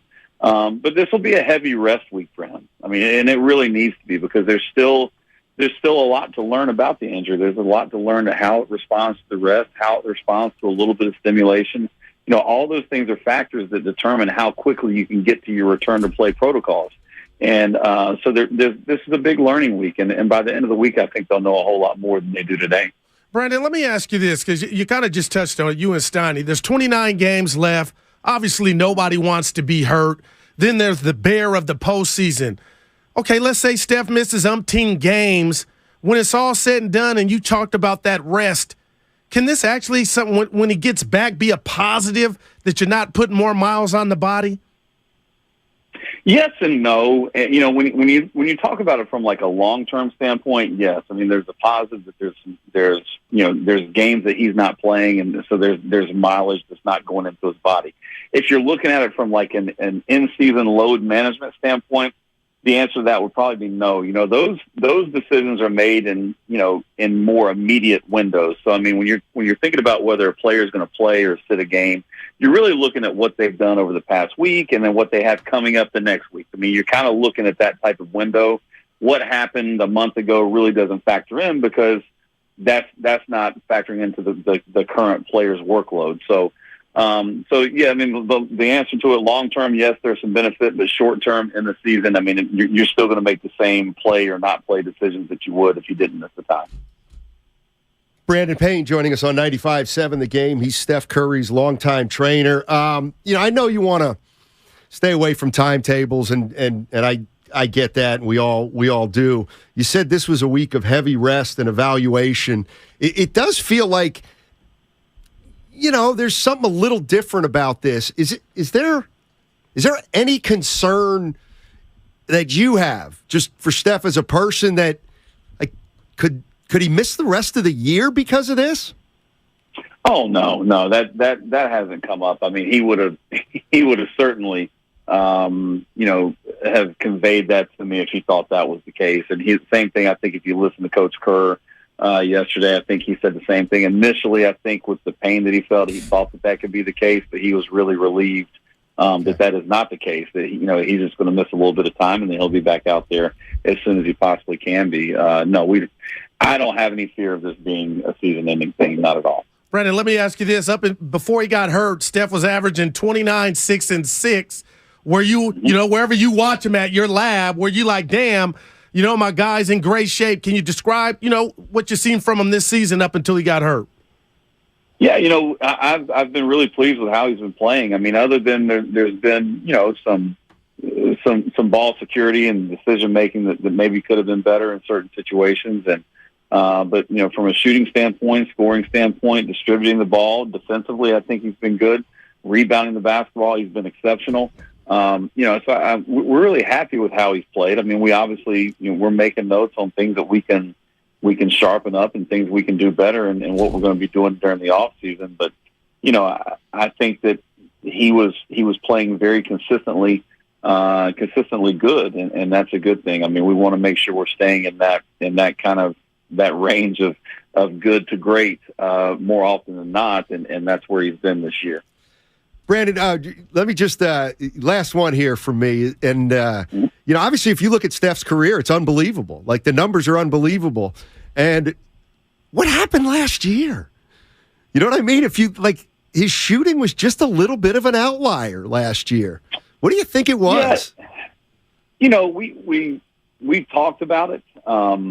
There were some things from a shot selection standpoint. I thought around the middle of the year, I thought the shot selection wasn't as good as it could have been. I think that there was, there were some maybe forced shots in there that they kind of got us off track a little bit. And there were some shots that were probably taken from a little bit deeper than they needed to be taken from, a little bit more often than they should have been. And there was a little bit of a mechanical thing that occurred there, and we got to straighten back out. So it was nothing that really concerned me long term, and he got it straightened out in short order. But I think that as a shooter, confidence is a very fragile thing, even if you're the greatest shooter that's ever lived. And you go through a period where you're not taking the best possible shots, and you don't see that ball going in very often. It can live with you for a little bit. So you got to remember to have a short memory. You got to make sure you're mechanically sound all the time. You got to make sure you're taking the great shots when they're available to you and passing up on the okay shots when they're not, when a great shot doesn't present itself. And I think there was a little bit of a period there where we probably could have had a little bit of a better shot selection that got him a little bit off. But, he being the great player that he is, being the great shooter that he is, he made the adjustments, and down the stretch and into the playoffs, he was outstanding. Hey, Brandon, thank you so much for joining us. Really appreciate it. And I got to tell you, Steph is the man out here, and you've known him for a while, so we really appreciate all the insight you give us on Steph. It's really appreciated. Thank you. All right. Thank you, guys. Thanks for having me. All right. That's Brandon Payne on the Bud Light guest line. Steph Curry's longtime personal trainer. You feel better? Yeah, I do. You asked $1 million question. He was like, oh, no. So he'll be back, Steiny. Yeah. Yeah. So they just hold it down till he gets back. And they've been here before. Not really. Well, he missed 13 games last year, as you keep throwing at me, and that was right before the playoffs. But this is different. The team was much better last year. See, that's the one thing, we can get into it at 888-957-9570. It's also the Xfinity mobile text line. You want to respond to Brandon's interview? Said no. He hasn't even crossed their mind that he may miss the rest of the season. That's nothing anybody's thinking about. And that's the first thing that, to me, is a piece of good news, obviously. Great news. From what we heard today. We'll find out what happens with Steph Curry probably this week. It doesn't sound like they're going to do anything this week except have him sit around and they'll evaluate and observe. Okay, so now, I mean this, people, I'm not worried about Steph and this injury, Steiny. Now I'm worried about the team. And the team that you talk about is not as deep as they were last year. But again, can we get Wiggins back to where he was before he had the adductor and this sickness, illness, Jordan Poole? So, they're eighth, and they were one game over and 500 many times with Steph Curry. What's going to change? Everybody's got to step up and do more. Yeah. We'll see if it happens. Chris A., that's incorrect, Steiny. The team last year was about 500. See, Chris A., and you know what? Why don't we make this a little bit of a topic of conversation and compare and contrast this season with last season and what may be different. Because it's really easy to say, I did last year, I can do it this year. And it's not the same team, which we talked about. It's not only not the same team, they're worse, they're older, and then the other thing is they haven't had a good stretch of basketball yet. They had a great stretch last year. This team started 18-2. I remember. 18-2. At one point, this team is 41-13? And then they got exactly. So when guys started getting hurt, Clay came back after 50 games, then Draymond got hurt, then Steph got hurt. They started to lose games, but they'd already established a level of play that was as good or better than any other team in the league. They haven't done that this year. They haven't had a good stretch. Last year, you could say, if we get everybody back, we were good at the beginning. We were good the first half of the season. Okay, we got to get everybody back now and be good, which you haven't been. Yeah. You have no track record this year. And they got OKC, who everybody was available last time they played them in OKC, and I won't forget that blitz or the run that the Thunder went on at the end. And I'm sitting here like, damn it, this team just cannot sustain that just step on your neck mentality. So they got OKC, Steiny, Portland, the Lakers, the Wizards, the Clippers, and Lakers. That's 6 games of not knowing who's going to step up and what they're going to be without Steph Curry. That bothers me. Then you got Houston, Minnesota, Portland, L.A. again. And it's okay, do you pull Wiggins to the side, Steiny? Or does he know, hey, yeah, I ain't been floating like you talked about. Hey, Gooey got paid last week, but no, this is physical. Oh, of course. And you know that. Why? Because he had an adductor. That's your guts. That was a month ago. And then, and I hate when you say how many games back. It's just amazing how everybody gets a break on the home team. The non-COVID illness, there's some real stuff going around here. 28 minutes, no rebound. Wiggins, I love you to death. Hey, Dub, I got a problem with that. Well, you had a problem with the Wiggins they acquired from Minnesota. But then he fixed that. Yeah, for a stretch. He's been more this Wiggins than the old Wiggins for most of his career. Right. And in my world, I'm saying it's physical. Okay. But if I'm wrong. What happened the first 7 years? What happened the first 7 years? He was a different guy. Okay. Yeah. It's got nothing to do with he got paid. Yeah. Oh, yeah. Him and his buddy Poole got paid. Now they're snooker in the Warriors. No, Poole's just a different guy coming off the bench. No excuse. But now he won't be. But Dante, man, how good has he been? That Villanova Jay Wright? Just good enough to get you beat. Well, stop. Dante, every three, it feels like he's made on the season. I don't know. I'm watching I'm like, boy, do you miss? What's going on? Why are they losing then? It's a collective effort. Yeah. Yeah, but you take the wins and you and I could be at a bar and one of us could be misbehaving. The two guys at a bar, but one's behaving. You'll be able to tell what's off and what's right. And Dante is a positive. We just need everybody else to step up. We see the big fella. Who's the big fella? Seriously, I'm dead serious. What are you talking about? You already gave us your answer by who's the big fella. There's only one big fella the Warriors got. Will Chamberlain. No, James Wiseman. Who's the big my God. fella? You said so much without saying who's the big fella. No, we don't have to go back to Wiseman. Yeah. I'll go back to Kuminga because he matters. He plays. Big fella. Monster Monday is brought to you by Boxer and Gerson, Northern California's premier workers' compensation law firm, helping injured workers get their lives back for over 40 years. The segment is also sponsored by the Department of Health Care Services. Yeah.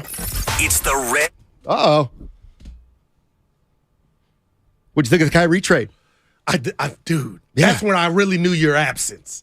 But Why? you talked to me Friday because I was like, this is up Steiny's wheelhouse. You and I both beat Cuban down and verbally let him have it by not giving Luka help. No, we talked about. I haven't. You're the one who cried over Brunson. Oh, yeah, being gone, right. But I'm just saying Luka needs help. A ball-pounding, mediocre point As much as I love Kyrie, and then we'll get to the personal aspect of Kyrie and the hate he's taking, Steiny, I just don't know. This wouldn't be my fit. They both why do the was same Brunson thing. your fit? Because he was all you had. Yeah, he was all. Okay, well, you got a better version of Brunson. Well, do we? Or do we got something like, is there going to be a problem? Is Kyrie going to be good Kyrie? Is he going to whine if he doesn't get it? Pounds the ball as much as Kyrie Irving. I'll tell you this, as much as I'm kind of lightweight out on this, if they got to the Western Conference Finals with Brunson, what can they do with Kyrie? So I know this doesn't matter. He's not resigning in Dallas. I know this doesn't matter. What's Cuban doing? But they lost some defense. Yeah. I know it doesn't matter. Oh, right, with the other guys. I know it doesn't matter. Yeah. But because defense people are doesn't asking matter. on YouTube, what is that? Do you think Dallas is better? I don't. You know what? It's worth a shot. Oh, and that's probably what you were saying. It's worth a shot. Yeah. Best team I've seen in the West so far has been Denver. I won't argue that.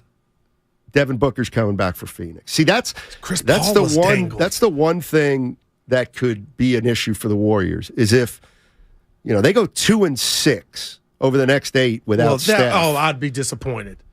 Why? But it's on the table. Go ahead.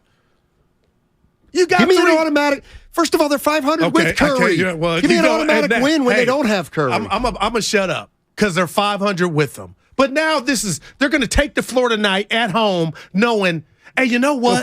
Bet money on it. We don't know. We got two bets, so we'll get to one of them. But they know there's no horsing around. And not that any of them admit that they were. There is no room for air anymore. We got to go, or we might be looking at the play-in when Curry comes back. Wembanyama, my ass. Wembanyama. Whatever. I tell you right now. I've been holding on to Wembanyama. Okay. I have no. Not you better start working on it. I mean, you better just not like tell me you better work on it. Why? Because that would be a nightmare. Let me tell you something. Then it's really over if it went that way. No, it's just starting again. How? Because you've got Wembanyama. Are you kidding me? See, this is He's where got how many NBA buckets, Steiny? And me. Hey, but he's got how many buckets in the NBA? You think Joe Lacob right now wouldn't tank for Wembanyama? Right now. See, this bothers me. He almost tanked. He tanked in 2010. Well, you thought you tanked when you got Wiseman. The other thing is, Joe Lacob knows this ain't a championship team. He knows it. What's that mean? He would. What I'm saying is, so nothing's going to happen for the Warriors. If he had Thursday. A road to Wembanyama, he'd go get Wembanyama. That's who Joe Lacob is. But Steph's coming. Brandon made me feel good. I'll run that back. He was like, "Stop!" He meant it. Like, oh hell no, we ain't talking about that. Yeah, we'll see. But he only can start when the medical allows him to. Guru, I want you to think about this over the break, because I don't want to be the one to ask it. I'm going to let the 650 ask it of you. The Warriors have been mediocre all season. How are you not delusional, Guru? I threw Guru in. He didn't really say it. Yeah. If you think you're a championship team. It's you're going to need time to think about that. Take a minute to think about it, because you do need to gather your thoughts. I'm already ready on this. Lock and loaded. No, get more organized. Lock and loaded. Make about 4 bullet points if you can. Tune in to Warriors Live on 95.7 The Game, presented by Xfinity. Supercharge your home with supersonic Wi-Fi, unbeatable internet, only from Xfinity. This segment is also sponsored by Pfizer.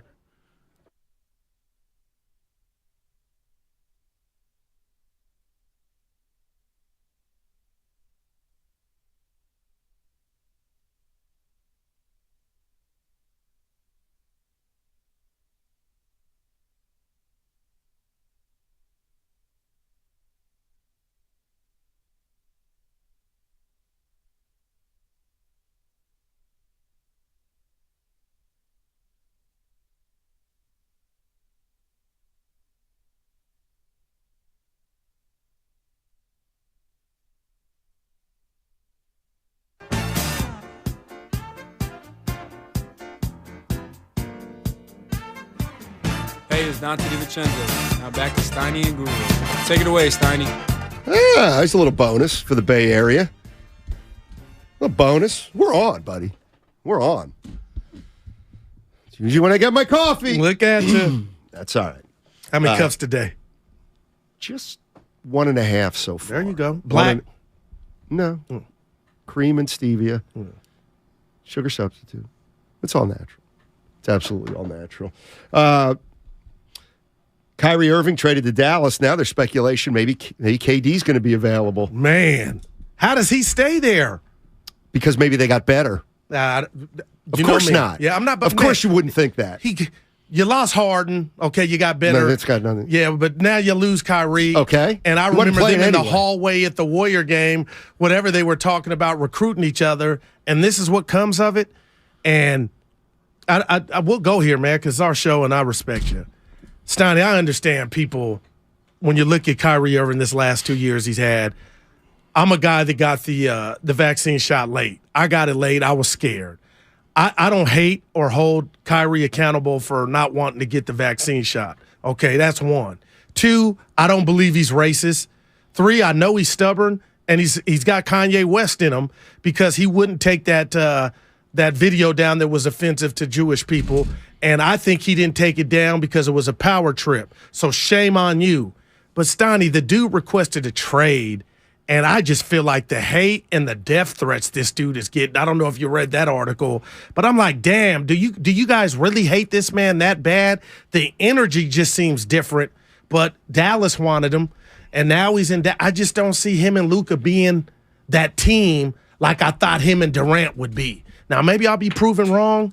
But boy, he pounds it in the dribble, and so does Luka. I can't wait to see how this works out. 307, Steiny. I read a text. 307. A texter used the word delusional. I did not. I was just asking Guru to respond to a text from the 650. Tell me how the Warriors are a championship team, watching them from the start of the season to now. But that's not how it works.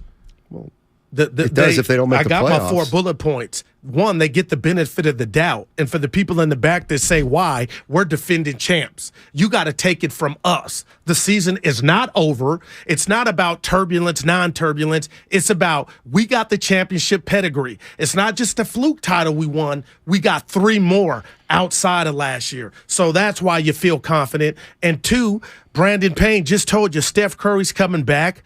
It wasn't on the table that he'll be out, so that makes me feel better.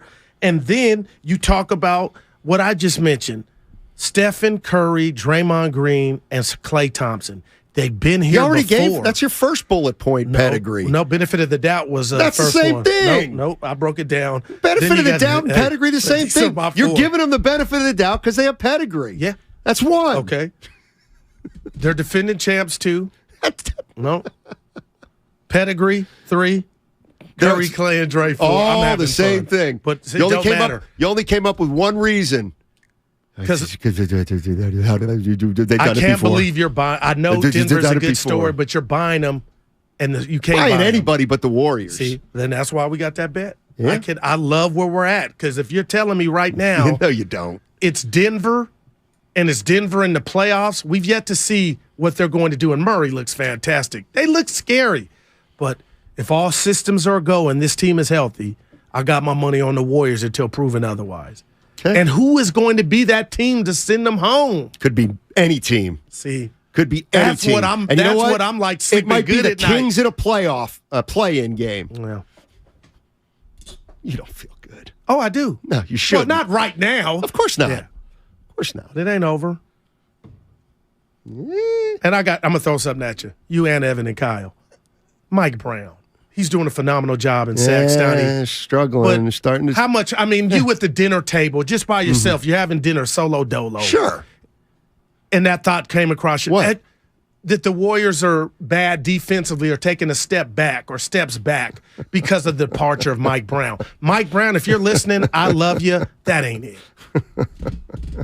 It's the players more so than Mike Brown. Oh, boy. These players with so much pedigree, championship pedigree, it's the reason they're going to win it.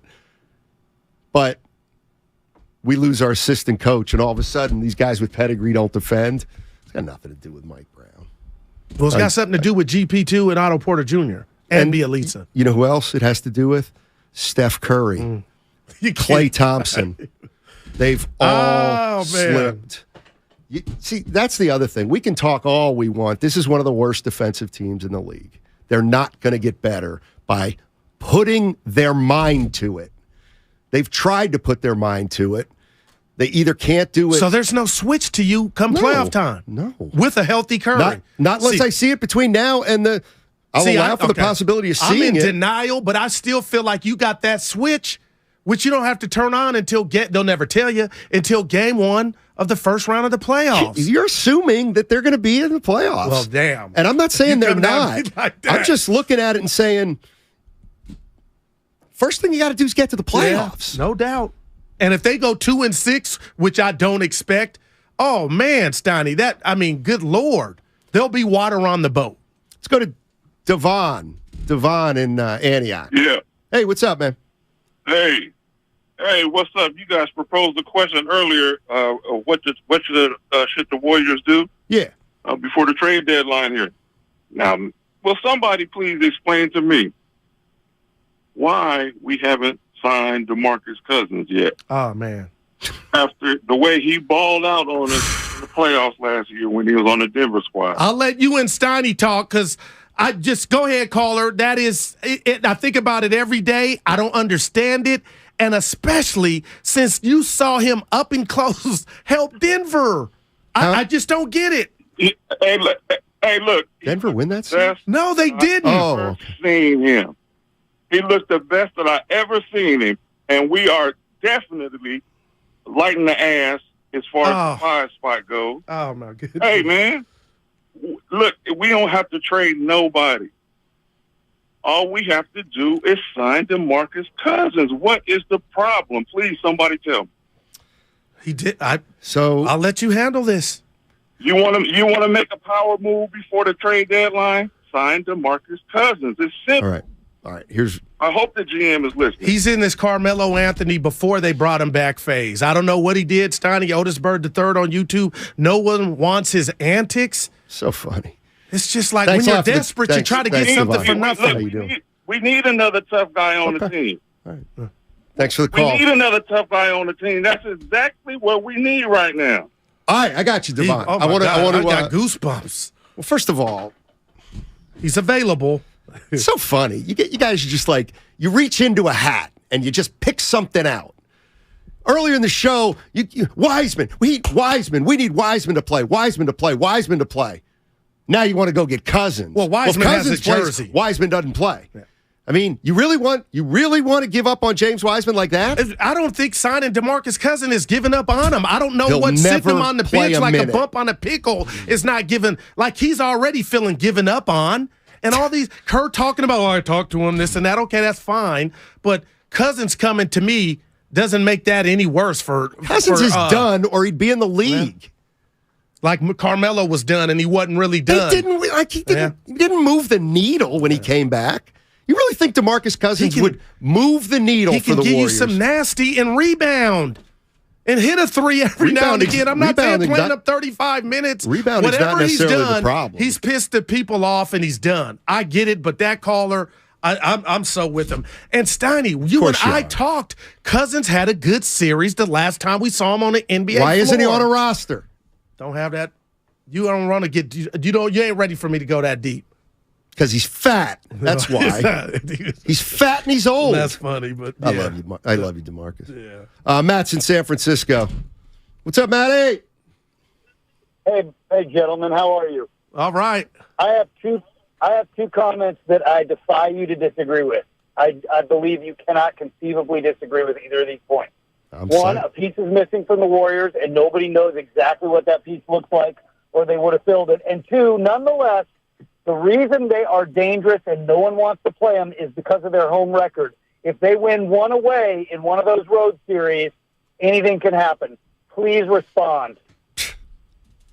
The problem is they're not going to have home court. Not even for one series. Man, right now. But they might not even have home court for the play-in game. But if you're – look, okay. We're all different.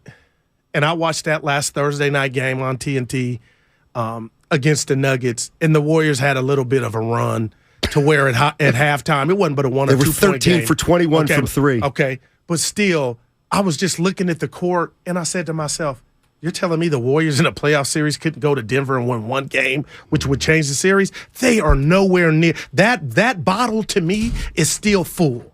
And you can say, Guru, you sound like a fool, but I'm telling you, that's what I'm talking about when I talk about that pedigree. Give me – you saw what they did. They lost by 15. Game 4 in Boston. They could only hang in that game that was for the a half. end result, but when it's go time, Steiny, it's about sustaining that.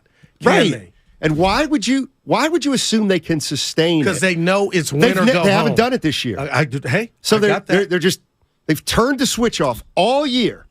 They just went through the motions all regular season. But damn it, that first playoff game, they're going to be a different team. As a better Steiny, you sound, everything you're saying is poetic, and I get that. But all I can say is watch. I know. And I can show you better than I can tell you. Well, and they are the ones. Yeah, they can. But,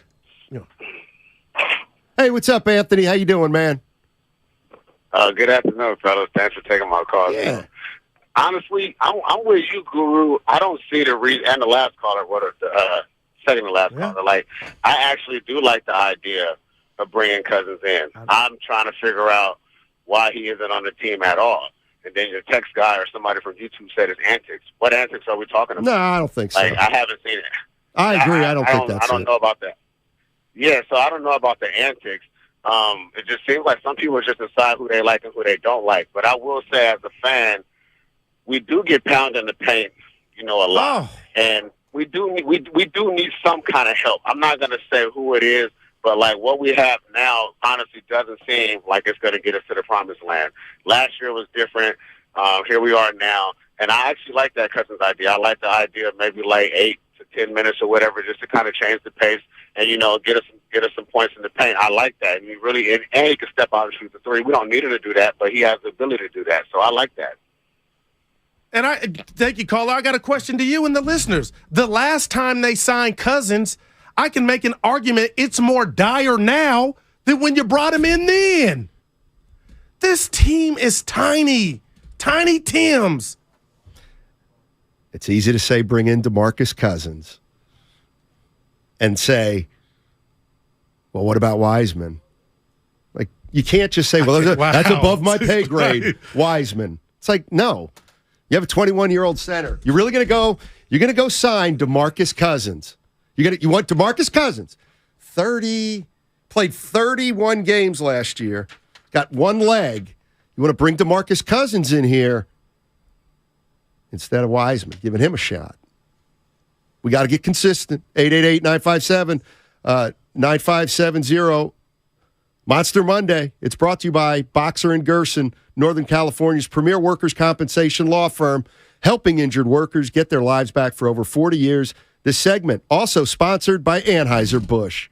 When temperatures drop, COVID-19 cases may rise. So, if you test positive and are at high risk, act fast. Even if your symptoms feel mild, ask your provider if an authorized oral treatment could be right for you. Visit treatcovid19.com. Sponsored by Pfizer. Prescription products require an online consultation with a healthcare provider who will determine if a prescription is appropriate. Restrictions apply. See website for full details and important safety information. Subscription required. Hey guys, did you know there's a generic form of Viagra that works just the same but is 90% cheaper? And you can get it online? Just go to 4hims.com/joy. At Hims, you'll get a free medical consultation, discreet shipping if prescribed, a 100% online process, and trusted generic alternatives to the biggest brands at 90% off. That's right, get generic for Viagra, the same active ingredient as brand name Viagra, but 90% cheaper. It's the same medication you get from your doctor, but with zero copay, no expensive appointments, and no awkward face-to-face conversations. To start your free online visit, you need to go to this exclusive address, 4hims.com/joy. That's 4hims.com/joy for your free online visit. FORHIMS.com/JOY. So, the other day, I bought an extremely chatty... Boring story time! Make that an extremely catty cockatoo. You're welcome! Apparently, the pet store won't take it back.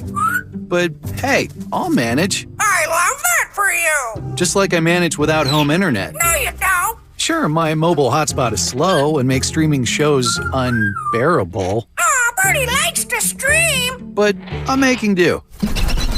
Oh no, who's this? My lady friend! It's mating season, duh! No home internet? It's not that bad. No, not there! It is that bad. Don't settle. Get Xfinity Home Internet for just $19.99 a month for 1 year with a free streaming box. Call, click, or visit a store today. Restrictions apply. Not available in all areas. Requires paperless billing and auto pay with stored bank account. After 12 months, regular rates apply. Offer ends 2/21/23. If you own a business, this has been a bumpy ride. From pandemic to inflation, I'm sure you could use a break. If your business has 5 or more employees and survived COVID, you might be eligible to receive a payroll tax refund of up to $26,000 per employee. The challenge is getting your hands on it. Hi, I'm Howard Mackler, and that's why I founded GetRefunds.com to cut through the red tape and get you that money. The team of tax attorneys we have put together are highly trained in this little-known payroll tax refund program. We do all the work, charge not a dime up front, and simply share a percentage of the cash that we get for you. Businesses of all types qualify, including those who took PPP, nonprofits, and even those that had increases in sales. We have helped return over $1 billion to businesses, and we can help your business too. Just go to GetRefunds.com and answer a few questions. This payroll tax refund is only available for a limited period of time. Don't lose out on up to $26,000 per employee. Go to GetRefunds.com. That's GetRefunds.com.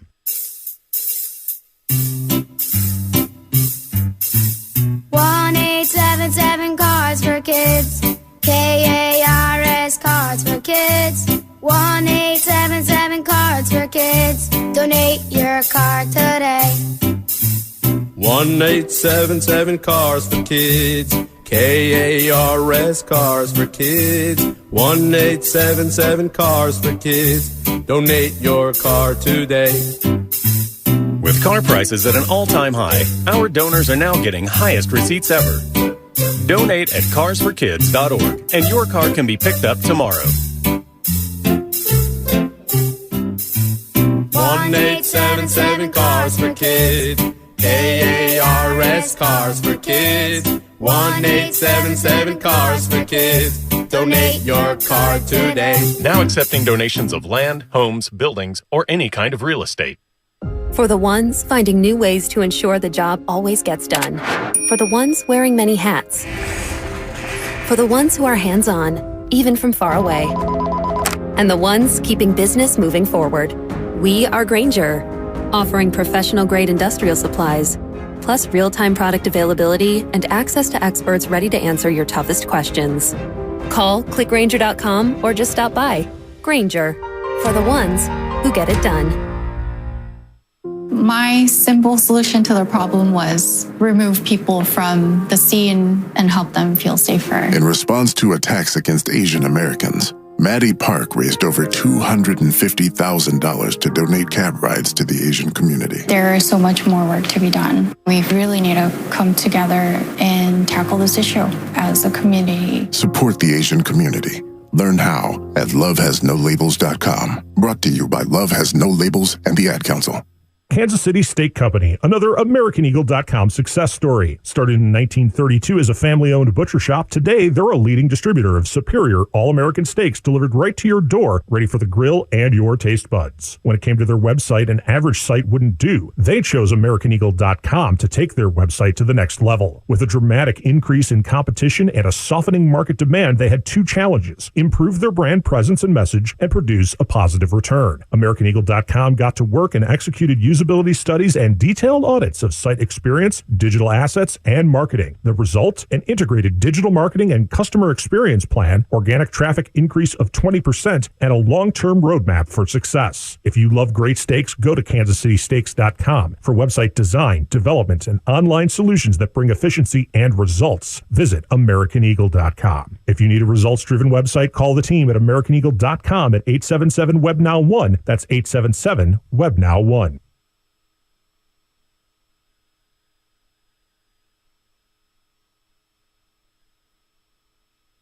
Hey, it's Willard from Willard and Dibbs, 9 to noon, but now let's get you back to Steiny and Goo, who we owned in the changeover a short time ago. Let's listen to them recover right now. Guys? That's really not Willard. He don't think like that. I say it, he's an idiot. No, I didn't. That's Mark, not. That was I'm Kyle. coming Sunday, Mark. Dude, that ain't really Willard. That bothers me. So let me just. What you got? DeMarcus Cousins. You're crazy, right? What can he do? Who can he guard? Let's say you're playing, hypothetically, you're playing the Nuggets. Who can he guard? You go zone, he could guard Jokic. He can't guard Jokic. Well, hey, listen, how we got here is I would want Wiseman in the game before you went out and got Cousins. My thing is just throw everything against the wall that you can to get better defensively. And he can do no worse than Iguodala. You know what I mean? That's where I'm at. I don't. And obviously, it's a long shot because nobody took a flyer on him. I get it, but I get the caller's point. Like, damn, he can't be no worse. I mean, he's terrible on defense. And you know what? Speaking of which, I wanted to run this by her, Tim Roy. He will rebound. I believe Tim Roy was on with Willard and Dibbs. It might have been Friday. And he was talking about the Warriors' defense, and the numbers aren't on their side because of the turnovers. That they have so many turnovers. But I'm like, hey Tim, I get where you're going, and it's true. But defensively, man, they got to step up. It starts tonight. 408 defensive rating in the NBA is misleading. The Warriors play the quickest up-tempo basketball in the NBA. This gives the opponent more opportunities to score. The Warriors run into problems with their turnovers. Limit turnovers, and their defensive rating goes up by minimizing transition baskets, which has nothing to do with defense. They stink on defense. They stink right now. They've stunk all year. It's the one thing they've been consistent on. Turnovers are a very small part of their defense. The problem they're having defensively is none of their perimeter defenders can keep a guy in front. And that goes 1 through 4. That's Curry, that's Poole, that's Clay, that's Wiggins. Is that all physical, or do you think it's want to? I think part of it's physical. Oh, man. It starts tonight. That's all I'm going to say. Oh, you laughing? It starts. That's how they got to look at it. They know it's go time. I'll tell you what. If you go 2-6, you might not make the playoffs. Wembanyama. But you say it like Joe's somewhere having lunch, and like if that were, hey Joe, what do you want on the menu? Wembanyama. Oh, okay. Hey, that's not. I'll tell you right now. You may. I would bet anything I own on this right now. If you told I just Joe thought of your Lacob, golf clubs. You got 2 choices. Miss the playoffs entirely. Okay. Or get Wembanyama. He's going to get Wembanyama. I don't think there's any doubt about that. And you know what? I don't know it's hypothetical. The big picture, I get that. He doesn't have a jersey. He already missed out on LaMelo Ball. Yeah. Oh my. Who was going to be a phenom. I watched yesterday. Orlando and hey, I'm going to be 6'8". Going to the rack now, Steiny. Who? LaMelo. I watched that whole game. I wasn't watching that flag football, Farkas. Listen, that's great. I get that as the owner. I get that as the owner. I'm talking about the players. They ain't cool with They ain't cool with what? Not making the offs or not trying to get back to the title. Yeah, it will. Watch. They're just players. Joe Lacob makes this thing run. I'm talking about effort. The players ain't giving up. I get that's the owner. issue. Yeah. They're playing hard, and they're 500. Well, we think they ain't playing playoff hard yet. Oh. You don't think that 8-game homestand where they went 5-3, they put a lot into it? I do think they put a lot into it, but nothing's like the real. Ain't nothing let me like ask you the this, real and all thing, the extra baby. energy, all the extra energy that they put in this season, that just goes away. It doesn't add up. Oh no, I mean that's for every team. But for older teams, it's hard. Yeah. You're on the age more. You're on the number. R.I.P. Aaliyah. I'm on everything. Yeah, well, and you have the right to be because they're 8th seed and nobody saw that coming. 1 game over 500. My thing is, I wouldn't say that. This is a band of brothers about to rally around their guy out, and we've seen this before. They've never had more agendas in the last 10 years as they have now. Well, the number one agenda, I'd walk in the locker room like, agenda? Yeah. Make the playoffs. Make the play in. That's the agenda. No, the agenda is everybody. Draymond all your Green. agendas. The agenda is what's Draymond doing? Dude, he was limping Saturday. Well, it's got nothing to do with age. Can you believe it's 10 years of freak injury with the Warriors? Feels like. I mean, forget Cousins. Go after Jay Crowder. The Phoenix Suns are not going to give you Jay Crowder. The Phoenix Suns are going to beat you in the playoffs. They tried to get Kyrie. We're going to try to. Yeah. Well, did you read the? We got to talk about it. The Ja Morant story. It was unsettling. I didn't. So they had a game last week against Indiana, and I guess his dad got into it with some of the players, and it spilled to the Indiana players, Pacers players, and then they had some guys on the Indiana Pacers coaching staff or whatever they do loading the bus. Ja Morant's in one of the SUVs. It's 2 SUVs with his friends, and then I guess an infrared. There was a laser pointed at, help me out, guys, in the back, at the Indiana players, and they feared for their life, thinking it was a gun. And now the story ran, and Ja didn't play yesterday, but he was like, "Oh, y'all trying to," and his friend got banned from the arena a year. Ja's friend, and the whole thing is, dude, just be an athlete. You ain't got to be a gangster or show us that you're hard or whatnot. So I'm just like, damn, Ja, you doing it like that? Just focus on being a hooper. But if that is true, and you got friends like that would, put your career in the balance of doing something stupid, come on, man. I'm looking at Ja different, Steiny, and I'm looking at Memphis different. Like, damn, y'all got to really get it together. Yeah, Memphis, they got some maturity issues that they got to figure out. But now we're talking about guns and dumb stuff. I mean, I heard, who was it? The old Warrior, Chris Mills. He stopped one of the buses. He wanted to fight somebody on the other team. But this is different. Bonzi Wells. Why is this different? Because that's just Come on, you put them up and you fight and you duke them out. We're talking about guns here, allegedly. Chris Mills involved in a gun. Indiana Pacers. Mills involved a gun. Oh, I didn't know that. Yeah. How long did he get suspended? He never showed the gun like apparently Ja Morant did. Yeah. Pacers security guards they were scared. Chris Mills. So nobody got killed. Yeah, no, I know that, but he didn't get in trouble for it. No, he did. He got suspended like 3 games, I want to say. Yeah. Him and Bonzi Wells. A lot of fights in the NBA. More fights at NFL games with the fans.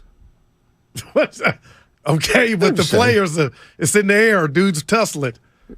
Austin Rivers going for his. Because we live in a confrontational society. Now, I hate that. That's the truth more now than ever. Oh, God, yeah. Absolutely. I hate that. 408, Guru, get the story right. No. Somebody says no gun was shown. I said it was a laser, and the Pacers security guard assumed that it came off a gun. I think he meant me. Oh, okay. No, it says, Guru, you're like Ja. You ain't about that life. You from the Yoon.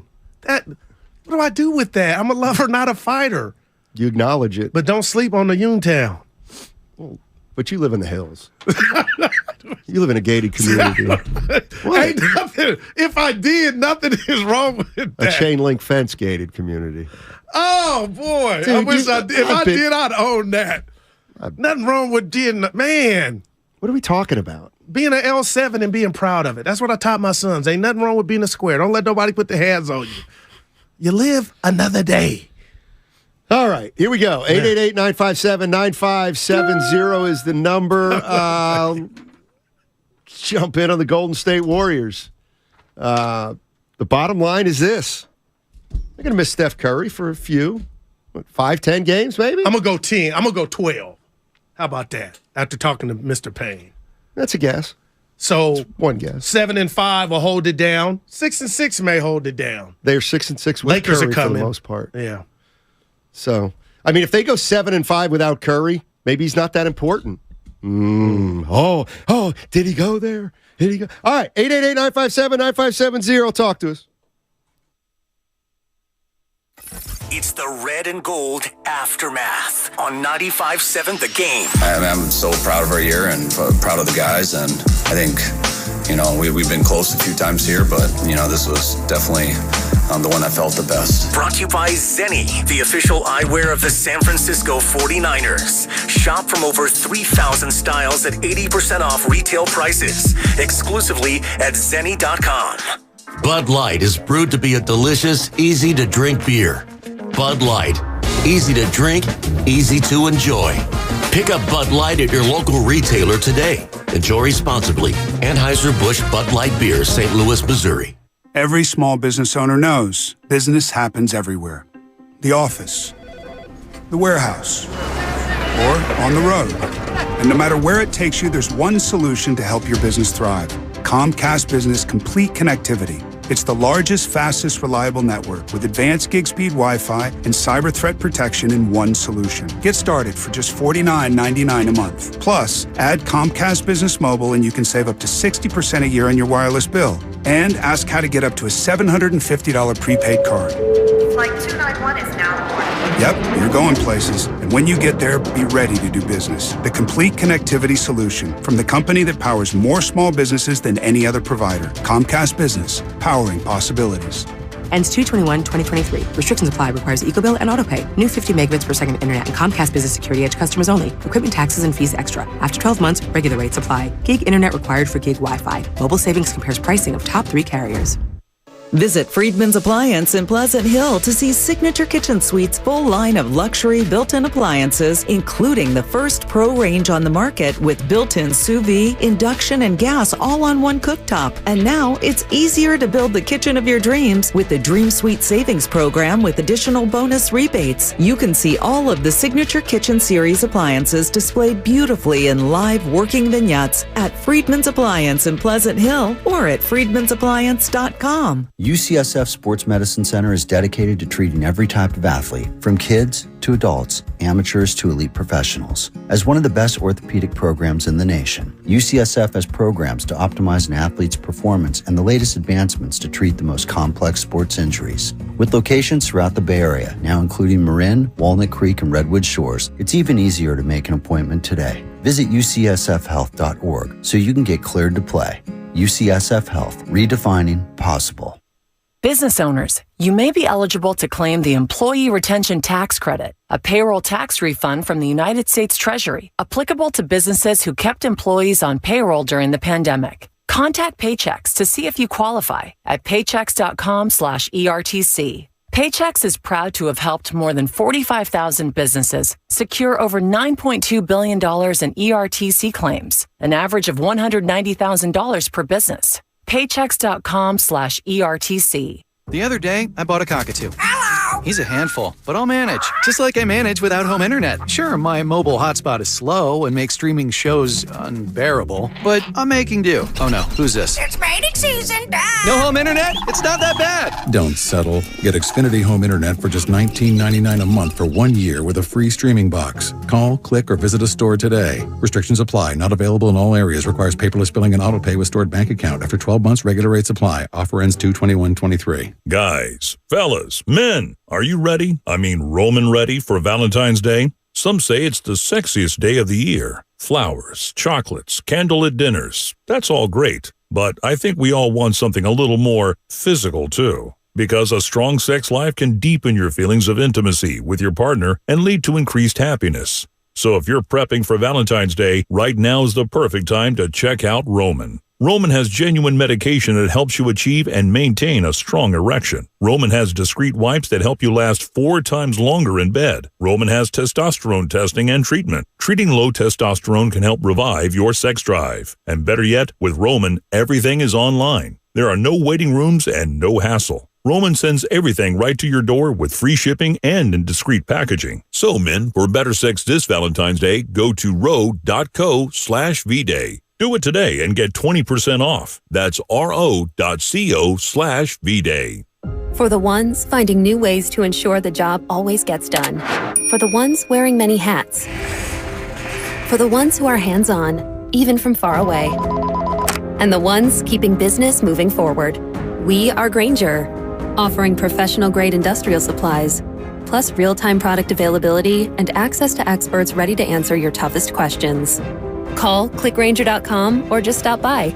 Granger, for the ones who get it done. Luke Bryan's Country on Tour with Chase Bickham, Alana Springsteen, and Tyler Brandon is coming to Shoreline Amphitheater on Saturday, July 22nd. And 95.7 The Game has your tickets. Enter for your chance to win at 957thegame.com.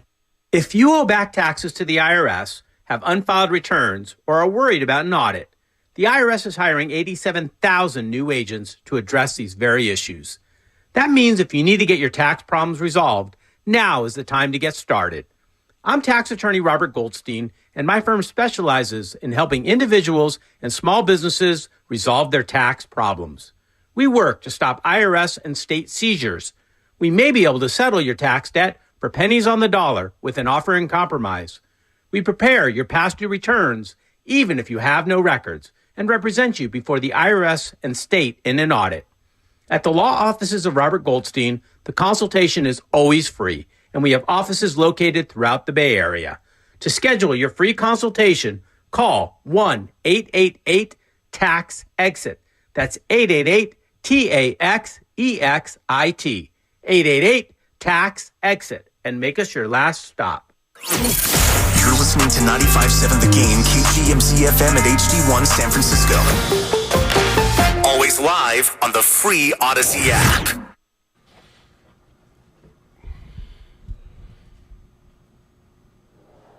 Hey, it's Dan Dibley from Willard and Divs. You're listening to Steiny and Guru. I got 3 hours and a bunch of problems. There you go, Dibs. Thanks, Dibs. I got 3 kids and a bunch of problems.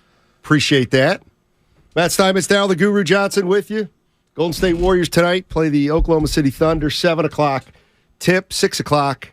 Warriors live. They're 1 game over 500.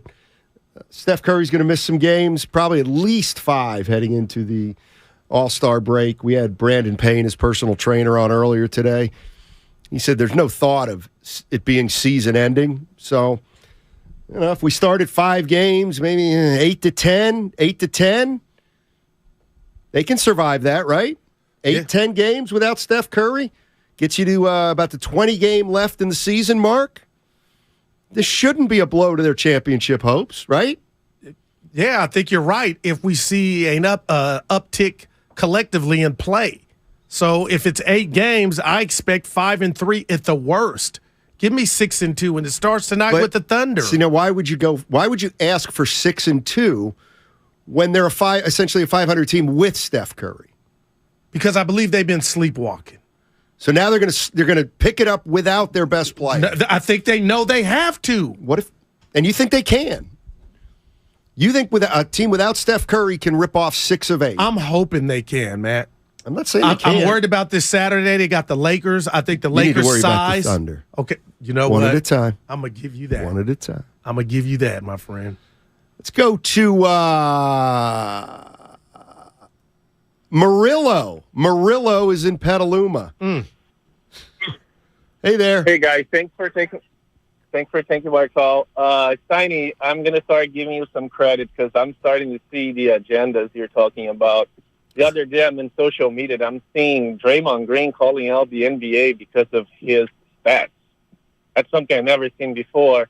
That's one thing I wanted to point. The other thing is I think the Warriors are in a very tough spot as far as both the deadline and the trade and the buyout market.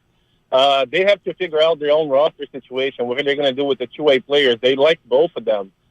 So, and another thing, I don't think you can just plug a player and play the Warriors system, so it's kind of a tough position for them to trade, which is the reason why I think they never did. So, yeah, I think they're in a tough spot. Do I think they still have some in it? I do, but I'm starting to agree with you, Steiny. Oh, Lord. Looking bad. To people you turn to, like this Steph eats. You know why? That was like going to the airport. Because we don't have rose-colored glasses on. That's why. Man. Well, it's not hard after the Steph injury. But if it's just 5 games, 10 games. The Steph injury has not changed the way I look at the season at all. But if they don't do that. No, I'm going against me. If they couldn't do it or get their groove back with him, what's he going to be tonight without him? And I'm going to say this. The end of that Maverick game, had that thing been 90 more seconds, it would have been problems. So when older teams having trouble holding on late in Jordan games. Poole's not old. Kevon Looney's not old. Dante DiVincenzo is not old. Anybody but the stars. Blame anybody but the stars. So funny. You know, again, I do believe that there's just signs. I truly believe that there's stuff that happens and things you can. And I'm just telling you, before the season started, I thought there was trouble brewing. This before or after the punch? Before, even. Because you had Draymond, his contract. All right. At that point, Bob Myers wasn't a story, but he had a contract that he didn't have. Draymond Green, obviously. Klay Thompson was a mess at the start of the year because he was being selfish and was only thinking about himself. Then they had a team meeting. Okay. They took Is that off. after the punch or before? That was after the punch. Okay. Draymond is in a contract year. Well, that's a factor. Let's talk about that. Andrew because Wiggins he has not been a just sideshow. got paid. Draymond has Maybe not that been a has something sideshow. to do with it. Jordan Poole got paid. See, we always run to other teams to point out, hey, they paid Poole too soon. Maybe he got paid. Maybe he feels like he got paid. He arrived. What if that's the case? They paid Poole too soon. Or they paid him out of pity because of what happened with Draymond Green.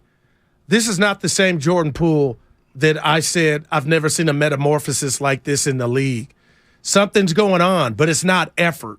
And maybe he'll be that guy they can count on. But when you say he's not a number one like you did earlier, that was like it's cold water in my face because I know he'll never be a number one on this team. But when he has the ball in his hands, and he had it last year, Steiny, I was like, this is a star in the making. And for whatever reason, that is not translated this season.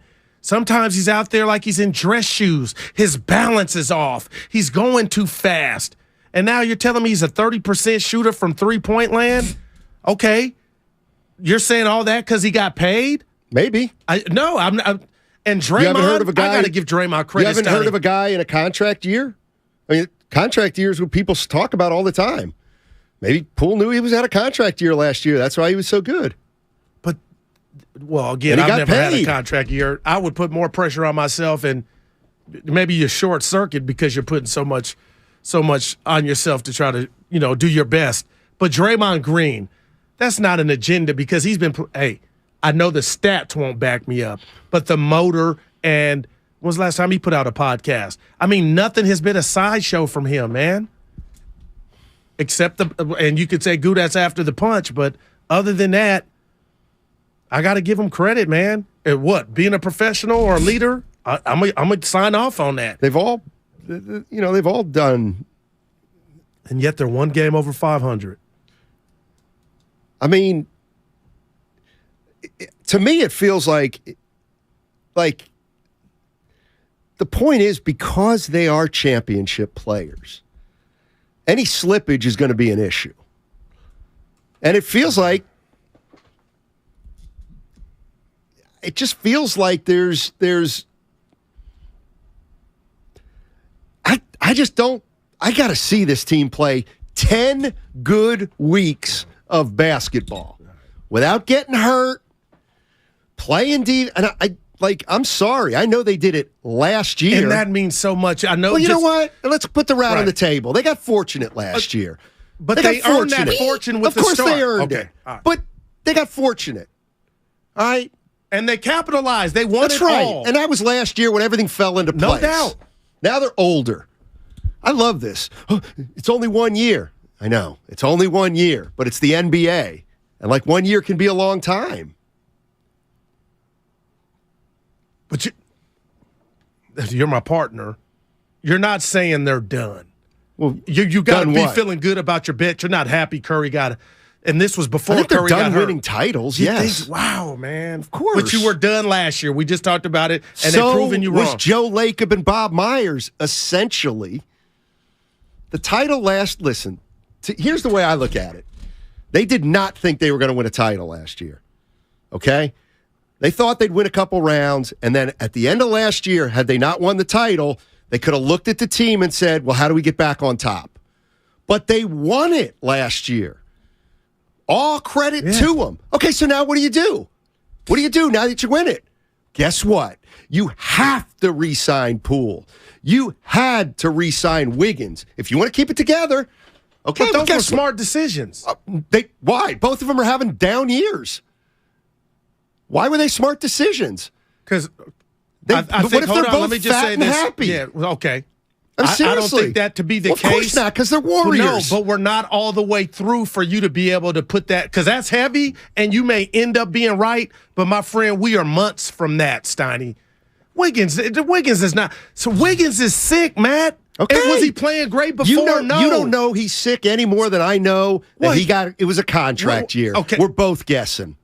We're both guessing. Where his career was at, I'm going to say he didn't have that moxie to know, I can put it all together. I'm a playoff Steph and everybody else and have one of my greatest years and be counted on. I don't think he had that at his disposal. He had a great playoff run. Right. And everybody was, there were some whispers, offensive, defensive, all around. Is he your best player?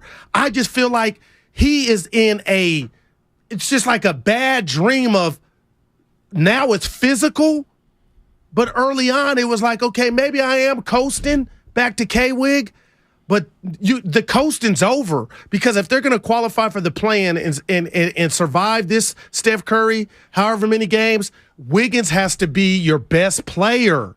It starts tonight, Matt. This version that we got, it ain't good enough. Steph comes back, you might be 12th. People think I'm playing like Curry was here and we're one game over 500. What are you playing with what? It's real. It starts tonight with OKC. Why you're smirking like Batman? Because you think everything's like the biggest high school game of the year. Oh, it's homecoming Friday. No. It's like that's not the NBA. To win 5 in a row, you got to win 1. To win 8 in a row, you got to win 2. It starts tonight, man. Okay. No, it started Saturday.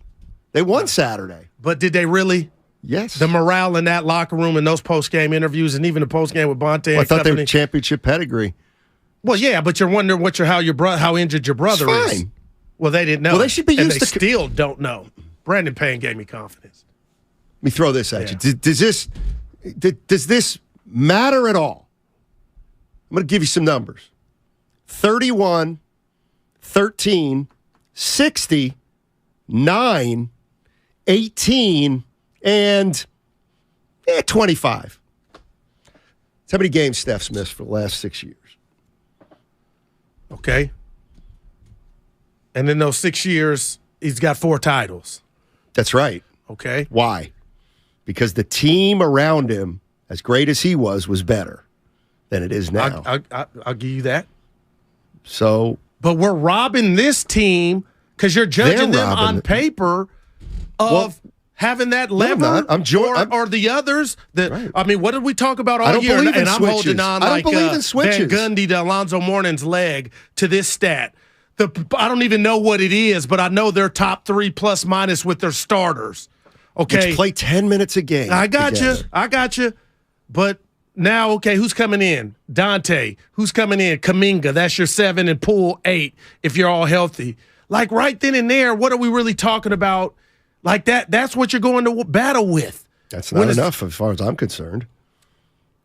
Because they're not the same guys as last year. Like, so you really think that they can't take it up a notch? Collectively, each individual. I don't think they can take it up a notch to win the title. No, Denver's going to have to beat them 4 out of 7. We're not talking about Jokic. I'm just using them as an example. We're talking about Michael Porter Jr. How's your back? Murray, night in, night out. I'm not saying they can't do it, but is anybody out there saying that the Warriors are so done and sloppy around the stomach area and out of shape that they can't? No. Like, I feel like I've seen this movie before, and it's like Jordan's Bulls. They get bored. And then with the 49ers with Montana, they do it a different way. You think, oh, maybe this. And then the playoffs start, and everything is just smooth. Yeah, okay. I mean, that just makes me laugh. It does. It just makes me laugh that this is our year. This is all we have. They're 27 and 26. And again, last year doesn't mean a damn thing. They were good last year. They were good for over half the season. They were 41 and 13. Right. So by that point, even though they suffered injury, when they got everybody back, they said, damn, we were 41 and 13. So we have that. They have nothing right now. They have nothing to fall back on except, 8 out of 12, one stretch back in December? And I'm sorry. I don't think, last year. No, last year's last year. Last year's Clay's not as good as last year. He's not. Jordan Poole. Is he better? Is he worse? Sometimes he's both. Draymond Green. It's not as good as last year. Well, I'll tell you this. Because you're scaring me. If you end up being right, then this thing is over. That's what I said. But you're not right. But that's where you're going. Like, What's so hard to understand? I don't think they're going to win another title. I know you're going to laugh. How do you know that? And the guys in the back, help me out. When you win the championship, it doesn't just go away. Yes, it does. No, you have that. You are defending champs until your ass is going home. Go hold on to that. Right. I don't see defending champs. Games to play. There's a tournament to qualify for, Steiny. They're not the same team. You call them defending champs, and it's nuanced and whatever, and you're right. But no, they had Gary Payton II last year. They had Otto Porter. But now you're telling me you're so definitive that they're not going to win because of those two dudes who helped tremendously. Because of their 5. I'm still betting on that 4. Okay, good for you. And and you have every right to do that because they're champions. Yeah. They're champions. But if you end up being right, the dynasty's over. Too many teams get old, and it's over. Okay?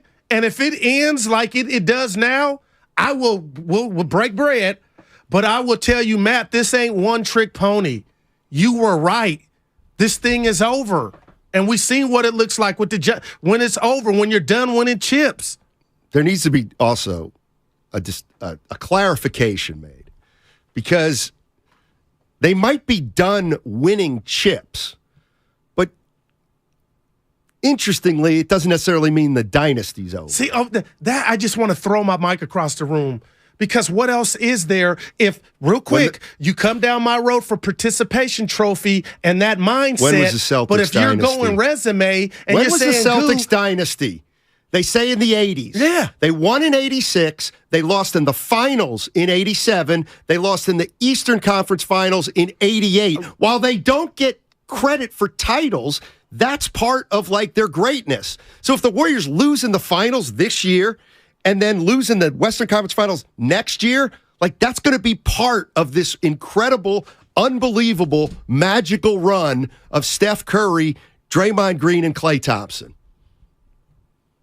It's not going to end. You're going to say, oh, and that last year they made it to the finals. Remember they played Boston. They beat Boston. Then the next year they lost to Boston. Okay, like you get credit for that.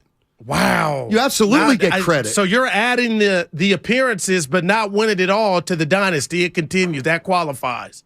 Absolutely. Oh, see, I ain't looking at it like I'm looking at it like you got to win. Nobody says the Celtics dynasty was over in '86 just because that was their last title. I mean, it's like semantics, but to me, I'll tell you if the Golden State Warriors lose in the finals to Boston this year in 7 games, however it happens, then it ain't they over. Come out next year and lose in the Western Conference Finals, and that's it. Right. Like, these last 2 years were unbelievable. And you would have been wrong. Anybody that thinks they were older. I would not have been When does wrong. the age attrition, when do you get to not say, have been wrong. I was right?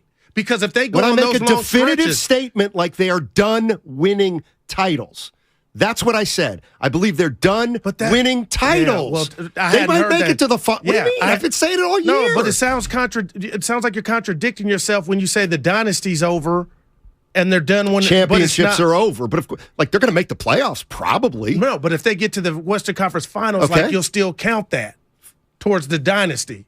I mean, it'll go down as part of the dynasty. Like, it lasted through 88 or whatever. Like, but let me be clear. It ain't about going to the finals. Right, that's all. That's the man I know. But they're going to be. But when it's all said and done with Curry, if they lose to Boston in 7 games this year, then let's say next year they lose to the Nuggets in 7 in the Western Conference Finals. When we look back on the Warriors, we're going to say, man, they won their 4th title. Remember, they went to Boston, they beat them, and then Boston got them in 7 the next year. Did they win a title? No. But were they in the mix and a factor and still like championship contenders? Yes. But I don't think they're going to win another title. That's all. Yeah. They might get to the finals. Like, that's why I'm very careful about the way I phrase it. I don't think they're going to win any more titles with this core. Wow, man. That's not a wow, man. It is. It's more likely than not. No, It is. And I'm not looking at It's more likely than and not. I'm not mad at you about the window. Like, there's prestige in getting close or whatever when you look back. But we're spoiled.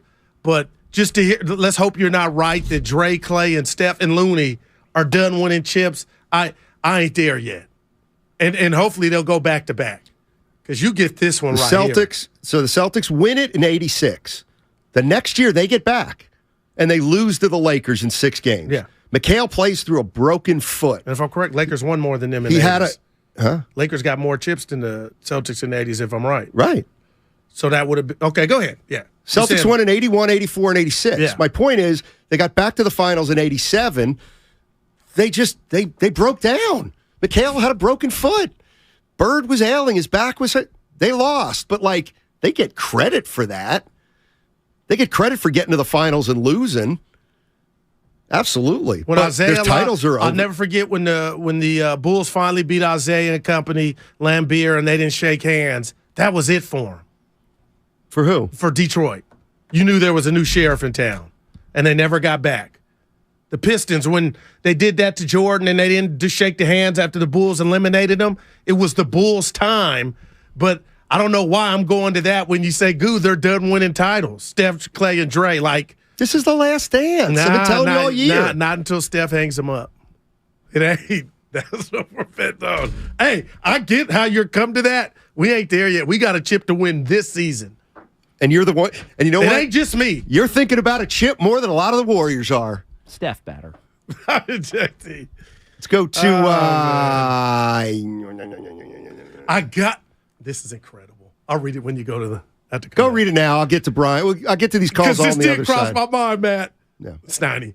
650, Xfinity Mobile text line. So according to Steiny, the Kyle Shanahan 49ers are a dynasty because they go to the Super Bowl and title game. But that did and not win one, but Steiny win. It crossed your dumber voice. People. How dumber people. Cerebellum. How dumber it crossed people. it. And then I said, when you said you get points, I said, that's when he broke it down. But I gotta keep it real.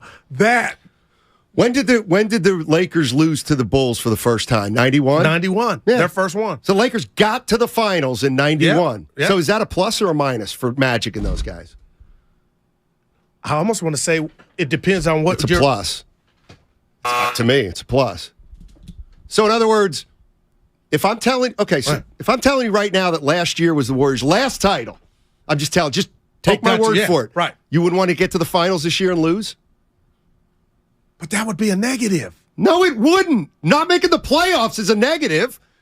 But when you're I hate that. But when you're talking about dynasty, it's about the plus sign. Yeah, not 4. They have 4 titles. Yeah. And they will have gone to, 9 finals. Like, it matters that LeBron James went to 10 straight finals. All right. And I was late to the party on the LeBron. I don't like it because Mike was under, but I hear what you're saying. And it's like Brady, too, going to more than Montana. But I'll still take Montana over anybody. Right, because you'd rather not make the playoffs than make a deep run in the playoffs, get your heart broken. No, this is so great. Are you going to apologize on the other side? Montana's the best quarterback ever. That's just my 2 cents. Oh, I have no argument with that. None. Seriously? I thought we'd fight. It would be foolish. Oh. San Francisco Gift and Jewelry Center with over 75 showrooms in one location. The San Francisco Gift and Jewelry Center has gifts for every budget. So this Valentine's Day, you can definitely give BDE. Oh, yeah, that's big diamond energy. What'd you think I meant? Mm-hmm. Visit today at 888 Brannan Street in San Francisco or shop online at sfgcjm.com. Mm-hmm. I'd be a great cop. It's the Red and Gold Aftermath on 95.7 The Game. If everyone had to do a press conference and talk for a while after these games, I'm sure we'd say a lot of things that didn't tell you guys exactly everything that's going to happen for the next 8 months. Brought to you by the SF Sheriff's Office. Your future begins here. Let me guess. Unknown caller? You could reduce the number of unwanted calls and emails with online privacy protection. The latest innovation from Discover will help regularly remove your personal info, like your name and address, from 10 popular people search websites that could sell your data. And we'll do it for free. Activate in the Discover app. See terms and learn more at discover.com/online privacy protection. As a Walgreens pharmacist, I talk with people all the time about little tips and tricks for filling their Medicare prescriptions, like taking advantage of Walgreens 90-day refills to save them a trip, or using Refill by Scan, which is super easy and right on your phone. And for anybody worried about prescription costs, I say, hey, we got you, with low-cost copays on many medications. Let's talk about making things easier. Walgreens is here. Fill your way and save at walgreens.com/Medicare. See pharmacists for restrictions and exclusions. So, the other day, I bought an extremely chatty... Boring story time. Make that an extremely catty cockatoo. You're welcome. Apparently, the pet store won't take it back. But hey, I'll manage. I love that for you. Just like I manage without home internet. No, you don't. Sure, my mobile hotspot is slow and makes streaming shows unbearable. Oh, Birdie likes to stream. But I'm making do. Oh no, who's this? My lady friend. It's mating season, duh. No home internet? It's not that bad. No, not there. It is that bad. Don't settle. Get Xfinity Home Internet for just $19.99 a month for 1 year with a free streaming box. Call, click, or visit a store today. Restrictions apply. Not available in all areas. Requires paperless billing and auto pay with stored bank account. After 12 months, regular rates apply. Offer ends 2/21/23. Did you know Nissan EVs have traveled 8 billion miles? Just a quick trip to Pluto and back. And what did we learn along the way? Well, that an EV can take on the world, like the Nissan Leaf. It can move racing forward and take your breath away, like the all-new Nissan Ariya. We learned to make EVs that electrify. 8 billion miles driven by Leaf owners globally since 2010. Ariya not yet available for purchase. Expected availability late fall, subject to change.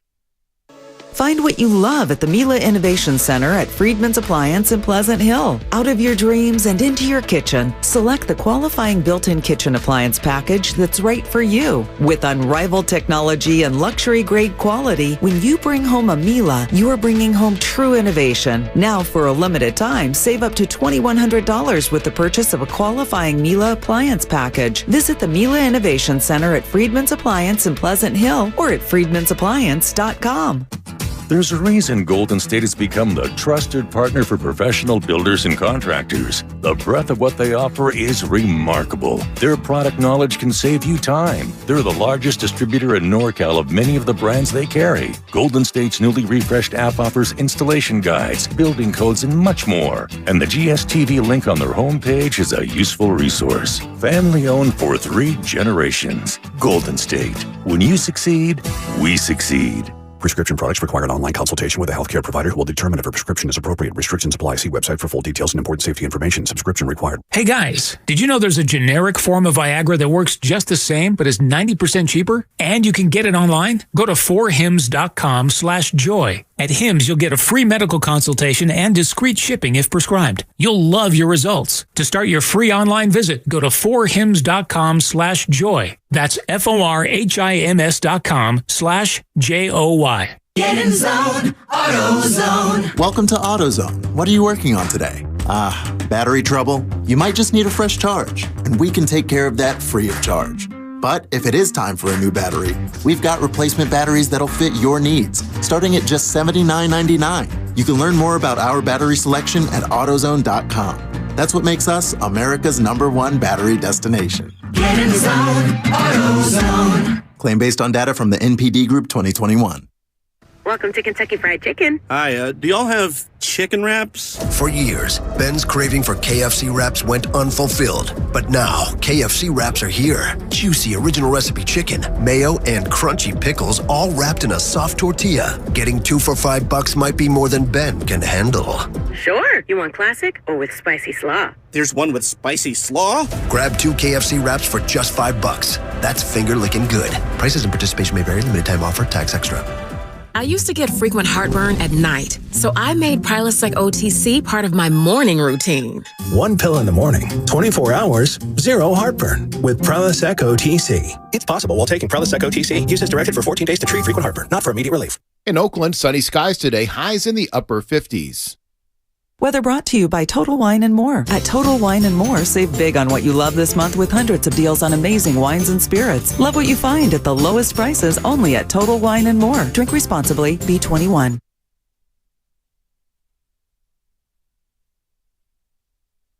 I blame Steph Curry. Hey, it's Moses Moody with the Golden State Warriors. Now back to Steiny and Guru. Moses! You know what? He gets the little T. Why? Ask your guys in the back. That wasn't me. Another guy the fan base has been completely unfair to, Moses Moody. 3-4 solid games, and the next thing you know, if he's not a star, he stinks, and Kerr should be fired.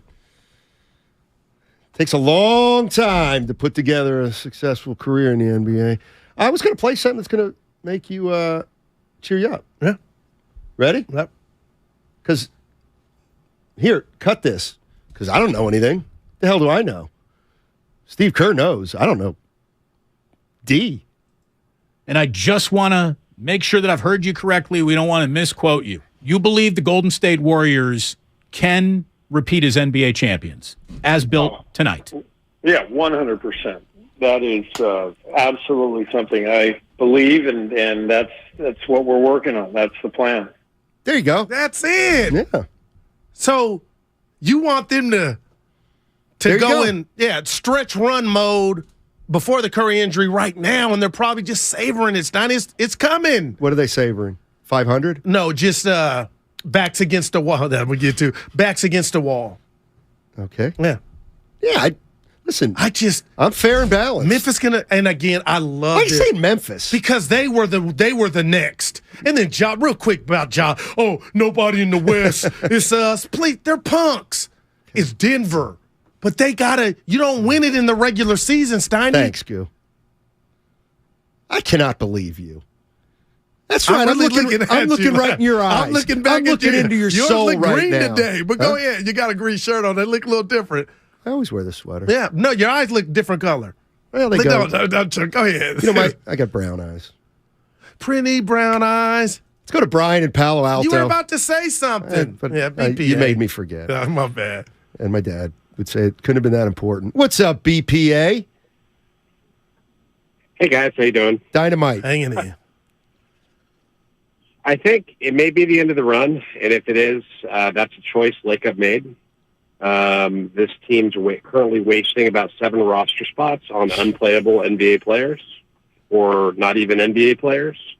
After their core 7 or 8 guys, their best 2 options are G Leaguers, who are on 2-way contracts or not even full-time roster guys. So, yeah, I mean it's insane to say that if they couldn't add 2 veteran pieces after their core, I'll call it their core 7, to say that wouldn't help is absurd. I mean, last year those guys helped a ton, and maybe in the finals when you shorten rotations, it's a little bit different. But in the regular season, if you want to get seeding, you can't have 7 playable players on the roster, and it's ridiculous that he's heading in the direction of Jared Jones Lakeup. Because he's got a Wiseman fetish. I mean, you want to see ugly post run. Careful, but Goo loves him. Down the court. Wiseman sulking up and down the court. Draymond's gone. The run is over. Man, it's not going to be a good look. Anyways, guys, have a great day. But help Lakeup. That's what I'd say. So we love BPA, but what you're essentially saying is the Warriors are not going to repeat. That's what I've said all show. No, I'm telling you what it sounds like. Okay. Because of no Bielitsa, no Gary Payton II, and no Otto Porter Jr. Why is that the way you translate Because that's what their starting 5's not good enough either. Their plus minus was number 1 and still may be number. Their core has taken a step back. Okay, Goo. so Jokic hasn't. Who? Jokic? Jokic is getting better. No. How'd he do against the Warriors in the playoffs last year? We have to. Don't you get it? We have to go back to last year. Everybody's getting a year older, Steiny. Not if you're you. Why are the Warriors guys so different? Because they're older. Because Steph's 34 years old. Right. So the ball's going to become heavier. Why do you think he's been hurt the last 6 years? I get that. Okay. But we could do every Carfax system on every player. That's right. You're That's what we're telling doing. me come April, you're really doubting this team is going to band together. That's correct. I'm assuming health. I do not believe they have 10 weeks of championship basketball in them. Okay. I do not believe it. I'm sorry. But you only can give me, and that's how you feel, and I appreciate it, but you only feel comfortable saying, Goo, Denver's the only team that can beat them in the series. No, I'm not. Phoenix can beat them. I don't know who can beat them. I want to run out with gasoline draw zone. If you're Clippers saying can beat them. They're imploding. Now, Booker's there you back. go again. They're imploding, Chris but Paul, the Warriors are fine. They tried to trade them. They're imploding with a better record than the Warriors, but the Warriors are fine. They got issues. See, so do the Warriors. Not like that, though. Right. The Warriors' problems are bigger. Steph, none of the big 3 are where Chris Paul's at or where he's not at athletically. Hey, I love you, Chris Steiner. He's the root of the real problem. He's their dirty little secret. He's done. Okay. And when they need him most, he ain't got it. The juice. There are a lot of definitive statements. Okay. You ain't going to tell me Pelicans, right? I don't know. And I would watch, but I'm like, that ain't scaring me. Get into the playoffs first. Okay, well, you know what? If you can say, well, we just have pedigree, so we're going to win it again. I'm going to have to say, it's going to be hard as hell, especially when you get to the finals. Get in the playoffs. Playoffs? Well, they're in there. Well, no, they're not. Playoffs. They're in the play-in. The playoffs. And you know, again, you're such a prisoner of the moment. This is exactly like Andy Reid. Like, just because the Warriors haven't lost in a playoff series means they never will. All right. I disagree. I wish you would just finesse the line of, I got it wrong last year about this team, and I feel this way because I got it wrong last year. It's got nothing to do with it. I'm going to slow up on the I'm going to throw a curve instead of a fastball at the notion they're done or can't win it. I'll throw a curve. You know what I mean? Well, something in the dirt. What happened last year? Like what? So because the Warriors defied the odds last year. Right. That's more of a reason to bet against them this year because they ain't doing it 2 years in a row. Because I believe they defied the odds last year. Now, okay, about last year. The team that did that, Matt, had won 3 titles previously. So it wasn't just came out of nowhere, one-trick pony. This is what they do. They've done it 3 times before what you paint the picture of. It was random, nobody saw it coming. This is what they do. Yes. It was their 4th one. Yeah. They got a lot of good fortune on the way. I won't argue that. And here's the thing where it's like, people need to understand. I'm not saying they got lucky. They won a title last year. They earned it. Okay. But if you want to assess your team accurately, you have to look at how it happened. You have to look at the whole thing. It's not like, well, we won it last year, so there were never any issues. No. Let's look at what happened last year. They played Denver without Murray and Porter. Facts. They played Memphis. Ja gets hurt. They should have played Phoenix. They didn't. That doesn't mean they don't deserve it. They got the easiest possible route against Doncic, and then they faced the Celtics. And lost game 1. The Celtics clearly I'm waiting for this one. Didn't match the Warriors' pedigree. Okay, yeah. So they were there now. So all those things to me means, and their players aren't as good. The worst players aren't as good as last year. That's what you really feel too. Curry's almost at 30 points a game, Steiny. I don't know. It means nothing to me, Goo. It's a team.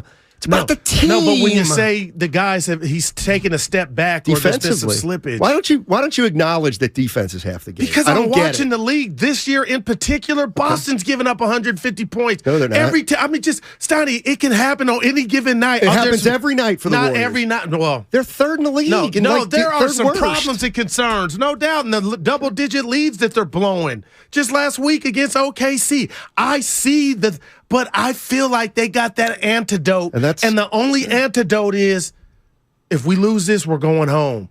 That's what's going to keep them or help them sustain it. Okay. Right. It's just. And last thing, I think the pros are different than high school. That's all. Do you think Bob would admit to us or Joe Lacob that keeping Andre on the roster has failed this team? Not yet. Not yet. When then? When if this is not yet? They could still waive him. They could cut him. Right, but what if they would have went out as training camp with somebody that could contribute? Like who? I don't know. So an 11th man makes this team 31-20. Could have been, if he could have played his ass off, it could have been a 7th man. How?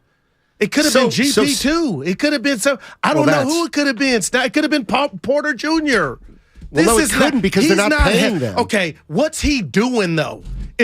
What's he doing? If Bob told us, Guru, he talks to him and this and that, what are you doing? You didn't prevent a fight. And I'm not putting it all at your doorstep. It's a sideshow I don't like. And now that everything is gone off the farm, what's Dre doing besides dressing like his dress? He is off his fits are incredible. It's a non-issue. No, if he were giving us Andre contributions, the team would be better. So they clearly feel like he's getting a Scully, and they're in no position to give scholarships.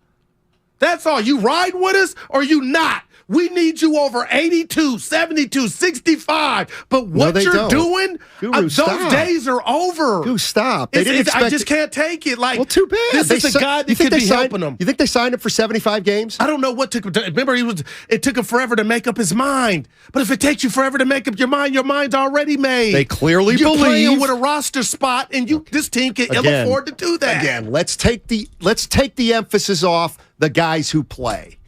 And talk about a guy who played 3 games. Let that go. That's right.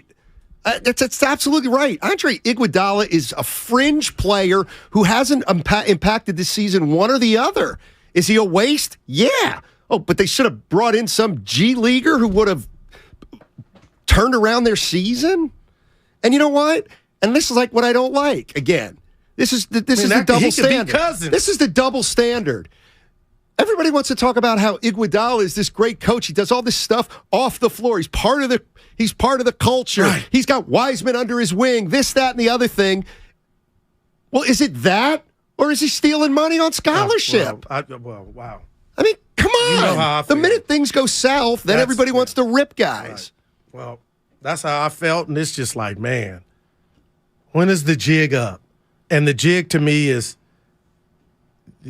man, he couldn't help you, but he'll be ready April, right? So I'm gonna stop. I don't know. I would bet he ain't gonna be ready April. I don't know. 100 is in Atlanta. What's up, 100? How you doing, man? What's up, brother? What's up? I know y'all big on the basketball thing, but I'm a real big Niner fan. You know what I'm saying? So I was just like, want to come in and say, ain't we in the same position we in again? Who, the Niners? Oh, the quarterback? Yep. Yeah, I think they're fine, and I'm dead serious. You want to elaborate on that? I did all last week. Well, there's only one NFC team I'd rather be than the Niners right now, the Eagles. Okay. And that's going into next year. And that's the team as a whole or the quarterback situation itself? I figured it out. This is why we don't mesh. Yeah. Who cares about the players? Who cares about the quarterback situation? I'm saying the 49ers. I wouldn't rather have any other team in the NFC right now heading into next year than the Philadelphia Eagles. Wow. Like, to me, it's about the team.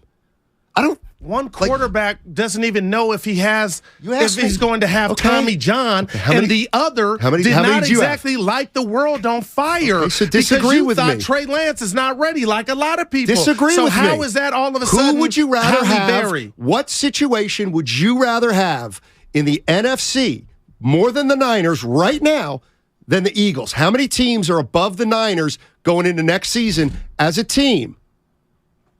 The Eagles won. That doesn't make. I don't like that. That's cooking the books. It's not cooking the books. They're the second best team in the NFC. A Super Bowl. That's not. You got 2 quarterbacks. Maybe you got 1.5. Either one of them are a Pro Bowl quarterback, and maybe that's why Kyle ain't got it done. I don't know, but to say their thing is all rosy, like you got younger Montana, is so far from that. I got you. Now the Brock Purdy thing was great up until he got his elbow wrecked. I got you there. Oh, I said. Yeah, but of all the NFC teams, there's only one team that I would take over the Niners. Whole NFL. Well, you disagree. Don't disagree with something before you listen. No. Don't disagree with something before you hear me out. No. The whole point was you can't be. It's an enigma, the quarterback situation. I don't care for what the it Niners is. There's now. number 2 on my power rankings in the NFC. Where does that get you? I dare you to put them what does any that lower. Get you? You don't it have gets a Pro me better Bowl than 4. I want a Pro 12 Bowl other teams. Yeah. Well, good luck. Good. And do you have one in Dallas? How's that going for you? Yeah, they don't grow on trees. They don't grow on trees. Would you rather have Geno Smith? No. Right. I would. You'd rather have Geno Smith than Brock Purdy or Trey Lance. What Brock Purdy is right now and his future uncertain, I would damn sure take Geno Smith throwing balls in this offense. That's how I'm looking at the question. And for that matter, I take Dak. I take Stafford. I take Goff. Okay. Now it's slim pickings in here, but again, I was talking about the team, not individual players. Well, what do you mean? Oh, what part of team don't you hear? Like, what didn't you hear? You brought the 49ers have the second best team right now to me in the NFC. gives a rat's ass about the quarterback. Now, if we're doing that, I might say they got number one. Okay. Because they really didn't. So you jumped all over me, and I was right. I thought you were talking about the quarterback. Of course I wasn't talking about the quarterback. I just spent 5 minutes talking about the team. You didn't spend 5 minutes talking about the team. Go tell. You said you talked about the Niners last week, so you didn't spend 5 minutes. I did talk about the Niners last week. I didn't say last week. I'm talking about now. You said 5 minutes. You didn't. The caller posed a question to you. Exactly. And I said there's only one team in the NFC that I had higher than the 49ers going into next year. You the went Eagles. Team, I went quarterback. You knew I was going team, though, and this is what you did. Know? It's the same thing you did with the 4th seed against the Lakers. Well, Ernie Chavez, if you're listening, we love you, buddy. Steiny, he records every show. Why wouldn't I he? apologize. It was 4th. Mm-hmm. I don't accept it. I have the Well, it don't matter. The bet's still going. And guess this the bet's still going, but I'm not. It's only a $20 bet. I'm on there. Well, that's even better because I thought it was for a drink. No, well, I thought it was for one drink. Well, that price is going up. So, yeah, $20. I was like, Ernie. Seriously, I don't accept that apology. I accept it. I don't really mean it. No, you did already. We still got the bet. No, you did it. Well, you didn't take it. So I know, I didn't. I just acknowledge Ernie's findings. Let's just make it clear. Yeah, right. You offered an apology. I said no. Then you took it back. Oh, man. Ernie's the greatest. $20. I say, yeah. The big one's the Warriors. Starts tonight, Jack. Unless you want to change it now or say it's not the one. Dude, if I ever was going to change it, it would be right now. But I'm not. I'm going to stay by my guns. Give me 75 right now and call it a bet. That feels like $1.50. Yeah. Oh, man. Ernie. Yeah. Ernie. He had it. Of course he had it. That's scary, though. They got everything. Everybody had it. This is why it pissed me off so much. It's just, hey, stop while you're ahead. No, what do you mean while I'm ahead? Now you're running material. Everybody had it. I really thought it was 5. Had they got Kyrie, I'd have had some action. There's still only 4 or 5 back from the 5th spot. We'll see. How much time we got here? It's almost over. 3? Oh, my God. That's how I feel. Oh, what are we going to do? Hey, Don Baylor. Dude, he was so great. Look, that's your guy. Competitor. There's your guy, Willie Stargell. And Barry Bonds when he was slim. Warriors, Oklahoma City Thunder. It starts tonight. That's what Guru said. Starts tonight. There's no doubt that Steve Kerr, I can feel it. He's going to be giving one of his most inspirational pregame speeches tonight. It's going to be about... I don't even think one's needed. It's the fact that they know their brother's down. They'll band together. I'll tell you what, we said it during the commercial. They better win. Why? Like, you can't be playing around.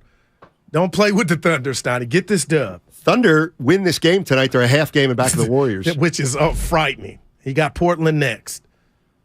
Yeah. I'm eager to watch. Well, Who's going to step up? Wiggins. Come on now. I don't know. Maybe. I just hate you won't give the health stuff with Wiggins any merit. Oh, I'll give it merit the minute you give possible merit to. He signed a big contract last year, Goo, and he's coasting a little. Does he strike you as that type? Yes, he does. So, but you won't go there, right? I feel like I know Wiggins. You don't. You don't know Wiggins. The thing I said, I feel like. You could walk by him right in front of Battery. He wouldn't know who you are. Okay, your point. You know nothing about him. No, I did. Thank you. What I'm saying is it's just as likely that he's sick or he's not physically right as he's coasting because he got a new deal. Oh, now, I get it. We're in the Bay. No, stop. And so you don't want to ruffle feathers. Please. But stop, just acknowledge it's a possibility. 2%. Yeah, it's 2% he's hurt. But what is he on the floor? Then he's 100%. 28 minutes Saturday, no rebound. How does that happen? Why did somebody get in his ear? Hey, Wig. You want to go back at the game log? No. I'm sure he's had multiple 0 rebound games. He's not a great rebounder. He rebounded in the postseason. That's why he was an important player. Oh boy, you're right. If you got the Warriors winning the title this year, another day where you get to declare yourself the winner because they're not titleless yet. Oh boy, yeah. Do the Warriors win tonight? Yes, they do. Okay, they absolutely win. They overcome Clay's 11 for 32. See, now, why would you? What? Why would you? Dude, I'm telling you, you're ready for the improv, but why would you ruin that? Clay's had a hell of a January, dude. The best of his career, but you want to talk about his defense. Of course. I know. Hey, Dad, I got a 3.8. Why don't we? You didn't get a 4.0. Restriction. Defense doesn't mean anything. Yeah. It's not like it won the Warriors 4 titles or anything. Oh, 95-7 the game. It's the Red and Gold Aftermath on 95.7 The Game. I'm so proud of our year and proud of the guys. And I think, we've been close a few times here, but, this was definitely the one that felt the best. Brought to you by Zenni, the official eyewear of the San Francisco 49ers. Shop from over 3,000 styles at 80% off retail prices. Exclusively at Zenni.com. Thank you to all of the business owners who kept people employed during the pandemic. For all you've done, you may be eligible to claim the Employee Retention Tax Credit, a payroll tax refund from the United States Treasury Department, applicable to businesses who kept employees on payroll during the pandemic. The window is closing to claim your refund. Contact Paychex to see if you qualify. Paychex is proud to have helped more than 45,000 businesses secure over $9.2 billion in ERTC claims, an average of $190,000 per business. 50 years and thousands of experts in HR, payroll, benefits, and insurance. You may be eligible to claim the Employee Retention Tax Credit, a payroll tax refund from the United States Treasury Department, applicable to businesses who kept employees on payroll during the pandemic. The window is closing to claim your refund. Contact Paychex to see if you qualify. Visit paychex.com/ERTC to find out how Paychex can help you get additional cash into your business. Paychex.com/ERTC. Paychex.com/ERTC. Hi, I'm Aaron, owner of California Deluxe Windows. Ever notice? When your neighbors get new windows, there is a large black eye of broken stucco, uneven plaster, and even mismatched paint. At California Deluxe Windows, we never leave a ring around the window. Why? Because we are one of the only companies in California who custom crafts every window and door to your home's exact measurements. Almost everyone else on the radio is a distributor. They grab a window from a warehouse, break open your walls, shove it in, and patch things up. At California Deluxe Windows, we take pride in our work. Our installation technique is so precise, we do not break your stucco. Your house could be covered with potato chips, and we wouldn't crack one. Call now, and for a limited time, you get 30% off your entire order and 24 months of interest-free financing. 800-874-3600. 800-874-3600. That's 800-874-3600. California Deluxe Windows. Windows engineered for life. Certain terms and conditions apply. CSLB number 774518. Toyota's President's Day sales event is on now. And when you're staring down a 3-day weekend in California, look no further than Toyota. Right now, shop a great selection of Toyota certified used vehicles at your local Toyota dealer. Because the best new cars make the best used cars. From snowy slopes to sandy coasts and everything in between. This President's Day, Toyota lets you do it all. Toyota, let's go places. See your local Toyota dealer for certified warranty and program details. Make connections that count at Evergreen Valley College and get free tuition when you enroll for 6 units or more. That's right, free tuition and no student fees this spring. EVC is an award-winning transfer college and has the 4th most diverse faculty in the country. And with EVC alum earning more money than nearly every other community college in the country, you can take classes and transfer or fast-track your career. Enroll for classes today and get free tuition for the spring. Visit evc.edu for more information and enroll for classes at evc.edu. That's evc.edu. Make connections that count at Evergreen Valley College and get free tuition when you enroll for 6 units or more. That's right, free tuition and no student fees this spring. EVC is an award-winning transfer college and has the 4th most diverse faculty in the country. And with EVC alum earning more money than nearly every other community college in the country, you can take classes and transfer or fast-track your career. Enroll for classes today and get free tuition for the spring. Visit evc.edu for more information and enroll for classes at evc.edu. That's evc.edu. Secrets, cover-ups, and strange phenomena. UFOs and ideas that challenge reality itself. My name is George Knapp. I dig into news stories that others can't or won't. I'm Jeremy Corbell, and for some reason, people tell me things they probably shouldn't. And this is Weaponized. Follow and listen to Weaponized, a presentation of Jeremy Corbell, George Knapp, Dark Horse Entertainment, and Cadence 13 Studios. Available now for free on the Odyssey app or wherever you get your shows. Prescription products require an online consultation with a healthcare provider who will determine if a prescription is appropriate. Restrictions apply. See website for full details and important safety information. Subscription required. Hey guys, did you know there's a generic form of Viagra that works just the same but is 90% cheaper? And you can get it online? Just go to 4hims.com/joy. At Hims, you'll get a free medical consultation, discreet shipping if prescribed, a 100% online process, and trusted generic alternatives to the biggest brands at 90% off. That's right, get generic for Viagra, the same active ingredient as brand name Viagra, but 90% cheaper. It's the same medication you get from your doctor, but with zero copay, no expensive appointments, and no awkward face-to-face conversations. To start your free online visit, you need to go to this exclusive address, 4hims.com/joy. That's 4hims.com/joy for your free online visit. FORHIMS.com/JOY. You're listening to 95.7 The Game, KGMZ FM at HD1 San Francisco. Always live on the free Odyssey app.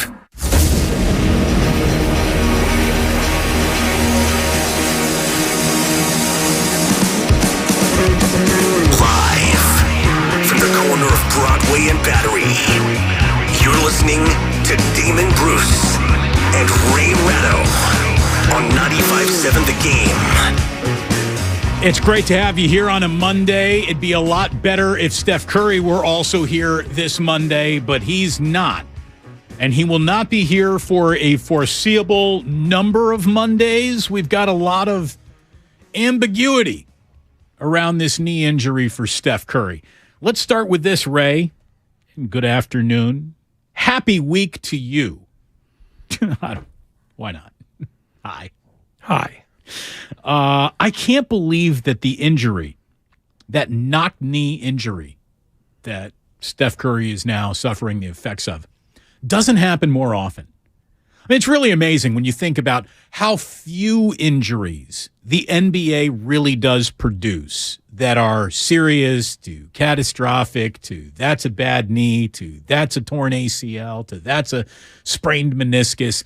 It's amazing that these guys just don't hurt themselves more with the running, jumping, and cutting that they're doing against other world-class athletes who are all running and jumping and cutting and just knock knees on a basketball court. You'd think that it would be, you'd get 2 or 3 of these a month. Like, it's amazing that they don't, that this league doesn't produce more injuries of just, one guy was zigging, the other was zagging, their knees knocked, and here we are.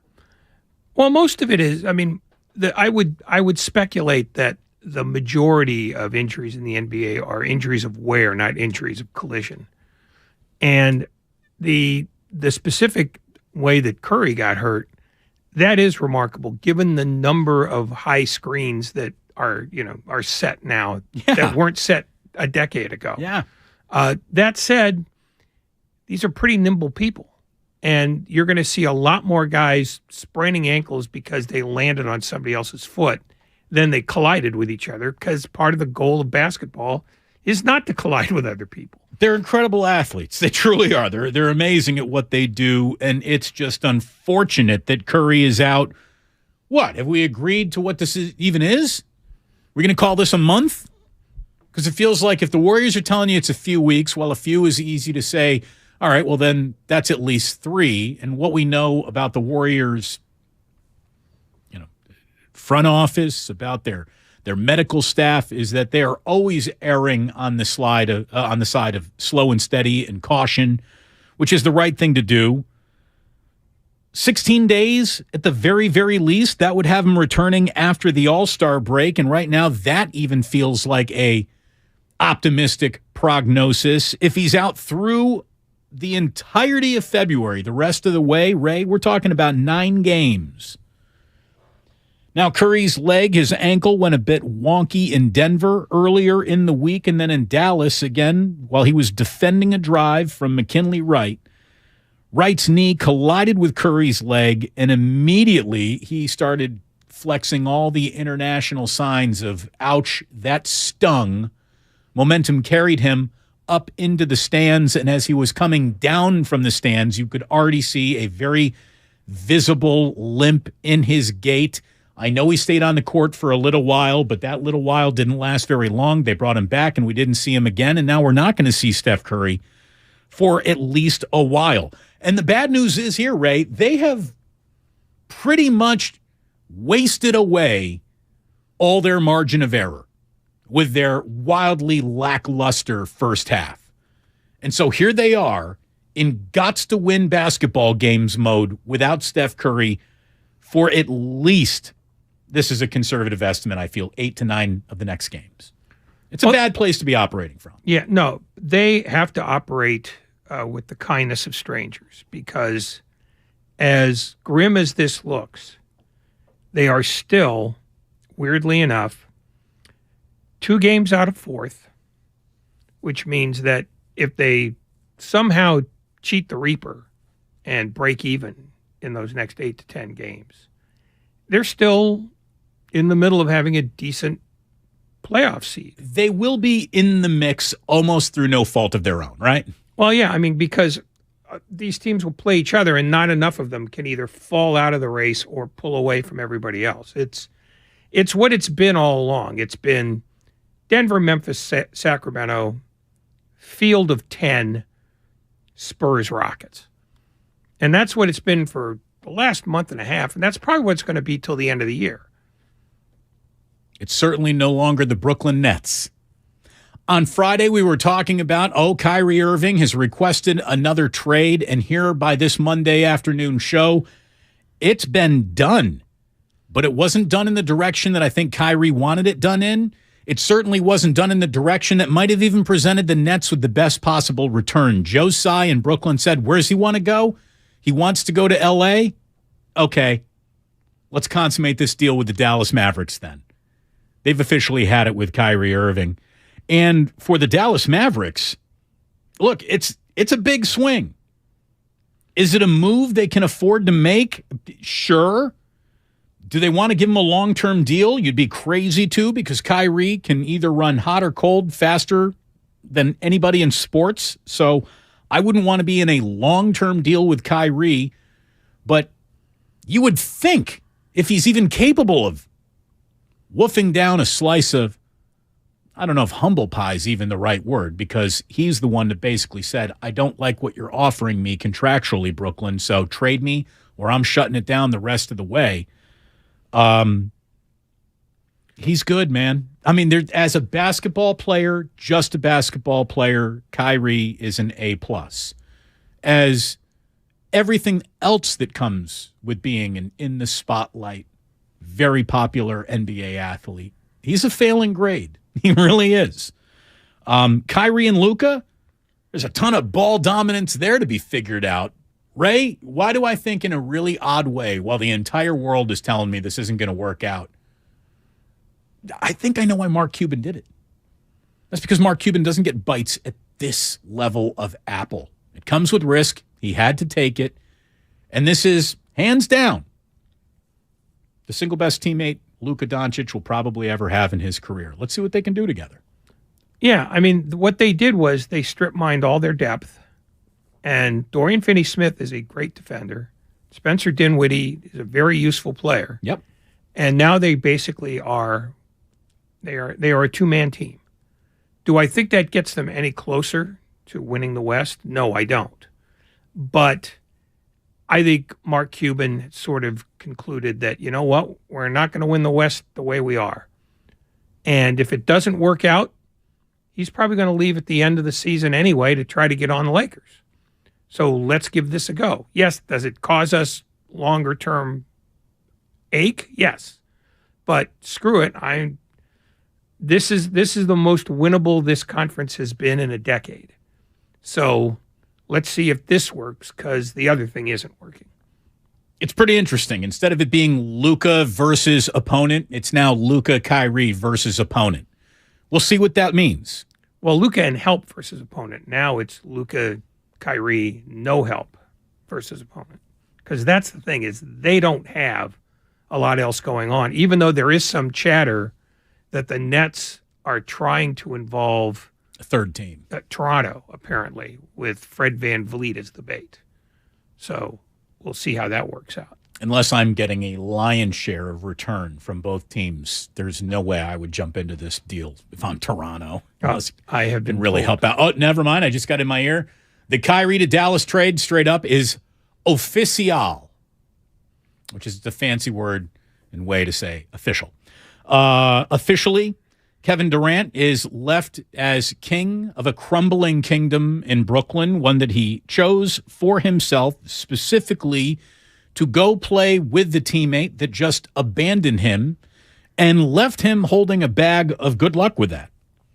Like, Kevin Durant has a turning 35 years old September coming up for him, and he's got a 3-year deal remaining on his current contract that'll pay $46, $49, and $53 million over the next 3 seasons.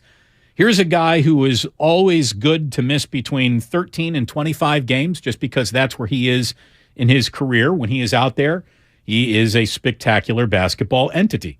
And he's going to have to be that spectacular basketball entity basically by himself now with the Brooklyn Nets, who are, Kevin Durant, Spencer Dinwiddie, Dorian Finney-Smith, Joe Harris, Patty Mills, and, when available, TJ Warren.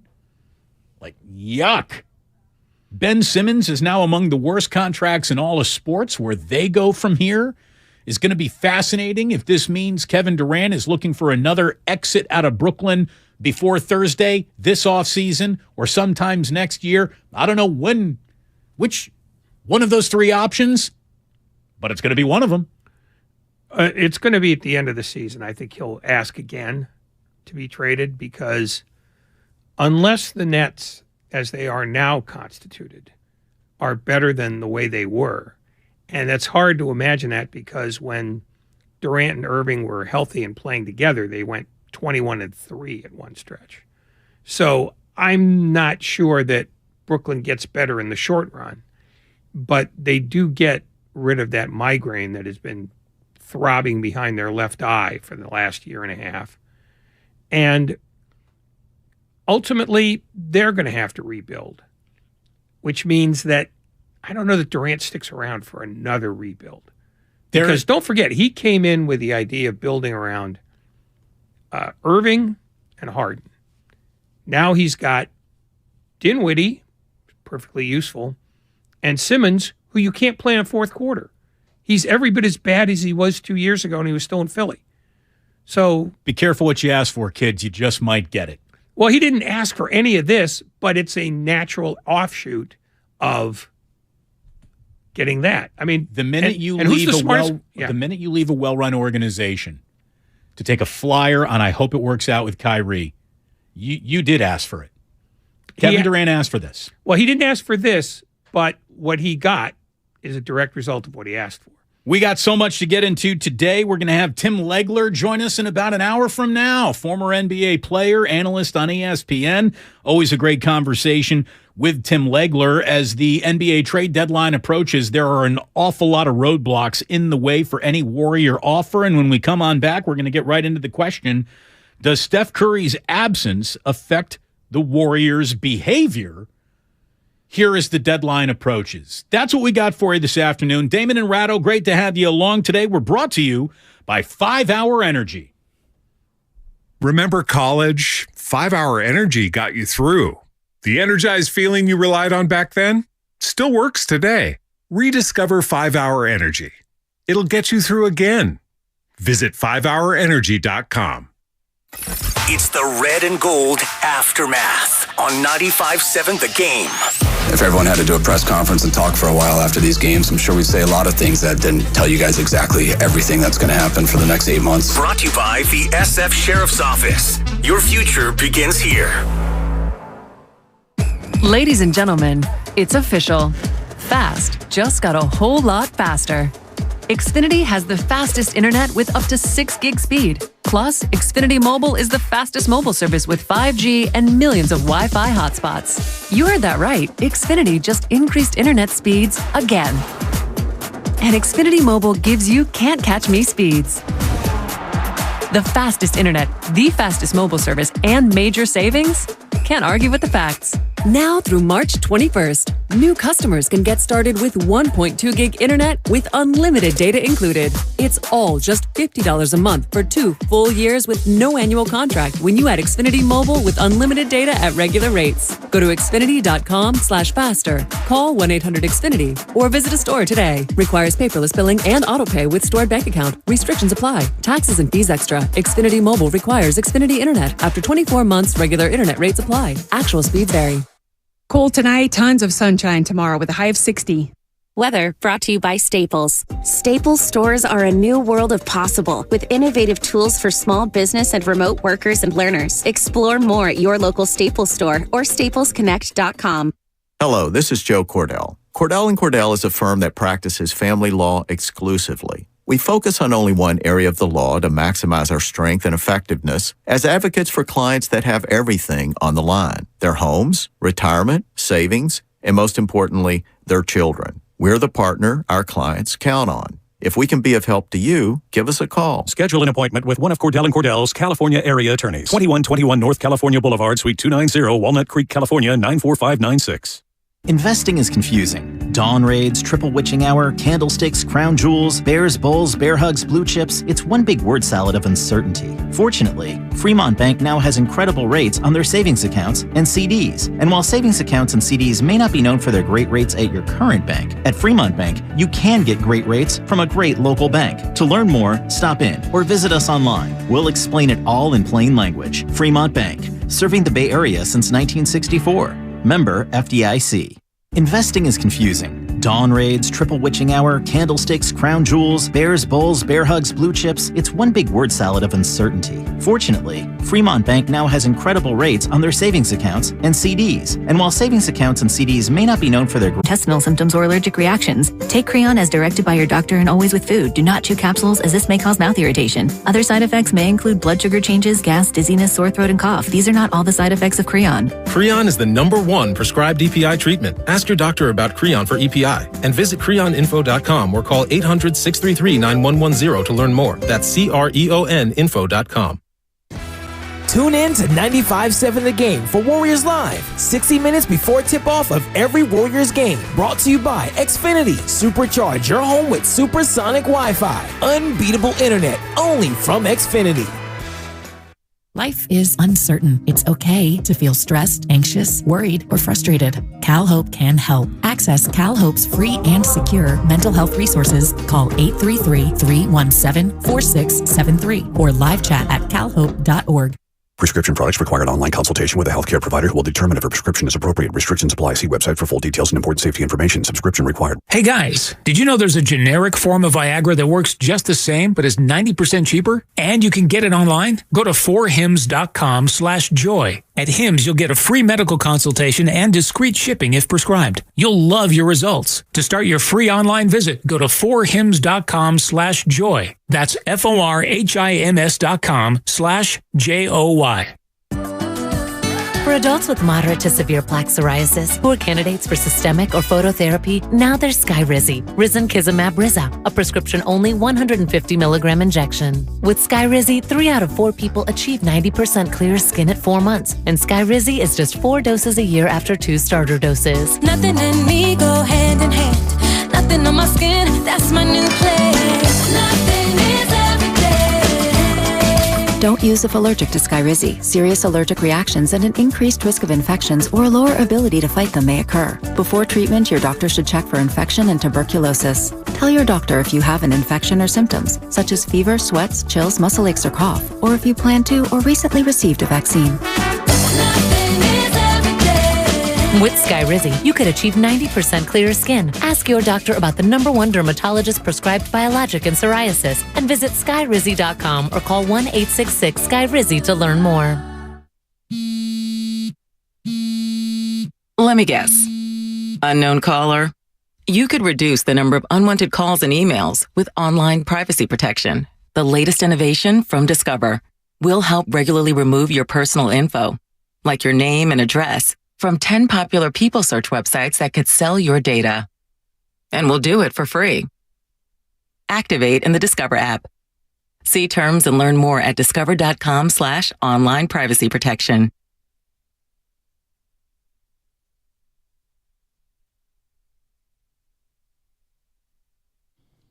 Now back to Damon and Ratto on 95.7 The Game.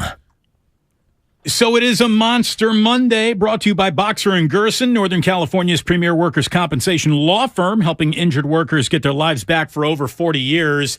There's no going back to the Super Bowl for this show this year.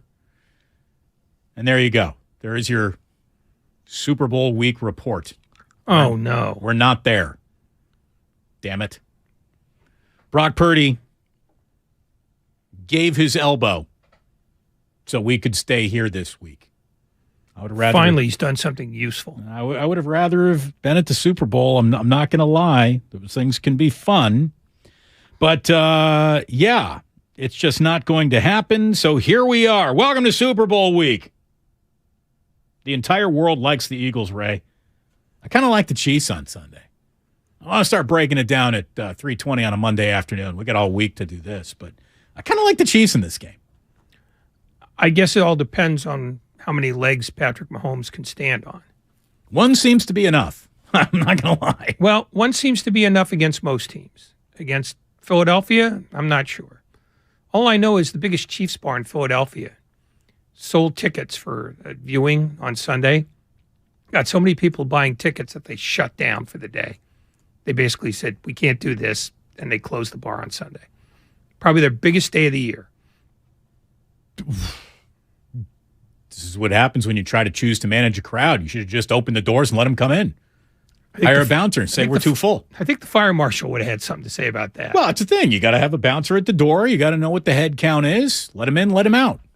2 in, 2 out. 2 out, 2 in. That's how nobody's going out once they're in. Well, that's so you get there early. It's basically human Tetris at that point.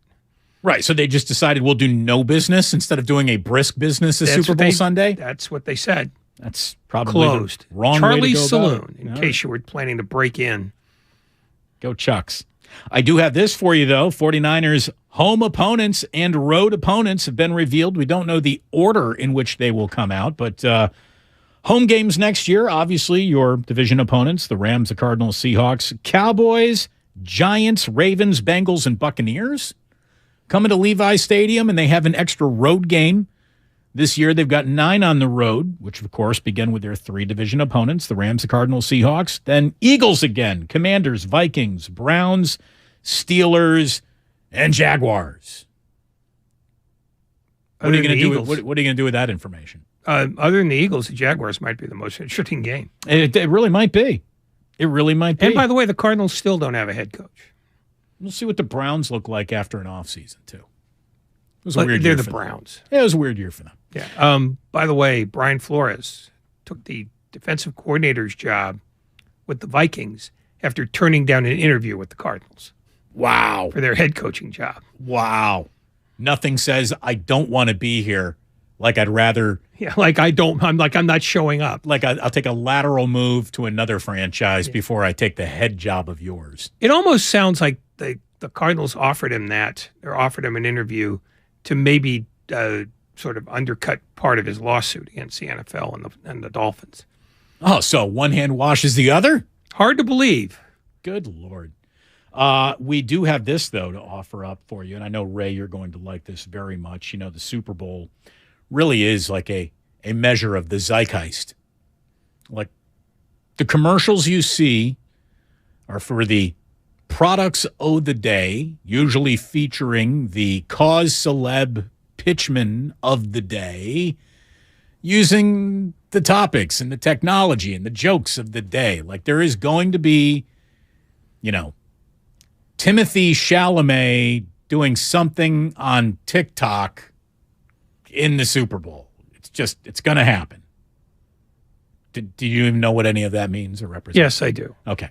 So there's going to be something about it, and there really is something to be said that your Super Bowl and Super Bowl commercials are a little bit of a time capsule for all the things happening in the world at that moment. Guess what's not happening in Super Bowl commercials this year? Crypto. 0 crypto spots sold. So if you got into crypto, you have made a grave error because it was all pretend to begin with, and now no one's even bothering to pretend. Well, weirdly, the people who would have wanted to do crypto ads for the Super Bowl were going to have to pay in actual money, and they didn't have any of that. Right. Yeah. Yeah. Can we offer you some Bitcoin for that spot? Nah. You know, I mean, they may as well have come to the network and say, we will pay in Prussian francs. Ooh, the Prussian francs are the most valuable. I mean, just, you know, that's one of the great scams of this century. Certainly beats the Bernie Madoff scam. It is something else. Are there going to be any commercials for Ponzi schemes in the Super Bowl? I tell you what, year? they'd be the truest ads going. Hi, give us your money, and you'll never see it again. Call us at 1-800. You got screwed. So we'll tell you who will be advertising a little bit later on today. But right now we have not our Ray, not Mr. Ratto, but another Ray, a more successful Ray. Since he's calling Since he's calling from Belmont, I guess things have gone okay for Ray. Ray in Belmont, you're on 95.7 The Game. Hello. Hey, you guys. I'm a Warrior lifer, and I've got a little different perspective on Wiggins' defensive intensity and lack of it, kind of really killing the Warriors, and a couple details about that. Oh, well, I mean, we weren't talking about it at all, but if you feel it's the right time to come in with that, go right ahead. Yes. As I said, like, the Warriors are life and death for me, but his on-ball in a set situation defense, like against Tatum in the finals, was quite good, but now Kuminga's even better at that and, you know, lifts the defensive intensity. But other than that, all of his defense, all of the intangibles, the lack of rebounds, and especially the transition defense, because in today's NBA, it's like the Steve Nash, Amare 8 seconds or less on steroids, because you got 4 3-point shooters. So if Wiggins lopes it back on defense and you never see him jump out a 3-point shooter block or even get out in time, his lack of defensive intensity has a carryover effect on the rest of the team. And I feel like people are down on Poole, but if you watch the Christmas game, at least Poole's sheer will, without Curry and Wiggins playing in that game, carried us to a win over Memphis, not because he was hot, but at least he's got that fifth gear, where Wiggins, I feel like, is the guy that really should be moved for the Warriors. I was bummed when we paid him $100 million rather than kept Payton. And I feel like he's the biggest key, because defensive intensity is chemistry, and he's the guy that is kind of the main guy at the lowest end of the spectrum. And you got a guy like DiVincenzo, who you think Kerr would love. You've got Kuminga, who is really showing the intensity, and those guys, I feel like Kerr should be playing and not Wiggins. Wanted to hear what you guys thought. Well, look, when it comes to intensity, I don't know if Andrew Wiggins is ever really going to check that box from just a eye test alone. He is not wired to slap the floor, follow me, I know the way. It's just not his personality. I don't know if it's passivity, Canadian passivity. I don't know. I don't know. I don't know what it is about Wiggins, but there is a lack of visible dog in him right up until last year's NBA Finals. And then you saw it a little bit. And in the aftermath of the parade, you know, he was up there basically promising, this is who I am now. You know, I'm going to go out and get you 6, 7, 8 rebounds a night now. This is who I've learned I need to be. And it hasn't exactly happened. Now, when I do think of the problems on this team, I got to say this, Ray. Andrew Wiggins is not one of the first names that comes to mind. But our caller, Ray from Belmont, does, you know, point out something that I think is a pretty good observation. Just saying that, you know, if you're going to launch threes right away and you got a guy who's not even down there to get your rebounds, not even down there in the low post, or also hanging out at the perimeter, it might gum things up a little bit. I don't think Wiggins is the chief that offended me basketball player on this team in any way. But could he be doing more? You're damn well right he could be. More rebounds, more intensity, more I'm a leader on this team now, follow me, I know the way. Especially now that Curry's out, there's an opportunity for him to do that. You know, I mean, he has not been as effective defensively. I don't think it's because he lacks dog. I think he is who he is. And I think What you saw in the postseason was a guy who said, well, this is what I have to do, so this is what I have to do. And he came up big there, and I don't think it's unreasonable to assume that he wouldn't do that again if given a similar assignment. I mean, I could see him guarding Irving every night in a series. I also think that he hasn't been healthy for a lot of the year. So I don't know what it is that has caused him to be less effective, but I wouldn't omit that as a reason. The whole team is less effective. I mean, there's just no other way to look at it. The entire team has let the team down. Yeah, I mean, and like you, I wouldn't put Wiggins at the top of that list by any means. I mean, they are a victim of, I think, overthinking the situation they were in and creating a bench that isn't nearly as useful and effective as their past benches have been. And it's not just about old versus young. It's been clear all year long that they don't have the Payton Porter type who can come in and say, okay, we need this done now. Can you do that? And they would get it done. I don't think they have that anymore. So they're sort of stuck with whatever it is Jonathan Kuminga has to give you. You can't tell Jonathan Kuminga to do something different than what he's already doing. I just don't think they're as adaptable. I don't think they're as multi-tooled as past Warrior teams. And I think that's an issue about roster construction more than anything else. They took a gamble on JaMychal Green, who up until now has been a profound disappointment. They rolled the dice on Dante DiVincenzo, who's been good at times, not good at times.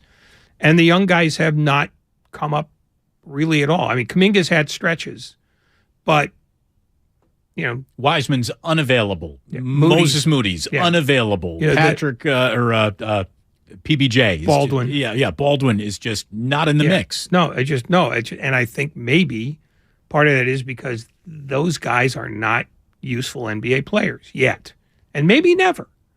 So I think this is a roster problem. I don't think they're deep enough. And they're also getting up in years. So that's when you need your depth more than ever, and they don't have it. I like DiVincenzo, but the rest of the signings have not really worked out. And let me just ask you, as we're sitting here looking at a trade deadline that will be here on Thursday afternoon, so it's speak now or forever hold your peace time, will Curry's absence in any way affect what the Warriors were about to do here at the trade deadline? I think they were rogered before this, and they're definitely rogered now. Because who wants what they have to offer to the point where they would give up something of value in return? And if you're just going to make a cat and dog deal, you haven't really accomplished anything. So I think, just like all the other trade deadlines the Warriors have been involved in, they're going to be watching other people make phone calls because I don't think they can be players. I don't see how either the math, the desire, or the value is there for them.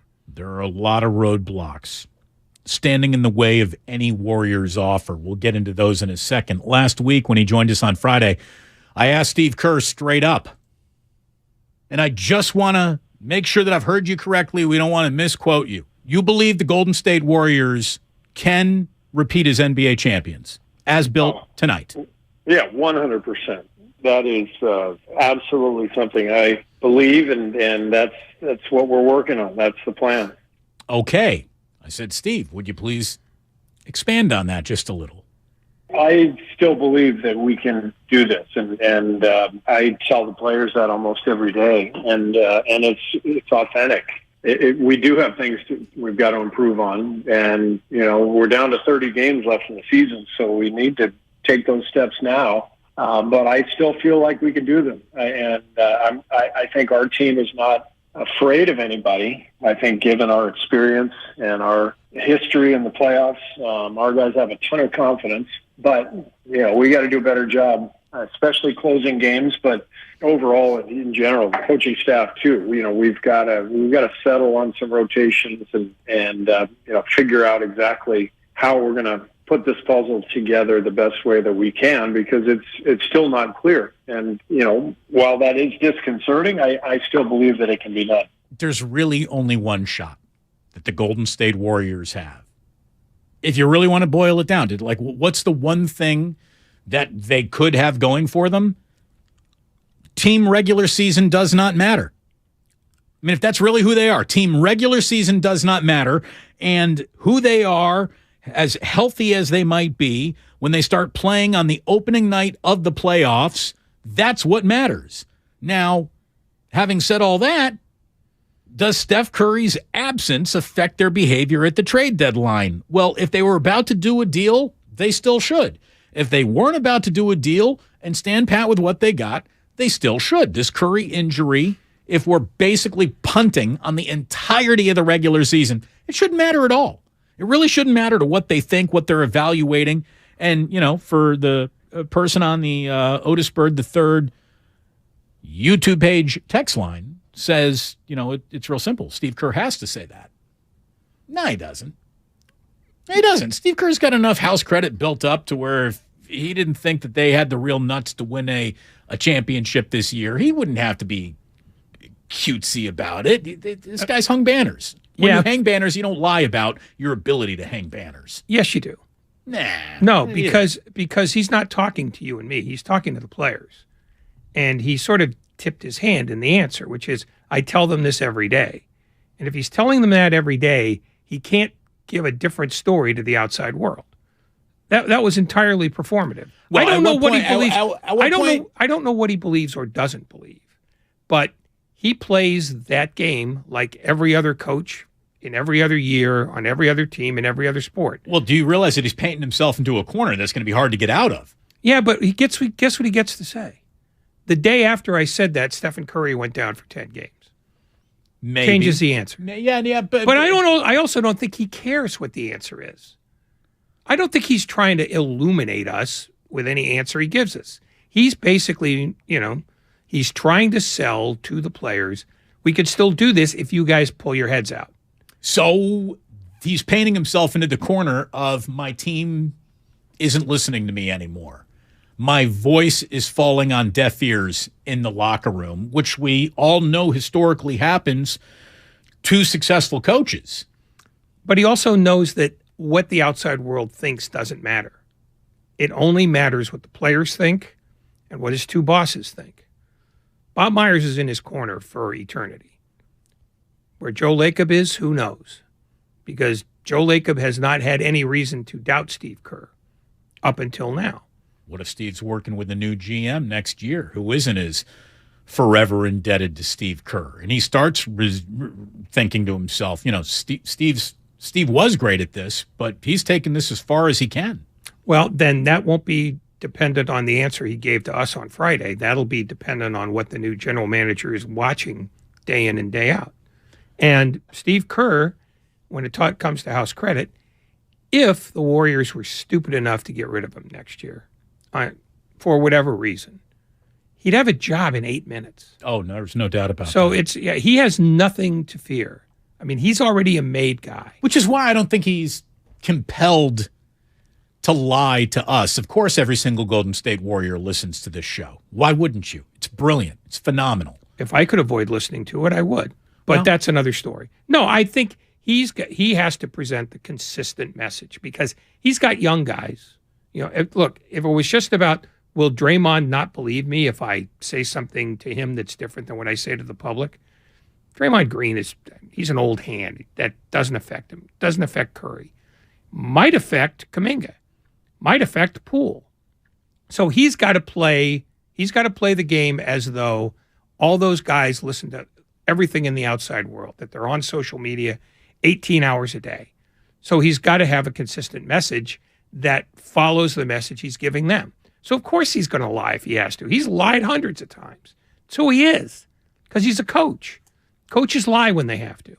Well, was he lying about this when I asked him, so what's this week look like for you and Bob Myers as Thursday approaches? Bob and I will definitely sit down, probably early in the week just to go over whatever's happening, whatever's out there, if there is something out there or we're not. And he'll fill me in on that. And And then, I go back and do my job and he does his, and that's about it. So, I mean, generally we haven't had, we had the one big one for Wiggs a couple of years ago at the trade deadline. Other than that, we've had very quiet trade deadline periods. And so I don't really expect anything to happen. I don't anticipate anything happening, but you always have to be prepared for it. One of the biggest reasons why they're not expecting anything to happen is because they're very aware of their own situation. And their own situation, when you really open up the flower and you just start, you stop looking at all the petals of maybe, maybe not, trade not. When you get past all the dream scenarios and you get into the reality of what the Warriors are working with, they are sitting at the table with terrible hold cards and they're short stacked in terms of chips to actually put on the felt and go gambling with at the trade deadline. It ain't easy. Tim Kawakami laid it out pretty extensively in a column in which we will get into when we come on back here from a real quick break. We got Tim Legler joining us at 4:15 today on Damon and Ratto. And tonight, we're going to get you out to Warriors Live, at about 6 o'clock, because the Oklahoma City Thunder are in town. It's Bruce Lee night, which I hope gets you a cool Bruce Lee t-shirt at the very least over at Chase Center.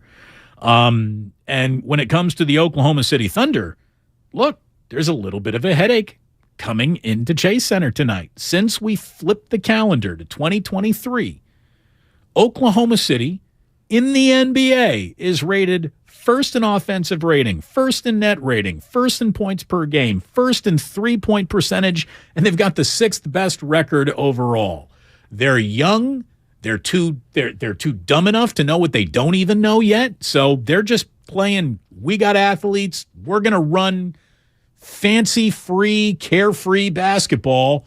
And on a night where Steph Curry's not going to be out there to make up for whatever you're not doing, this is a red alert game for the Golden State Warriors. They don't really have many games that they can just punt away remaining on their home schedule. So when we come on back, we're looking at all of that. Again, Tim Legler joins us on Damon and Ratto at 4:15. In the meantime, we are brought to you by Fremont Bank, full-service banking, no compromises.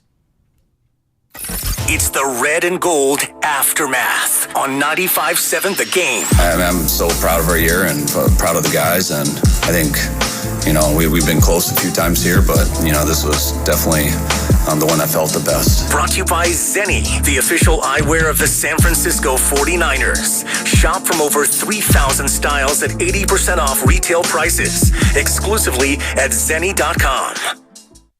Every small business owner knows business happens everywhere.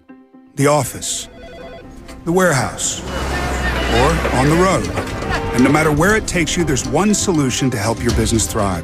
Comcast Business Complete Connectivity. It's the largest, fastest, reliable network with advanced gig speed Wi-Fi and cyber threat protection in one solution. Get started for just $49.99 a month. Plus, add Comcast Business Mobile and you can save up to 60% a year on your wireless bill. And ask how to get up to a $750 prepaid card. Flight 291 is now aboard. Yep, you're going places. And when you get there, be ready to do business. The complete connectivity solution from the company that powers more small businesses than any other provider. Comcast Business, powering possibilities. Ends 2/21/2023. Restrictions apply. Requires EcoBill and AutoPay. New 50 megabits per second internet and Comcast Business Security Edge customers only. Equipment taxes and fees extra. After 12 months, regular rates apply. Gig internet required for gig Wi-Fi. Mobile Savings compares pricing of top 3 carriers. Visit Friedman's Appliance in Pleasant Hill to see Signature Kitchen Suite's full line of luxury built-in appliances, including the first Pro range on the market with built-in sous vide, induction, and gas all on one cooktop. And now it's easier to build the kitchen of your dreams with the Dream Suite Savings Program with additional bonus rebates. You can see all of the Signature Kitchen Series appliances displayed beautifully in live working vignettes at Friedman's Appliance in Pleasant Hill or at friedmansappliance.com. Thank you to all of the business owners who kept people employed during the pandemic. For all you've done, you may be eligible to claim the Employee Retention Tax Credit, a payroll tax refund from the United States Treasury Department, applicable to businesses who kept employees on payroll during the pandemic. The window is closing to claim your refund. Contact Paychex to see if you qualify. Paychex is proud to have helped more than 45,000 businesses secure over $9.2 billion in ERTC claims, an average of $190,000 per business. 50 years and thousands of experts in HR, payroll, benefits, and insurance. You may be eligible to claim the Employee Retention Tax Credit, a payroll tax refund from the United States Treasury Department, applicable to businesses who kept employees on payroll during the pandemic. The window is closing to claim your refund. Contact Paychex to see if you qualify. Visit paychex.com/ERTC to find out how Paychex can help you get additional cash into your business. Paychex.com/ERTC. Paychex.com/ERTC. Are you interested in new career opportunities in the Bay Area and want to make a difference in your community? The San Francisco Sheriff's Office is looking for people considering a job in law enforcement right now. If you're at least 20 years or older with a high school diploma or equivalent, the San Francisco Sheriff's Office wants to hear from you. Enjoy full benefits, flexible schedules, and opportunities for growth and promotion. For employment announcements and more information, visit sfsheriff.com. That's sfsheriff.com to apply today. The following is an attorney advertisement. If you get sidelined by a workplace injury, the workers' compensation attorneys at Boxer and Gerson can help get you back in the game. Our team of skilled attorneys will fight by your side for the treatment and compensation you deserve. We care about justice for injured workers. That's what makes us Northern California's premier workers' comp law firm. Call Boxer and Gerson at 510-345-2341 or visit boxerlaw.com for a free consultation. Boxer and Gerson, your life is worth the fight. Hey, it's Joe Shasky from the Morning Roast, and every single day we're doing the Fast Five. Your opportunity as a Morning Roast listener to get in on the show with me and Bonte, 8:50 every single day. Ryan in St. Louis, what's happening? You're on the Morning Roast Fast Five. What you got? I think we should be incredibly optimistic about the 49ers' future when you consider how good our defense is. Fast Five, presented by Xfinity. Supercharge your home with supersonic Wi-Fi. Unbeatable internet, only from Xfinity. The Super Bowl is on Odyssey, and Westwood One brings it to you, streaming live for free Sunday on the Odyssey app. Sponsored by AutoZone. Get in the zone. AutoZone. The Eagles have been the NFC's best team. Touchdown, Travis Kelce. It's the Eagles versus the Chiefs. The Kansas City Chiefs, the Philadelphia Eagles, are going to the Super Bowl again. Catch all the action from Westwood One. Your Super Bowl, your Odyssey. Get in the game and download the free Odyssey app today. I'm Bob Burke, founder and chairman of Burke America Parts Group, a family of brands that includes RepairClinic.com, an appliance and HVAC parts solution company that's grown into an international brand. Before AmericanEagle.com, we partially launched a new technology platform developed by another firm. American Eagle helped take our technology to a whole new level with digital marketing, software development, and business insights into our key markets, appliances, HVAC, and outdoor power equipment, and did so both on time and on budget. AmericanEagle.com has the resources, experience, and talent needed to produce solutions. Our new technology platform, developed by AmericanEagle.com, has produced tremendous results with higher traffic, conversion, engagement, and online revenue. If you have any home repairs you need to take care of, check us out at RepairClinic.com. If you need a world-class website or technology project, then I would highly recommend AmericanEagle.com. Call AmericanEagle.com at 773-NETWORK. That's AmericanEagle.com, 773-NETWORK.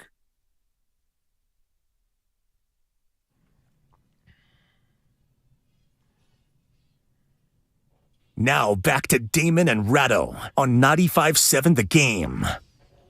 All right, it is wonderful having you here on a Monday. We got Warriors Live starting at 6 o'clock tonight, brought to you by Xfinity. Supercharge your home, your supersonic Wi-Fi, unbeatable internet only from Xfinity. And we're brought to you by Bud Light. Anheuser-Busch, yet again, Ray, one of the biggest sponsors of the Super Bowl. Some things change, some things never will. No, I think they're grandfathered in. And when I say grandfathered, I mean Augie Bush, who died decades ago. I love some Clydesdales. I really do. The best thing that they have to sell Budweiser is the thing that they use the least. I don't need goofy frogs. I don't need get the Clydesdales out there stomping around. No, it works for me. You just want the beer. Yeah, I'll take a Bud Light guest line, the Clydesdales, and I'd prefer a Guinness, to be honest with you. Well, that's selling the product. Uh-oh. Thought you were pulling the earphones off to come over and strike me. No. I just have an itch right here on the top of my ear. I'm doing a hell of a job taking care of it. You can watch this on YouTube. This is good stuff. Yeah, it's taken a long time for you to get it. It was good. Yeah, I got dry skin, Ray. I've been very itchy. I'd have given you $20 not to not know that, right? Yeah, I don't even want to tell you places that I put some lotion lately. Oh, God. All right, so I can't. I did. No, you don't want to. I've lost the will to live, quite frankly. Well, a lot of people who are watching what the Warriors have or don't have, thinking that they can go ahead and blaze a new path of interesting for the remaining third of this year by making a deal by Thursday, probably have not read Tim Kawakami's comprehensive piece just about how many roadblocks there really are in the way for the Warriors to do a deal anywhere. So let me share with you Tim Kawakami's good hard work so I don't have to do my own. And by the way, I have found out, because I read this today and liked the piece so much, I said, Lucas, let's get Tim Kawakami on the show. He said, sorry, can't happen. We've been beaten to the Kawakami. By the morning show, Tim is going to be in studio, 8 o'clock Thursday morning, day of the NBA trade deadline, with Butcher and Bonte, getting you ready for all the action the Golden State Warriors probably aren't going to be involved in. And here's Tim Kawakami's piece.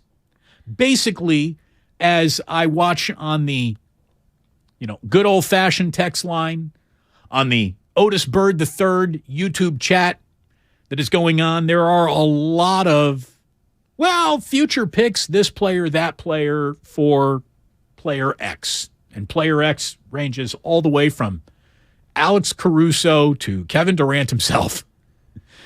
And basically, half of you are including in your trade proposals picks that no longer exist or are controlled by the Golden State Warriors and players that can't be moved even if you wanted to.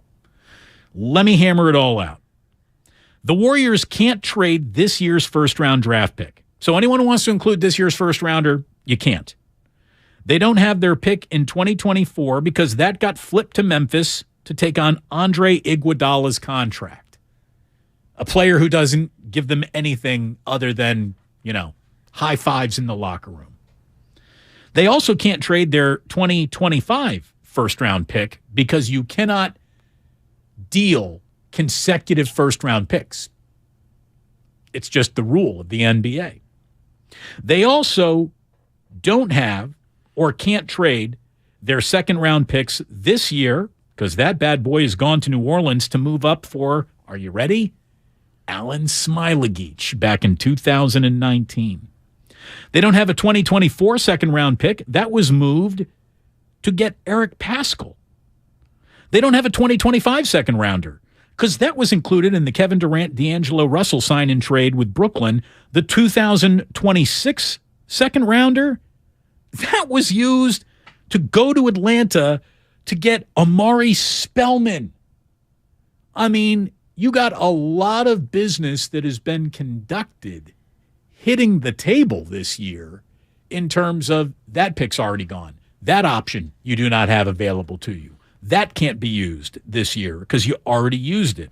Now, as Tim says, all of this was part of their necessary hyperactivity in the 2019 offseason after Kevin Durant's departure, and they needed to reconstruct their roster. So it's not like these moves were made thinking, we're going to kind of tie our hands together in the future.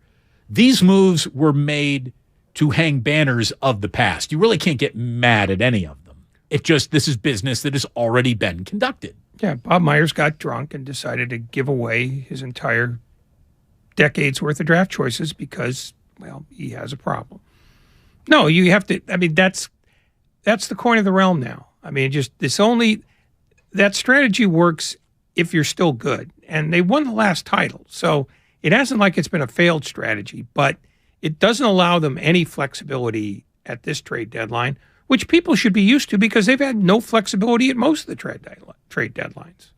Other than the Wiggins deal, they've done nothing at that at that moment in the season. So, get used to it. Well, so those are all the picks that do not exist to be put into a trade that will not be consummated. So then the right thing to do would be pivoting right back to the roster as it exists. Well, what about these players? Well, the Warriors right now can't trade Andrew Wiggins after signing him to an extension less than just 6 months ago. Salary cap rules make it very difficult to trade Jordan Poole because of the new extension that he's agreed to hasn't even started yet. And there is no detectable notion that this team wants to trade either Poole or Wiggins to begin with. So then you got to go selecting from the younger guys. Well, guess what James Wiseman and Moses Moody's trade values are right now? They don't exist. They're devoid of trade value unless you found another team that was so enamored, not with either player's reality, but with their day one have yet to be drafted possibilities. Unfortunately, these guys and their careers have quickly given up the goat, that they aren't to be counted on as today, maybe even tomorrow, real tangible rotation can contribute NBA players. Now, they could both still turn into that. Some guys take longer than others, especially bigs, but they don't really have any value in Wiseman or Moody to include. They can't trade Poole. They really can't trade Wiggins. And even in the unthinkable move of trading Draymond, that gets even harder to see because he might opt out this summer, which crushes his already difficult to interpret trade value as it is. Bob Myers basically has very few chips that he can put in the center of the table. As he sits down to measure, well, okay, that's Team X's offer. What is our offer going to be as Team Y? Let me tell you, Team Y isn't even going to be able to come close to Team X's offer for anything because of who they are and where they are in their life cycles of their draft picks and their contracts. No, they're I don't want to say they're screwed because they made these choices. So if you want to say they're screwed, they screwed themselves. They're painted into a corner of their own will. And more to the point, this is a team that isn't active at the trade deadline because they were either too good to bother or too awful to bother. So this is a year when maybe there would be help, but no, once again, the trade deadline is going to happen around them, but not to them or with them. So that's the deal. If I could quote Gene Hackman from the movie Hoosiers, your team is on the floor, folks. Your team is on the court. The Golden State Warriors, as they will be tonight, are the exact same team that you're going to have after the trade deadline. Here's the only bit of good news. Here's the only silver lining on the cloud of the Warriors probably aren't doing a deal. At least you can expect to get Steph Curry back after the trade deadline. But unfortunately, having Steph Curry up to this point hasn't gotten you better than a game above 500. The Warriors have sadly and unfortunately pissed away so much time with bad basketball that they don't have time to play any bad basketball as they're fighting through this Curry rehab assignment. So they are sort of up the creek without a paddle to even throw into an NBA trade. By the way, I saw this, and this is another thing that's just killing the Warriors as they're constructed and in hopes of any value that you might have gotten for the guys at the back of this roster. I saw this from Brian Witt, who used to work for NBC Sports. Iguodala, Wiseman, PBJ, and Rollins have played a combined total of 489 minutes this season. That is less than 4% of the Warriors' total minutes on this season. And Rollins' season is now over. He broke his toe. He's got a Jones fracture of his 5th metatarsal in his right foot. Now, how you break your foot not playing basketball, I don't know, but he did. So they've got nothing out of the bottom of their roster. Not even 4% of available playing time, not even 5% has come out of the bottom of their roster for minutes already allocated this year. And while they were waiting for perfect to come on by, the possibility of these guys contributing at all seems to have come and gone this year. Well, nobody figured that Baldwin or Rollins was going to play this year anyway, so they sort of don't count. The Warriors have said all along that Iguodala was going to be something for the playoffs. Well, we're still 30 games away from that. Right. And he's already going to miss 9 playoff games due to old man knees. You can just feel it coming. He's going to dunk like in game 2 of the opening round, and we won't see him until the Western Conference Finals. That's the bitterness we like to see. Welcome to my side of the table. Seriously, the guy's just a big nothing this year. He does an awful lot to encourage our team. How come your team gets plowed almost every other night I'm watching them? Well, because the team isn't very good. Right, so you don't need a guy who's a clapper. You need someone who can play. Well, by the way, welcome, especially to you, Ray, to your 4 o'clock. Don't you threaten me. You're listening to 95.7 The Game, KGMZ FM and HD1 San Francisco. Always live on Twitch, YouTube, and the free Odyssey app. Damn well better be free. I mean, the real stat of all these that jumps out, and this is again from Tim, their bench a year ago, and I realize it's a nerd number, but it's useful. Nerd it up. Their total win shares of the 8 pure bench guys last year, 23 wins, which is a pretty good number. For a bench? Hell yeah, it is. This year it's 11, which is not a good number. So why would any of those guys have trade debt value or become desirable pieces to put in your lineup more often? I mean, that's the giveaway. That this is not about effort or coaching or anything other than it's not a very good roster. It's not a helpful roster. They've won because their veterans have been good. They've gotten some help from Kuminga. They've gotten, some help from Poole, although I don't think that he's been, brilliant for them. I mean, he's sort of starting to carve out a career that's going to look like Monte Ellis's. But for the most part, everything they have is from the guys that they've had in years past. That the second track of the 2-track timeline doesn't have a car on it. So that's pretty much it. You can boil it down 100 different ways, but what they've got here is half a team, which means they're getting half the results that they thought they would. And the half that you got until Steph got hurt has been pretty damn good. Completely undercut by how bad the second half of the roster has been. Somebody says, I bet you could get a lot for Draymond. I'm sure there are a few real contenders that would love to have him for a few years, but here's the deal. There is no having him for a few years. Draymond's got an opt-out this summer. And you can, if you fancy yourself a contender the rest of the way this year, you're probably fancying yourself a contender going forward, which means you're not about to give up assets to bring in Draymond now when he might hit the open market just because he wants to this offseason. And every indication is that Draymond sees the writing on the wall here and knows that the Warriors are planning a future probably without him. So he seems like the kind of guy who's going to be proactive enough to hitch his wagon to a contender that might come in under Warrior current value, but will extend him another 2-3 years. Or they trade him. Offseason comes. He decides to opt back into Golden State, which means you gave up assets to the team that you traded this rental for. I don't think Green is tradable for that reason alone. It's just you can't guarantee that you're going to have the team that he wants to play for. I mean, it's more likely that he'll want to play for the Warriors than the team that he goes to. Let's put it this way. Put it that way.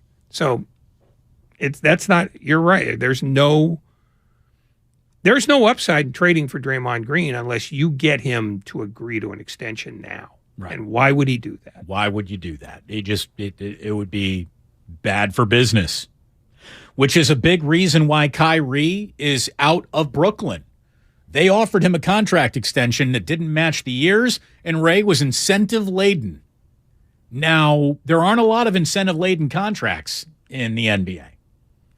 And I don't know if he had an agent that was like a real actual agent, not his mom, representing this, that they would have even turned around with that sort of an offer, or maybe that's the position he's put himself in. You know, Kyrie is such a headache, malcontent, can't count on to be here for whatever reason. We've got to incentivize you to basically report for duty on nights we're playing basketball games. No, it's not even about who his agent is. This is you are. No. Not you, but Kyrie. No, what I'm saying is it's really about the fact that he has missed half of the Nets games for non-injury reasons, including the COVID thing, including the suspension, including the hundreds of things that go on that distract him from what an employer would want him to be, which is present. And so I think when they decided, no, if we don't get the 4-year max, then I want out. I mean, that's a business decision, but it's a business decision that cuts both ways. Because if they hadn't been able to trade him to Dallas, I could easily have seen them just say, well, you're not playing here anymore. We'll have to pay you because your contract says so, but you won't dress again. I think that's how frustrated and angry the Nets were with him. Even though, I mean, everybody said he was a great teammate, the players, his teammates liked him, the front office reached full fed up. And when they announced before this deal that we're not planning to play him, going forward, I mean, they were telling them, I'm surprised they got the offer they got based on the fact that they had publicly taken out all their leverage. You said, well, you're not playing for us anymore. I mean, you may not play for anybody else, but I know 2 teams you're not playing for, and that's us and the Lakers. And the fact that, Mark Cuban jumped in with both feet and said, I got to fix the hamster wheel that we're on. I mean, because that's a huge roll of the dice, too. It is. And somebody here from the 650 on the Xfinity mobile text line says, hey, speak on the fact that Mark Cuban has never been able to land a big fish in free agency. I mean, that's part of this trade. Without a doubt, there is no player of Kyrie's ilk, even with all of Kyrie's baggage, that is choosing the Dallas Mavericks in free agency, which is stunning because you do have a well-run, respected organization in a tax-free state. You'd think that the Dallas Mavericks would be able to land a bigger fish in free agency than they have over the last few years. But it hasn't happened, which I think is part of the reason why Steve Kerr, who is pondering, not Steve Kerr, but excuse me, Mark Cuban, who's looking at Lucas thinking, like, if I don't offer him a real teammate of circumstance to play with, and if the only way I can bring one in is with all the headache and baggage that Kyrie comes in, I got to take that shot because at some point Luka's going to turn around in his own locker room and say, this locker room sucks. I'm out of here in free agency. Like, it's a big, bold move from Mark Cuban that is either going to work very well, a little, or not at all. I mean, there's I'd say there's no in between, but I guess there's a little bit of an in between there. But it's a gamble that Cuban decided it's worth taking. And you can't really question what Mark Cuban thinks about basketball because he went to Indiana University and all they did over the weekend was beat the number 1 team in the country, everyone. You're welcome. Why Purdue is still number 1 in the country, I do not know, but let them have it. It's as close to a championship as they'll ever get. Go Hoosiers, Ray. Go Hoosiers! That was the worst segue ever produced, not just by you. Big win. But by anybody who's ever spoken. Big win. Cuban, it all makes sense. Go Hoosiers. We were talking about the Dallas Mavericks, who have next to nothing to do with Indiana, except for the owner. Who went to Indiana. And who traded for... And his fortune to listen to Don Fisher do Indiana games. Well, that's a guy who doesn't have enough hobbies. Well, he didn't at the time. He wasn't a billionaire, but now he is. But His one big trade, the one big swing that he's taken, was the Kristaps Porzingis deal, which worked out so well that Porzingis is now in Washington. And he'll be here a little bit later this week when the Washington Wizards get to town. But tonight it's the Oklahoma City Thunder. Yeah, who just put 100 and a half on Houston over the weekend. We got Tim Legler joining us next. We're going to get into everything at the trade deadline, what the Warriors are looking at, what the Nets now look like. Could Kevin Durant be moved by this Thursday? If so, where? We got a lot of things to get into legs with, and he joins us next here on 95.7 The Game. Warriors Live starts at 6 o'clock tonight. Brought to you by Xfinity. Supercharge your home, your supersonic Wi-Fi, unbeatable internet, only from Xfinity. Damon and Ratto, brought to you by Bud Light. Bud Light is brewed to be a delicious, easy-to-drink beer. Bud Light. Easy to drink, easy to enjoy. Pick up Bud Light at your local retailer today. Enjoy responsibly. Anheuser-Busch Bud Light Beer, St. Louis, Missouri. It's the Red and Gold Aftermath on 95.7 The Game. If everyone had to do a press conference and talk for a while after these games, I'm sure we'd say a lot of things that didn't tell you guys exactly everything that's going to happen for the next 8 months. Brought to you by the SF Sheriff's Office. Your future begins here. If you're considering remodeling your home in 2023, talk with your architect or designer about utilizing Golden State Window and Door for your upcoming project. Each location across the Bay Area features beautifully planned displays. You'll be surprised by the variety of styles. Their respected partners include Anderson, Milgard, Marvin, and many other top brands. For locations, images, and more, visit goldenstatelumber.com. Since 1954, Golden State. When you succeed, we succeed. If you owe back taxes to the IRS, have unfiled returns, or are worried about an audit, the IRS is hiring 87,000 new agents to address these very issues.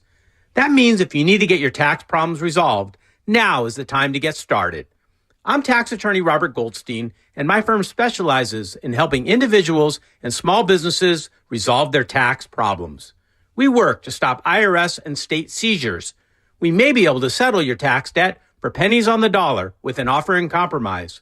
We prepare your past due returns, even if you have no records, and represent you before the IRS and state in an audit. At the law offices of Robert Goldstein, the consultation is always free, and we have offices located throughout the Bay Area. To schedule your free consultation, call 1-888-TAX-EXIT. That's 888-TAXEXIT.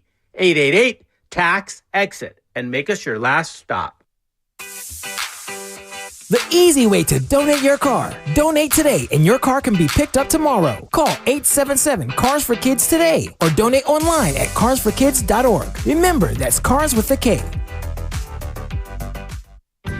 Listen for the latest ski, snow, and road conditions with the Toyota Tahoe Report every Thursday, Friday, and Saturday throughout this snow season with Johnny Mosley. Brought to you by your local Toyota dealers. Toyota, let's go places. For all contest rules, go to 957thegame.com/rules. So, the other day, I bought an extremely chatty... Boring story time! Make that an extremely catty cockatoo. You're welcome! Apparently, the pet store won't take it back. But, hey, I'll manage. I love that for you! Just like I manage without home internet. No, you don't! Sure, my mobile hotspot is slow and makes streaming shows unbearable. Aw, Purdy likes to stream! But I'm making do. Oh no, who's this? My lady friend! It's mating season, duh! No home internet? It's not that bad. No, not there! It is that bad. Don't settle. Get Xfinity Home Internet for just $19.99 a month for 1 year with a free streaming box. Call, click, or visit a store today. Restrictions apply. Not available in all areas. Requires paperless billing and auto pay with stored bank account. After 12 months, regular rates apply. Offer ends 2/21/23. Everyone knows time is money. So don't wait weeks for the IRS to send out your tax refund.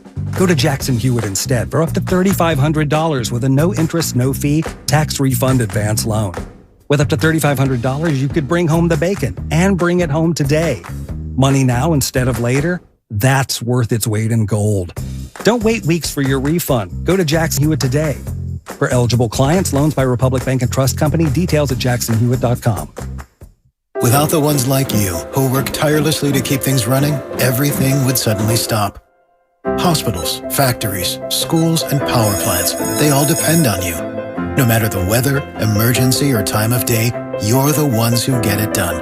At Granger, we're here for you with professional-grade industrial supplies. Count on real-time product availability and fast delivery. Call, click Granger.com, or just stop by. Granger, for the ones who get it done. Ray Magliozzi here for eBay Motors. Okay, easy now. You're teaching your kid how to parallel park. Ouch! Turns out he likes to do it by feel.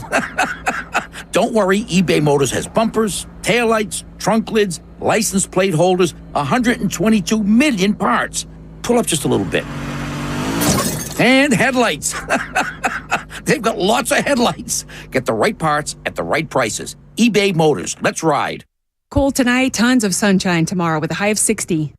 Weather brought to you by Jackson Hewitt. Jackson Hewitt guarantees your biggest tax refund, plus a chance to double your refund with the Double Your Refund sweepstakes. No purchase necessary. U.S. residents 18 or older who file a 2022 federal return. Ends 4/2/23.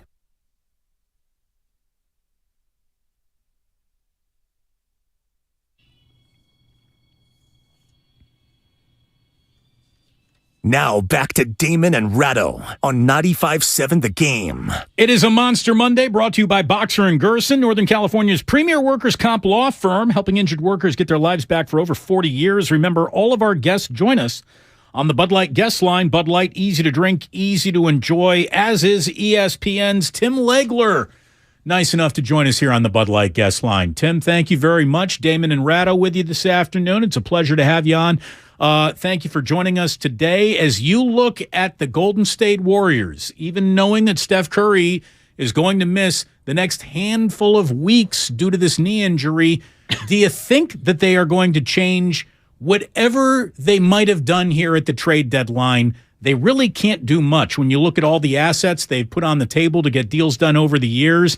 Do you think Curry's injury changes their approach at all? I don't think it's going to be ultimately because of what you just said. They're handcuffed to a certain extent. They don't have a lot of flexibility with what they actually can do. And I think, their thinking is going to be, because everybody is so tightly packed together in the West, if they can just somehow hold their head above water and play close to 500 basketball while he's out, then you get them back for the stretch run. And look, one thing that happens after guys do have these types of injuries, they come back with fresh legs. We've seen it time and time again. Steph Curry's gone through this before himself, coming back at the right time of year, and you get this rest where you're not pounding every night, and it's amazing the kind of adrenaline you can bring to the table for a stretch run and be somewhere so you avoid the play-in and give yourself a realistic shot to come out of the West, because I just don't think they believe anybody has really separated themselves out there that they couldn't beat in a 7-game series. So I don't think they're going to overreact or panic because of this. So there's no doubt the best friend of the Golden State Warriors has been a completely middling Western Conference the entire way so far. But when your own naked eyes hit this basketball team, Tim, do your eyes tell you that they can honestly really contend for an NBA championship or just contend in a playoff appearance?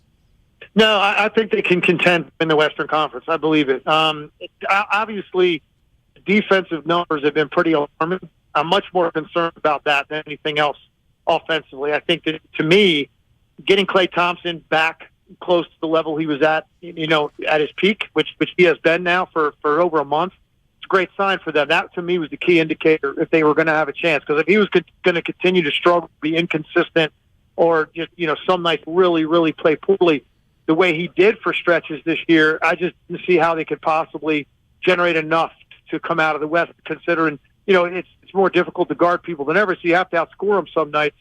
That's not the case. I think he looks great, and that, to me, is much more important than some of these other issues that I think I can attribute to really a monotony of the regular season for a team that's been to 6 finals. I just don't think there's a pressing urgency for a team that's had this many 2-month extra runs at the end of the season. So you're going to see that urgency kick in when it needs to. I'm not predicting they're going to win it all. I did before the year. I said they'd repeat. That obviously is a much tougher prediction to stick with.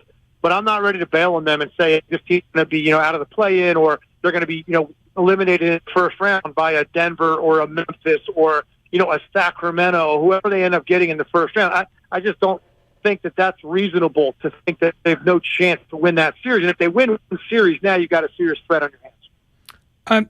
You alluded to it earlier, which was that the Western Conference after the Kings is essentially a hot mess separated by 2 games from top to nearly bottom. Does the Kyrie Irving deal put Dallas out of that group and into that group of the top 3, which would become 4? Or does it really materially affect where they, whether they get out of that mess or not? I mean, do they become dramatically better or just dramatically different? I think based on the reaction today, and I'm only at all day on all the different platforms, with ESPN, talking about this, a lot of different people and debating it, I think I'm more skeptical than some other people that this is going to ultimately work out for Dallas and be more than a team that's eliminated in the first round, because I think that's where they're headed. Kyrie Irving addresses, the glaring hole of lack of offense when Luka's out of the game.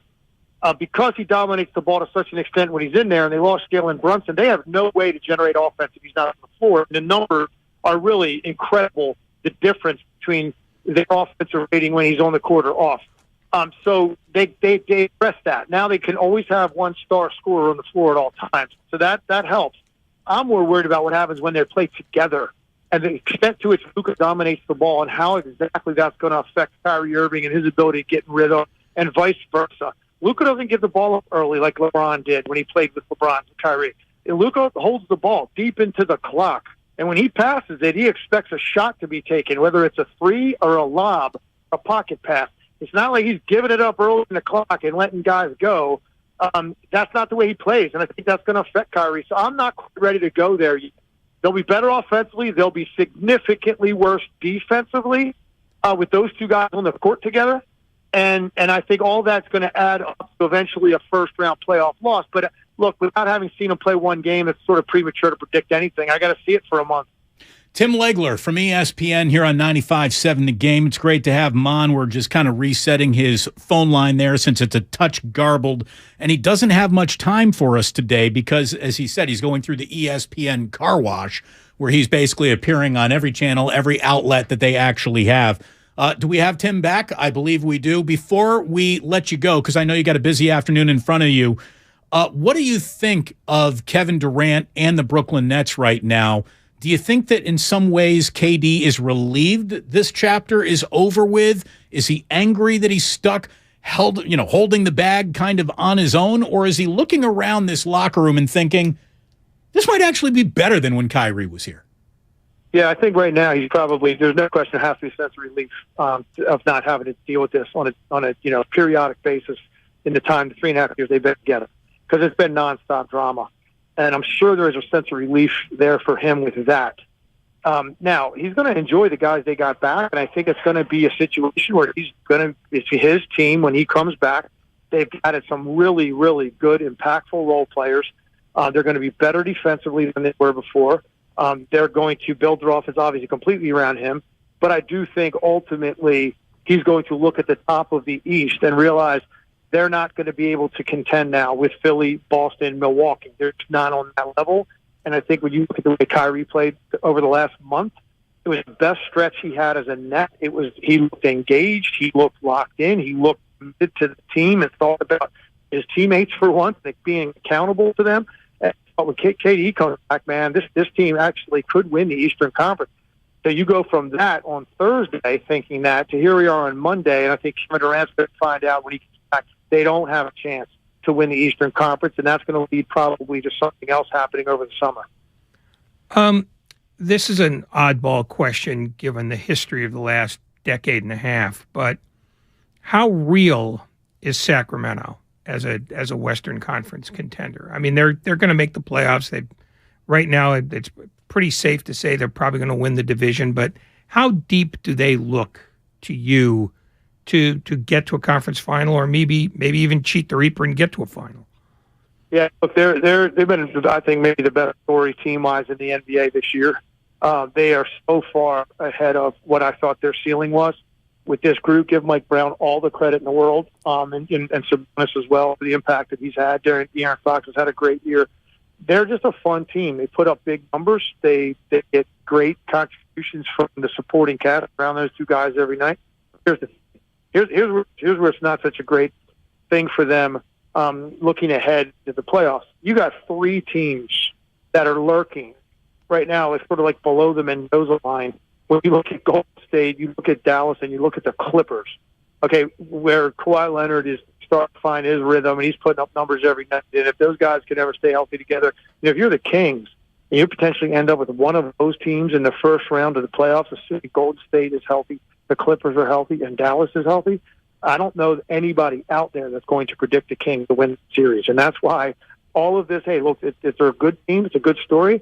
But unfortunately for them, you've got some teams that have underachieved that I think could have great finishes, could make Sacramento first round out. Tim Legler, in a world of hot air, you're a cool breeze, man. Thank you so much. It's always a pleasure. I appreciate it, gentlemen. Anytime. There he is. Again, nobody on the text line likes anything. But as soon as I said Tim Legler's coming on, an overwhelming amount of, I like Tim Legler. In a world of screamers, he's not one. You're right. He's an actual analyst. He is not a hot take artist. He's just here to talk basketball. I like Tim Legler an awful lot. I wish we had a better phone line for Tim Legler and a little bit more time with him. But say lovey. I'm a little bitter about the phone line. In fact, I'm angry at him. He should have bought a new phone for us. I'm guessing he's somewhere where he could have made it to a landline, but, you know. I'm guessing he's probably in a hallway at ESPN. Beggars can't be choosers. Yeah, well, that means you go into somebody's cubicle and you say, I gotta make a call. I bet they don't have landlines there anymore. Oh, no, they do. They got them. I'm sure of it. I used to work there. There were a lot of phones. When was the last time you were there? The last time I was walking around ESPN's campus, 2005-ish. But, yeah, a mere 18 years ago. Nothing's happened in technology since then. They still got phones. They definitely still have phones. A broadcasting company still has landlines. I bet they probably have given everybody ESPN the phone? No, this didn't work. They probably cut a deal with Nokia or somebody. I wouldn't put it past them. Anyways, thanks very much to Tim Legler. Appreciate them coming on. It was interesting that he said he was skeptical about Dallas's prognosis from here to the end of the year, and yet then put them in the group of 3 teams that could suddenly make a run and be a factor in the play. Well, that's the gamble that Cuban took. I mean, think about it. Their outcomes are anywhere from adding Kyrie Irving is going to disable your franchise in a way that you can't even fathom or measure yet, and buyer beware, or he is going to be the catalyst that actually awakens some best version of them, and who knows, maybe they are back in the Western Conference Finals. The degree of varying outcomes is as extreme as any angle on the protractor gets. I mean, maybe what we're about to learn is that while having Kyrie Irving is a regal pain in the ass, getting rid of him is such a relief that all of a sudden your team gets better. The Boston Celtics. Maybe now the Nets. Maybe that's the lure of Kyrie. Let's get him so we can get rid of him as quickly as possible and then really start going. Then we can be something. It's the ultimate addition by subtraction move to the point where you're wanting to add the subtraction. Yeah, I mean, exactly that. It's because that's how this plays out in the playground of my mind. It's the world's most depressing playground. Yeah, well, no kids come by. That's good. I think this is going to be awful for Dallas. They run the risk of losing Doncic in the same way that Brooklyn now runs the risk of losing Durant. So they now decided they're going to juggle cleavers while trying to disable a bomb. And yet they're all willing to take this chance because somebody's in their ears telling them, yeah, but he's a really good player. I mean, which he is, except only in a vacuum. Does he make the team that he's on better? Certainly didn't in Boston. He surely didn't in Brooklyn. There's every indication that might end up being true in Dallas as well. You want to hear a damning stat on Kyrie? In 3.5 years in Brooklyn, the Nets were 82-61 with him, which is a 57% winning percentage. And in the 143 games without him, they were 77-58, which is a 57% winning percentage. Yeah, see, that, to me, wonderful player, not a difference maker. Isn't that weird? It does seem weird because he is extolled as a brilliant player. And yet, I think what he is a brilliant scorer. But being a scorer alone isn't enough, even in this NBA, because there are more scorers now than ever. I mean, Oklahoma City, with no discernible players other than Shai Gilgeous-Alexander, just dropped 100.5. I mean, and nobody noticed it over the weekend. It was just, somebody got 150, no big deal. Right, that happens kind of routinely, which is why we need to, I guess, maybe reset the barometer of 120 being a catastrophic failure. But I don't know. It also seems to still apply to the Golden State Warriors because anytime they allow north of 120, they're usually in that loss column. But 120 is, I mean, that would be the worst defensive, points per game in the conference. So it's still, on the aggregate, it's still awful. But on any given night, I mean, it's rarely a night when somebody doesn't have 130. I mean, I think a third of the games this year have had at least one team with 120, and sometimes both. Howard Beck was on the morning show today talking about Kevin Durant and whether or not the Nets can expect Kevin to, want to remain in their good graces. Is this about to be KD asking out again? One, I've heard zero indication that they're looking to move Kevin Durant. Two, I think the composition of the trade that they just made with Kyrie Irving yesterday is a clear indication that the Nets want to keep Kevin Durant and keep building around him. Because if this were going to be a teardown, then you're trading Kyrie Irving for draft capital as much as you can possibly get and or young players. They didn't. They traded for veterans, Dinwiddie and Dorian Finney-Smith. And that is an indication to me that you're trying to get guys who would play well with Kevin Durant, and that you still want to make a run at a minimum this season with Durant, and that you're expecting he's going to be back and healthy soon. So, no, if this were, if the Nets were doing the teardown, they would have made a different kind of trade. It's a pretty good observation from a guy who knows the league and that half of the league pretty darn well. And I do think that there is something to that. I think there is too, but it does raise a different question for me, which is if Dinwiddie and Finney-Smith were that key to Brooklyn's chances, why would the Mavericks have been willing to get rid of them? And why didn't they do better when they had the two of them? I mean, they basically have turned over their franchise to Luka Doncic in the way that Brooklyn turned its franchise over to Kevin Durant. And in both cases, the result was that they had to make drastic changes to keep them interested. And maybe there's a lesson in that. Well, if you're going to do that, make sure you do it with the player that you drafted rather than traded a whole bunch of assets for. So there's a big difference between the situation that Dallas is in and, Brooklyn's in now with KD. But yeah, I mean, it's the argument if these guys were, then why not on their last team is a legit argument and question to bring up. It is. Maybe the flow of an Eastern Conference game will benefit, a more defensive-minded Dorian Finney-Smith. Dinwiddie, we'll see. I like him as a player.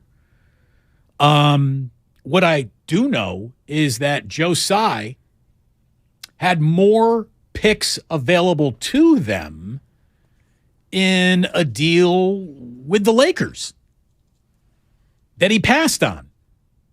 Now, a lot of people are saying, well, it was a spite pass. Like he just did not want to send Kyrie to the Lakers because they didn't want to give Kyrie what he wanted. Well, there's maybe an element of that. But like Howard Beck just said, they weren't interested in just receiving assets back. They wanted veteran players to complement Durant, which is a sign that they want to hold on to Durant. And look, they got him under contract for 3 more years, and he is devoid of leverage. He can throw a hissy fit, but that's all he can throw. Unless this goes badly for the Nets and Joe Tsai just says, let's blow it up. I'm tired of all of it. In which case, Kevin Durant is Gets one of moved. the best ships to blow your franchise up with, because there would be no fewer than 25 teams knocking at your door with a very good offer, the best offer you'd ever get for a surgically repaired 35-year-old at the beginning of next year anyway. No question, but then you have to find the team with all the draft picks you could possibly want. And frankly, there's only one of those, and that's Oklahoma City, where Durant has already been. So Who says he can't go home again, Ray? Wouldn't that be something else? Well, everything about the NBA tells you that the games are the least interesting part of it. It's the stuff that happens when there isn't a game. Damn, regular season games certainly are the least interesting part of it, at least have been to this point for the Warriors, who need to turn it all around tonight on Bruce Lee night. Be like water. Isn't it the famous Bruce Lee saying, be like water? They need to flow, right? They better flow. They be like defense. Yeah, flow in that direction. This is Tom in Mountain View. Tom, you're on 95.7 The Game. Hello. Hey, what's up, guys? I had a quick question. I wanted to ask if you guys had any opinions on, I know we've heard about the Laker trade that Joe Tsai turned around, but also some reports coming out now that the Suns offered Chris Paul, Crowder, and picks. And I wonder how that ties in with the veteran narrative, trying to keep veterans around because they have plans of keeping KD and not blowing it up. And did Joe Tsai really make the best move, or did he fight Kyrie and send to a place that he knew he didn't want to go to, as he made it known he was more interested in the Lakers? I don't know. Want to know what you guys think. Well, so here's the thing, Tom, and I'll let Ray speak for himself here, but I had not heard of any proposal from the Suns until you just mentioned it. So I don't know what else was on the table other than the Lakers deal. And I think that Howard Beck just kind of explained it away. They wanted actual players to go along with Durant, not just assets for a promising future with Durant. Although the Crowder/Paul deal would have given Durant, quote, immediate help, whatever that means. I think the Spite deal was very much part of this. And I also think that the other explanation, Howard Beck's, also makes sense once you take the Lakers off the table. Because I think Chris Paul, at the age and physical shape that he's in, where he's hurt a lot now, makes him problematic for a team that wants to make a run with Kevin Durant. I mean, Chris Paul's never equaled "add that guy, win a title anywhere," so it seems like the wrong time to be getting into the Chris Paul business, shall we say. Well, I mean, he's 38, so it's not like you have a long-term plan here. Whereas if the Mavericks trade turns out for Brooklyn, then they've got guys they can hold on to for future years, whereas you're always looking at Chris Paul going, has he got anything left? Well, that's the thing. Not only are you looking at Chris Paul saying, what about that, but then Jay Crowder. Yeah. Find me a more anyone else other than him would do just as a fine replacement for him than Jay Crowder. I mean to disrespect the guy, but he is, if he's not playing the Golden State Warriors, he's not hitting threes. He plays well against the Warriors. Jay Crowder everywhere else is just a guy. He's more than just a guy, but the fact that he hasn't played a minute this year, because he's still angry about his contract, tells you a lot about the run-up he'd have to have. I just think that Joe Tsai definitely voted his stock on the Laker deal because A, doesn't want to reward Irving, B, he doesn't want to look bad in case Irving is suddenly rejuvenated with Anthony Davis and LeBron James. And third, he really doesn't want to let Kyrie Irving have his own way. I think this was very much a spite deal in that way. I think the Dallas part makes basketball sense to a certain extent for them, but I think he would have taken a terrible deal if it was the only thing on the table other than the Laker deal. Probably. He'd have done Irving for Moody straight up to keep him away from the Lakers. I mean, the Warriors probably should have made that call then, right? Probably should have. I mean, I would have said, what's the least amount you'll take for Kyrie Irving to keep him out of the Lakers' hands? How about a collection of Warrior reversible beanies and this Andrew Wiggins bobblehead? Yeah, I would have offered him Smiling each. No, I do believe that both of those things are true. That he wouldn't let him go to the Lakers no matter what. Even though at the end of the year, Irving, who will not have a contract then, could go to the Lakers. In which case, all that would be is delayed gratification for him. But you can only control what you can control when you can control it. Speaking of delayed gratification, I'm not into reporting on what athletes tweet the way some networks dedicate half of their programs to. Let's read what athletes have tweeted as part of our newscast. Like I could just read them on Twitter. You don't need to really report on these things. But LeBron's "Maybe It's Me" from over the weekend was pretty funny. LeBron, here's the thing. You're a self-pity party. The "Maybe It's Me." Drop the maybe. Drop the maybe.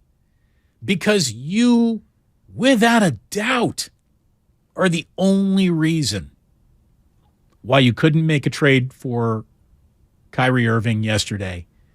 And that's because in the days before yesterday, you insisted you make a trade for Russell Westbrook. And Russell Westbrook has done more to tie up the Lakers' options than any player you could possibly imagine. And that was a player given to LeBron because LeBron wanted him.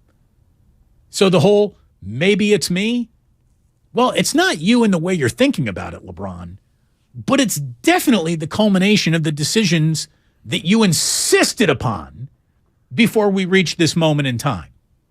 You panicked early. You panicked early and said, Russ is going to be the best option we have, not thinking, let's see how the year plays itself out and who really might be on the table.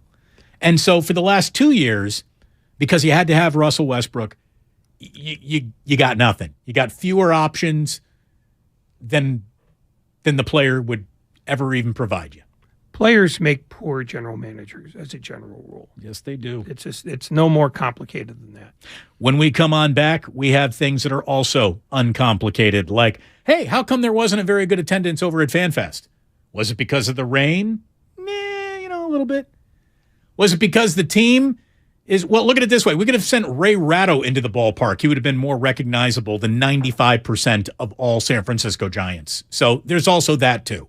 When we come on back, we will get into that. More things on the way, more sound. Joe Montana's talking. All right, we'll hear from him as well, plus some good life advice from Ocho Cinco, of all people. Stick around. It's Damon and Ratto here on 95.7 The Game. We're brought to you by Fremont Bank. Full-service banking, no compromises. It's the red and gold aftermath on 95.7 The Game. I'm so proud of our year and proud of the guys. And I think, we've been close a few times here, but, this was definitely the one that felt the best. Brought to you by Zenni, the official eyewear of the San Francisco 49ers. Shop from over 3,000 styles at 80% off retail prices. Exclusively at Zenni.com. Every small business owner knows business happens everywhere. The office, the warehouse, or on the road. And no matter where it takes you, there's one solution to help your business thrive. Comcast Business Complete Connectivity. It's the largest, fastest, reliable network with advanced gig speed Wi-Fi and cyber threat protection in one solution. Get started for just $49.99 a month. Plus, add Comcast Business Mobile and you can save up to 60% a year on your wireless bill. And ask how to get up to a $750 prepaid card. Flight 291 is now aboard. Yep, you're going places. And when you get there, be ready to do business. The complete connectivity solution from the company that powers more small businesses than any other provider. Comcast Business, powering possibilities. Ends 2/21/2023. Restrictions apply. Requires EcoBill and AutoPay. New 50 megabits per second internet and Comcast Business Security Edge customers only. Equipment taxes and fees extra. After 12 months, regular rates apply. Gig internet required for gig Wi-Fi. Mobile savings compares pricing of top 3 carriers. Thank you to all of the business owners who kept people employed during the pandemic. For all you've done, you may be eligible to claim the Employee Retention Tax Credit. a payroll tax refund from the United States Treasury Department, applicable to businesses who kept employees on payroll during the pandemic. The window is closing to claim your refund. Contact Paychex to see if you qualify. Paychex is proud to have helped more than 45,000 businesses secure over $9.2 billion in ERTC claims, an average of $190,000 per business. 50 years and thousands of experts in HR, payroll, benefits, and insurance. You may be eligible to claim the Employee Retention Tax Credit, a payroll tax refund from the United States Treasury Department, applicable to businesses who kept employees on payroll during the pandemic. The window is closing to claim your refund. Contact Paychex to see if you qualify. Visit paychex.com/ERTC to find out how Paychex can help you get additional cash into your business. Paychex.com/ERTC. Paychex.com/ERTC. Hi, this is Joe Cordell with the law firm Cordell & Cordell. Divorce can be complicated, especially if children are involved. If you're a father and want to protect your role in your children's lives, remember Cordell & Cordell. We've helped men with matters like these for 30 years, and we'd love to help you. Schedule an appointment with one of Cordell & Cordell's California area attorneys. 2121 North California Boulevard, Suite 290, Walnut Creek, California, 94596. Online at CordellCordell.com. That's CordellCordell.com. Hi, I'm Aaron, owner of California Deluxe Windows. Ever notice? When your neighbors get new windows, there is a large black eye of broken stucco, uneven plaster, and even mismatched paint. At California Deluxe Windows, we never leave a ring around the window. Why? Because we are one of the only companies in California who custom crafts every window and door to your home's exact measurements. Almost everyone else on the radio is a distributor. They grab a window from a warehouse, break open your walls, shove it in, and patch things up. At California Deluxe Windows, we take pride in our work. Our installation technique is so precise, we do not break your stucco. Your house could be covered with potato chips, and we wouldn't crack one. Call now, and for a limited time, you get 30% off your entire order and 24 months of interest-free financing. 800-874-3600. 800-874-3600. That's 800-874-3600. California Deluxe Windows. Windows engineered for life. Certain terms and conditions apply. CSLB number 774518. We're on a journey to make healthcare more accessible and more equitable, to treat the most complex diseases and offer hope where often there is little, to provide better care to more people across the Bay Area. We are more than a hospital, more than a university, beyond science and technology. We are the people of UCSF. UCSF Health, redefining possible. Tune in to 95.7 The Game for Warriors Live, 60 minutes before tip-off of every Warriors game. Brought to you by Xfinity. Supercharge your home with supersonic Wi-Fi. Unbeatable internet, only from Xfinity. Visit Friedman's Appliance in Pleasant Hill to see Signature Kitchen Suite's full line of luxury built-in appliances, including the first Pro range on the market with built-in sous vide, induction, and gas all on one cooktop. And now it's easier to build the kitchen of your dreams with the Dream Suite Savings Program with additional bonus rebates. You can see all of the Signature Kitchen Series appliances displayed beautifully in live working vignettes at Friedman's Appliance in Pleasant Hill or at friedmansappliance.com. When cold symptoms keep you up, try Vicks NyQuil Severe for max strength nighttime relief. Just one dose of Vicks NyQuil Severe starts to relieve 9 of your worst cold and flu symptoms to help take you from 9 to none. Get some rest and feel better with Vicks NyQuil Severe. The nighttime sniffling, sneezing, coughing, aching, sore throat, stuffy nose, fever, best sleep with a cold. Medicine. Use as directed. As a Walgreens pharmacist, I talk with people all the time about little tips and tricks for filling their Medicare prescriptions, like taking advantage of Walgreens 90-day refills to save them a trip, or using Refill by Scan, which is super easy and right on your phone. And for anybody worried about prescription costs, I say, hey, we got you, with low-cost copays on many medications. Let's talk about making things easier. Walgreens is here. Fill your way and save at walgreens.com/Medicare. See pharmacists for restrictions and exclusions. Nachos! Hey, I'll take some. And some Frank's Red Hot. Nah. You're just gonna eat these boring nachos with no flavor. Frank it up! Frank it up! This guy finally gets it. It's the perfect blend of flavor and heat. Frank's Red Hot. I put that on everything.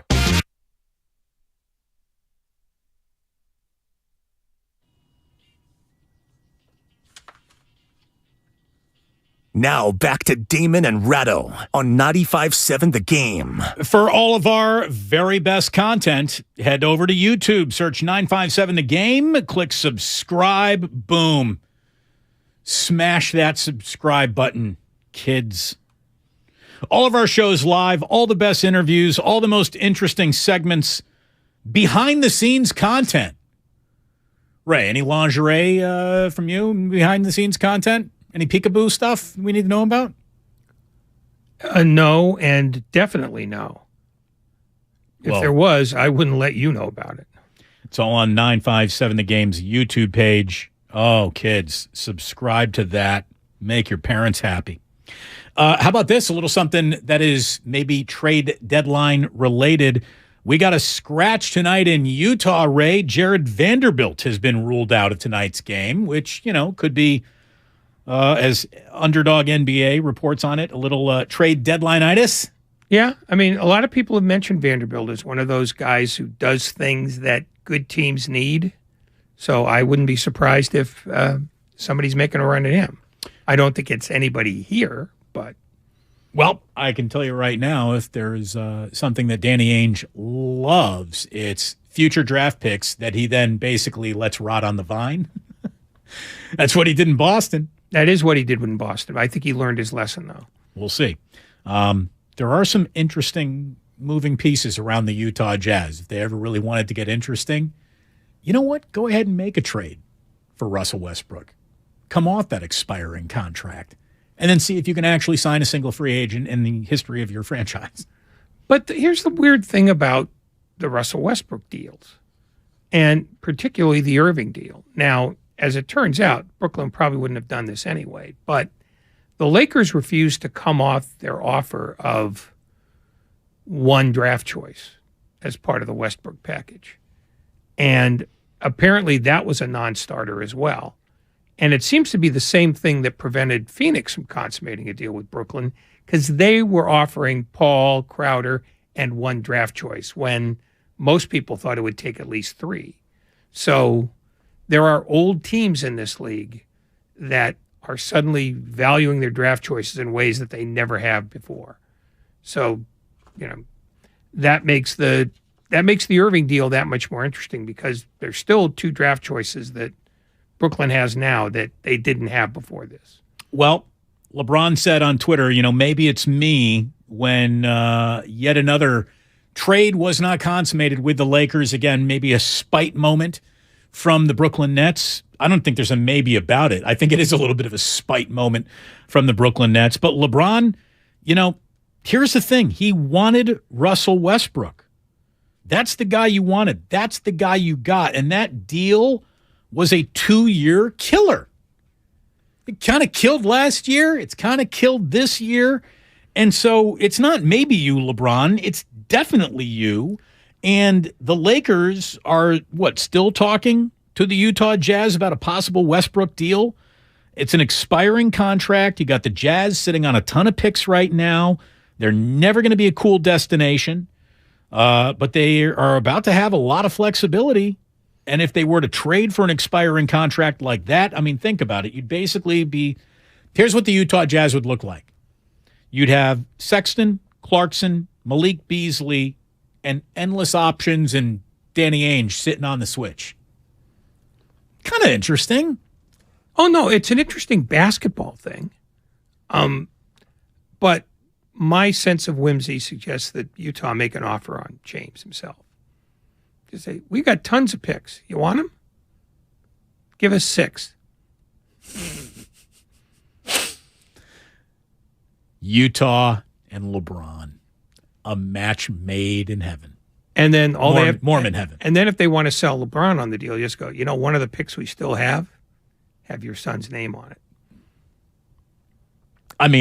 LeBron probably gets that deal just about anywhere. Maybe, but if Utah's the first ones to commit to it. 36 points, ready to pass Kareem Abdul-Jabbar. 2 home games, starting with Oklahoma City tomorrow night, and the Thunder are going to be on the second half of a back-to-back. Milwaukee on Thursday. This is as good as wrapped up in these next 2 games, you would imagine. 36, I would imagine. Yeah, 36 for LeBron, and if he doesn't get 36 combined over his next 2 games, This circus is going to pull into town on Saturday before the Super Bowl at Chase Center. If he doesn't get 36 in the next 2 games, he's hurt. So you may not get LeBron. What if it's just Russell Westbrook just jacking up shots, taking them away from LeBron?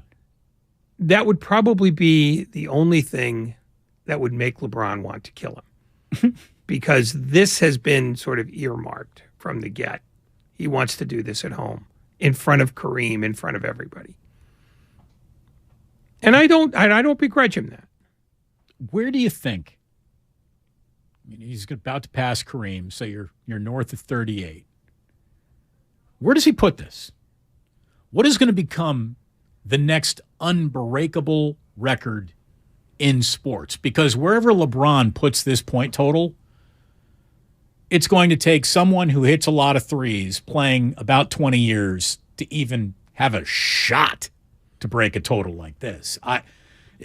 40, 41, 42, 44,000 points if he really plays another 4 to 5 years?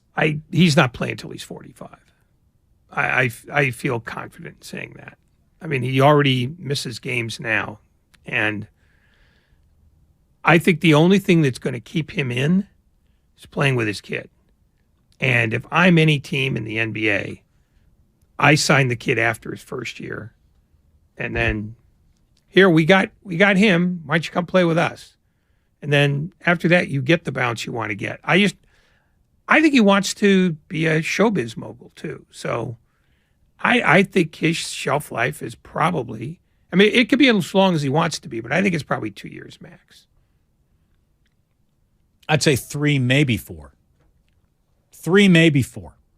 Maybe. I mean, I think there is a point, though, at which you just go, we've done enough. I mean, he's already there. Yeah, I mean, he could walk away with no questions asked about him after the end of this year. But he's got bigger fish to fry, wanting to play with his kid one day. I think he definitely wants to win another title. Whether he's going to be the centerpiece of that actually happening or not, well, only time will tell. He has a better chance in Utah than he does with the Lakers. You might be right. Those guys, that team is awful. And they're not going to stop being awful. They are run by morons. Well, you're calling LeBron a moron? No, I'm saying Rob Pelinka can't save the Lakers from LeBron. Jeannie Buss isn't going to. And they don't really have a brain trust around those two that can serve as a, hey, you really ought to start thinking about X or Y. I think they are married to one concept and one concept only. We need 3 stars, and it doesn't matter what the other 9 people are. They went and got Russell Westbrook because in their minds he was a star, even though his game has been deteriorating for a while. Fading star. Very much a fading star. But that's been their mindset for going all the way back to when they went and got Wilt Chamberlain in 1969 to play with Baylor and West. They've always said, we need 3 stars. We need 3 stars. And over the last decade, other than the one bubble title, it has not worked at all. And when it comes to actual star power left in, what do you call him, Brody? Your Russell Westbrook. Here, the star power is basically here. I'm not going to be here. Yeah, there is very little star power remaining in him. Still a name. How about this? Do you think LeBron should pass Kareem with a skyhook? It'd be cool. If he could, sure. But I don't think he needs any style points to make it a special moment when it does happen. Yeah, why does he want it? Why does he want to, put it in Kareem's face? I mean, that's not an homage. I mean, all he has to do is get the points. Right. Well, I don't think it would be I'm dunking on you, Kareem, as much as it would be a tribute. It wouldn't be seen as of course you would look at it as a negative. It wouldn't be a negative. Why wouldn't it be? I mean, the one shot that he's never taken in his life. Well, that would be what was kind of special about it. Like, I'm going to try to be you in this moment. I'm trying to equal you. I mean, there's a story there, Ray. You couldn't get 7 inches of copy out of that? That alone? He went to a skyhook for the first time ever to pass Kareem? That's not a story. That's a sentence. Whatever. It's beneath him. Yeah, I mean, it's probably not something he needs to worry about. No. Well, that's why it's beneath him. It would be cool, though. It would be cool. Sure, it would be. I think it'd be cooler if he drop kicked it from about 60 feet. Ball out of bounds. You're not allowed to make contact with anything below the knee, Ray. So what do you know? Could be inadvertent. No, not if he drop kicked it. That's definitely a vertent. A vertent? It's vertent. It's not inadvertent at that point. It's vertent. Okay. Welcome. No, I don't think he needs to do a skyhook. The homage he should pay is, that's the shot I've never taken because it belongs to him and him alone. That's the tribute. Welcome to your 5 o'clock hour. Vertently. You're listening to 95.7 The Game, KGMZ FM and HD1 San Francisco. Always live on Twitch, YouTube, and the free Odyssey app. Damn well better be free. Ray, when did Joe Montana become like a little bit of a bitter guy? I mean, bitter or just old? Is there a difference? Yeah. You don't have to be both. You choose to be. I was bitter when I was young. My age has nothing to do with this. So when do you think it happened in Montana? Well, give me the example you're trying to cite, and then I'll tell you. So Joe Montana is on Mike Silver's Volume podcast and was basically saying that the 49ers should stick with James Garoppolo as their quarterback. I start Jimmy. How many games has Jimmy won? For the longest time, questions were out with Jimmy for a while, but the one thing he's been able to do is win games for those guys. And I can't say the same for Trey, right? You don't know that from him. So, this is me. I don't go down there. I don't hang around down there. So this is just my thoughts. You start the guy who's won all the games for you, right? You got to figure out the backup situation with Trey. Is Trey know the offense well enough, or is he meant for that offense or not? And I think that's the biggest decision they have. But me, I don't think it's hard. I think you just start Jimmy. Did you watch the year, Joe? Because literally the question isn't even about Trey Lance or Jimmy anymore. It's Brock Purdy. And if winning percentage is enough for you, if how many games did you win with that guy is really how you're measuring things, how about won every game with him that he was able to start and finish? Would you like a winning percentage of 100? Because that's Brock Purdy's winning percentage when he's allowed to start and finish a game. He has not lost yet. So come on, Joe. Like, seriously, to let you know that he's still grinding an old axe, here he is continuing with Mike Silver. Nothing against Trey, but he just doesn't have the game experience underneath of him to have. And they got a good team. They had a good defense. And they got a good off. I mean, you handed a guy a team sort of like somebody else I know got handed a good team. So that would have been 2-14 when I got it. So you just, you got to go with the guy who's been winning the games and gets the offense and go from there. All right, so that would be Brock Purdy again. And he takes a shot at Steve Young. That's the part that's a little disconcerting. I didn't hear that part of his remarks. He gets to have an opinion about Garoppolo. I don't have a problem with that. He's got the wrong one, but okay, continue. No. You have yours. He has his. This is America. He gets to have his vote. Sure. The Steve Young thing, I'm surprised he's still holding on to that. But it won't keep me awake tonight. I mean, it's obviously keeping Joe up a little bit still. Well, it's keeping him engaged in interviews where Steve Young isn't really involved, but I'm sure he never wanted to leave San Francisco for Kansas City, and he had to. So, hold whatever grudges you want. Brandon Ayuk was on a show with Brad Graham. Who's Brad Graham? Of the SF Niners. Friend of the show. He's been on our show before. Brad Graham's been on this show. Yeah. Not with me. No, he has. It was a Larry Krueger special. With Larry hosting for me that day? I don't remember bringing on Brad. 95% sure it was about you. I don't know. I don't remember him, but I don't think it's salient. Anyway, Brandon Ayuk was on with Brad Graham of the SF Niners. And here's what he had to say about the upcoming Super Bowl. I got the Chiefs. I think they got their hands full. I don't know fully about that defense. I don't know. They talk about them being a good defense. I'm not too sure. I'm not sure. I think the pass game, this Kansas City pass game will expose what we thought we were going to be able to expose before some unfortunate circumstances happen. So we'll see.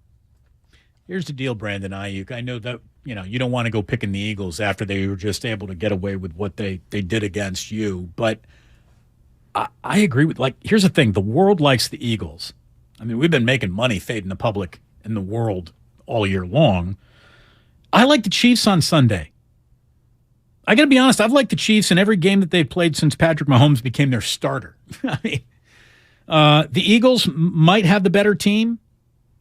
I think Patrick Mahomes is the better quarterback. He's got the better coach, and he thrives for these moments.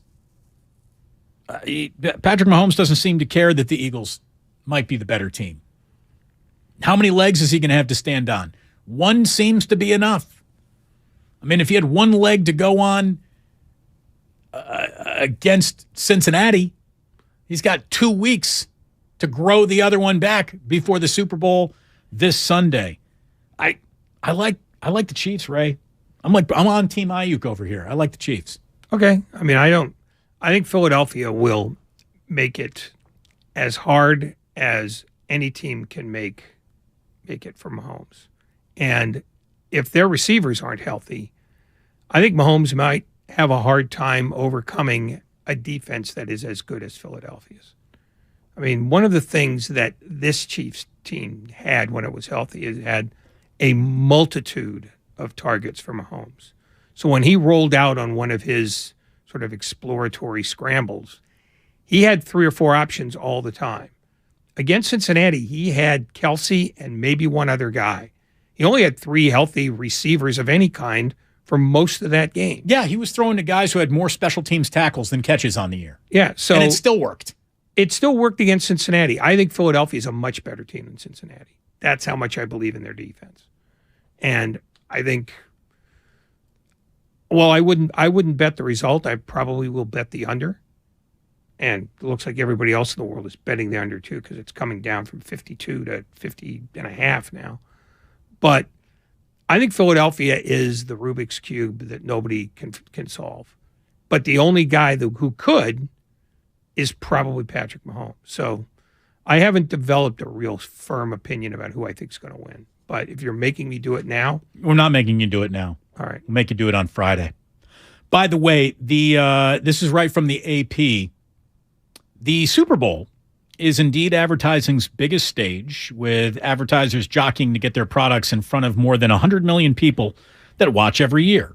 Mark Evans, the executive vice president of ad sales for Fox Sports, said, and he's very happy, more than $7 million is being asked for a 30-second spot.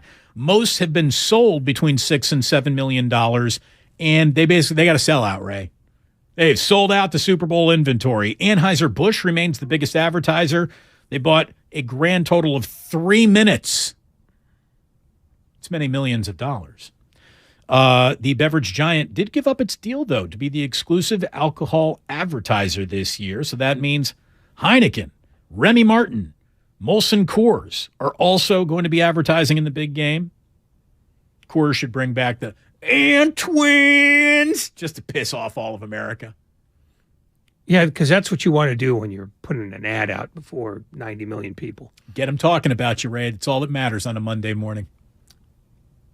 Other big categories of advertising include Doritos, M&M's, with There's Nothing to That Maya Rudolph campaign that they've got going on right now, and I like Maya Rudolph.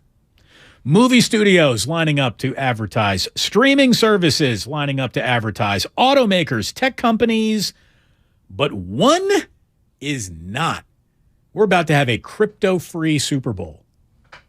Well, as I said earlier, we have a crypto-free country. We sure do, pretty much. But think of all the crypto that you saw last year.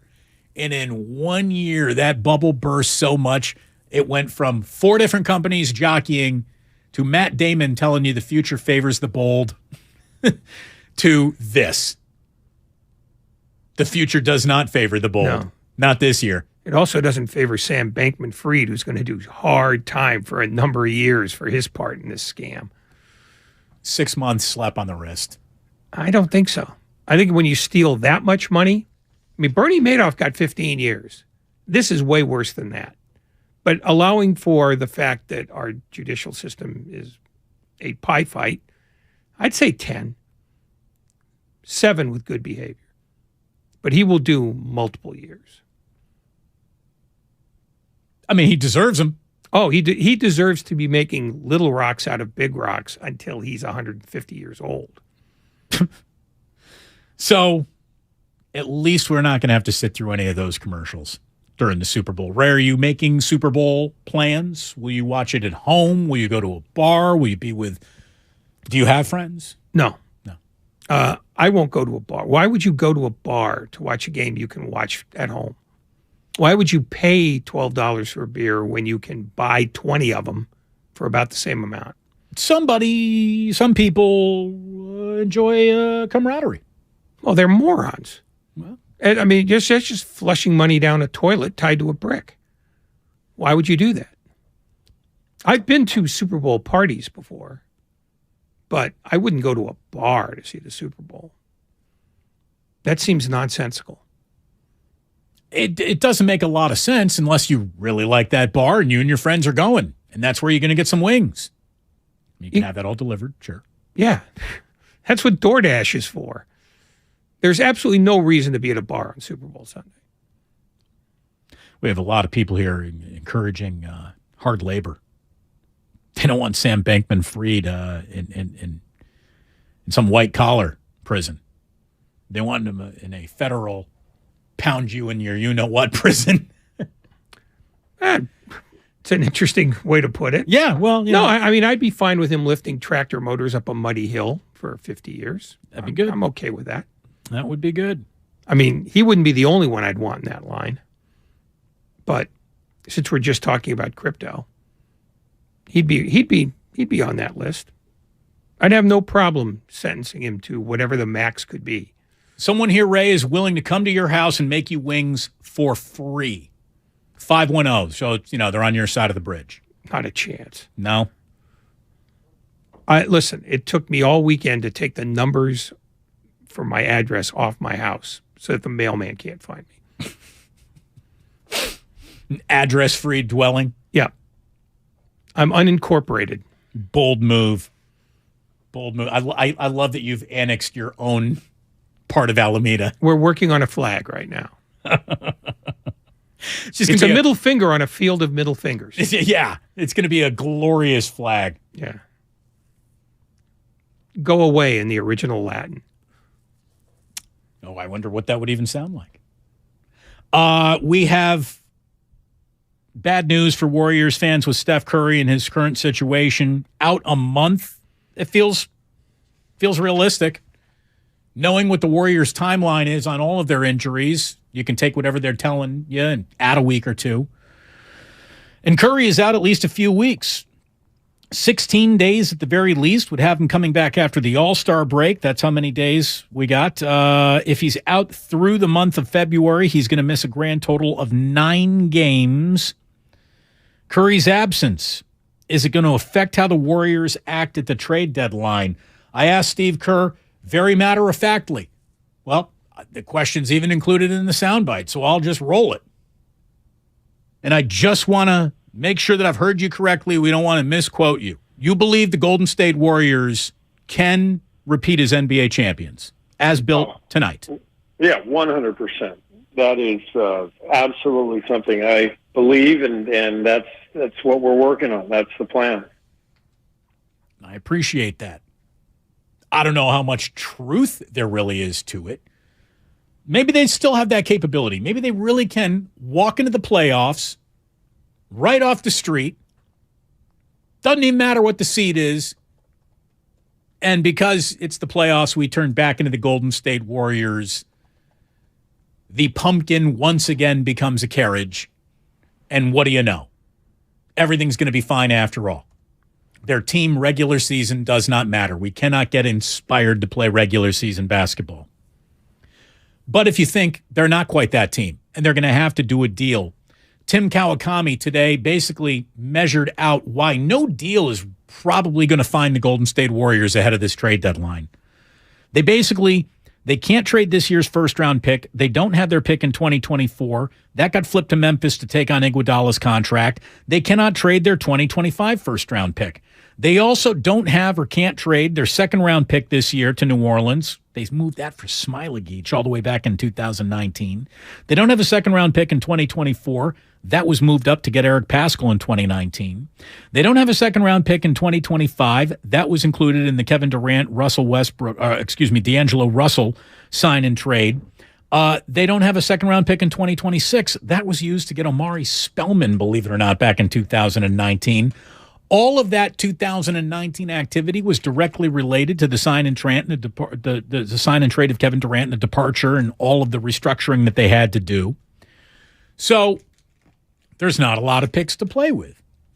People have said, okay, then fine. What about trading Jordan Poole? What about trading Andrew Wiggins? Well, you can't trade Andrew Wiggins after signing him to an extension just less than 6 months ago. Salary cap rules make it almost nearly impossible to trade Jordan Poole because his new contract extension hasn't even started yet. Oh, and there's this, as Tim points out, they don't really want to trade Wiggins or Poole. So there's that on the table. Well, then what about some of the young guys? What young guy has any trade value on this team? Other than Jonathan Kuminga, who is on the we'd rather not side of any trade discussion. That leaves you with James Wiseman or Moses Moody. Neither of those guys has any real trade value right now unless you were to find the one NBA team that said, yeah, we don't care that they are non-entities in the league yet. We still think their promise is so much we'll be willing to make a deal for either one of those guys. And the poo-poo platter of draft picks that you might have left. And even if you were able to find that dance partner, who you dancing for? Who is that player? Any of those players getting flipped for Jared Vanderbilt, much less a real difference maker like Alex Caruso? I don't think so. I think the Warriors team that you were looking at the night Steph Curry got hurt is the same Warriors team you'll be looking at on Friday morning. I don't think they do anything. Even if they wanted to do anything, I don't know if they can. I don't think they can. I mean, because the thing you said about who's the guy who's going to make the difference, that changes their fortunes. I don't think he's out there. Certainly not at the price the Warriors can meet. I mean, Jared Vanderbilt would be a nice piece, but other teams view him as a nice piece too. OG Anunoby would be a great piece. Go Hoosiers. There's no reason to do that. Alex Caruso, sure. There's a bunch of guys who could help the Warriors, but these guys are all being coveted by other teams too that have actual sort of flexible payrolls and assets that they can deal with. The Warriors don't. I mean, the team's on the floor, like you said before. That's what it's. If you sleep through the entire trade deadline, all the way till what is it, noon? Is that when it expires? What 3:00 Thursday? Is that it? I think so. I think it's 12 here, right? Okay. Yeah, you'll miss nothing. I mean, unless you care about a team other than this one. I don't think they can do anything meaningful. I don't think they will. Warriors have 5 games remaining before the All-Star break. They've got Oklahoma City in town tonight. By the way, since we flipped the calendar to 2023, Oklahoma City is first in offensive rating, first in net rating, first in points per game, first in three-point percentage. So there is no easy task coming in with a young Thunder team tonight. You got OKC tonight. On Tuesday, they're at Portland, so back-to-back. On Saturday, the Lakers come to Chase Center. Next week, Monday, they've got the Wizards on town. And then Tuesday, February 14th, they're at the Clippers. Then it's the All-Star week. The All-Star game is Sunday, February 19th. That will give Steph Curry and his teammates all a week off. It's a very important week for Steph, you would imagine. And then their next game after the All-Star break is February 23rd at the Lakers. So we'll see when Steph is back and how much water can this team tread until Steph is back. We started counting with 35 games remaining. We've officially played 6 of those 35 games, which, Ray, I'm not a math major, leaves us with 29 to go. And we said, look, in their 17 remaining road games, they got to go at least 5-12. Well, they're 1-2 so far on the road in this remaining schedule. In their 18 home games, they got to go at least 14-4. Well, they're 3-0 with a chance to go 4-0 tonight.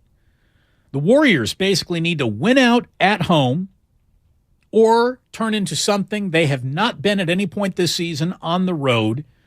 And if they come in 3 games over 500 in the remaining 35 games, that gives them a 19-16 record, which get them to 42-40 on the year. And that ain't great. Having said all that, it could still mean a 4 seed in this weird Western Conference. I mean, that's the thing that a Warrior fan has to hang his or her hat on. It's that nobody's pulling away from this. Sacramento, I mean, if Tim Legler is right and Dallas is primed to make a move and the Clippers are primed to make a move, then maybe the equation changes. But I've seen no evidence through 50-plus games that either of those teams are ready to make a move. Maybe Sacramento slips and falls back to the pack. That's certainly possible. But third is the absolute highest they can hope to go. Unless Memphis melts down, which seems to be something they're considering these days. It's not out of the realm of possibility. But I think you have to decide ultimately, when you're painting this scenario, how unbeatable is Denver? Because they're the best team. And there's not a lot of debate in that. They are, but they don't scream unbeatable on any level to me. Well, then the next question becomes, can the Warriors beat them? Can they win 4 times in Denver? I don't see that either. It's going to be hard with them having home court. There's no doubt. Asked straight up, like, Steve, what are you and Bob going to be talking about between now and the trade deadline? He basically told us, don't expect much to happen. And this was before the Curry injury. Bob and I will definitely sit down, probably early in the week just to go over whatever's happening, whatever's out there, if there is something out there or we're not. And he'll fill me in on that. And then, I go back and do my job and he does his, and that's about it. So, I mean, generally we had the one big one for Wiggs a couple of years ago at the trade deadline. Other than that, we've had very quiet trade deadline periods. And so I don't really expect anything to happen. I don't anticipate anything happening, but you always have to be prepared for it. There you go. So, right from the horse's mouth. Without a smooth segue, kind of change subjects here just for a little while longer. Ray, you and I got a few things in common. We both used to work across the street. You ever get involved in a fan fest or two in your days? I attended 2 as a reporter. Okay. I found that to be a colossal waste of time. Well, then you weren't sitting in the right place where you can maybe grab a sandwich with a guy and have a little off the record. But I'm not surprised you have an incredible ability to screw things up. Well, I off the record doesn't help me much. Fair enough. I need guys to say things that I can use. I was asked, how happy are you that you don't have to go be a part of FanFest? I'm not happy about that. I liked FanFest when I was over there. It was a chance to get back into a ballpark I love being in. It was a chance to say hello to a bunch of fans and listeners, and it was a chance to kind of walk around, meet some of the new guys, catch up with some of the older guys on the team, and just gauge a little bit of what you thought of the upcoming baseball season. Well, they just had FanFest over this last weekend, and it was poorly attended. I saw Susan Slesser basically say they were expecting between around 7,000 to 10,000. I had people letting me know that there's no way there's 5,000 or 6,000 people in here, which means probably between 2,500 and 4,000 actually showed up. Now, I had worked FanFests in the past that have happened on terrible rainy days, and there's still been 20,000 people just all jammed into the concourse level or on the club level, still trying to get around Q&A stages and so on and so forth.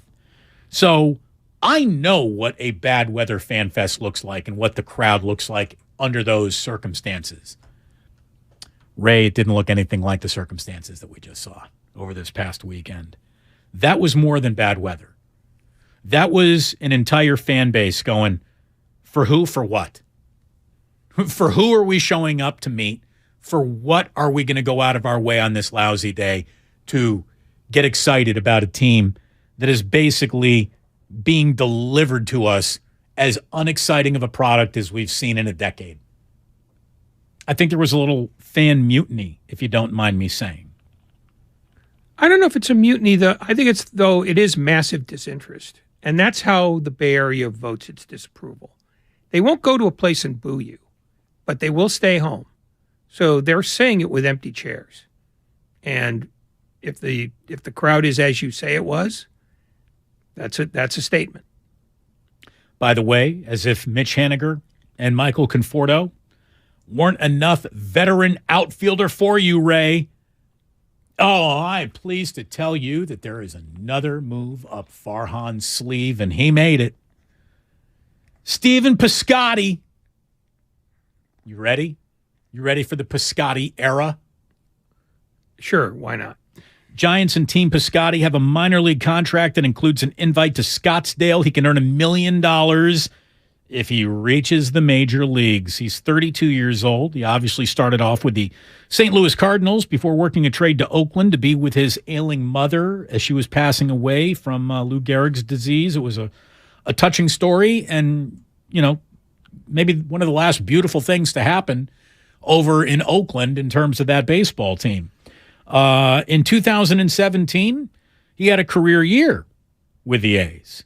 However, after that, Ray, he fell off a cliff. He's only played in 252 games over the last 4 seasons, and in 2022, he managed only 5 home runs while hitting a .190 in 42 games before being released in August. And he was like an actual paid major leaguer for them. The A's aren't in the business of paying a guy his $7 million salary unless he's actually in the lineup. They let him go because he had that little left to offer, and they still paid him. So, John Fisher probably didn't sleep a wink after that happened, or maybe he slept like a baby since he really doesn't care one way or the other. I don't know. All I can say is, as I am kind of making fun of this deal, it's a completely riskless deal that's not going to deliver a major reward to the Giants. But this deal is about as Farhan as a deal can get if you really think about it. I mean, it truly, truly is. It's riskless. It doesn't cost much money. And honestly, even though I'm kind of doing a crapping on it, laughing at it segment, I'll be the first to admit that Stephen Piscotty resurfacing with his head back above water is a pretty good 25th, 26th man on a baseball team. Oh no, it's a great minor league deal. I mean, a guy who has done this in the past. I mean, it's a standard. I mean, every team in baseball does something like this. Is signing a Stephen Piscotty type because they fit a bill, which is you can call him up for 2 weeks. If he strikes gold, you can keep him. He could play multiple positions, which is one of the things that the Giants will continue to have to do until their farm system gets off the schneid. There's nothing wrong with the Piscotty deal at all because A, it is riskless, as you say, and B, it has a chance of working out. Working out, of course, being a relative term, but it has a chance of not harming them. So it's fine. By the way, have you seen Farhan is calling his shot? He thinks he's got a lineup that is brimming with power. Again, I don't know. Is that what he said? Brimming? No. I said that. Okay. I'll tell you exactly what he said. Reported by NBC Sports' Angelina Martin. She says, or she quoted Farhan as saying, one of the strengths of our 23 team, we think, is going to be power. I added the echo for effect. Yeah, I assumed as much. We got 3 guys who've had 30-plus home run seasons who we think can do that again. We have like 4 or 5 guys who have hit 20 and a couple more who have hit between 18, 19. So we feel like we're going to be right at the top of the league in power. Power. Are you talking from the bathroom now? Farhan believes that offseason additions, such as Mitch Haniger and Michael Conforto, along with returnees, Jock Peterson, Wilmer Flores, J.D. Davis, and Mike Yastrzemski, just to name a few, will put the Giants in a powerful position. Now, Conforto missed all of last year with shoulder surgery. He did average 29 homers per season between 2017 and 2019 when he was with the New York Mets. Again, being completely overlooked in that lineup because they had actual guys that you would pitch around to get to Michael Conforto, where he ate well once you pitched around whoever you were pitching around to get to him. Haniger is only one season removed from a 39 home run campaign. I'll give him that much. Look, during their 107-win season, the Giants were second in all of baseball in home runs with 241. And believe it or not, they were still in the top half of the league last year when they came in 12th in all baseball with 183. They did not pass the eye test in terms of that's a powerful lineup. But in a weird ways, I'm trying to make fun of this team in a segment. I can't help but admit, we might be onto something there. I mean, it's really weird. The Giants are going to be an oddly uninspiring, but maybe on the down low kind of fun because you never saw it coming, even though you can maybe see it coming, little bit of a baseball team. I got them coming in like 85 wins, Ray. Decidedly third place behind two teams that are decidedly better, but just average enough to keep poking around an expanded wild card field. Watch them. In a year that a lot of people have measured dead on arrival, actually arriving and playing a little decent baseball before the year's over. Would you put it past them? 85 seems optimistic to me. It's 4 more games than they won last year. Yeah, I don't think they're 4 games better. And I still think their biggest problem is not power. Their biggest problem is pitching. They don't have enough starters. They have to reconstruct their bullpen, which was not very good last year, because there's been no Giants team that has ever won anything in this town, in either ballpark, in any of the 3 ballparks, without pitching and defense. And they were profoundly average in the latter 2 things. Below average defensively last year. Yeah, well, until the end. They kind of made their numbers, they gussied up their numbers a bit at the end. But still, them hitting home runs, 2 years ago, they were sensational, but they also had a great bullpen and they had a deep rotation. Right, and everyone just, I don't know how they did it, but collectively decided, hey, let's all have our one last career year all at the same time, everyone. Yeah, but, they won by pitching well and catching the balls that got hit. They didn't do that nearly as well last year. If they don't fix that, then they're going to be 80 and 82. Someone here from the 650 on the Xfinity mobile text line says, Farhan has just sucked the passion out of this fan base. It doesn't matter if they overachieve either. The fan base will not support this roster. Well, I'll tell you that that might be an overwhelming, agreed-upon feeling now.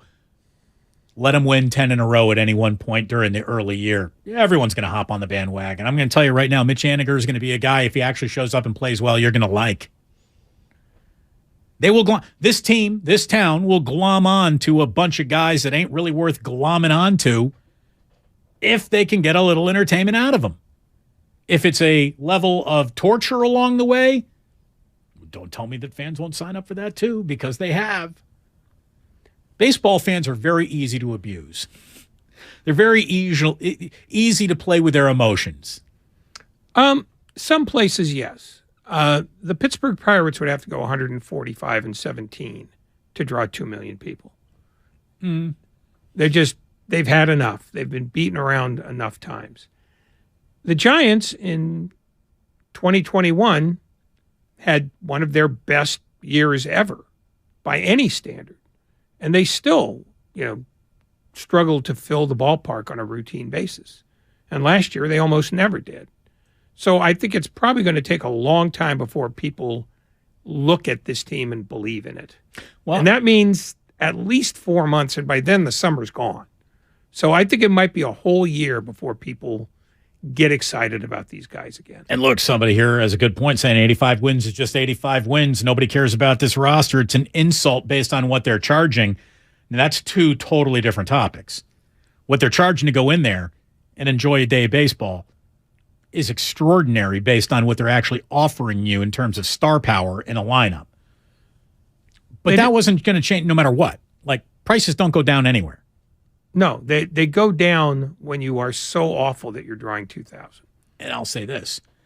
There are going to be a lot of readily available, easy to come by tickets on the secondary market this year. So if you're paying full bore for ticket prices now, you're doing it wrong. You're doing it wrong. This is a year where you do not need to be a season ticket holder. No, but you should be going one-offs. But it isn't just tickets. It's parking the car. It's buying the $12 hot dog and the $22 beer. Yep. It's all the ancillary stuff that gets you to, because they never miss a trick when it comes to separating you and your wallet. So it's not just the ticket price. You can get a $5 ticket and sit somewhere in the ballpark. But if you foolishly don't eat and drink before you get to your seat, they'll still nick you up. Absolutely. So, I mean, baseball fans, when they are on the boil, they'll fill your place. But once they go off the boil, it takes a long time to get them back on, because buying tickets is a habit. And especially now that baseball has done such a poor job of promoting walk-up crowds. You never get, the whole idea of having an afternoon a day game is, hey, we've been going good for a couple of weeks. Why don't you just skip the rest of work and come on out and just have an afternoon with your pals? Nobody wants to do that anymore, because it means they've got to figure out how many more ushers to hire for the day. And nobody's good at that anymore. And half the downtown of San Francisco is yet to return to downtown San Francisco, which means you're fishing from a smaller pond. That's also to begin with. Yeah. But I mean, the point is, if you want to rekindle San Francisco's love affair with the Giants, and that's probably overstating it, you need to make a product that people want to drop work to go see, and two, want to spend a Saturday, taking the family and spending $300. Those are two big asks, and that's what's required of them, because baseball is struggling in general in terms of getting people out to the ballpark, and it's especially struggling when you can't make them fall in love with you in a year in which you win 107 games. Somebody says $80 parking. Look, if you're paying $80 to park at that ballpark for anything other than a playoff game, you're a straight-up bridge and tunnel sucker. I mean, you got to learn downtown San Francisco. You got to know where to ditch your car within walking distance and get a good price and a nice little walk going to the ballpark. I mean, that's some straight-up sucker play right there. You can still do public transit. You can still bring your own food into the ballpark. You can even sneak a little drink in there. Someone from the 415 wants to recommend. Look, here's what I know about baseball. As mad as I want to be at it, come any opening day based on what a team I care about did or didn't do, right when we get to opening day, I'm ready. I love baseball. Always have, always will. Can't get enough of it. And it's the one sport where I've really realized that it's not the winner-take-all game that we make the NBA and the Warriors dynastic run out to be. It's just not. Like, you can go to a baseball game, watch your team lose, and if it was a pretty afternoon and you had a good time, it doesn't matter. There's another game coming tomorrow. There was another one just yesterday. I love how disposable the year is, right until things get really important, and then it becomes a precious resource that you're running out of. That's kind of the fun of baseball. Look, the National League West is going to be fascinating this year, whether the Giants are participating in it in a relevant way or not. You got two of the best teams in all baseball sitting here that the Giants are going to be chasing. The Padres basically have added Fernando Tatis Jr. back from suspension and Xander Bogaerts to a full season of Juan Soto, Manny Machado, and Jake Cronenworth. Like, that's a big boy 2 through 6 right there. Bob Melvin might not have the deepest pitching, but he's got a daddy of a lineup to roll out every single day. The Dodgers are the greatest National League West winning machine ever assembled. Like, the only time they haven't won the division in the last decade is when they won 106 games. That's amazing, isn't it? The only time they haven't won a division, their own division, is the year that they won 106, a franchise record. The Giants clipped them with 107. That's amazing. This remains their division until the Padres take it. Will they? Is this the year? That's the question in this division all year long. The Giants, look, they're squatting on wild card hopes come opening day. 84 to 86 wins feels like everyone played great all at the same time and a miracle happened to get you to 84 or 86 wins. We'll see. Arizona's sneaky interesting, Ray. Sneaky interesting. They got decent pitching. Kentel Marte, Christian Walker, Jake McCarthy, Evan Longoria. Big bounce back year for Longoria. No, we're not selling that. The Rockies have thanks for coming written all over them on opening day. They always do. But someone's like, what are you talking baseball already? Yeah. Yeah, I'm glad baseball season's around the corner. I like baseball. Is it Nahigian? What? Asking you why you're talking baseball already? No. Then tell the guy to go to hell. Go to hell. See? That was easy. Thanks for the advice, Ray. That was great. I'm here to help. It was very, very heartwarming. By the way, yeah, I don't know what you're looking at with the Texas roster, with the Diamondbacks everyday lineup, but it's got some serious stink to it. It does, but I will trade you the entirety of the Diamondbacks roster for the entirety of the Giants roster right now. Who's got the better team at the end of that trade? It's about a wash. But you got a wash with old guys. You at least get an Arizona wash with some youngsters. Okay, let's go down their list. Well, we don't have time. We'll No, do it sure during the we do. commercial break. Yeah, let's do a segment of Diamondbacks' lousy lineup. Actually, we can probably end the show on a better note than that when we do come on back. How about advice, good life advice from Chad Ochocinco? See, I'd rather talk about the Diamondbacks. He's got some good life advice for you, though, Ray, so stick around. I want to talk about Corbin Carroll. Oh, well then, we'll come back and do just that. Don't you go anywhere. Life advice and Corbin Carroll around the corner here on 95.7 The Game. We are brought to you here, Damon and Ratto, by 5 Hour Energy. Remember college? 5 Hour Energy got you through. The energized feeling you relied on back then still works today. Rediscover 5 Hour Energy. It'll get you through again. Visit 5hourenergy.com. It's the Red and Gold Aftermath on 95.7 The Game. If everyone had to do a press conference and talk for a while after these games, I'm sure we'd say a lot of things that didn't tell you guys exactly everything that's going to happen for the next 8 months. Brought to you by the SF Sheriff's Office. Your future begins here. Evan Mack talks with Matt Hardy. There's nothing like a wrestling fan, for better or for worse. How do you handle that, though? We're talking about people talking about your family, what they don't know about your family or your brother or you. How does one handle that from a day-to-day basis? Something I joke about with the Young Bucks all the time. I said, if you would vanity search Matt Hardy on Twitter, I said, after you got through 100 replies, you'd want to quit the business and never be seen again. It's just, you just learn to deal with it. You know what I mean? It's the Kick Rocks Wrestling Podcast with Evan T. Mack. Subscribe now on the Odyssey app or wherever you get your podcasts. So, the other day, I bought an extremely chatty... Boring story time. Make that an extremely catty cockatoo. You're welcome. Apparently, the pet store won't take it back. But, hey, I'll manage. I love that for you. Just like I manage without home internet. No, you don't. Sure, my mobile hotspot is slow and makes streaming shows unbearable. Oh, Birdie likes to stream. But I'm making do. Oh no, who's this? My lady friend. It's mating season, duh. No home internet? It's not that bad. No, not there. It is that bad. Don't settle. Get Xfinity Home Internet for just $19.99 a month for 1 year with a free streaming box. Call, click, or visit a store today.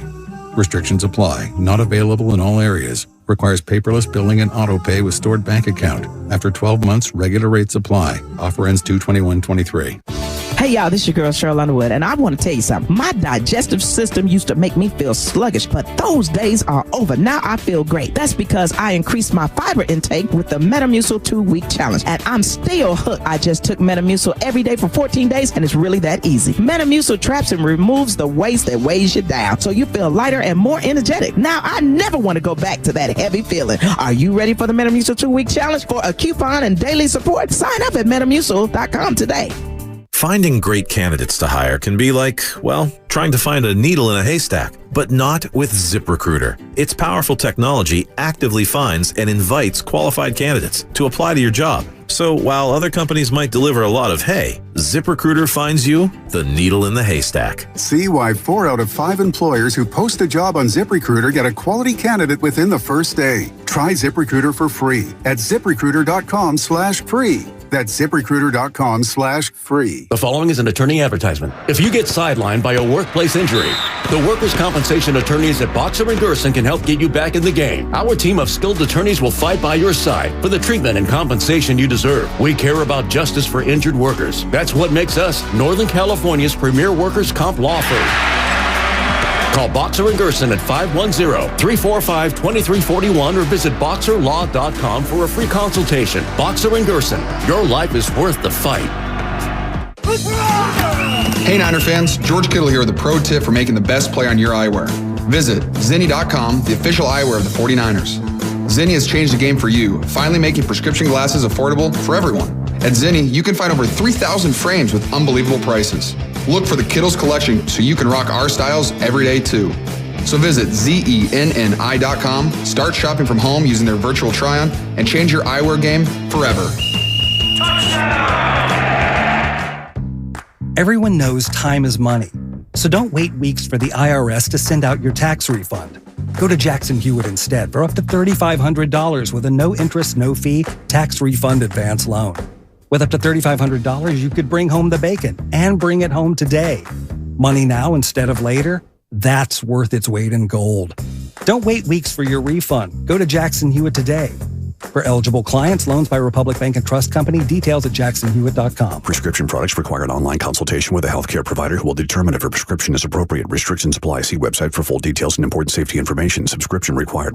Hey guys, did you know there's a generic form of Viagra that works just the same, but is 90% cheaper? And you can get it online? Just go to 4hims.com/joy. At Hims, you'll get a free medical consultation, discreet shipping if prescribed, a 100% online process, and trusted generic alternatives to the biggest brands at 90% off. That's right, get generic for Viagra, the same active ingredient as brand name Viagra, but 90% cheaper. It's the same medication you get from your doctor, but with zero copay, no expensive appointments, and no awkward face-to-face conversations. To start your free online visit, you need to go to this exclusive address, 4hims.com/joy. That's 4hims.com/joy for your free online visit. FORHIMS.com/JOY. Milk, eggs, $42. Ma'am, you okay? Need bucks? With Jackson Hewitt, don't wait weeks for the IRS to send your tax refund. Come in now for up to $3,500 with a no-interest, no-fee refund advance loan when you file your taxes. That's up to $3,500 today. Don't let high prices get you down. When every dollar matters, it matters who does your taxes. So get to Jackson Hewitt today. For eligible clients, loans by Republic Bank and Trust Company, details at jacksonhewitt.com.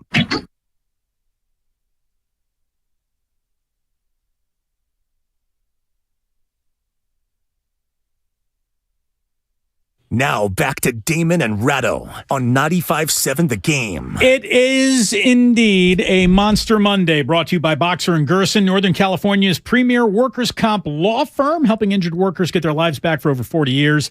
Our guest joined us on the Bud Light guest line. Bud Light, easy to drink, easy to enjoy. Thanks so much to Tim Legler for joining us today. I was just poking around with Lucas, asking him, when are we going to talk to Peter King this week? When are we going to talk to Michael Irvin? Because obviously we're going to have both of those guys on ahead of the Super Bowl. But, I want them to be in Arizona. I don't want to be talking to Peter from his, balcony in Brooklyn or Michael from his house in Dallas. I'd like to get them on site before they started relaying all the news and the excitement of the Super Bowl week that we're totally missing out on because the 49ers watch Brock Purdy's elbow disintegrate early in the NFC title game.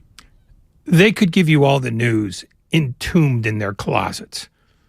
There's not going to be much news. No, there really isn't an awful lot of news. And someone says, Damon, we don't want to hear about baseball because the season's not still here. And the most popular sport in the country is at its absolute zenith. No, that's not how the Super Bowl works. It's not the absolute zenith of the NFL season. This is the end of the NFL season. And beyond that, you don't get to program the show, pal. So bite me. That's right. Well, I wasn't going to invite the audience to bite me, but I was going to say you don't get to pick the music. No. You don't get to pick the topics. No. The correct response is bite me. Oh, okay. If we wanted their opinion, we would have signed one to them already. See, here's someone who is a little bit more on board and picking up what we're laying down when they ask the question from the 510 on the Xfinity mobile text line. It is going to kind of be fun seeing the Padres and Dodgers fight each other the whole season. That Padres Fan Fest was ridiculous, by the way. What'd they get, like 50,000 people at Petco? 70. Wow. They had to cap off sales. In fairness, no football, no basketball, no hockey. Still, 70,000. That said, 70,000. That's a lot. It's a lot of people who weren't going to see the Aztecs play. That's like doing the Cubs convention. That's a ton. It's an absolute ton. The postman in Capitola says, Damon, did you or Ray watch any of the Pro Bowl games this week? I wouldn't watch the Pro Bowl being played in my own backyard. Therefore, I'm definitely not watching the Pro Bowl games. But I did see enough people saying, like, that was actually decent TV. So if you watched and you enjoyed, congratulations. To me, I'm not here for games that don't count. Year 2, if they do the same format, which I'm sure they will be a lot less fun. Because most of people's appreciation, I would be willing to wager, was the fact that they hadn't seen it before. And they also got to see Kirk Cousins in a winning situation. Good for him. Well, look, I'm going to say this about Derek Carr. I'm going to be rooting for him no matter where his career ends up or lands. I like Derek Carr. But like the Raiders fans out there, like you seriously need to calm down because, he looked great over the weekend. Like he was fantastic throwing in underwear to guys being defended by no one. Who cares? Like I really like Derek Carr. But the Pro Bowl precision passing thing that he won, like shut up. It's impressive in some ways, but in actual football ways, it's not applicable to anything that's ever mattered to him. The whole point was Derek Carr, when the bullets really start firing, is, maybe when he's at his worst. So when he's out there throwing against the line of scrimmage? No, Derek Carr is at his worst when he's playing for the Raiders. He's been on a series of bad teams with a few really good players on those bad teams. I'm not going to condemn him for any of it. I would like to see him, before he retires, to play on one good team while he's still got enough gas in the tank to see what kind of quarterback he could have been. Because he was never that in Oakland or Vegas. Derek Carr at the right price is a good starting quarterback. At the wrong price, he's part of the reason that you can't spend enough around him to have a good team. And the Raiders realize that, and they have until February 15th to find a trade partner, or they owe him his $40 million salary unless they cut him. That's not his fault. They're the ones who offered him that money. It's their job to give him an offensive line that will protect him and figure out a way to give him more targets than one wide receiver and one running back. And it's also their job to give him a defense so that he doesn't have to score 5 touchdowns a week. It'd probably be an easier way to go about winning football games. You should look into it. I don't think there's going to be anything easy for the Golden State Warriors while Steph Curry is out. But it feels like they've got a win waiting for them tonight. It's the Oklahoma City Thunder against a team that is still made up of Klay Thompson and Andrew Wiggins and Jordan Poole and Kevon Looney. So defend your home court. Again, we've told you what the Warriors aren't any single chance we got. What they are is a good home team. They're good at home. So be good at home tonight. You're running out of excuses. You're running out of games. You're running out of games. They now have a fresh new excuse. They do have a fresh new excuse, but they are running out of games. And they spent way too much time peeing games away. And so now they are at the actual gots to win portion of their year, and they got to go at least the next 6 to 9 games without Steph Curry. So good luck.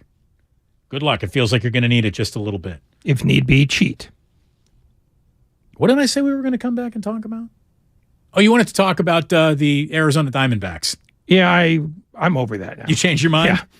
Yeah. What did I say, Grandy? Did I promise something that I'm not delivering? Oh, Ocho Cinco. That's right. I almost should say this to tomorrow, though. It's pretty good. If that means we leave a couple minutes early, I'm absolutely for it. Well, if I get into this, we might leave a couple minutes late. Oh, no. So we'll save this. I'll leave in mid-sentence if I have to. Basically, I'll tell you right now that Ocho Cinco was sitting down with Shannon Sharp on some sort of a podcast or something. And he basically said, look, the most valuable thing about me is me. Therefore, I didn't need to show up in a Ferrari. Like, who cares how you showed up? The whole point is you are here. He said, all of the money that I made in my career, like I still got an awful lot of it. Because you know what I didn't do? Buy crypto. Yeah. Well, he didn't buy an $80,000 watch or $20,000 4-carat diamond earrings or anything like that. He said he always wore costume jewelry. He always wore fake jewelry. He's like, people assumed it was real because I'm Ocho Cinco. So unless you're going to like literally pull out a jeweler's monocle and start evaluating my cut, clarity, or carats, the 3 C's of diamond buying, Ray, it's brilliant. Did he? Is all your jewelry costume jewelry, Ray? The ring cost me $40. That's the extent of it. So I did, when I originally got married, buy a very expensive platinum wedding band that within 2 or 3 years I, of course, lost.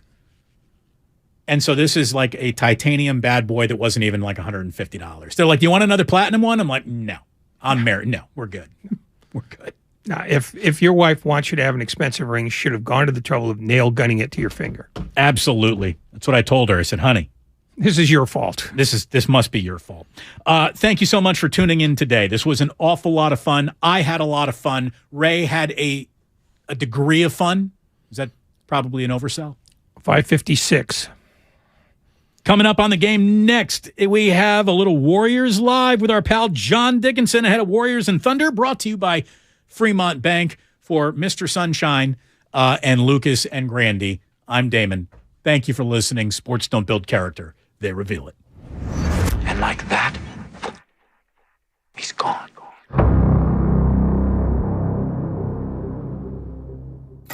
It's the Red and Gold Aftermath on 95.7 The Game. I'm so proud of our year and proud of the guys. And I think, we've been close a few times here, but, this was definitely the one that felt the best. Brought to you by Zenni, the official eyewear of the San Francisco 49ers. Shop from over 3,000 styles at 80% off retail prices. Exclusively at Zenni.com.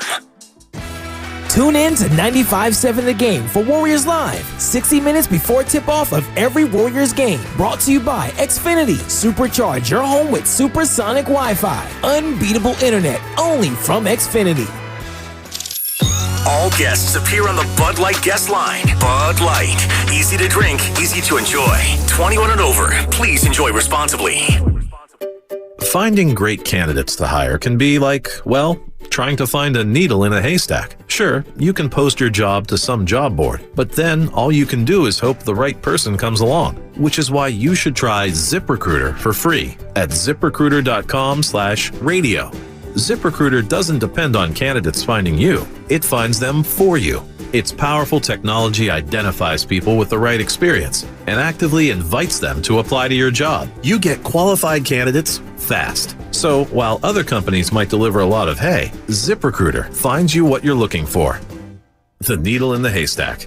See why 4 out of 5 employers who post a job on ZipRecruiter get a quality candidate within the first day. ZipRecruiter, the smartest way to hire. And right now, you can try ZipRecruiter for free. That's right, free at ZipRecruiter.com/radio. That's ZipRecruiter.com/radio. ZipRecruiter.com/radio. Thank you to all of the business owners who kept people employed during the pandemic. For all you've done, you may be eligible to claim the Employee Retention Tax Credit, a payroll tax refund from the United States Treasury Department, applicable to businesses who kept employees on payroll during the pandemic. The window is closing to claim your refund. Contact Paychex to see if you qualify. Paychex is proud to have helped more than 45,000 businesses secure over $9.2 billion in ERTC claims, an average of $190,000 per business. 50 years and thousands of experts in HR, payroll, benefits, and insurance. You may be eligible to claim the Employee Retention Tax Credit, a payroll tax refund from the United States Treasury Department, applicable to businesses who kept employees on payroll during the pandemic. The window is closing to claim your refund. Contact Paychex to see if you qualify. Visit paychex.com/ERTC to find out how Paychex can help you get additional cash into your business. Paychex.com/ERTC. Paychex.com/ERTC. If you owe back taxes to the IRS, have unfiled returns, or are worried about an audit, the IRS is hiring 87,000 new agents to address these very issues. That means if you need to get your tax